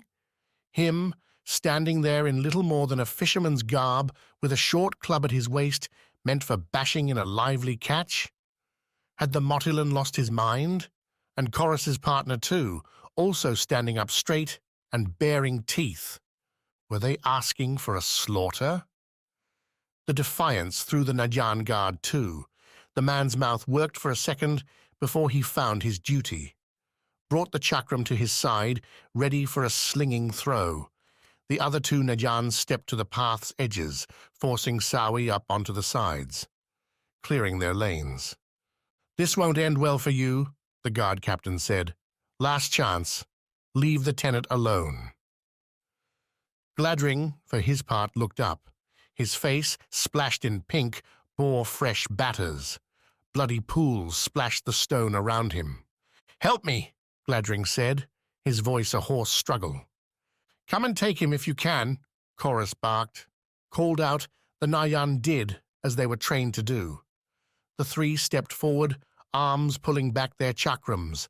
Something whistled past Sawi, then another and a third. Rocks flying from behind, striking the Nayan hard enough to rattle their armor, turn them around. Softer missiles followed. Small darts Sawi knew well, fired from a Motilan quartet that had left the trees behind them for an ambush. The darts hit home, striking necks and cheeks. The Najan reeled, stumbled, fell. Their muscles shook, froth and spit ran from their lips as the Motilans dashed up and relieved their enemies of their weapons. Sawi watched, frozen both with exhaustion and shock. Even if she could scoop up a vulge, what could she do with it besides die? "The prize is yours," Gladring said, his voice climbing into the quiet air. "Ensure nobody finds the bodies, and I'll keep your secret." "And your end of the deal?" Corus asked, bringing the tenet over as the Motolans stripped the Najan. Every armor scrap, every knife and satchel came off. "You'll get the trade?" "Your city will be richer than ever before," Gladring replied. Sawi, sitting on the stones, could only stare as the pair spoke, as if what had just happened had been a mere game. "Noctia and Tamas both will offer their boats to you." "No lies?" Gladring pointed at the Najan trio, left in little more than their underclothes. The Motilan loaded their spoils into several large satchels, the armor an awkward fit, but tied on nonetheless. A long journey back, but none looked tired at the prospect. "There are some debts I will always repay, this among them." Gladring held out a hand, and Corus pulled a small satchel off his belt, put it in Gladring's palm. "Motilan's time is coming, Corus. Be patient a little while longer." Gladring kicked once at the guard captain's head, knocked it to the side. "And ensure these three are never found." Corus's eyes glittered. "Hanoko will handle it." He looked over at Sawi. "And her?" "She's with me, part of our deal." Corus nodded. "Done then. Don't disappoint me, Gladring." The tenant offered Corus nothing more, instead came and sat next to Sawi. The Motilan continued their work arranging their spoils, with three breaking off to drag the drugged Najan off into the jungle. "Does it disturb you?" Gladring asked. Sawi, gulping, tried to find her voice. It came out less as words, more as a rasp, a fevered rush. "You killed them!" "Those three would have killed me as soon as they'd finished with Corus," Gladring replied. "Fassel ordered it before we left Noctia. Corus offered an opportunity. Not quite what I planned, but the man was reasonable enough." "Corus? He wanted us killed?" "No, he wants his city to prosper." Gladring took a deep breath. "A few Nayan guards can't offer him what I could. He just needed to see it." "So you used me?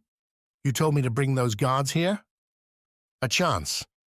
If they'd not been at the inn, my position would have been weakened. I would have needed to offer Corus much more than I did." Gladring leaked a half-smile. Perhaps the man would have let his rage get the best of him and killed me. "But you found my would-be murderers. I would have been fine with mutual slaughter, but this is truly the best outcome." "3 Nayan dead is the best outcome?" "For me, yes." Gladring put a hand on Sawi's shoulder. "For you too. Now, Sawi, let's get to our feet. One more walk until some much-needed rest. Tell me it isn't far." It wasn't. Though as she walked, Sawi focused less on her aching muscles, her tired bones, and instead on where she sat, within the spider's web. Was she a fly, waiting for Gladring to eat her alive? One sidelong look at the tenant, eyes focused on nothing as they walked, gave her the answer. Chapter 37. Wet Rescue. Sleeping on wet, mossy rock turned out to be both necessary and devastating. Wax and Yujo climbed the rough ladder from the Skar cavern up and then up some more, their hands gathering scrapes and blisters aplenty by the time they rose from the small hole onto a small, flat island. Yujo gauged them north of the Whirlpool, gauged too that several hours had passed since the Kansi threw them off the boat. No rescue waited. To the south, a direction easy enough to estimate with the flowing current rolling around them, the Whirlpool's great bulk churned. Their island spread a few strides in every direction, sloping down to the lapping waters. Moss and a few scant weeds dying in the winter's chill were their only partners. Well, that and exhaustion. Wax sat down first when no other route presented itself. Yujo followed. The cavern had blocked the outside wind, had given some shelter, and now they had neither. Soaked clothes offered nothing, and the river water carried even more cold. "We'll freeze to death," Yujo said, her teeth starting to chatter. "There's no way out." Going back down wasn't an option. Only the pool waited, not somewhere they could rest. Swimming offered no easy choices either. South, towards the outpost, meant outpacing the Whirlpool, a prospect so impossible Wax wanted to laugh. Any riverbanks were beyond sight in the night's dark, and tired muscles made a chance attempt at a crossing in icy currents a truly desperate move. Which left one choice. "We stay close," Wax said. "Hunters do it on Vis if you're caught out in the mountains on a cold night. Body heat. As if it'll be enough." "It will be." Yujo looked his way, so confident. "Never lack it. Besides, if it doesn't work, we won't know or care." They found the driest patch on the island, used their hands to scrape away enough moss to leave flat stone, then, lying down, piled that same moss back over them. Dirt, dead insects, and random roots all formed a natural blanket, albeit a chilly one. Almost without words, the cold keeping mouths shut, minds numb, the two curled into their makeshift bed. "A long way from your Kansi palace, isn't it?" Wax muttered, his cheek on stone, face looking out into the river's constant rumble. "From your jungles, too, I'd wager." "There's nothing like 'em, Yujo. I didn't think I'd miss it, but here now it's hard not to." "They are beautiful. The great Sana almost matches our peaks." Wax coughed a dry chuckle. "Almost? Our soaring spears are beyond anything you've ever seen, Wax. They rise up near the clouds, sky diamonds catching the sun's light and tilting it to rainbows all across our isle. At night, Sichi covers the peaks in glittering ruby. Stand anywhere on Kansei, and you can witness a marvel." "You sound like you never wanted to leave." "I left for Kans, to protect it. Didn't you do the same for Vis?" "Vis can protect itself. I'm doing this to keep a promise." "To who?" "A friend," Wax started, and when Yujo asked for more, he plunged in, talking about Pan, their adventures among the ferns and the vines, until his voice ran hoarse, until the soft, steady breathing against his neck told him Yujo had fallen asleep. It didn't take him long to follow. Morning came with an aching back, sore muscles, and a stomach in dire need of food. But morning did, at least, come. Wax blinked open his eyes, found the sun high up in a brisk sky. Yujo stood nearby, looking over the water. Their clothes remained damp, but no longer quite so cold. The sunlight helped too, scant as it was. As did the Rana Skar, clutched in Wax's hands and warm to the touch. Shaking off the moss, Wax joined Yujo at the island's edge. Her stare went south to the Whirlpool, and beyond it, to shapes moving on the water. "Boats?" Wax asked, then bent to drink some of the river's water. A bit perilous to sip directly from the river, but better than dying of thirst. Wax also figured he'd inhaled enough of the stuff during yesterday's forced swim to ensure he'd catch any sickness lingering in its waters. As it was, the cold liquid went down easy, massaged his throat back to life. "That or a fiend," Yujo said, her eyes squinting, hand shadowing the stare. "Though even if it was a monster, I'd take that to a day spent here." "I'm such awful company?" "No, but I might eat you in a few minutes if we don't find something else." "So quick to cannibalism?" Wax asked, his own look going to the rushing water. Clear enough at the surface, but the coming chill, the Whirlpool's proximity, meant any fish had gone missing. Nothing lingered near enough to grab, the depths too muddy to see deep. No improvised hunting. I'm ahead of you in the renewal race, Yujo said, shrugging. I think that means you have to give me a leg. An arm, if necessary. Official Noctia rules, is it? Very much so. Well, before you take a bite out of me, why don't we try waving, shouting? Maybe they don't see us. Aren't you Viz all about your cries? Wax stood, stretched. Just listen. The whoop came easy, loud and happy. What made Wax even happier was the reply, echoing back from beyond the whirlpool. I know that voice, Wax said when Yujo asked. Sometimes a brother can be a good thing to have. Quick, Castellan, and several Najan skirted the whirlpool's edge, taking turns at the oars until they reached the island. Yujo and Wax indulged in the water skin, the food-stuffed satchel on board, telling their story beneath blankets, while the rescuers rowed them back to the bustling outpost. In its first full day fiend-free, the town hummed with repairs, with livelihoods returning. Smoke rose to the sky, the air moving from the river's clean wet to the outpost's hot, industrial taste. Fresh fish, harvested marsh plants, roasted over barrel fires, making the return a succulent one. At least for Wax, who found his appetite insatiable.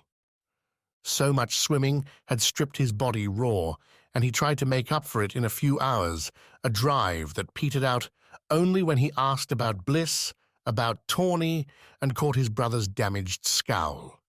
Quick said the pair hadn't left long ago, at the morning's earliest light. They thought you dead, and wanted vengeance. I'm touched, Wax replied, started to stand from their place around the fire in the same centerpiece where the group had first gone when arriving at the Raft city. Already, the ramshackle clutter had been cleared, returned to its rightful homes. A cleaner center now, one with Najan purple banners unfurled. We need to go after them. Not yet. Quick nodded Yujo's way. The Kansei queen, wrapped up in those blankets, had fallen asleep again after her own lunch. We all need to rest, Wax. I'm injured. You're exhausted. So is she. You're telling me to let Bliss, our Bliss, she of the hottest heads, go on her own against 3 Kansei Queen's guards? Those awful asses who beat us up yesterday? Quick found a deeper scowl, turned his glare at the fire. What's to think it'll be different next time, Wax? So don't try? Try what? Bliss and Tawny are going to fail. They'll give up or get beat like us, and we'll find them down south. Then we can all go home. Wax sat down again, blinked. Quick, you're not sounding like the brother I know. I'm being practical, Wax, like I always have been. They took the Skars, you said. We can't win the renewal without them, so why put ourselves through this? Why risk our lives again and again when we can go home? Quick touched a scabbing gash along his shoulder where a Kansei rapier had left its mark. Don't you miss the trees, the songs, Sawi? Sure. I miss Mum and Dad too, mangoes, the bird song every morning. Wax spread his hands, raised an eyebrow. We knew we weren't going to see them for a long time when we left, brother. It's not been so long, has it? Weeks. And if I become the Aegis, what then, Quick? I'd never see home again. Never leave Noctia. That didn't stop me. When I took that scar from Pan's hand, I made a promise, and I'm keeping it. At least till I can't anymore. Wax pointed at Quick. You made that same promise when you asked to be my guardian. Are you giving up? A cruel move, maybe, to push Quick like that, to call him out. Wax might have spared his brother, except, damn it, he'd just been shoved in the whirlpool, just survived a frozen night on a river rock. Going through all that, only to throw up his hands and give up wasn't something Wax could do. Not yet. Then what, Wax? What do we do? Quick asked. They have the Skars. A blanket flopped to the floor. Yujo stood, eyes hot. We take them back. Easy to say, Hard to do. They're heading south. They'll need a boat, and my captain won't give them mine, Yujo said. Not if we beat them to it. She swept a look from Quick to Wax and back. When they're trapped, we take what's ours. How? Quick looked down at himself. The wounds. They'll kill us. They fight like soldiers, Yujo said. The way I see it, there's no soldiers here. We don't play by their rules. Wax nodded, and even Quick didn't look quite so glum. We have to find Bliss and Tawny too. We do that in the city. If we move fast, we'll beat my guards there. They only have a small boat, and they don't know the waters. Your sister and the bandit will show up later. Our reinforcements. If they're not caught first, Quick said. If they're caught, then we'll do what you did for me and save them. The Queen took a long, deep breath. Come on, there's still a few hours of daylight left. Let's find ourselves a raft and get going. Chapter 38. Making Glass. Svarde hurled a rusted axe at the fiend, the flimsy metal going up in a green burst without making the monster so much as twitch. Beneath its feet, the sand melted to glass, the shimmering kicking up the flame's reflection, broadening its glow until Maena seemed to see nothing save an immense candle trudging towards her. Run? Svarde asked, both stepping backward on the dunes, the sand getting more loose as the flattening waves grew distant. To where? Maena replied. A firewall raged at their backs, Yochi's fortifications turning into tinder, a blaze likely to burn half the town behind. Ahead, other than the sea, sat the crumbling tower, and within it, Rasselbeck, Pennifer, and Kivi. No rescue offered itself.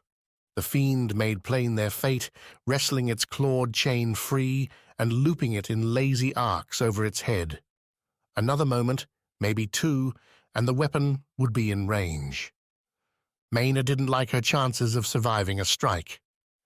Then we stand our ground, Svarde answered, the stoic guardian flattening his stance, doubling his grip on the remaining axe, as if the thing would help. It gives him courage. Something you could use. Maybe, but Maena didn't have something to grab, something to hold. Her hands caught snowflakes and nothing more. The fiend smashed its foot into the nearest dune, plunging its fireball into the mound and scattering the molten glass.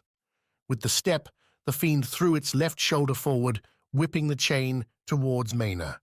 Fast for some, maybe, but the strike had distance, had bulk, had nothing on a swift saber's swing.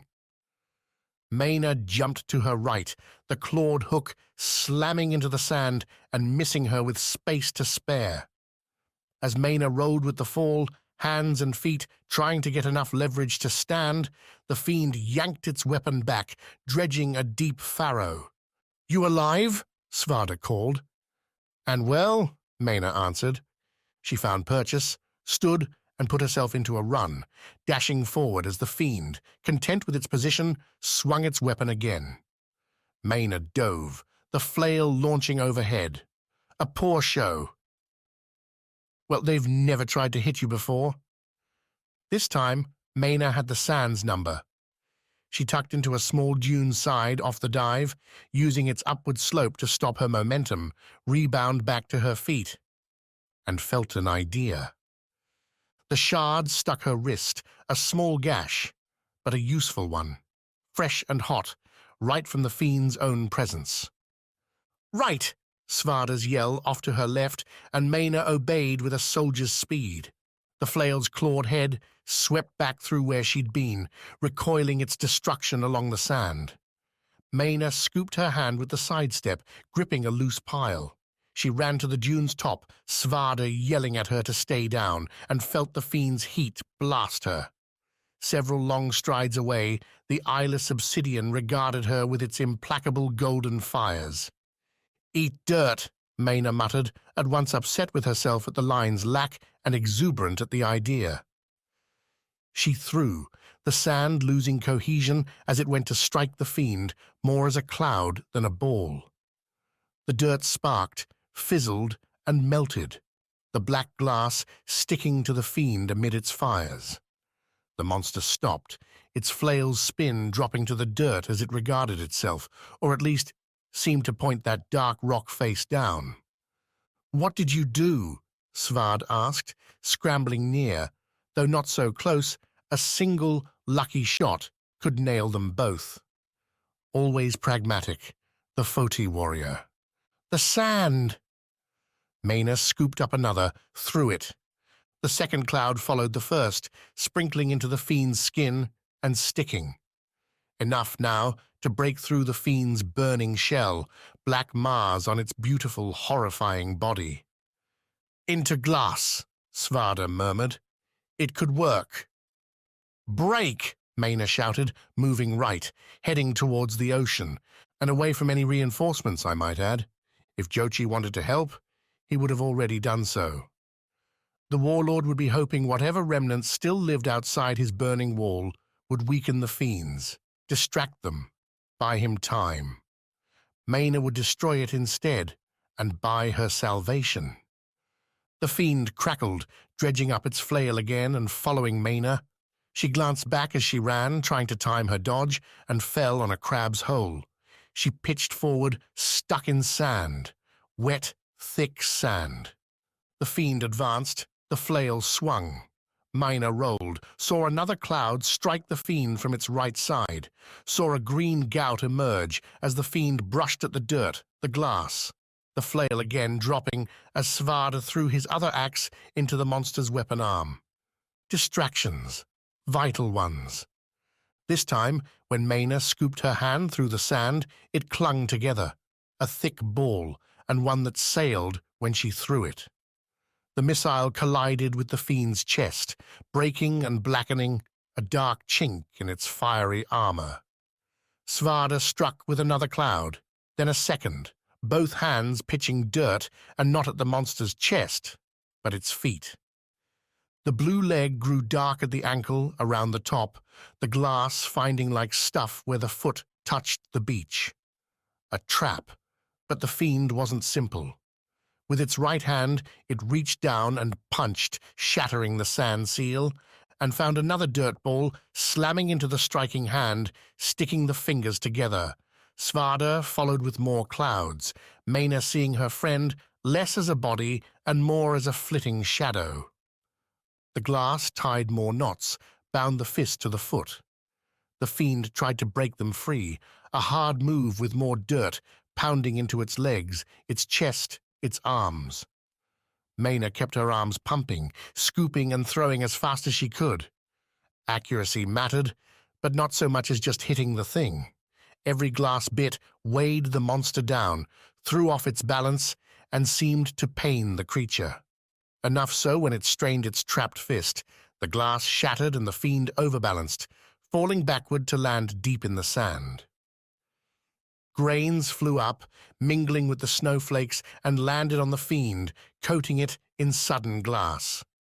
Svarde stopped throwing at all, simply scooping all the sand he could find and shoving it onto the fiend. Maena joined him, running up to the right side, kicking and throwing sand along the way. It felt ridiculous, insane, wild, and absurd. "Welcome to my life." The fiend crackled, its own body working against it, melting the sand and fusing its limbs to the ground. In seconds, only the beast's head could move, the Obsidian's baleful glare following Svarde and Maena as they buried the monster in a shimmering, glossy tomb. Even with the glass in the way, getting near enough to the fiend to shower sand on it struck Maena with more heat than she'd ever felt, the very air seeming to lash against her skin, steal away any breath, and force her eyes shut to keep them from boiling. The only spot with any relief was the thing's head, the obsidian blocking the flame, a lone barricade whenever the fiend looked her way. "Stop," Maena said, after one last toss, fusing the monster's neck in the shimmering, deep brown glass. Not all of it. No? Svarde asked on the monster's other side, body a sweaty sheen. Both had ashen ends where their hair had come too close, caught a spark. Their clothes, what little they had, sizzled on the edges. Maena's own skin crawled with a red ache, but they lived. This thing came from the dark below, Svarde. We have it trapped. Maena stumbled back, legs drawing down as the battle's thrill faded. We might be able to learn from it. Or, as the Rana might otherwise say, use it. A key commandment of the Isle was just that. A raider must seize anything of value, miss no opportunity to claim a resource. Svarde accepted her logic, gave the fiend a wide berth as he came around to her side. The fiend watched them, sparks writhing the obsidian in a dazzling, angry dance. The glass prison crackled, melting and hardening over and over again. At least for now, the monster seemed stuck. A look north towards the city saw its people fighting back. Water brigades or Jochi's soldiers pressed into civil service, attacked the sandbags and burning buildings, beating back the scattered flames. The winter snow kept up its mild assault too, the flakes filtering around the pair and the dunes. We should search for our friends, Svarde grumbled, lurching to his feet. Go, Maena replied. I'll watch this one. Yell if it's breaking free. You'll hear it, Svarde. You say that like my ears haven't been burned away. Nevertheless, with a lone hand landing on Maena's shoulder, the Foti warrior stomped off towards the ruined tower and the bodies that likely lay inside. Maena kept her look on the fiend, watching those sparks. Fascinating in the night. What do you think it's saying? Free me? Weapons? A vessel? These fiends were far from mindless. Svarde had fought smoke creatures when they'd first come to Went, fiends organized, and so the man had said, able to speak in a vague form. The memory thief below also worked with more than a predator's instinct. And don't get me started on those awful eyes. What was so different this time? Why were there so many fiends reaching beyond the snarling savagery that had been their status for so long? What are you? Maena asked the monster. The sparks stopped. Pure black rock looked at her. She repeated the question. A single burning line, white gold, carved up the obsidian's center. The spark went to the stone's absolute middle, glowed for a long second, then burst into 7 motes. Those 7 spun around the smoldering center in a lazy arc. As they moved, the motes began to dim, while the center again grew brighter, until with an orange flash only the center remained, hot and alive, until it too disappeared into the stone. Well, what do you know, Maena? You might have been the first to talk with a fiend. You understand me? Maena asked, trying at the same time to press what she'd just seen into her memory. You know our words? This time, though, the fiend offered nothing, only its dark stare. Maena again repeated the question. The fiend did not respond. The glass crackled, melted, cooled in its endless cycle. Maena tried one question after another, a barrage with everything she could think of, while the snow began piling up around her. The fires in the city dwindled, the people gaining the upper hand. Behind her, Svarde called out every successful extraction. Kivi, Pennifer, Rasselbeck, wounded but alive. The fiend did not answer. Till dawn threatened, her throat long parched, the questions only rasps, Maena asked, and still the monster didn't reply. Only when Svarde, returning to her side, pointed out that the glass no longer broke and crackled, did Maena stand to see the reason, or at least one, why the obsidian stayed dark.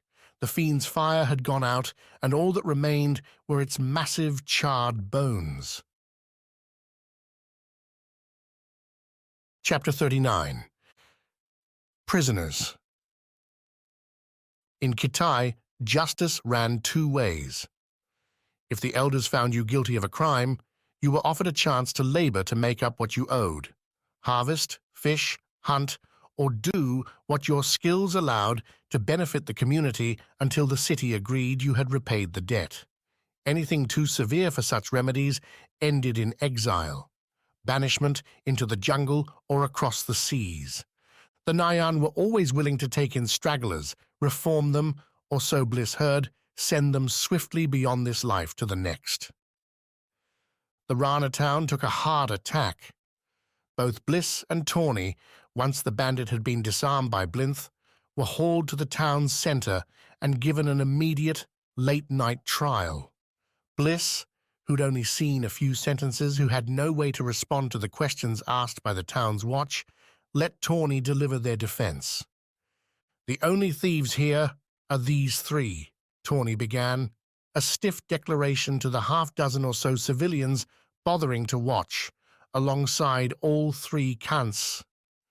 Tawny sprinted through the story, adding in choice invectives as she reached moments like the casting of the Renewals into the sea that earned the expletives. The bandit impugned character wound up the tale with the dire consequences of killing a would-be Aegis and ended on a plaintive note, asking the town to understand they were merely trying to restore honor as guardians to their slain charge. That last shook Bliss, a hollow ringing marching in as her own exhaustion mingled with the shock at hearing her brother called dead. Surreal enough with Pan, with all the bodies in the fiend-ravaged town, but to hear the same state given to Wax.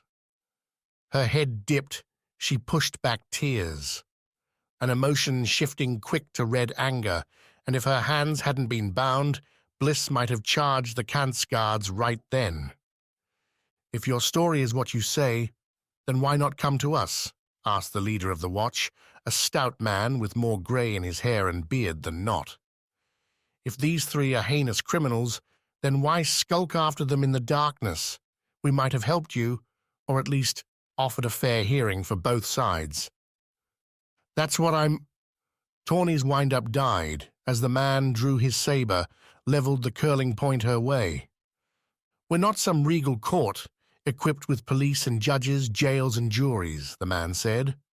"Out here we make our calls quick, as there is other, more pressing work to be done.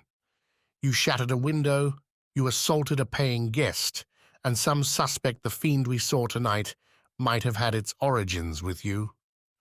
The man waited a breath, his eyes boring into the pair. Tawny glared back with equal measure. Bliss kept her face blank, her attention still on Wax. "Regardless, this isn't a time for deliberation. The innkeeper has taken what she is owed from your satchels. I would cast you out of this town, but these three have agreed to take you into their charge." The man motioned at the Kansi guards. "You mean the ones I just accused of killing our Renewal? Our friends?" Tawny asked, and even Bliss's mouth dropped at the idea. "Accusations only," the man sighed. "And they have offered to pay for you. A trade we can hardly refuse." To his dismal credit, the man didn't seem too proud at where the trial was heading. "They've promised to take you south to the Riroka, where you can press your claims in a place where they'll matter. They'll slit our throats as soon as you're out of sight," Tawny countered. The Kansei trio, throughout all this, kept their faces stern, their voices quiet. Even when the town's leader looked their way, hoping, perhaps, for some refutation of Tawny's remarks, they shifted not one bit, iron and strong. "They will not," the leader said, straightening. "We have one last trader who would have waited until spring to make the journey, but who can go with you in the morning. Her boat will follow yours, and should your bodies find the water, justice will at least find these three." At that, at last, the Kansa resolve cracked.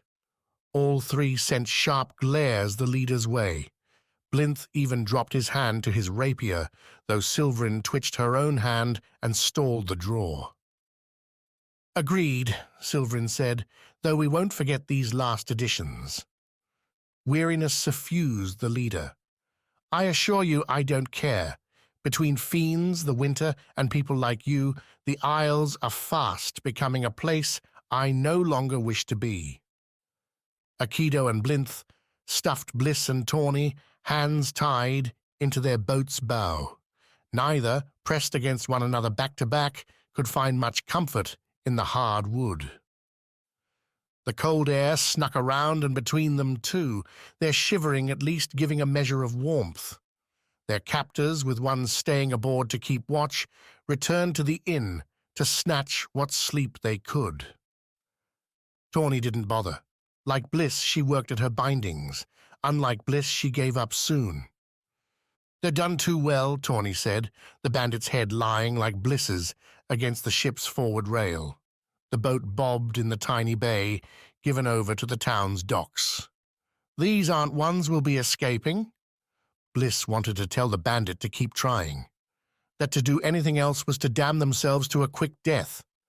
No matter what the leader said, the Kansei guards could kill the two of them, and any following idiots without much effort. So she tried, rubbed the ropes against each other, against the wood. The knots had to fray, had to give, had to... The knock woke Bliss up, her head banging against the wood rail as the other two Kansei guards loaded up the boat with fresh provisions, their own satchels. Tawny's curses rose with the bird song, too, the bandit lighting into the guards. "Shut it," said Silverin finally. "You called it right, Rat, when you said we were going to slit your throats beyond the town.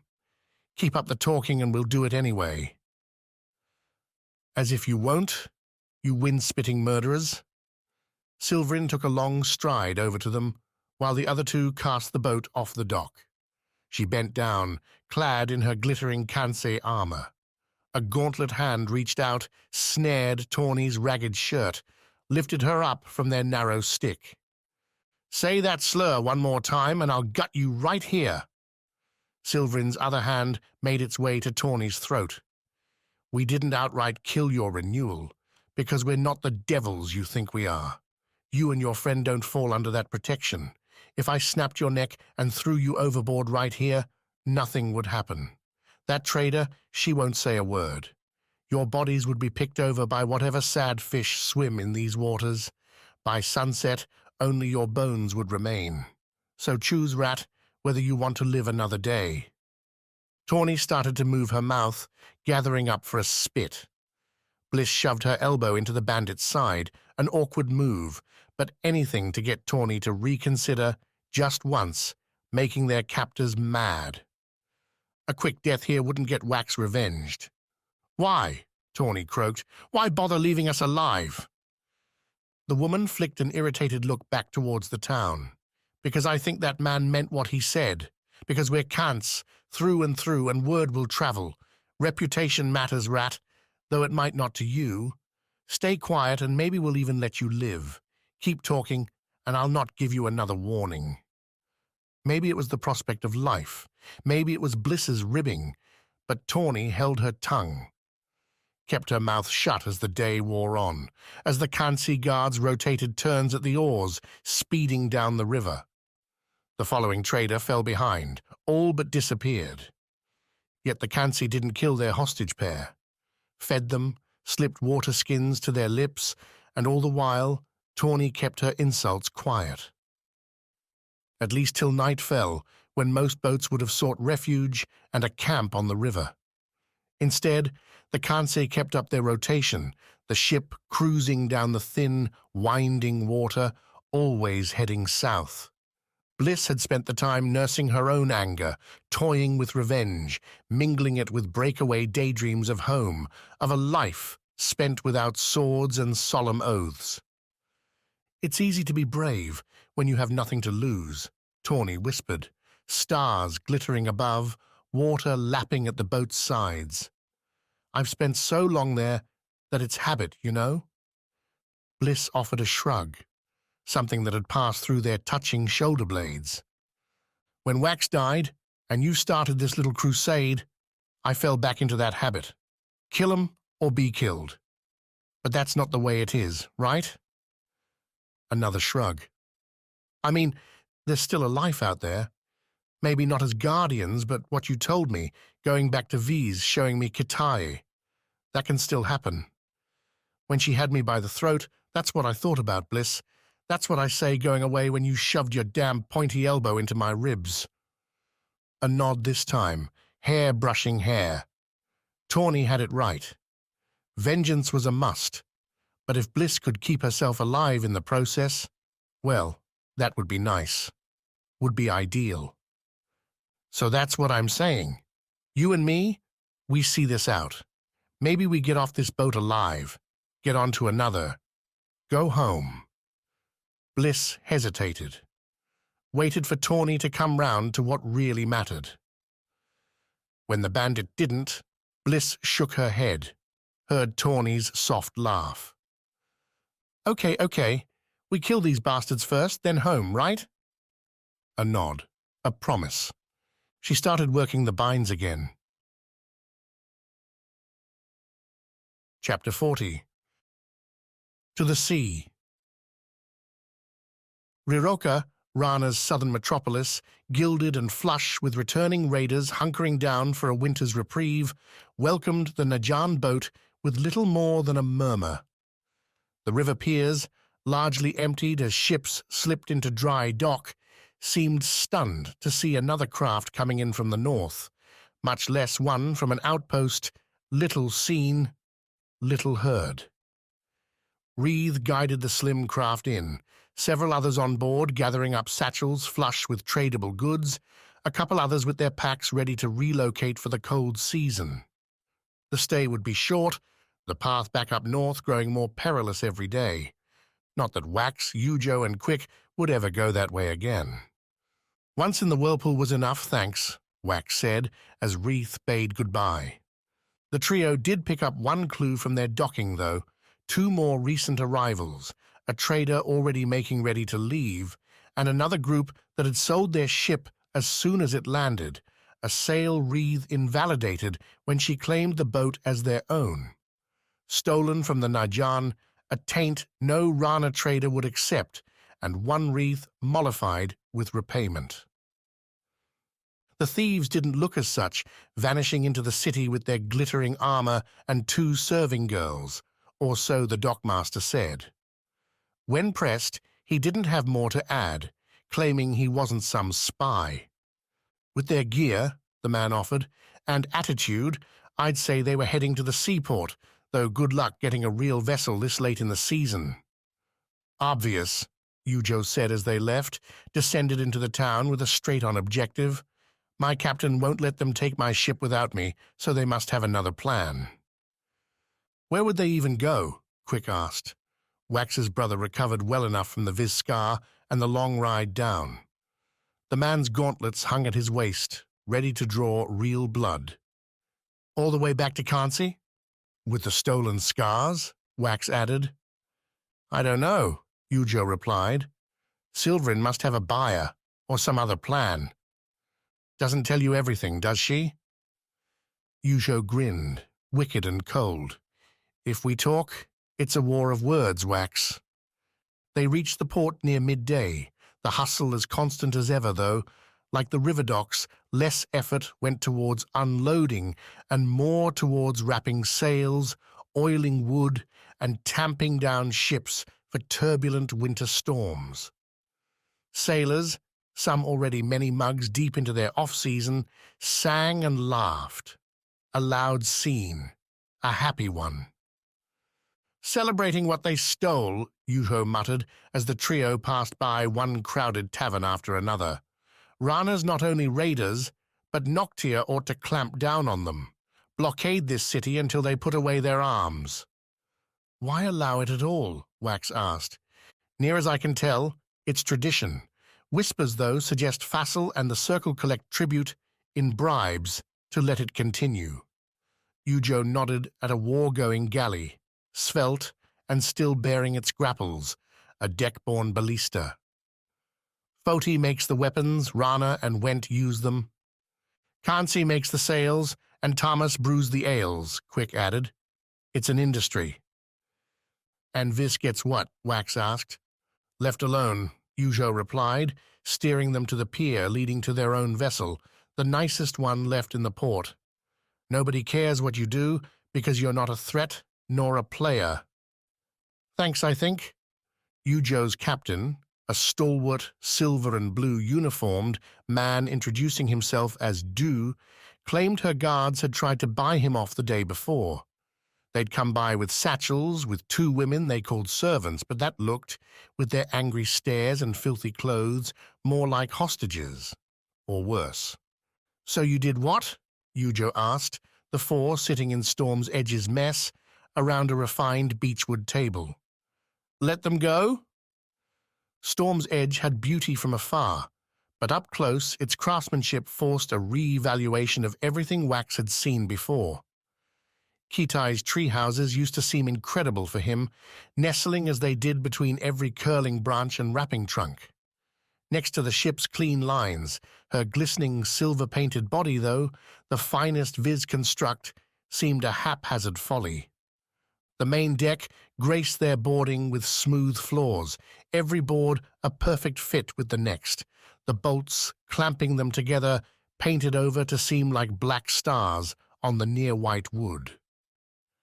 Furled sails slotted up against the 3 masts, like both were a single joined thing, a butterfly waiting to open its wings.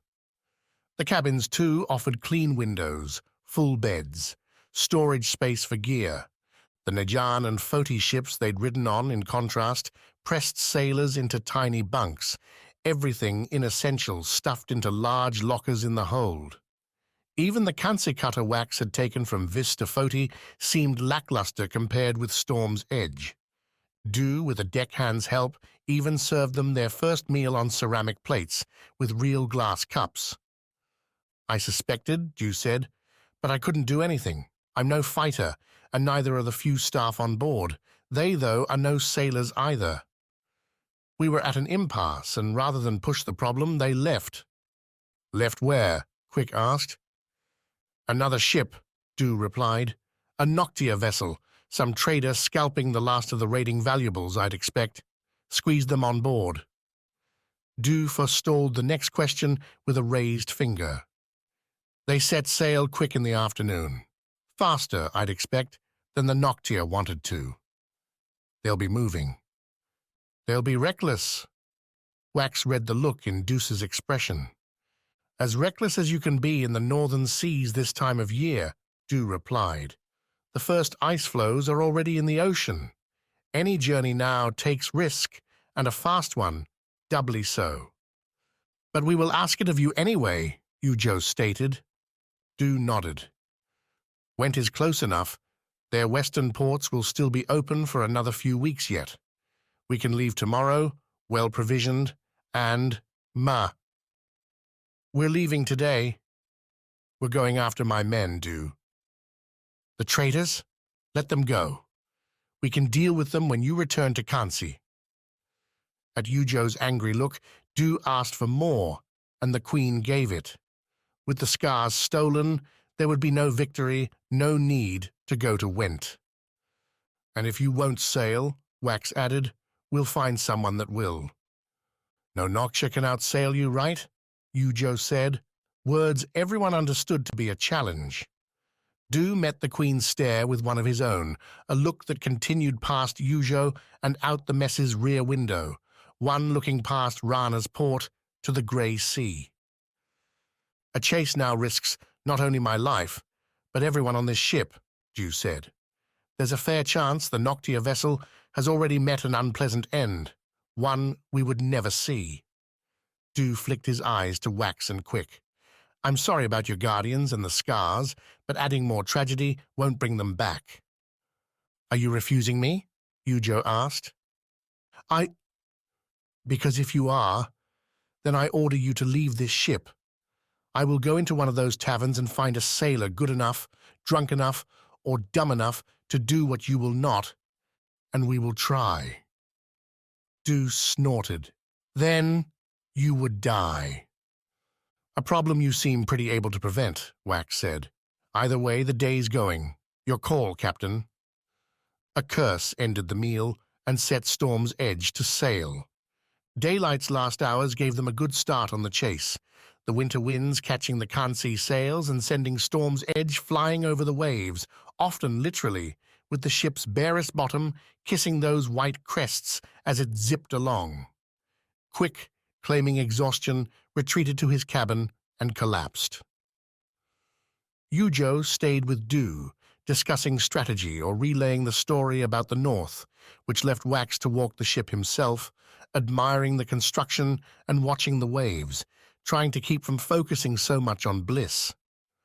Both she and Quick had already sacrificed so much for Wax from the very beginning of this journey up to this point. They'd been hurt, been held hostage, and so close to worse, all so Wax could chase a dream likely out of reach. With this delay, and Yujo proving Wax's first scars had been slow in coming, what were the odds they'd even succeed? And who really wanted to be the Aegis anyway, stuck on that stone throne getting assaulted by fiends? Wax found himself at the bow, leaning forward, an overcoat offering some protection from the cold, if not the occasional sea spray. The water flicked his face, nestled in his hair, the sun hidden by clouds as it set behind him. A revitalizing mix, one burying his doubts one by one. Questions, yes, Wax could have those. Needed to, or else he'd be swinging blind, so confident in his next vine that he'd fall to the floor. But doubts? Hesitation? That'd kill you just as quick. So no. Wax could thank his siblings, could love them for what they'd done. But he couldn't doubt their decision, couldn't doubt his own. He'd keep on trying to be the Aegis, keep on pushing against anything standing in his way, because that's what the journey demanded, that's what he owed Pan, and damn it, that's what Wax wanted. He didn't go inside till the ship slowed, settled in a calmer part of the sea. Du declared the night too cloudy to keep sailing, not when ice might be around. They'd make up more ground in the morning. The trek from Rana to Noctia would take at least 5 days in good conditions, or so Du said. That too with a Kant's ship. The Noctia vessel would take at least a week. When will we catch them? Wax asked as the whole group, including Du's several deckhands, first mate, and cook, gathered around the mess table for a fresh fish, always fresh fish around here, dinner. Du bared his teeth. With good weather and simple sailing on their part, we'll have them by the afternoon. This time tomorrow, we'll all be dead or dining with your sister. Chapter 41. Two Souls. Stitched. Maena stood again upon the wet sand, the icy waves lapping up to her boots every so often. Exhaustion pressed in on her temples, despite the full breakfast and loamy coffee offered up by the city in their thanks. Her eyes scanned the snowy horizon, watching flakes by their thousands land upon the water, or the Rana ships, now being dragged up from the surf to an inevitable dry dock. Too damaged to take to the sea again this winter, they and their crew were now went prisoners, or rather, their fodder. Jochi made the offer around his ruined defenses. While food emerged along with the dawn, the first repairs beginning in a burnt city that found itself still standing, the Went Warlord delivered a sermon of sorts to the survivors, chief among them Svarde, Maena, and their wounded trio. Pennifer and Rasselbeck didn't hear the words, as they'd been pulled onto waiting wagons, carted off to the city's hospital, a venerable offshoot of the university. There, so Jochi promised, they would receive the best care, coupled with the most promising experiments when scientists could divine. Any further questions on the matter had been brushed aside by the growing crowd, the confusion, and the need for Jochi to stake his claim again as leader. And he had, by doing what Maena had done, what glory-seekers always did. He made a promise. "We will follow the trail left by these burning aberrations," Jochi had declared in the cold grey light, standing on half-burned sandbags, his beard snarled with ash. "We will find their homes and obliterate them. We will close the gate through whence they came and seal off their evil forever. Particulars came next, though Maena found herself hard-pressed to pay attention. Something about an assault on the dark below, led by both Went and Rana forces. Svarde, leaning back on sandbags of his own, openly slept, snored. That uncommon alliance should have garnered Maena's interest, but its forging came through force, not compassion. The Rana captain, Maena would remember her name later, must have agreed to terms with Yochi, terms that left her remnants alive. Terms made to send them to a deeper, grimmer death. And you're going with them? The realization pushed Maena back to the beach after the meal. Yochi had declared a time and place to meet, back near the university, that evening to plan. There the serious work would begin again, another dive into the depths, this one with an Isles full backing. Not just old-timers with nothing to lose, you mean? And with provisions to match? Maena would press Yochi to set up supply lines, establish outposts all the way down. Not an expedition then, but an invasion? How merciless. All the Isles had been content to live atop a bomb all these years, accepting and ignoring the detonation lurking below the surface. The momentum was there, at last, to take a serious stab at what mattered most: murdering the Fiends. A younger, more naive Maena might have tried to find a better word for it, something with more diplomatic verve, something more fit for legend. But yes, murdering the damn Fiends. That's what they needed to do, and do it well enough so the monsters didn't come back. "There's my captain, I've missed you." Maena nodded at the waves. She'd missed herself too. Something down there had shattered her, split Maena apart, and left her reeling. She'd lived with that rift too long now. No more. Trying to get rid of me already? Maena knelt in the cold sand, felt the chill leak through her new cloth pants, looked down into a tide pool at her feet, the lingering water giving a murky reflection. Her captain's visage was long gone, only dirt and ragged energy remained. New scars molded with old, all in a red sheen now thanks to the Fiend's fire. "You're ruined, just like me." "That'll never go away." Maena took the glove off her left hand, reached it into the pool. The ice shot through her skin, and along with it a comfort, a pressure on her face against the same cheek her hand held below. "I could say that I am you, but you already know that." There were magical things that happened across the Seven Isles. The Nayan explained them away as the leftovers of the gods, while the scientists worked to prove their foundations in natural laws. All Maena knew was right now. Right here, she needed to right herself. "Then stop fighting me, fighting yourself." The reflections scowled. Maybe Maena did too. Not that it mattered. She worked the glove off her right hand, dropped it to the dirt, and sent her fingers into the pool to join her left, cupping her reflection. Again, that cold, that pressure. "Let me in. One life, one body, one soul. Only one." Split, maybe, but like any wound, such a split could be healed. Had to be, if Maena was journeying back into that dark place. A wave crashed in, ran over the pool, buried the reflection in froth. Maena closed her eyes against it, held on to that warm pressure right where her fingers touched, until, with the wave, the pressure went away. The tide pool leaked with it, the sand holding it together, draining aside. Empty, wet dirt remained. But Maena heard nothing, felt no whispers in her mind. The doors opened as she neared, Yochi's guards pushing them in and revealing the dinner's spread. Svarde, refreshed from a long day's nap, beckoned her to an empty seat near him, the only one left at the table. An arrangement awaited Maena, ranging from academic cloaks and colors to Rana blues to Yochi's furs and bright grin. "At last, our final member," Yochi thundered.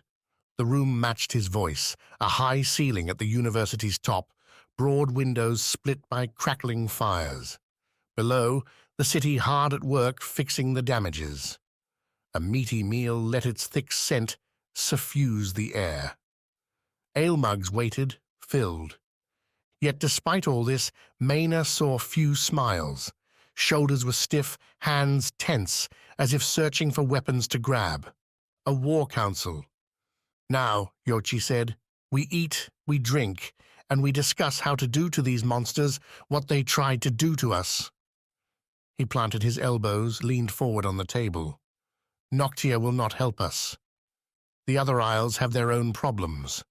We must be enough. Svarde again nodded at the open seat, but Maena ignored it. Went instead to the table's foot, across from Yochi, and put her hands palm down on the thick stone slab. Swept a fiery scowl around the group. Svarde and I tried once, failed once. We will not fail again. She reached forward. Svarde saw the gesture, passed her an ale mug. Maena took it, held it aloft. Let's murder those monsters.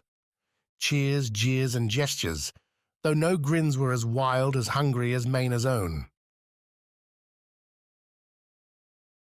Chapter 42. Cage Match. The binds didn't come undone.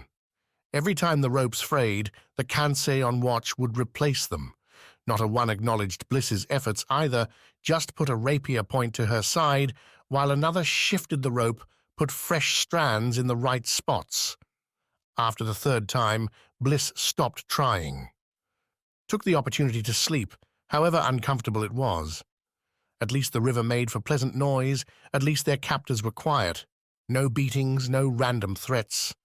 Compared with Sledge and the Foti bandits, these three were positively saints.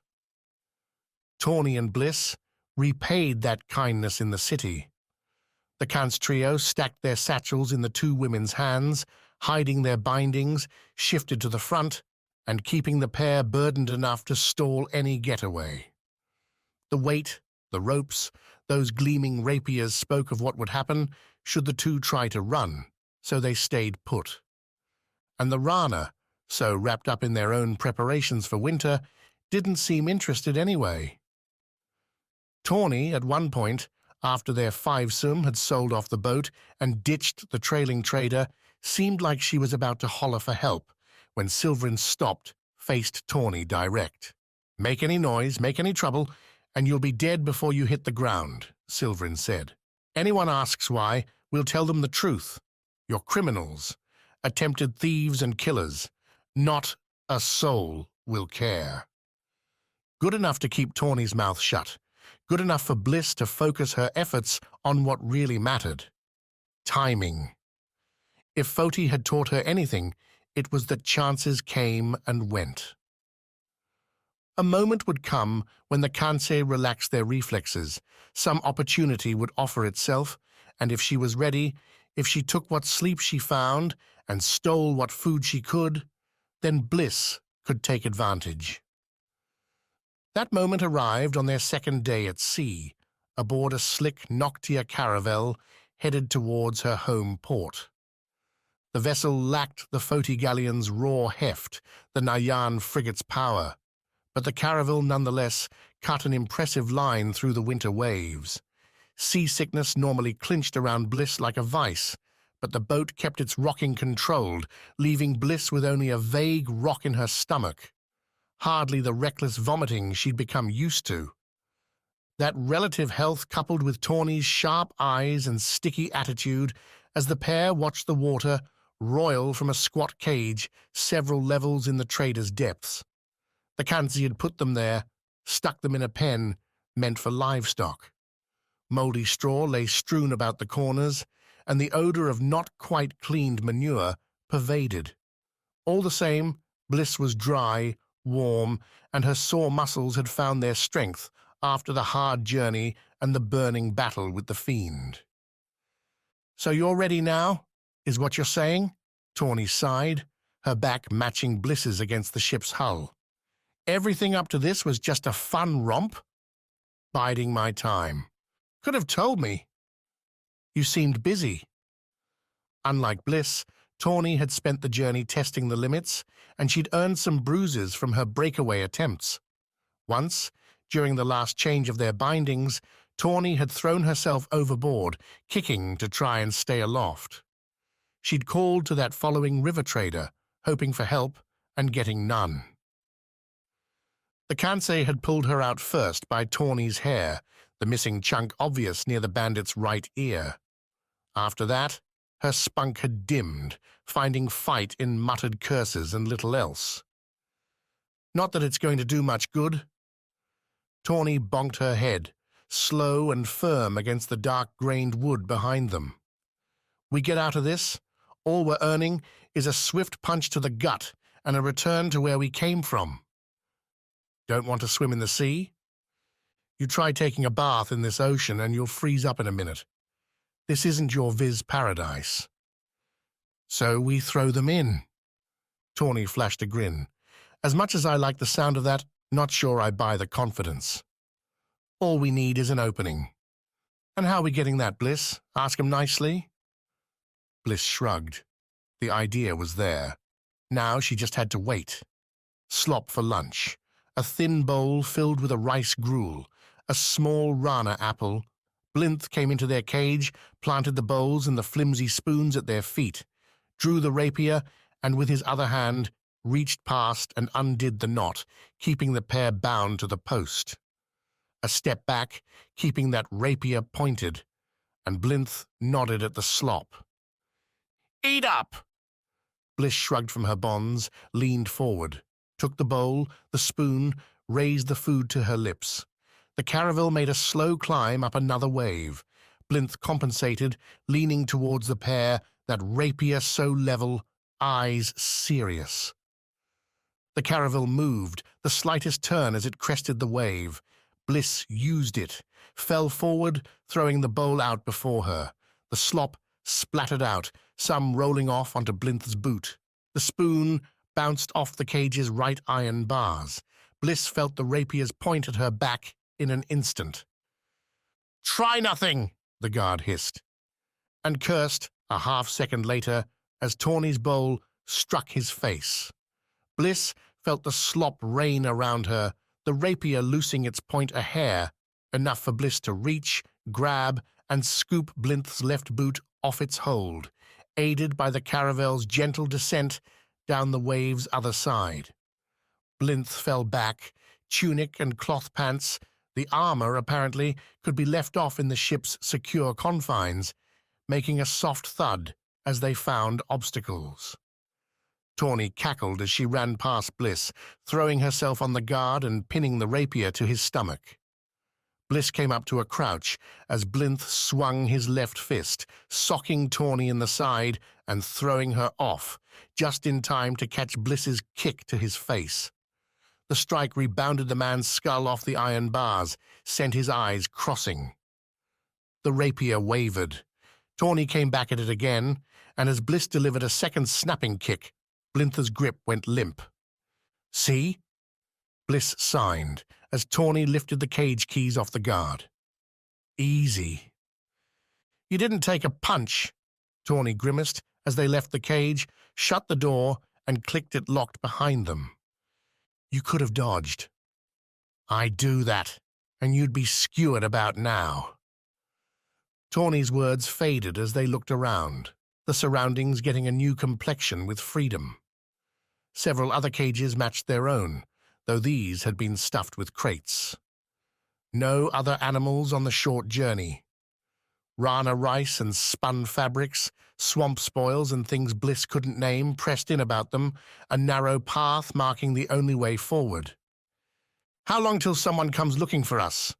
Tawny muttered as the pair started ahead, Tawny leading with the rapier. "A minute? 5?"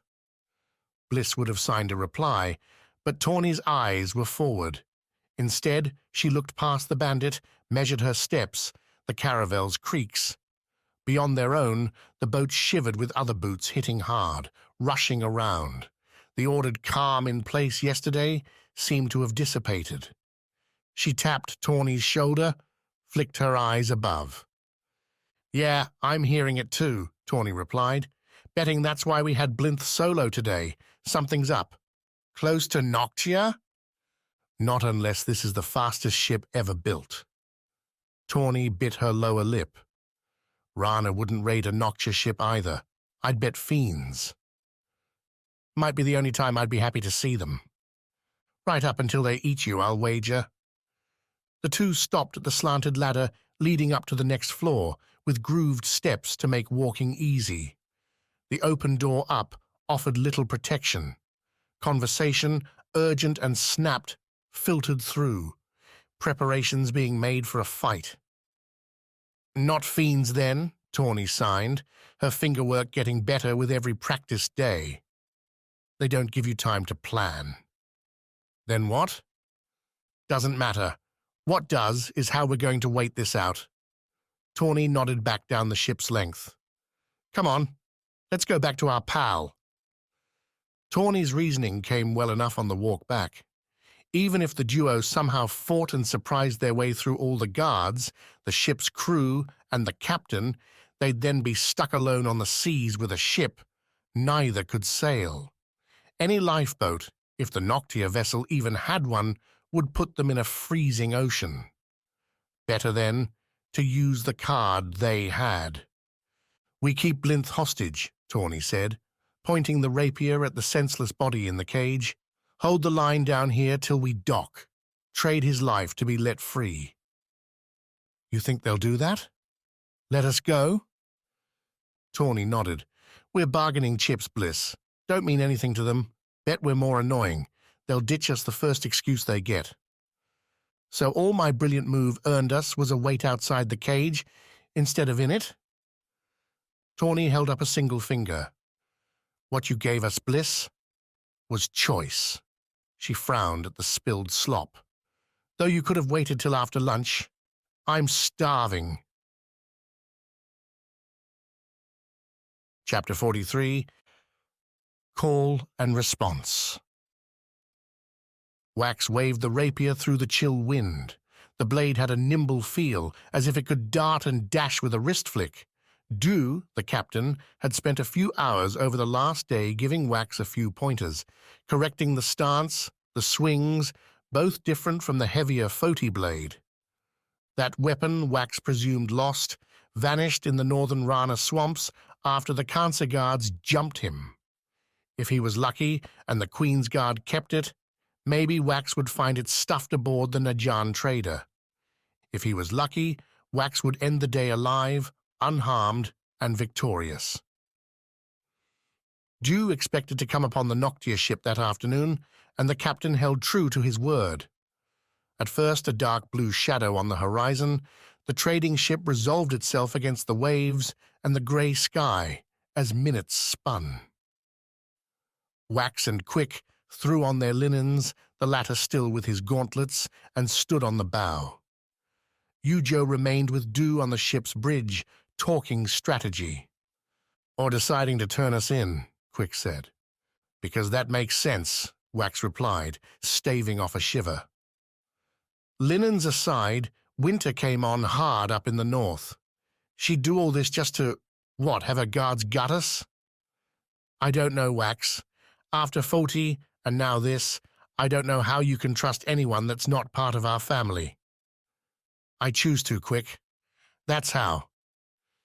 His older brother shot Wax a classic look, the one with a single raised eyebrow saying Wax needed to get a grip on his naivety. A younger Wax might have been infuriated, prone to snapping back. This one, the Renewal about to get his scars back, only smiled. Good thing you don't have to worry about it, Wax said, slipping bravado into his words, just as he might if they were back on Kitai and Wax was proposing an expedition. Just follow my lead, brother, and you'll be fine. Quick, at least, could laugh at that. Dew's other crew assembled as best they could as the Noctia trader drew near. 3 deckhands, rapiers and grapples at the ready, joined Wax and Quick. Informed them, too, that Yujo and Dew would be remaining on the Kansei vessel. Too scared? Quick asked. Too important, came the deckhand's reply. Yujo did, though, come through with a plan. Wax and Quick had precisely zero experience with ship-to-ship combat, much less a boarding operation. Yujo seemed to understand, too, that numbers wouldn't be on their side. A Kansi deckhand couldn't handle a Queen's Guard in a fight, much less a Noctia crew. So Yujo settled on a bribe, one called out to the Noctia trader as the two ships drew alongside. The Noctia ship's upper deck, clustered with workers, easily double the deckhand's number, most looking at the armed Kansi crew with something akin to stupefaction. Raiding, after all, wasn't the Kansi habit, particularly during a Renewal's peacetime shroud. "A trade," Yujo called from the vessel's top deck, Ju standing beside her with an imperious scowl on his face. "The 3 traitors and their captives on your ship, and in exchange, you get their armor and weapons." When Wax, standing with the deckhands and looking across the narrow abyss between the ships, heard that offer, he scrunched up his nose, glanced at the Queen. A few suits of Kansi armor hardly seemed worth it. That impression, though, died quick when he heard the deckhands whistling and whispering around him. "Guess that's a big deal," Quick muttered. Big enough, anyway, for the Noctia trader to agree in seconds, only to declare that he couldn't force the Kansi guards to leave his ship. The Noctia captain, a squirrely man with hands always moving in and out of his thick robes and their pockets, declared only that he and his crew wouldn't stand in the way. "So generous," Wax said. "A merchant's way," Quick added. "There's no profit in joining the fight, only in picking up the spoils." Those spoils, Wax figured, might earn themselves a few more dings and dents before the battle was over. The Noctia captain allowed a boarding ramp to slam down between the ships, the walkway shifting with the waves, but easy enough for Wax and Quick to walk. The deckhands followed, rapiers drawn. "Where are they?" Wax asked the Noctia captain as he set foot on the black wood. Sails snapped overhead, but otherwise as much silence as the sea allowed reigned. "We've 3 decks," the Noctia captain said, his face tanned and dry. "Your prize will be in the 2nd, their captives in the 3rd. Wax started off that way, then stopped. "Why'd you allow them passage? You had to know they carried unwilling prisoners." "They paid a good price," the Noctia captain said. "You're offering a better one." "The more I see of the world, the less I like it," Quick said behind him. "How many ways down?" The Noctia captain pointed to a single open square with a ladder, large enough to hoist a massive cage with ropes and pulleys alongside it. "That's the only one. I'd expect they know you're coming." "Then we need to find a better idea," Wax said. Bravado was one thing. Rushing headlong into sword fighters more than able to tear him apart was another. Wax, looking at the portal down, nodded. "Quick, we've got prey backed up in their hole. How do we get 'em out?" Quick grinned. Looked across the deck to the waves beyond, eyes getting a distant glaze. A hunter getting pulled back into the game. A couple options, but here, I'd say a little break, a little quake. "You're not sinking," the Noctia captain started, only for Quick to reach, put those sharp wood claws at the man's throat. Rapiers fled sheaths, and the Noctia crew, those loyal enough to the trader to do more than retreat back a few steps, pulled out their own daggers, clubs, and sabers. A motley battle about to break on the rolling seas.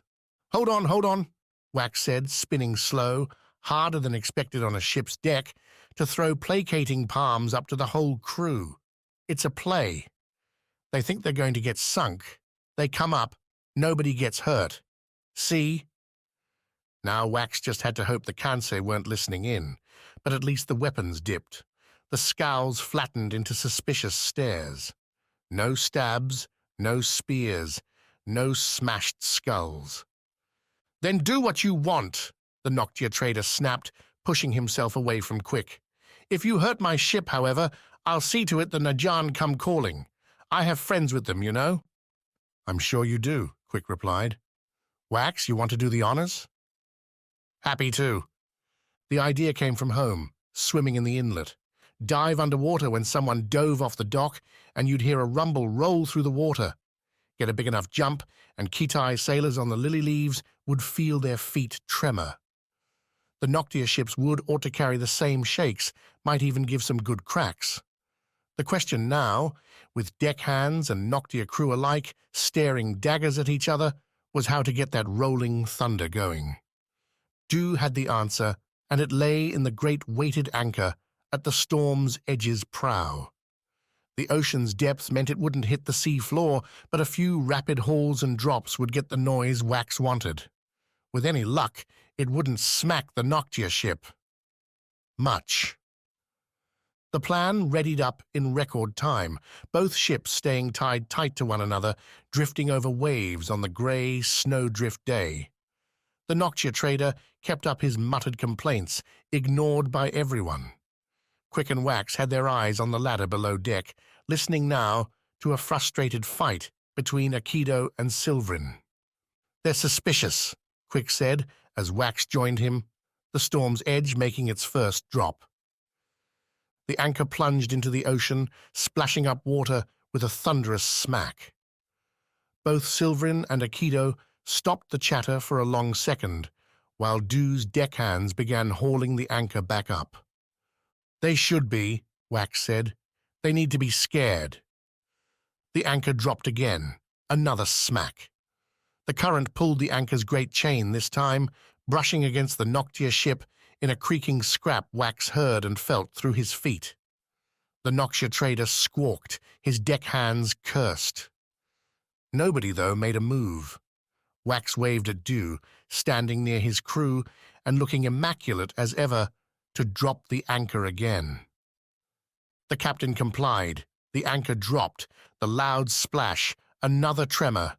Silverin and Aikido started up another violent chatter, their words just too quiet to make out. Quick leaned closer to the ladder, trying to listen in, when the words cut off. A stomping commenced, but the wrong way, heading deeper into the ship. Wax met Quick's frown with his own, started to voice a new plan: take Silverin alone and get the others after. That plan died with a deckhand's shout, with the anchor's chain pulling the wrong way. With a clanging yank, the chain broke free from its handlers. The storm's edge lurched in towards the Noctia ship, the boards linking them cracking. The reason why revealed itself in the next instant, a deep, purple, writhing limb rising from the surface and slapping the storm's edge. The Noctia ship jumped, rose up from the water, and tilted.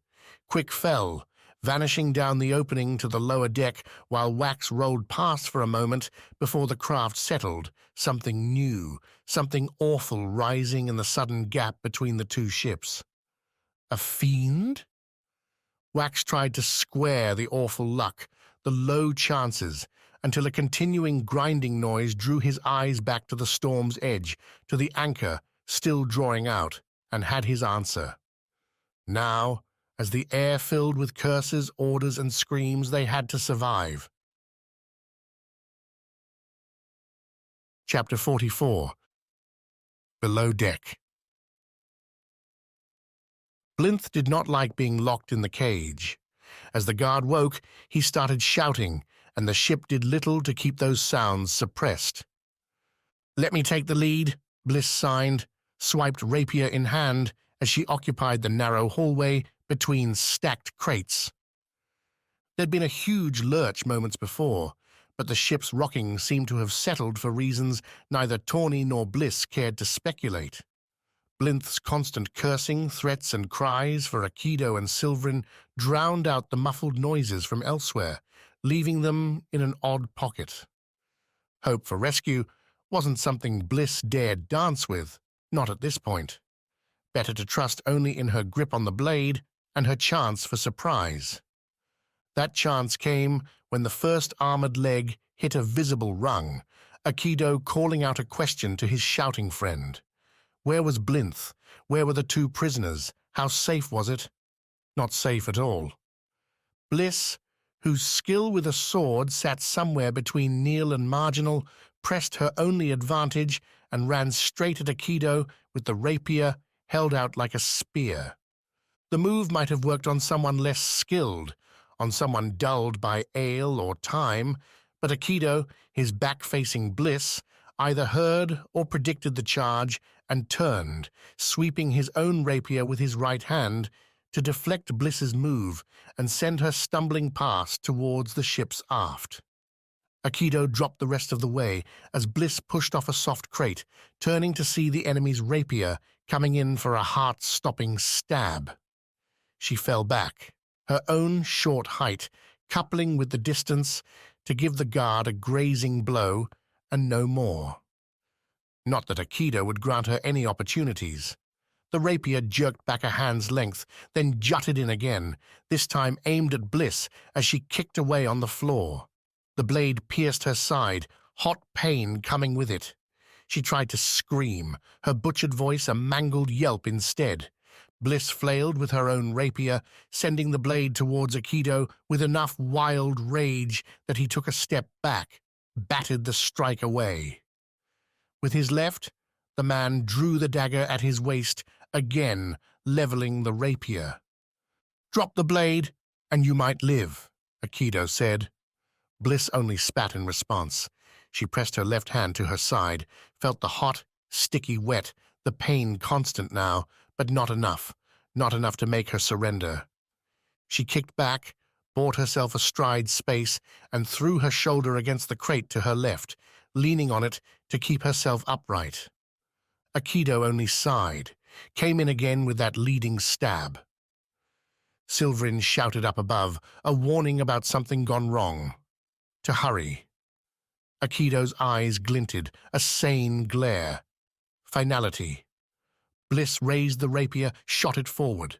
A hard stab, one the guard deflected with his dagger, sliding the blow away and past his left side. The killing riposte should have followed, but Aikido stiffened instead, his mouth dropping open in both shock and surprise. Not death. "If you killed her, it's going to be so bad for you," Tawny hissed, her head appearing around the guard's shoulders. Those bandit eyes found Bliss, tracked to the placed hand, and went dark.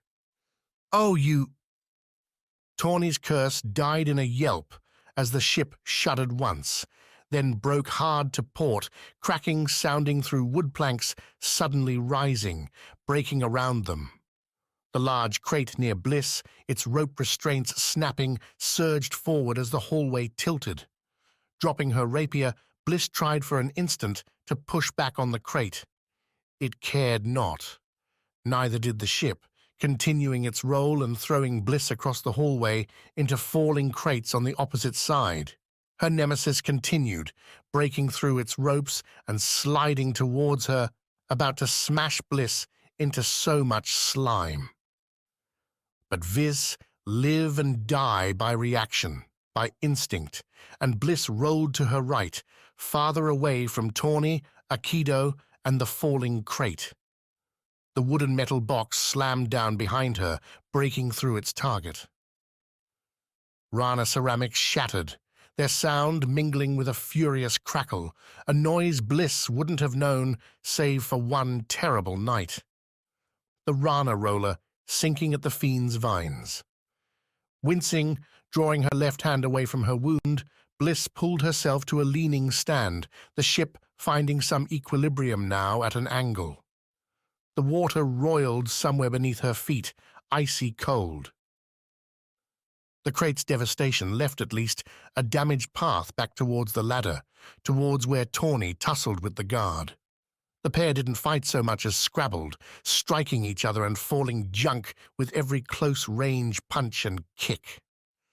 Bliss would have expected Tawny to lose a fight like that, save for the knife sticking out from Aikido's shoulder blades right in the crease between his armor. The same red staining Bliss's side leaked there, and as Bliss limped towards the tangled pair, the knife's work slowed punches, left them weak.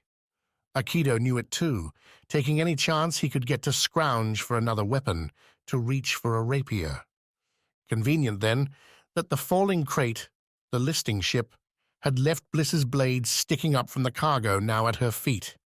She tugged at it once, found the point embedded deep. Another pull, still nothing save a groan. Tawny cursed, drawing Bliss's glance in time to see the bandit take a kick, falling back along the hallway to the ladder's edge. There, halfway down, glinted more armor, moving gingerly. The sight and its sure end made Bliss's decision an easy one. Charging in wounded without a weapon, even as Aikido retrieved his own, would be the worst form of suicide. Tawny would have to hold on. Gripping the hilt with both hands, Bliss didn't pull, but pushed. Leaned on the rapier's hilt, shoving with her legs. The ship shuddered, something distant snapped. Blinth screamed, a pure echoing terror, and the rapier's tip broke. Bliss stumbled forward, dragging the broken blade free. On her right, the slanted hallway offered splintered handholds, the crates and cargo a battered, treacherous line. At its end, though, lay Tawny, trapped and looking between the guards on either side. The path to her target might have been tricky, but Bliss dealt with the ill footing like she'd tackled every thorny frond, every vine as likely to drop under her weight, with speed and sure steps. One stride forward, her left foot landing on the edge of the hole created by the plummeting, crashing crate. A push-off, angling left and up, giving her right foot a chance to catch a grip on the tilted hallway floor. The rapier flipping to her left hand so Bliss could snag the ruined rope restraints, still tied to the boat's ceiling and offering just enough to keep her moving. Just enough to jab the rapier forward, faster than Aikido dodged. The strike bounced off Aikido's back, the rapier's jagged point sliding up the smooth Kansei armor and wedging beneath his helmet. A useless blow, save that it brought Bliss charging, pushing, flying into the guard, and together the pair mashed into Tawny. Or at least, that's what Bliss thought would happen. She figured in the moment the rapier glided off the Kansei metal that she'd blown it, cost the pair their lives at long last. Yet, in that tangle, buttressed by the wall holding the ladder between decks, Bliss looked up and saw the ever-nimble bandit squeeze against the hallway and stay on her feet. "Perfect timing," Tawny said, snatching Bliss's broken rapier from a groaning Aikido. She swung the blade up and right, parrying Silverin's stab. "Any more tricks, maybe?" One. As Silverin moved in to press Tawny, Bliss reached across her own face to snag the dagger jutting from Aikido's shoulder. She yanked it free, Aikido screaming in the process, and jabbed it against Silverin's ankle as it stomped down near their struggle. The dagger glanced off the hard armor, but in the way surprise attacks do, the stab drew Silverin's attention. Just long enough for Tawny to counter, stab into Silverin's heart. The rapier's jagged end blitzed again off the hard armor, but the blow forced Silverin to retreat. A maneuver turned into a mistake when Aikido, in apparent pain and without his mind, tried to rise up. His shoulders struck Silverin's retreating knee, knocking her to the ground with a heavy wallop. In a flash, Tawny stepped up over the two, had the busted rapier ready for a mortal strike. "Give up," Tawny announced, her voice more than a little deeper than before. "Or, suffer the consequences." Bliss shoved herself free from Aikido, stood to see one pallid face, eyes almost closed, and another angry glare. "You haven't won yet," Silverin replied. "Looks pretty good from my view," Tawny shot back. "Only because you aren't listening." As if she'd pulled back some veil, Silverin's words brought in the outside noise. The continued cracking and snapping around the ship as whatever had collided into it continued its breaking advance. Sailors called out to one another, words speckled in with raw fear. Splashes sounded two distant thuds as things heavy and alive hit the frigid waters. Guess we'd better kill you quick and get out of here, Tawny said. Bliss tapped the bandit's shoulder. We need those scars. Oh yeah, Tawny said, pushing the rapier's edge closer to Silverin's unarmored mouth. Where are you keeping those? In our cabin. Where else? Silverin shook her head before Tawny could ask the follow-up. I'm not helping you. Tawny! Bliss! Quick's voice followed his head as the Guardian leapt down the ladder, those big gauntlets on and wanting blood. You're alive! No thanks to you, Tawny said, as Silverin flicked her eyes between both of them. Try to take longer next time. It really helps. We're under attack by a huge fiend, in case you didn't notice. Quick looked down at the guards. Looks like you've got these too? When Quick returned his eyes to the pair, looking them over to see if they were hurt, Bliss signed the story, with Tawny interjecting. A succinct summary, ending when the boat rattled again, water making its presence known in a rush not far below their feet. To the cabin, then, Quick said, starting to turn. This ship's not going to last long. Hold on, Tawny said as Bliss made to follow. We left these three to drown in a roller, and they made it, not making that mistake again. Tawny didn't wait for a discussion, but neither did Silverin, who swept her arm, her whole body across. The swing knocked Tawny's rapier aside, Silverin not stopping there. She threw her left arm back, its gauntleted hand gripping Tawny's rapier blade. A jerk pulled the weapon free from Tawny's hand and Bliss kicked, hard, straight, and right into the Kansi leader's chin. Her head snapped back, those eyes went hazy. The rapier clattered to the crates on the floor. Bliss raised the dagger, stopped. She'd never done it before, killed someone in cold blood. An animal, prey, a fiend, one thing. But a person? Do it, Tawny said, or give it to me, and I will. The ship cracked, began listing back to starboard. Bliss and Tawny braced themselves on each other, arms spreading across what had been the hallway. Quick spread his own, the gauntlets carving into the ladder's side and crates still held fast on the other. Both guards tumbled over one another, a heap at Bliss's feet. Both still alive, both deadly enemies. Bliss, we need to leave, Quick shouted, and still she held the dagger, trying to decide. Chapter 45. Gods and Their Gifts. Like a nightmare come to life, the fiend rose up from the churning waves.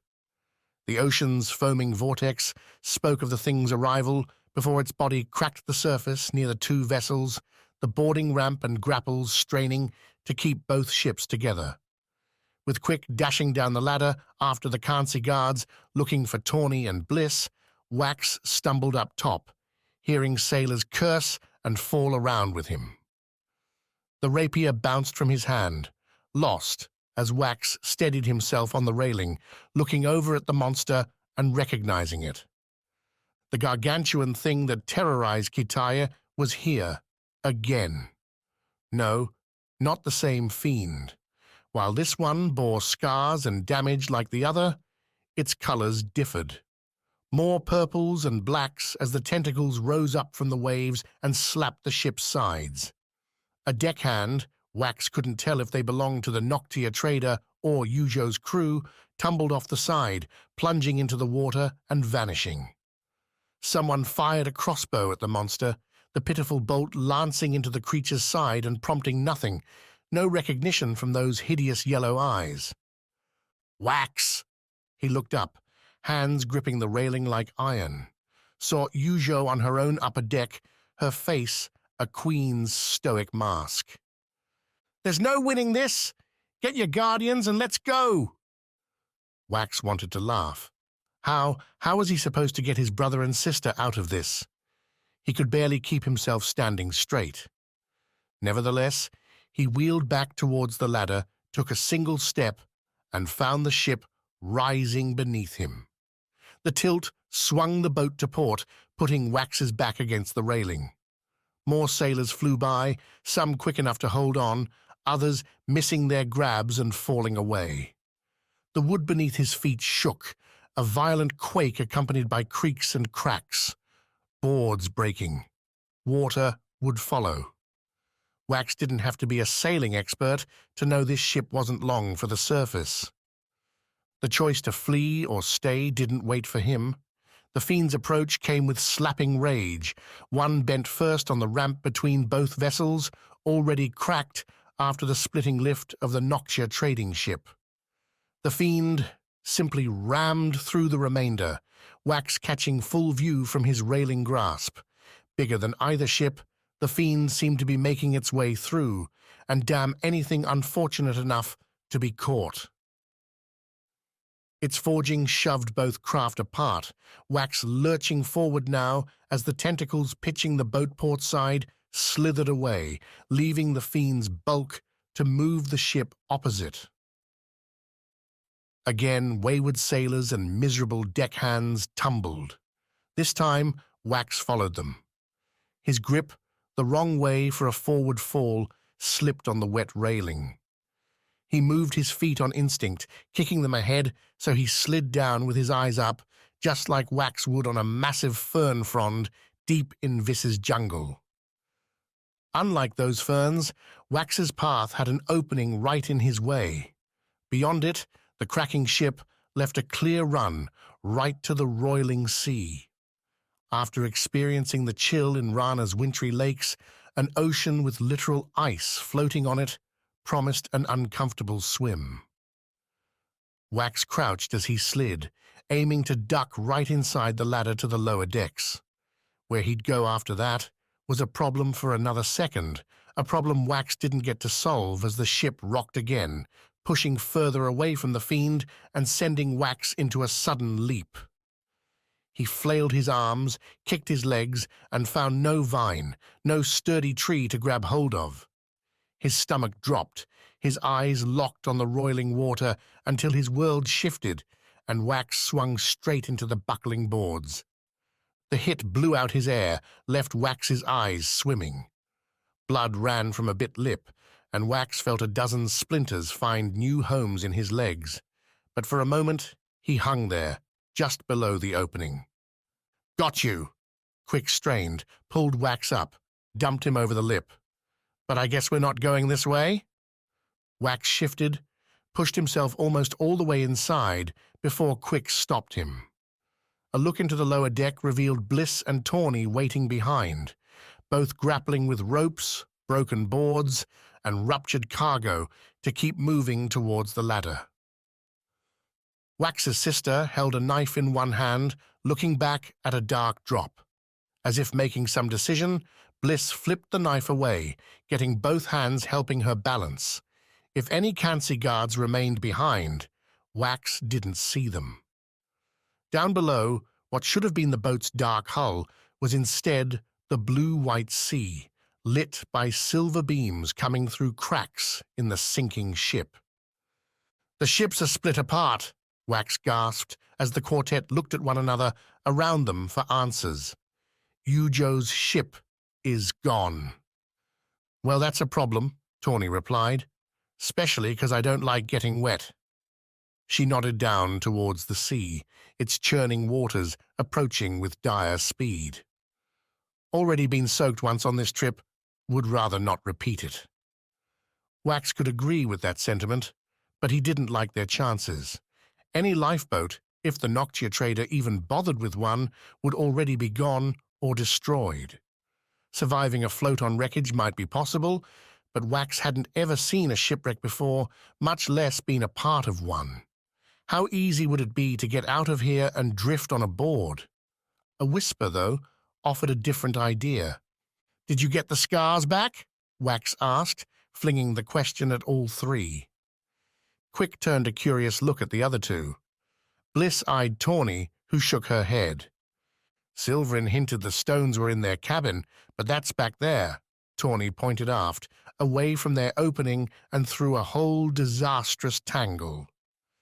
"Then don't wait, get going after it. All of us." The three others didn't move, looking at Wax with a sort of pity, as if the man's commitment to the Renewal now meant he'd doom himself, not something he had time for. "Follow me, you morons," Wax cracked, ignoring his battered self to kick away from Quick. The ships inside held little in common with his favorite jungle, but that little bit was the most important. Hand and footholds offered themselves up with every motion, be it a hanging bit of rope, a cracked board, or a dangling hammock that had lost half its pegs. Bliss and Tawny let Wax go by, and Wax didn't bother looking to see if they'd follow. He only said the words, "We get those scars, we get out of here alive." A foolish promise, maybe, and one made as Wax ducked beneath a tentacle, breaking apart the ship above him. But the only words Wax could think of that'd get his friends moving. With mutual curses from Tawny and Quick, Wax soon heard the cracks and clutter as the trio followed, meeting him at the ship's aft, where two cabins waited. One, below Wax, had already lost its door to the sea. In between it and the other cabin sat the opening to the lowest deck, where Wax heard more cursing and metal clanks. Apparently Tawny, Bliss, and Quick had left someone alive. The door before Wax had lost a hinge and hung askew, revealing cots and belongings. Enough to reckon it a good chance, because they'd only get one. Balancing on a broken board, Wax tried to tear the door away, but the remaining hinge held itself firm. Trying to open the door wouldn't work either, the handle a tough reach at an angle without leverage. "Move," Quick ordered, and Wax pressed himself back against what used to be the deck's floor. His older brother stepped past and swung his right arm, the heavy gauntlet slamming against the doorframe. Splinters flew, the door broke, and the hingeless half dropped into the drink. Wax whooped, and Quick kept right on going, hitting the door again to clear the lower end away, save for a small square clinging to that stubborn hinge. Following Quick inside, Wax stood on a cot as water began leaking in below. Both of them, joined fast by Bliss and Tawny, ripped open satchels and pried up the lone lockbox. Frowns abounded as hands came up empty. "This isn't fancy stuff," Tawny said a few seconds in. "Noxia, all of it." The wrong cabin. Everyone had the same thought, eyes going back to the exit. Wax hit it first, scooping himself out and back to the balancing board. Below, their target disappeared beneath the sea. Water flowed into the lowest deck through the opening, and the sinking seemed to be going faster now. "There's no time," Quick said, voice dead and defeated. "Always time for something," Wax replied, and dove off the board. As he jumped, Wax reached into his pocket, caught the Rana Skar as it started to fall free.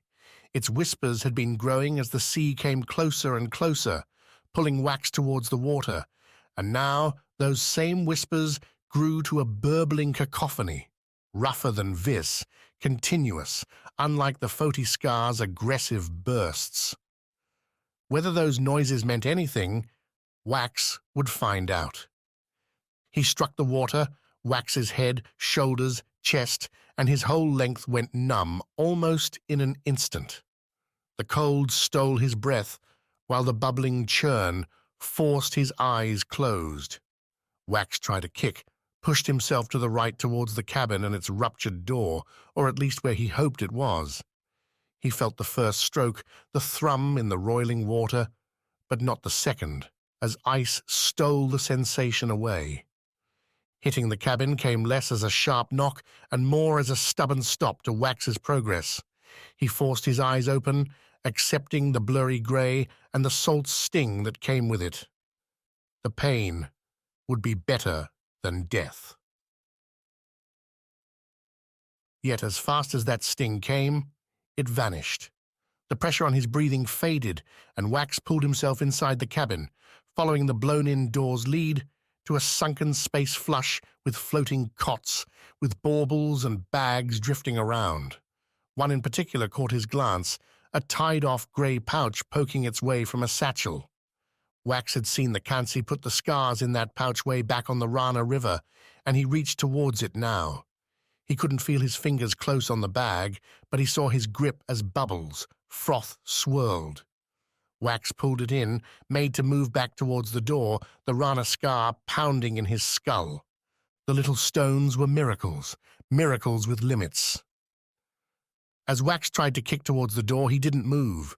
The water barely shifted. Instead, he sank towards the room's bottom.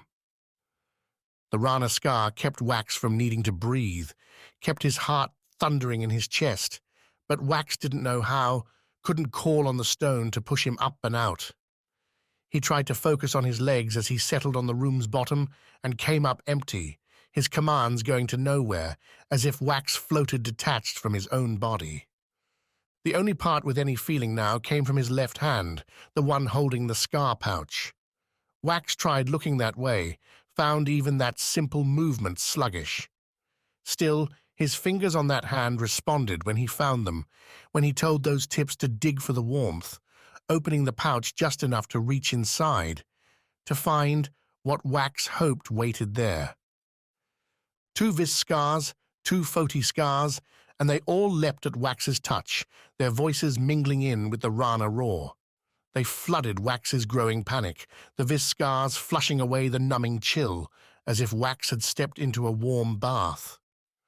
The Foti scars made that warm bath a reality, suffusing Wax with a desperate heat. Bubbles ran away from him on all sides, the temperature throwing the room into roil. One more whisper came through, a sly and slithering voice speaking the same word over and over again. It seemed to play with the other scars, and as it did, Wax felt his body lighten. The sinking reversed, Wax using his left hand to grab as many scars in that pouch as he could, but holding most to this last, strange one. He rose in the room, kicking legs that again had feeling. With the Rana scar in his closed right hand, Wax swam in awkward glory through the broken door, and rose. As if he too were one of the many bubbles around him, Wax bobbed through the boat's wreckage. He burst through to a dark surface, the trading ship's hull slivers overhead. Around him, almost oblivious to Wax's return, were his brother, sister, and Tawny, all with their mouths above the water, gasping for breath. Their skin looked blue, their motions slow. Tawny didn't even have curses left. She wouldn't need them. The Foti scars told Wax what they wanted, not in words he could understand, but in tones he knew well. Shoving his left fist, the pouch and the scars, up against the hull, Wax felt the stones rush. A sudden flare burned his body, and the dark wood exploded. Chapter 46. The Grand Bargain. Sawi and Gladring picked up the scholars at the Nayan outpost, beneath the great Sana's sky-spiking glory. Gladring spun the narrative, aided by some dirt, some scratches, and plenty of real exhaustion, pasted onto their skin and clothes. The Nayan guard captain and his 2 friends had come upon Sawi and Gladring under attack by a fiend in the mountains, the pair making their return from Motilan after successful negotiations. Fearless, the guards threw themselves at the fiend, buying time with a fatal sacrifice. A true tragedy. If the Nayan leaders at the outpost bought the story, or questioned it, they didn't say. Instead, they held an impromptu memorial service for the fallen, raised their mugs, and sent Sawi and Gladring to get cleaned up. The march to Kitai passed with words throughout the day and late into the evening. Gladring kept Sawi close, peppering her with stories of his travels, of Noctia and the Nayan. His motives weren't hard to guess, and the tenants spelled them out clear as Sawi's home tree houses came into view. "I want you to come back with me," Gladring said, "to Noctia." Just 2 months ago, Sawi had told Wax no to such a thing. 8 weeks picking fruit and wondering whether she'd made the right decision. At the time, it had been an idle musing, as she had no other choice. Now, again, the branch was being offered. an escape from a life she'd wanted, then realized was missing the thundering roar she wanted more. "Because you want someone loyal?" Sawi asked. "Because I want someone who can see with different eyes," Gladring replied. The ambush and murder of the guards had settled into a subtle shock, starting quick that same night on the mountain pass. Gladring's excuses made incursions on her opinions, chipping them away until anger, confusion, and doubt turned into acceptance, understanding. If the tenant saw his world as one of knives and turncoats, then were his actions really that surprising? Were they excused? Viz worked on trust, honor, and efficient kindness. All things Gladring kept saying were commodities on Noctia. Sawi should feel like taking his invite would be poison, a walk into a dangerous, alien prison. But she'd seen the alternative. She'd climbed the Sana, waited till her watchers said Sawi and her satchel could descend. Nights alone, or with new, haphazard friends, wondering whether another fiend might emerge to terrorize the town. Wondering what her real friends were doing, out there among the isles. "This chance comes around once," Gladring continued, the first Kitaya traders calling out their offers as the Najan party hit the city. "If you say no, I'll understand, but you will never get to reconsider." "If I say yes, what will we do?" Gladring jostled the satchel tied to his hip, hidden beneath his robe. In it, Viz Skar's rattled. "We'll save our 7 Isles, Sawi." Chapter 47. Aftershock. Coming back from death took shock, took desperation, took the dark wood all around her, breaking apart in a fiery curtain, scattering boards, bolts, and all that, went with them into the icy sea, swallowing her whole. Her body numb, breath catching, eyes locked above, Bliss wasn't in any position to do, well, anything save panic. The day's light, at once clean and clear, cut through her frozen mind. Not just because the grey stood in harsh contrast to the dark wood, but because there before her sat the sloping, slimy fiend. Its back half, rising from the sea like some soaked stone, flinched at the wood barrage, the huge creature sliding away, its tentacles sweeping with it. The water chased, pulling Bliss, Tawny, Wax, and Quick into its path. A great yellow-green eye, far larger than Bliss, angled their way, and Bliss felt she could see herself an infinite number of times in its glimmering iris. Could see, too, its tightening glare. The fiend's tentacles swept in from all sides. Bliss couldn't do anything save kick and paddle, even that faltering in the cold water, so when a tentacle took her, drew her up from the sea in a broad arc, Bliss found herself immobile. The wind replaced the water, equally effective in stealing her breath, freezing her muscles. The tentacle itself was a pressure, Bliss's ribs aching as it wrapped around her. If death seemed ready to claim her, Bliss at least had a good view before she would go. Down below her feet, tentacles snatched at the others, bearing not just Tawny, Quick, and Wax, but other squirming and dead forms too, bashing them against each other or flinging them into the air. Nothing remained save a burbling whirlpool where the Noctia ship once floated, spare wreckage drifting without aim. Hopeless, save for a blowing horn off to Bliss's right. She turned, matted hair, a frozen cloak along her cheeks, and saw Ujo's ship, sails unfurled, heading not away, not in a sane escape, but instead changing its direction. A charge, the cancer bow pointed right at the fiend, a creature whose eyes, whose focus, bore in square on Wax. Why? The explosion. At first, Bliss wrote it off as a fortunate tentacle smash, but that wouldn't explain the heat that had caressed her in that instance. At once too hot, and yet so very welcome against the numbing cold. Wouldn't explain either the fiend's sudden rage. Wax, always pulling tricks. Not that this one would matter. Bliss's tentacles seemed to recover its purpose, realized that dangling Bliss above the waves wasn't worth it anymore. With an unfurling snap, one Bliss watched ripple out from the Fiend's mouldering base. The tentacle brought Bliss down towards, again, the icy water. She couldn't do anything, couldn't move her arms, couldn't... No, a hunter, like its prey, had to use everything she could, every possible weapon. Bliss bit.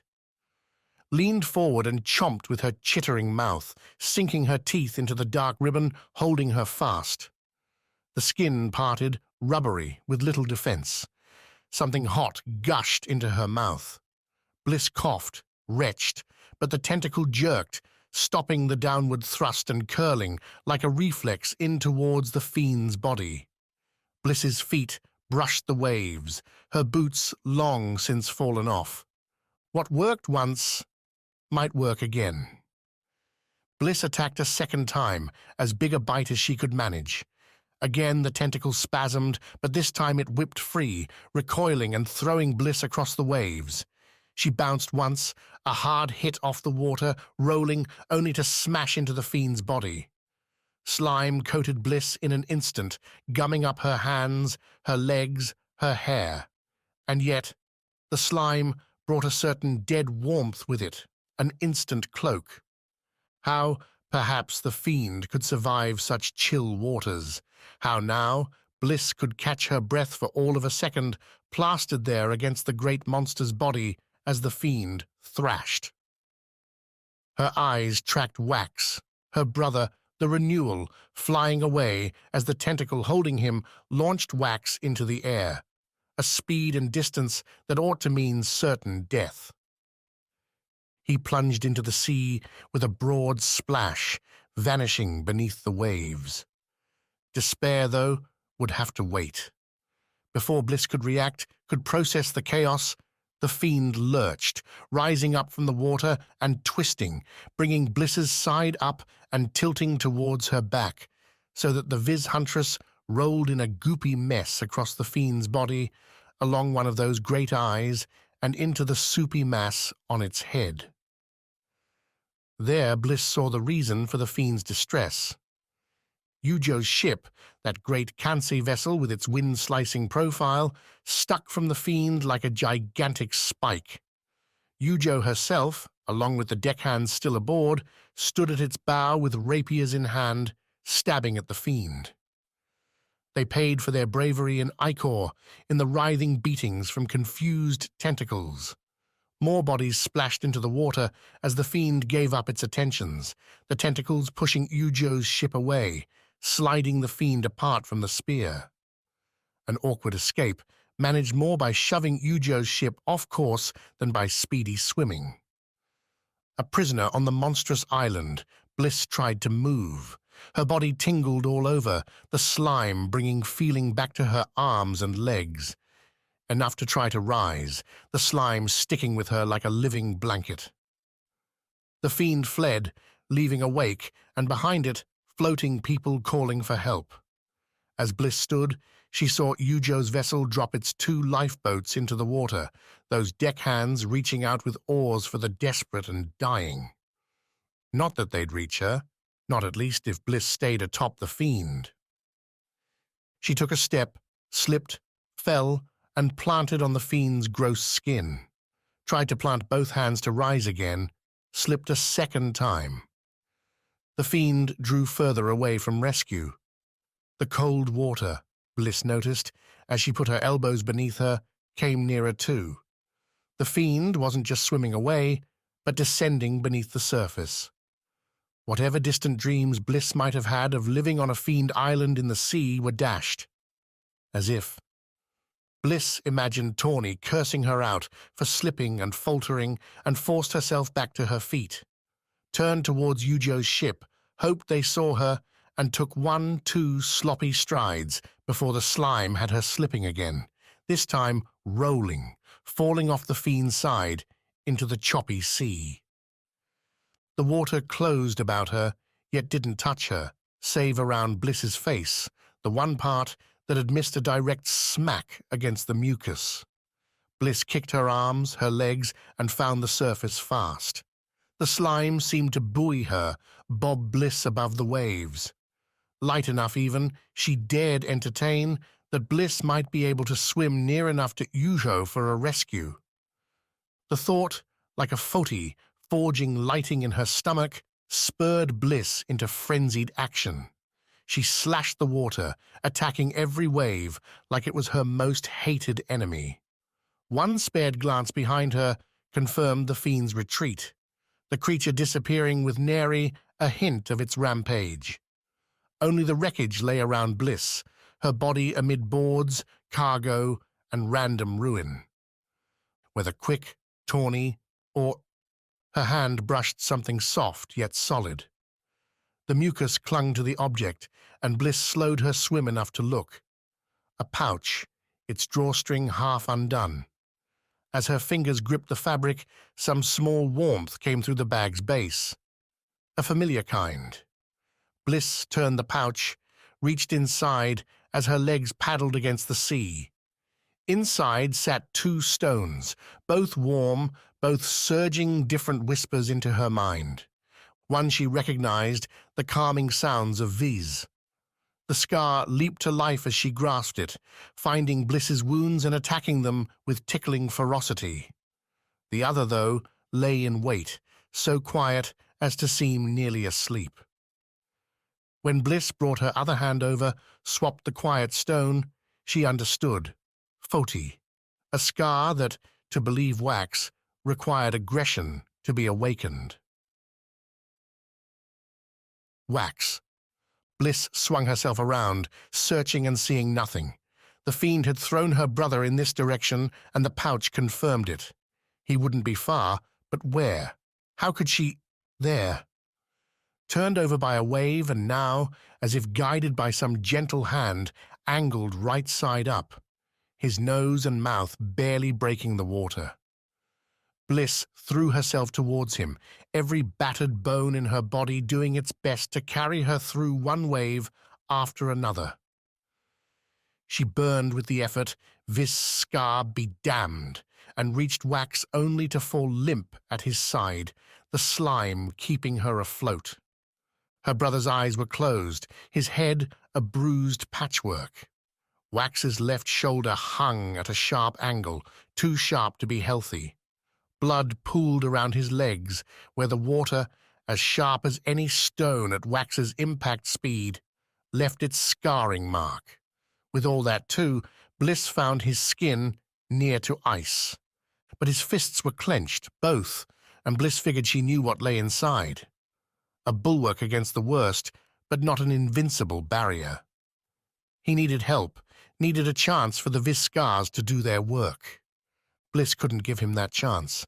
Not that she didn't try, treading the sloshing water, at first putting her hands beneath Wax to try and prop him up, then slipping her arms around him when it became clear Wax wasn't going to sink.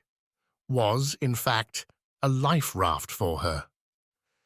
She held him tight, felt the water's chill begin to encroach as the fiend's slime slowly washed away.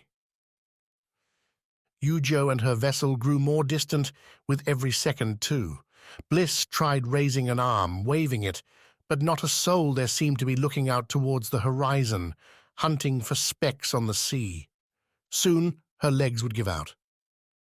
The slime would wash away, and she would freeze, or the Skars would keep her on the brink of life till some sea creature devoured her and Wax. Or they starved, adrift in the ocean. Adrift. The thought, coupled with her own fatalistic musing about the Skars, had Bliss looking closer at her brother's closed hands. How was he keeping himself afloat? Wax never mentioned that power within the life-giving stones. Revelations, and with them hope, flashed from one to the next. Wax being here meant he had to have survived the Whirlpool, which meant he likely had a Rana Skar. And those Kant's guards had looted Ujo too, and she'd had a stone from the Isle. Both of those might explain why Wax drifted atop the waves as if untouched. Either one might be something Bliss could use. She shifted down Wax's torso, found his left hand, lifted it from the water with her own, and placed it on her brother's stomach. Still kicking with her feet, bobbing in the waves, Bliss pried Wax's hand open. 3 stones fell, landing on his soaked linen. Bliss recognized the Viz and Foti scars, but not the glittering silver third. "Kansi! Rana?" Wax gasped, a pained sigh as his body sank into the sea. Acting quick, Bliss scooped the stones up, shoved them back into Wax's hand as the first wave washed across his face. By the time it drained away, he was back to being a placid raft. More riddles solved. The silver scar kept Wax afloat. The Viz scar kept him alive. Foti would be useless, or nearly so in the open sea.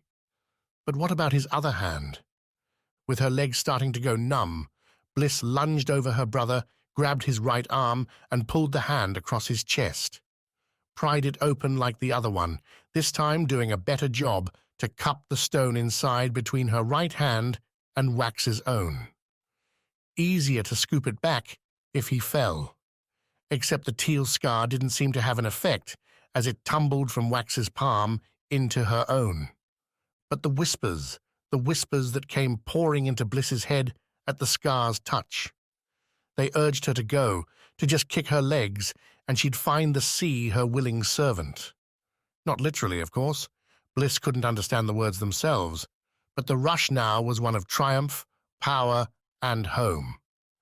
She cupped the scar in her right hand, used her left to grab Wax's own arm, and looked back at Yujo's vessel. Still searching for survivors, 2 more were on their way.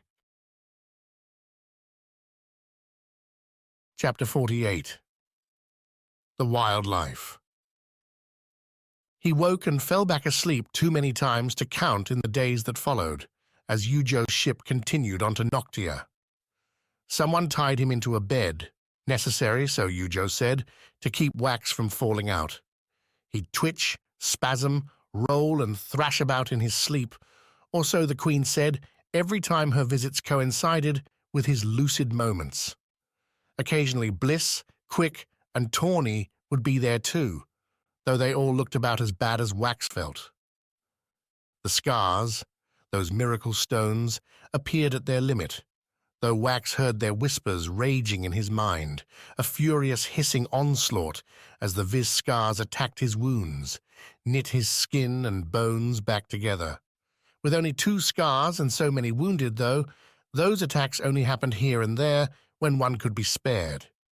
Wax, apparently, wasn't so close to death that he qualified ahead of the deckhands, ahead of his own brother and sister. He'd lost consciousness when the fiend flung him down into the water, regained it on the bed, and took his first free steps in the hour after the Kansi ship docked in the Ring City's port. Yujo was there to help him up, offering her arm and keeping any winces and worries off her face. Wax's gratitude for that little gesture ran deeper than she'd ever know.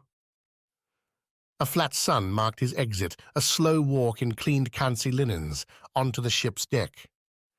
Yujo, after confirming Wax had never seen Noctia before, took him to the boat's prow, let his eyes wander over the grey, sloping city in silence. "Pretty ugly," Wax whispered. His voice felt charred, his left leg weak, where some exploding metal from the sinking ship had found a home. Nobody knew how to cut it free, so it festered there, sealed in by the scars. Yujo said he'd have to learn how to deal with the imbalance, that he would, with time. If those 2 things were his only problems, maybe Wax might have found a sly word to say, something clever at the sight of the Isle's stone seat. Instead, he wanted nothing more than to turn around and crawl back to the bed. There, at least, no fiends would find him. No killers would tie him up and throw him away. Death wouldn't be so close. "There's a lot to see," Yujo said. "It would do you good to go for a walk." "Would do me better not to die," Wax replied. "Myself, I mean." Not the words for a renewal. Wax shrugged. "You have a ship and more scars. If you want the Renewal and whatever sits in that city, it's all yours. I'm done. Quitting isn't something a Renewal can do, Wax. Oh no, watch me. Before Yujo could say another word, Wax turned on his heel and limped back inside the ship. Walking was hard. Locking the door to his cabin and falling on the bed was easy. Quick woke gasping for air, something he'd done every day since the fiend nearly drowned him. He still felt the ocean's hungry waves burying him, freezing him, closing in like a vice. His right wrist, wrapped and set after the break, responsible for saving his life. As the fiend's snapping tentacle let him go, the hunter had reached out with the gauntlet, those pointed ends snaring the fiend's flesh and calming Quick's descent at the cost of bone. The pain, then, should have blacked him out. But Quick could master pain, could control his body, and he shoved away the dark in time to fall from the fiend and splash into the water not far from Yujo's vessel. Kicking, struggling, grabbing onto a floating board to stay alive as his skin froze, his lips turned blue, Quick held out till a small lifeboat found him, pulled him on board, and wrapped him in thick blankets. Yujo herself did the wrist wrap, a technique every Kansi urchin learned at one point or another, broken bones being a common ailment in the sky cities. Falling, Yujo said, as warm as Quick had ever seen her, has its consequences, and you fall a lot growing up on Kansei. He took his turn with the Viz Skars along with everyone else. Though like Wax, Quick found himself keeping inside the ship. Every time he'd wander to the railing, see those waves, his chest grew taut, his muscles wavered. A coward's feel, but he couldn't find a way past it, no matter how much he tried. His cabin at least offered some relief. So too did Noctia. With a silver Kansi cloak on, fresh grey linens wrapping his chest and legs, Quick ducked off Yujo's vessel. They were docking for days at least for repairs from ramming the fiend. Yujo's call, that, and possibly longer if the ice kept the path between Noctia and Went closed. Not that Quick minded. The ring city felt sturdy beneath his feet, a sensation he'd prefer to keep as long as possible. Bliss and Tawny, to hear Yujo tell it, were already off the ship and in the city. Quick hadn't made friends with any deckhands, so he wandered into the metropolis alone. His height, bulk, and curious hand, coupled with the gauntlets hanging from his waist, ensured a wide berth as Quick navigated the port, always angling deeper into the isle and higher. He had a destination in mind, questions that he might get answered, and possibilities to explore. Quick had seen Wax precisely one time since the fiend, and his brother seemed a faded man. No grins, no tricks, only haunted eyes and a broken body. If Quick had lost any love for the sea, Wax had lost any love for life, for adventure. The V's Renewal was shattered, and with that end came a choice, home to the Isles or something else. Parvi, back on Foti's coast, had left Quick with an opening. The Nyan were always looking for new recruits, and the possibilities were limitless. If Wax was done saving the world, well, Quick could still fight for it under the purple and black. The ramming saved Tawny, literally knocked into the fiend right beneath her tentacle, severing the wet limb and sending both her and it crashing onto Yujo's deck. Sure, the weight snapped the railing and made an ugly dent in the Kansi ship's wood. But hey, Yujo earned a bandit for her troubles. Tawny, bearing a few bruises but little else, rolled off the tentacle and took a spot on the prow, pointing out people for the lifeboat to rescue, including Bliss, who'd emerged amid a growing desperation with Wax in tow. Tawny's rapid-fire invectives drew everyone's attention to the struggling V's, and Tawny had spent the next few days at sea making sure Bliss, Quick, and Wax never missed a meal. "And you owe me for all that," Tawny said, as she and Bliss shared an ale in the Rat's Fang.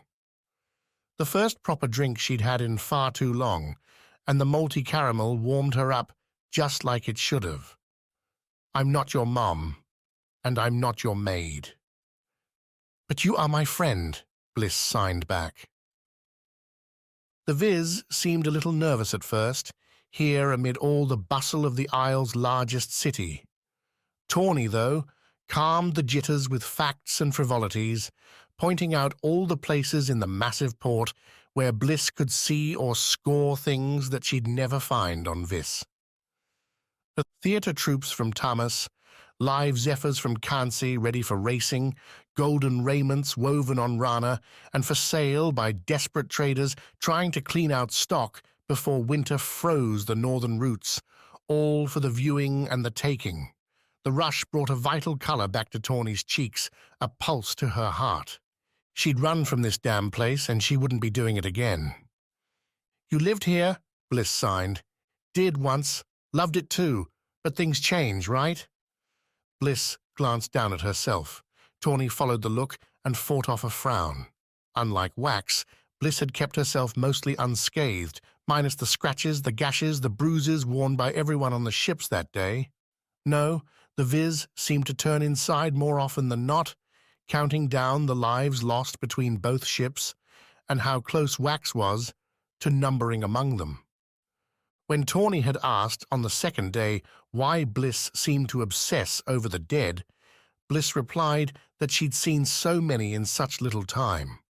Life on Vis hadn't been so hard, so murderous, and being so close to so much loss was getting to her, a pressure she couldn't seem to shake. Back then, on the ship, Tawny hadn't known what to say. Nobody leaned on her shoulder asking for advice, for comfort. Now, with a bit of boozy confidence, she had some words. "This is it, Bliss," Tawny started in, building up like water running down those sloped Noctia roofs. "You had your charmed life, but the Isles don't work that way. They're hard, brutal, stained with shit." She hesitated. Timing, in a speech like this, was everything. Tawny had learned that much from Sledge. But it's beautiful, too. You've got to move past the dark, find the good. Look at what we've done, the people and places we've saved. That Rana outpost, torched if not for us, all those scars, lost if we don't chase those Kansi jerks and slow them down. I bet your brothers would be dead a dozen times over if you hadn't come with them too." Bliss laughed. "You're right there. And guess where I'd be without you?" Tawny continued. "Back on Foti, either dead in that Najan raid or sweating in a forge, working the iron. You saved me from that. It's not your fault what happened back there, so don't you let it hold you back. Your brothers need you, and so do I." The Viz wasn't much of a blusher, but Tawny saw some definite red in those cheeks. Before Bliss could find some way to demur, to dodge and deflect, Tawny raised her glass, pushing Bliss into a clink, a bond. "To this wild life and winning the renewal," Tawny said. The smile, when Bliss touched her glass, meant everything. Chapter 49. Renewal's Promise. Dark came early in the winter, and with it, the ship burst into a golden life. Deckhands, most still recovering or mourning lost friends, nonetheless found some solace in duty and lit the lamps. Beyond, the ringed city sparkled up along the mountainside, almost beautiful enough to make Wax ignore the guarded parapets, the frigates out at sea watching for encroaching fiends. Not that he could see all that much out the small window from his bedside. After making the journey to the deck, he'd come back, settled beneath a blanket that somehow felt lighter than air, and drifted through a dead sleep. A knock had jolted him out, given Wax just enough time to observe the evening spectacle before the door's lock turned. "Hey!" Wax started as Yujo walked in, decked out in leathers, complete with a Kansi rapier at her hip that suggested an evening lacking in quiet. "You were doing nothing important." Yujo cut him off, hard steel as ever. "You're leaving. Now." "What?" "You said it yourself. You're done." My ship, my people, my resources are supporting my renewal, not your moping. So leave. Wax blinked, sat up straighter, felt 1,000 hot arguments begin to bubble up. All the danger he'd faced, the injuries he'd suffered, the guilt-tinged fear as his siblings dodged death for Wax's quest, each one rose as a knife ready to stab Yujo's cold words. Unless, Yujo said, drawing the word out, those eyes getting a mischievous crinkle Wax had never noticed before. Unless, but no, you're not ready. A tempter's trick. A lifetime with jokers like, well, himself made it easy to recognize the trap Yuho laid, but what waited on the other side? A lost man could find comfort in a road revealed, and Wax had nowhere else to go, so he took the step on the path Yujo offered. What? Wax asked. What am I not ready for? I've lost my guardians, if you can even call them that, Yujo replied, her hand tracking to the bracelet on her forearm, where 4 scars gleamed. Du and the ship's crew can sail me around, but they're not going to follow me to the scars. Your brother and sister, and the thief, all seemed capable enough. She slowed again, curled up the slightest smile. A deal. You can stay here, lay here in your self-pity, if you ask your guardians to join me instead.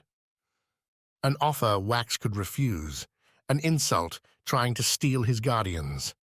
Wax slipped from the bed, stood, tried to put on some rage, and remembered he wore only a slight kansi shift. Clenched fists and a scowl could only do so much with nightclothes as the backdrop. Yujo laughed, though her mocking edge didn't grace the sound. At last, some emotion out of you.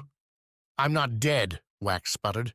Could have fooled me and everyone else on this ship. Yujo dropped the mirth, put a pointed finger on Wax's chest. Do you agree? Your guardians and your pitying bed? A miserable silent second to let Wax stew. Or do you have a different idea? Wounded, distraught, afraid. Wax could be all those things true, but he was also Vis's Renewal. He was still the man who'd promised his friend to see the journey through, no matter how many scars and scars he'd have to collect on the way. As those thoughts took root, the endless whispers from the V's, Rana, and Foti stones hummed. Mostly they were quiet, but at Yujo's barbs, as Wax gathered up his will, the Foti scar jumped to life. It flared, a rush pushing Wax to reach for the necklace around his neck, the metal running hot. Yujo followed the move, saw the ruby glimmering with a forge's fire, and her eyes went wide. Wax, don't burn my ship. I won't, Wax said, sweat beading on his skin in the chill room, his whole body running hot. Another Skar mystery. Would he immolate himself? Did it even matter against Yujo's dare? I won't give up my guardians either. I'm a renewal, same as you. You want my guardians, then we get your ship, all the way through Kansi. Yujo tilted her head. I already have my home Skar. Through Kansi, or we leave now, and you go alone. The Queen returned his hard look, then nodded. You have yourself a deal, Wax. Or should I say, Renewal. Welcome back. She ran her eyes up and down Wax's length. And get yourself dressed. It's time for dinner, and Noctia has food you've never seen. Yujo turned and left, and as she did, the Foti scar quieted. The heat dissipated, the raw fire fading from his fingertips, his feet, his forehead. Yet, when Wax took a step towards the trunk with the linens, the floor behind him bore 2 blackened footprints. The scars saved his life. How many more might they help? How far could their power go? As Wax looked out the window at Noxia's endless lights and the black cliffs behind them, he wondered whether the stone chair was really the answer, or if salvation instead lay in the whispers and the raw power around his neck. You and me, Wax muttered to himself, to the scars. We'll save everyone together. What he didn't know, what those blackened boards asked, was whether they would destroy everything first. This is the end of The Wrath of Rivers, The Seven Isles, Book 3, by A.R. Knight. Text copyright 2023, all rights reserved. To find more of our books, check out www.blackkeybooks.com. Thanks for listening.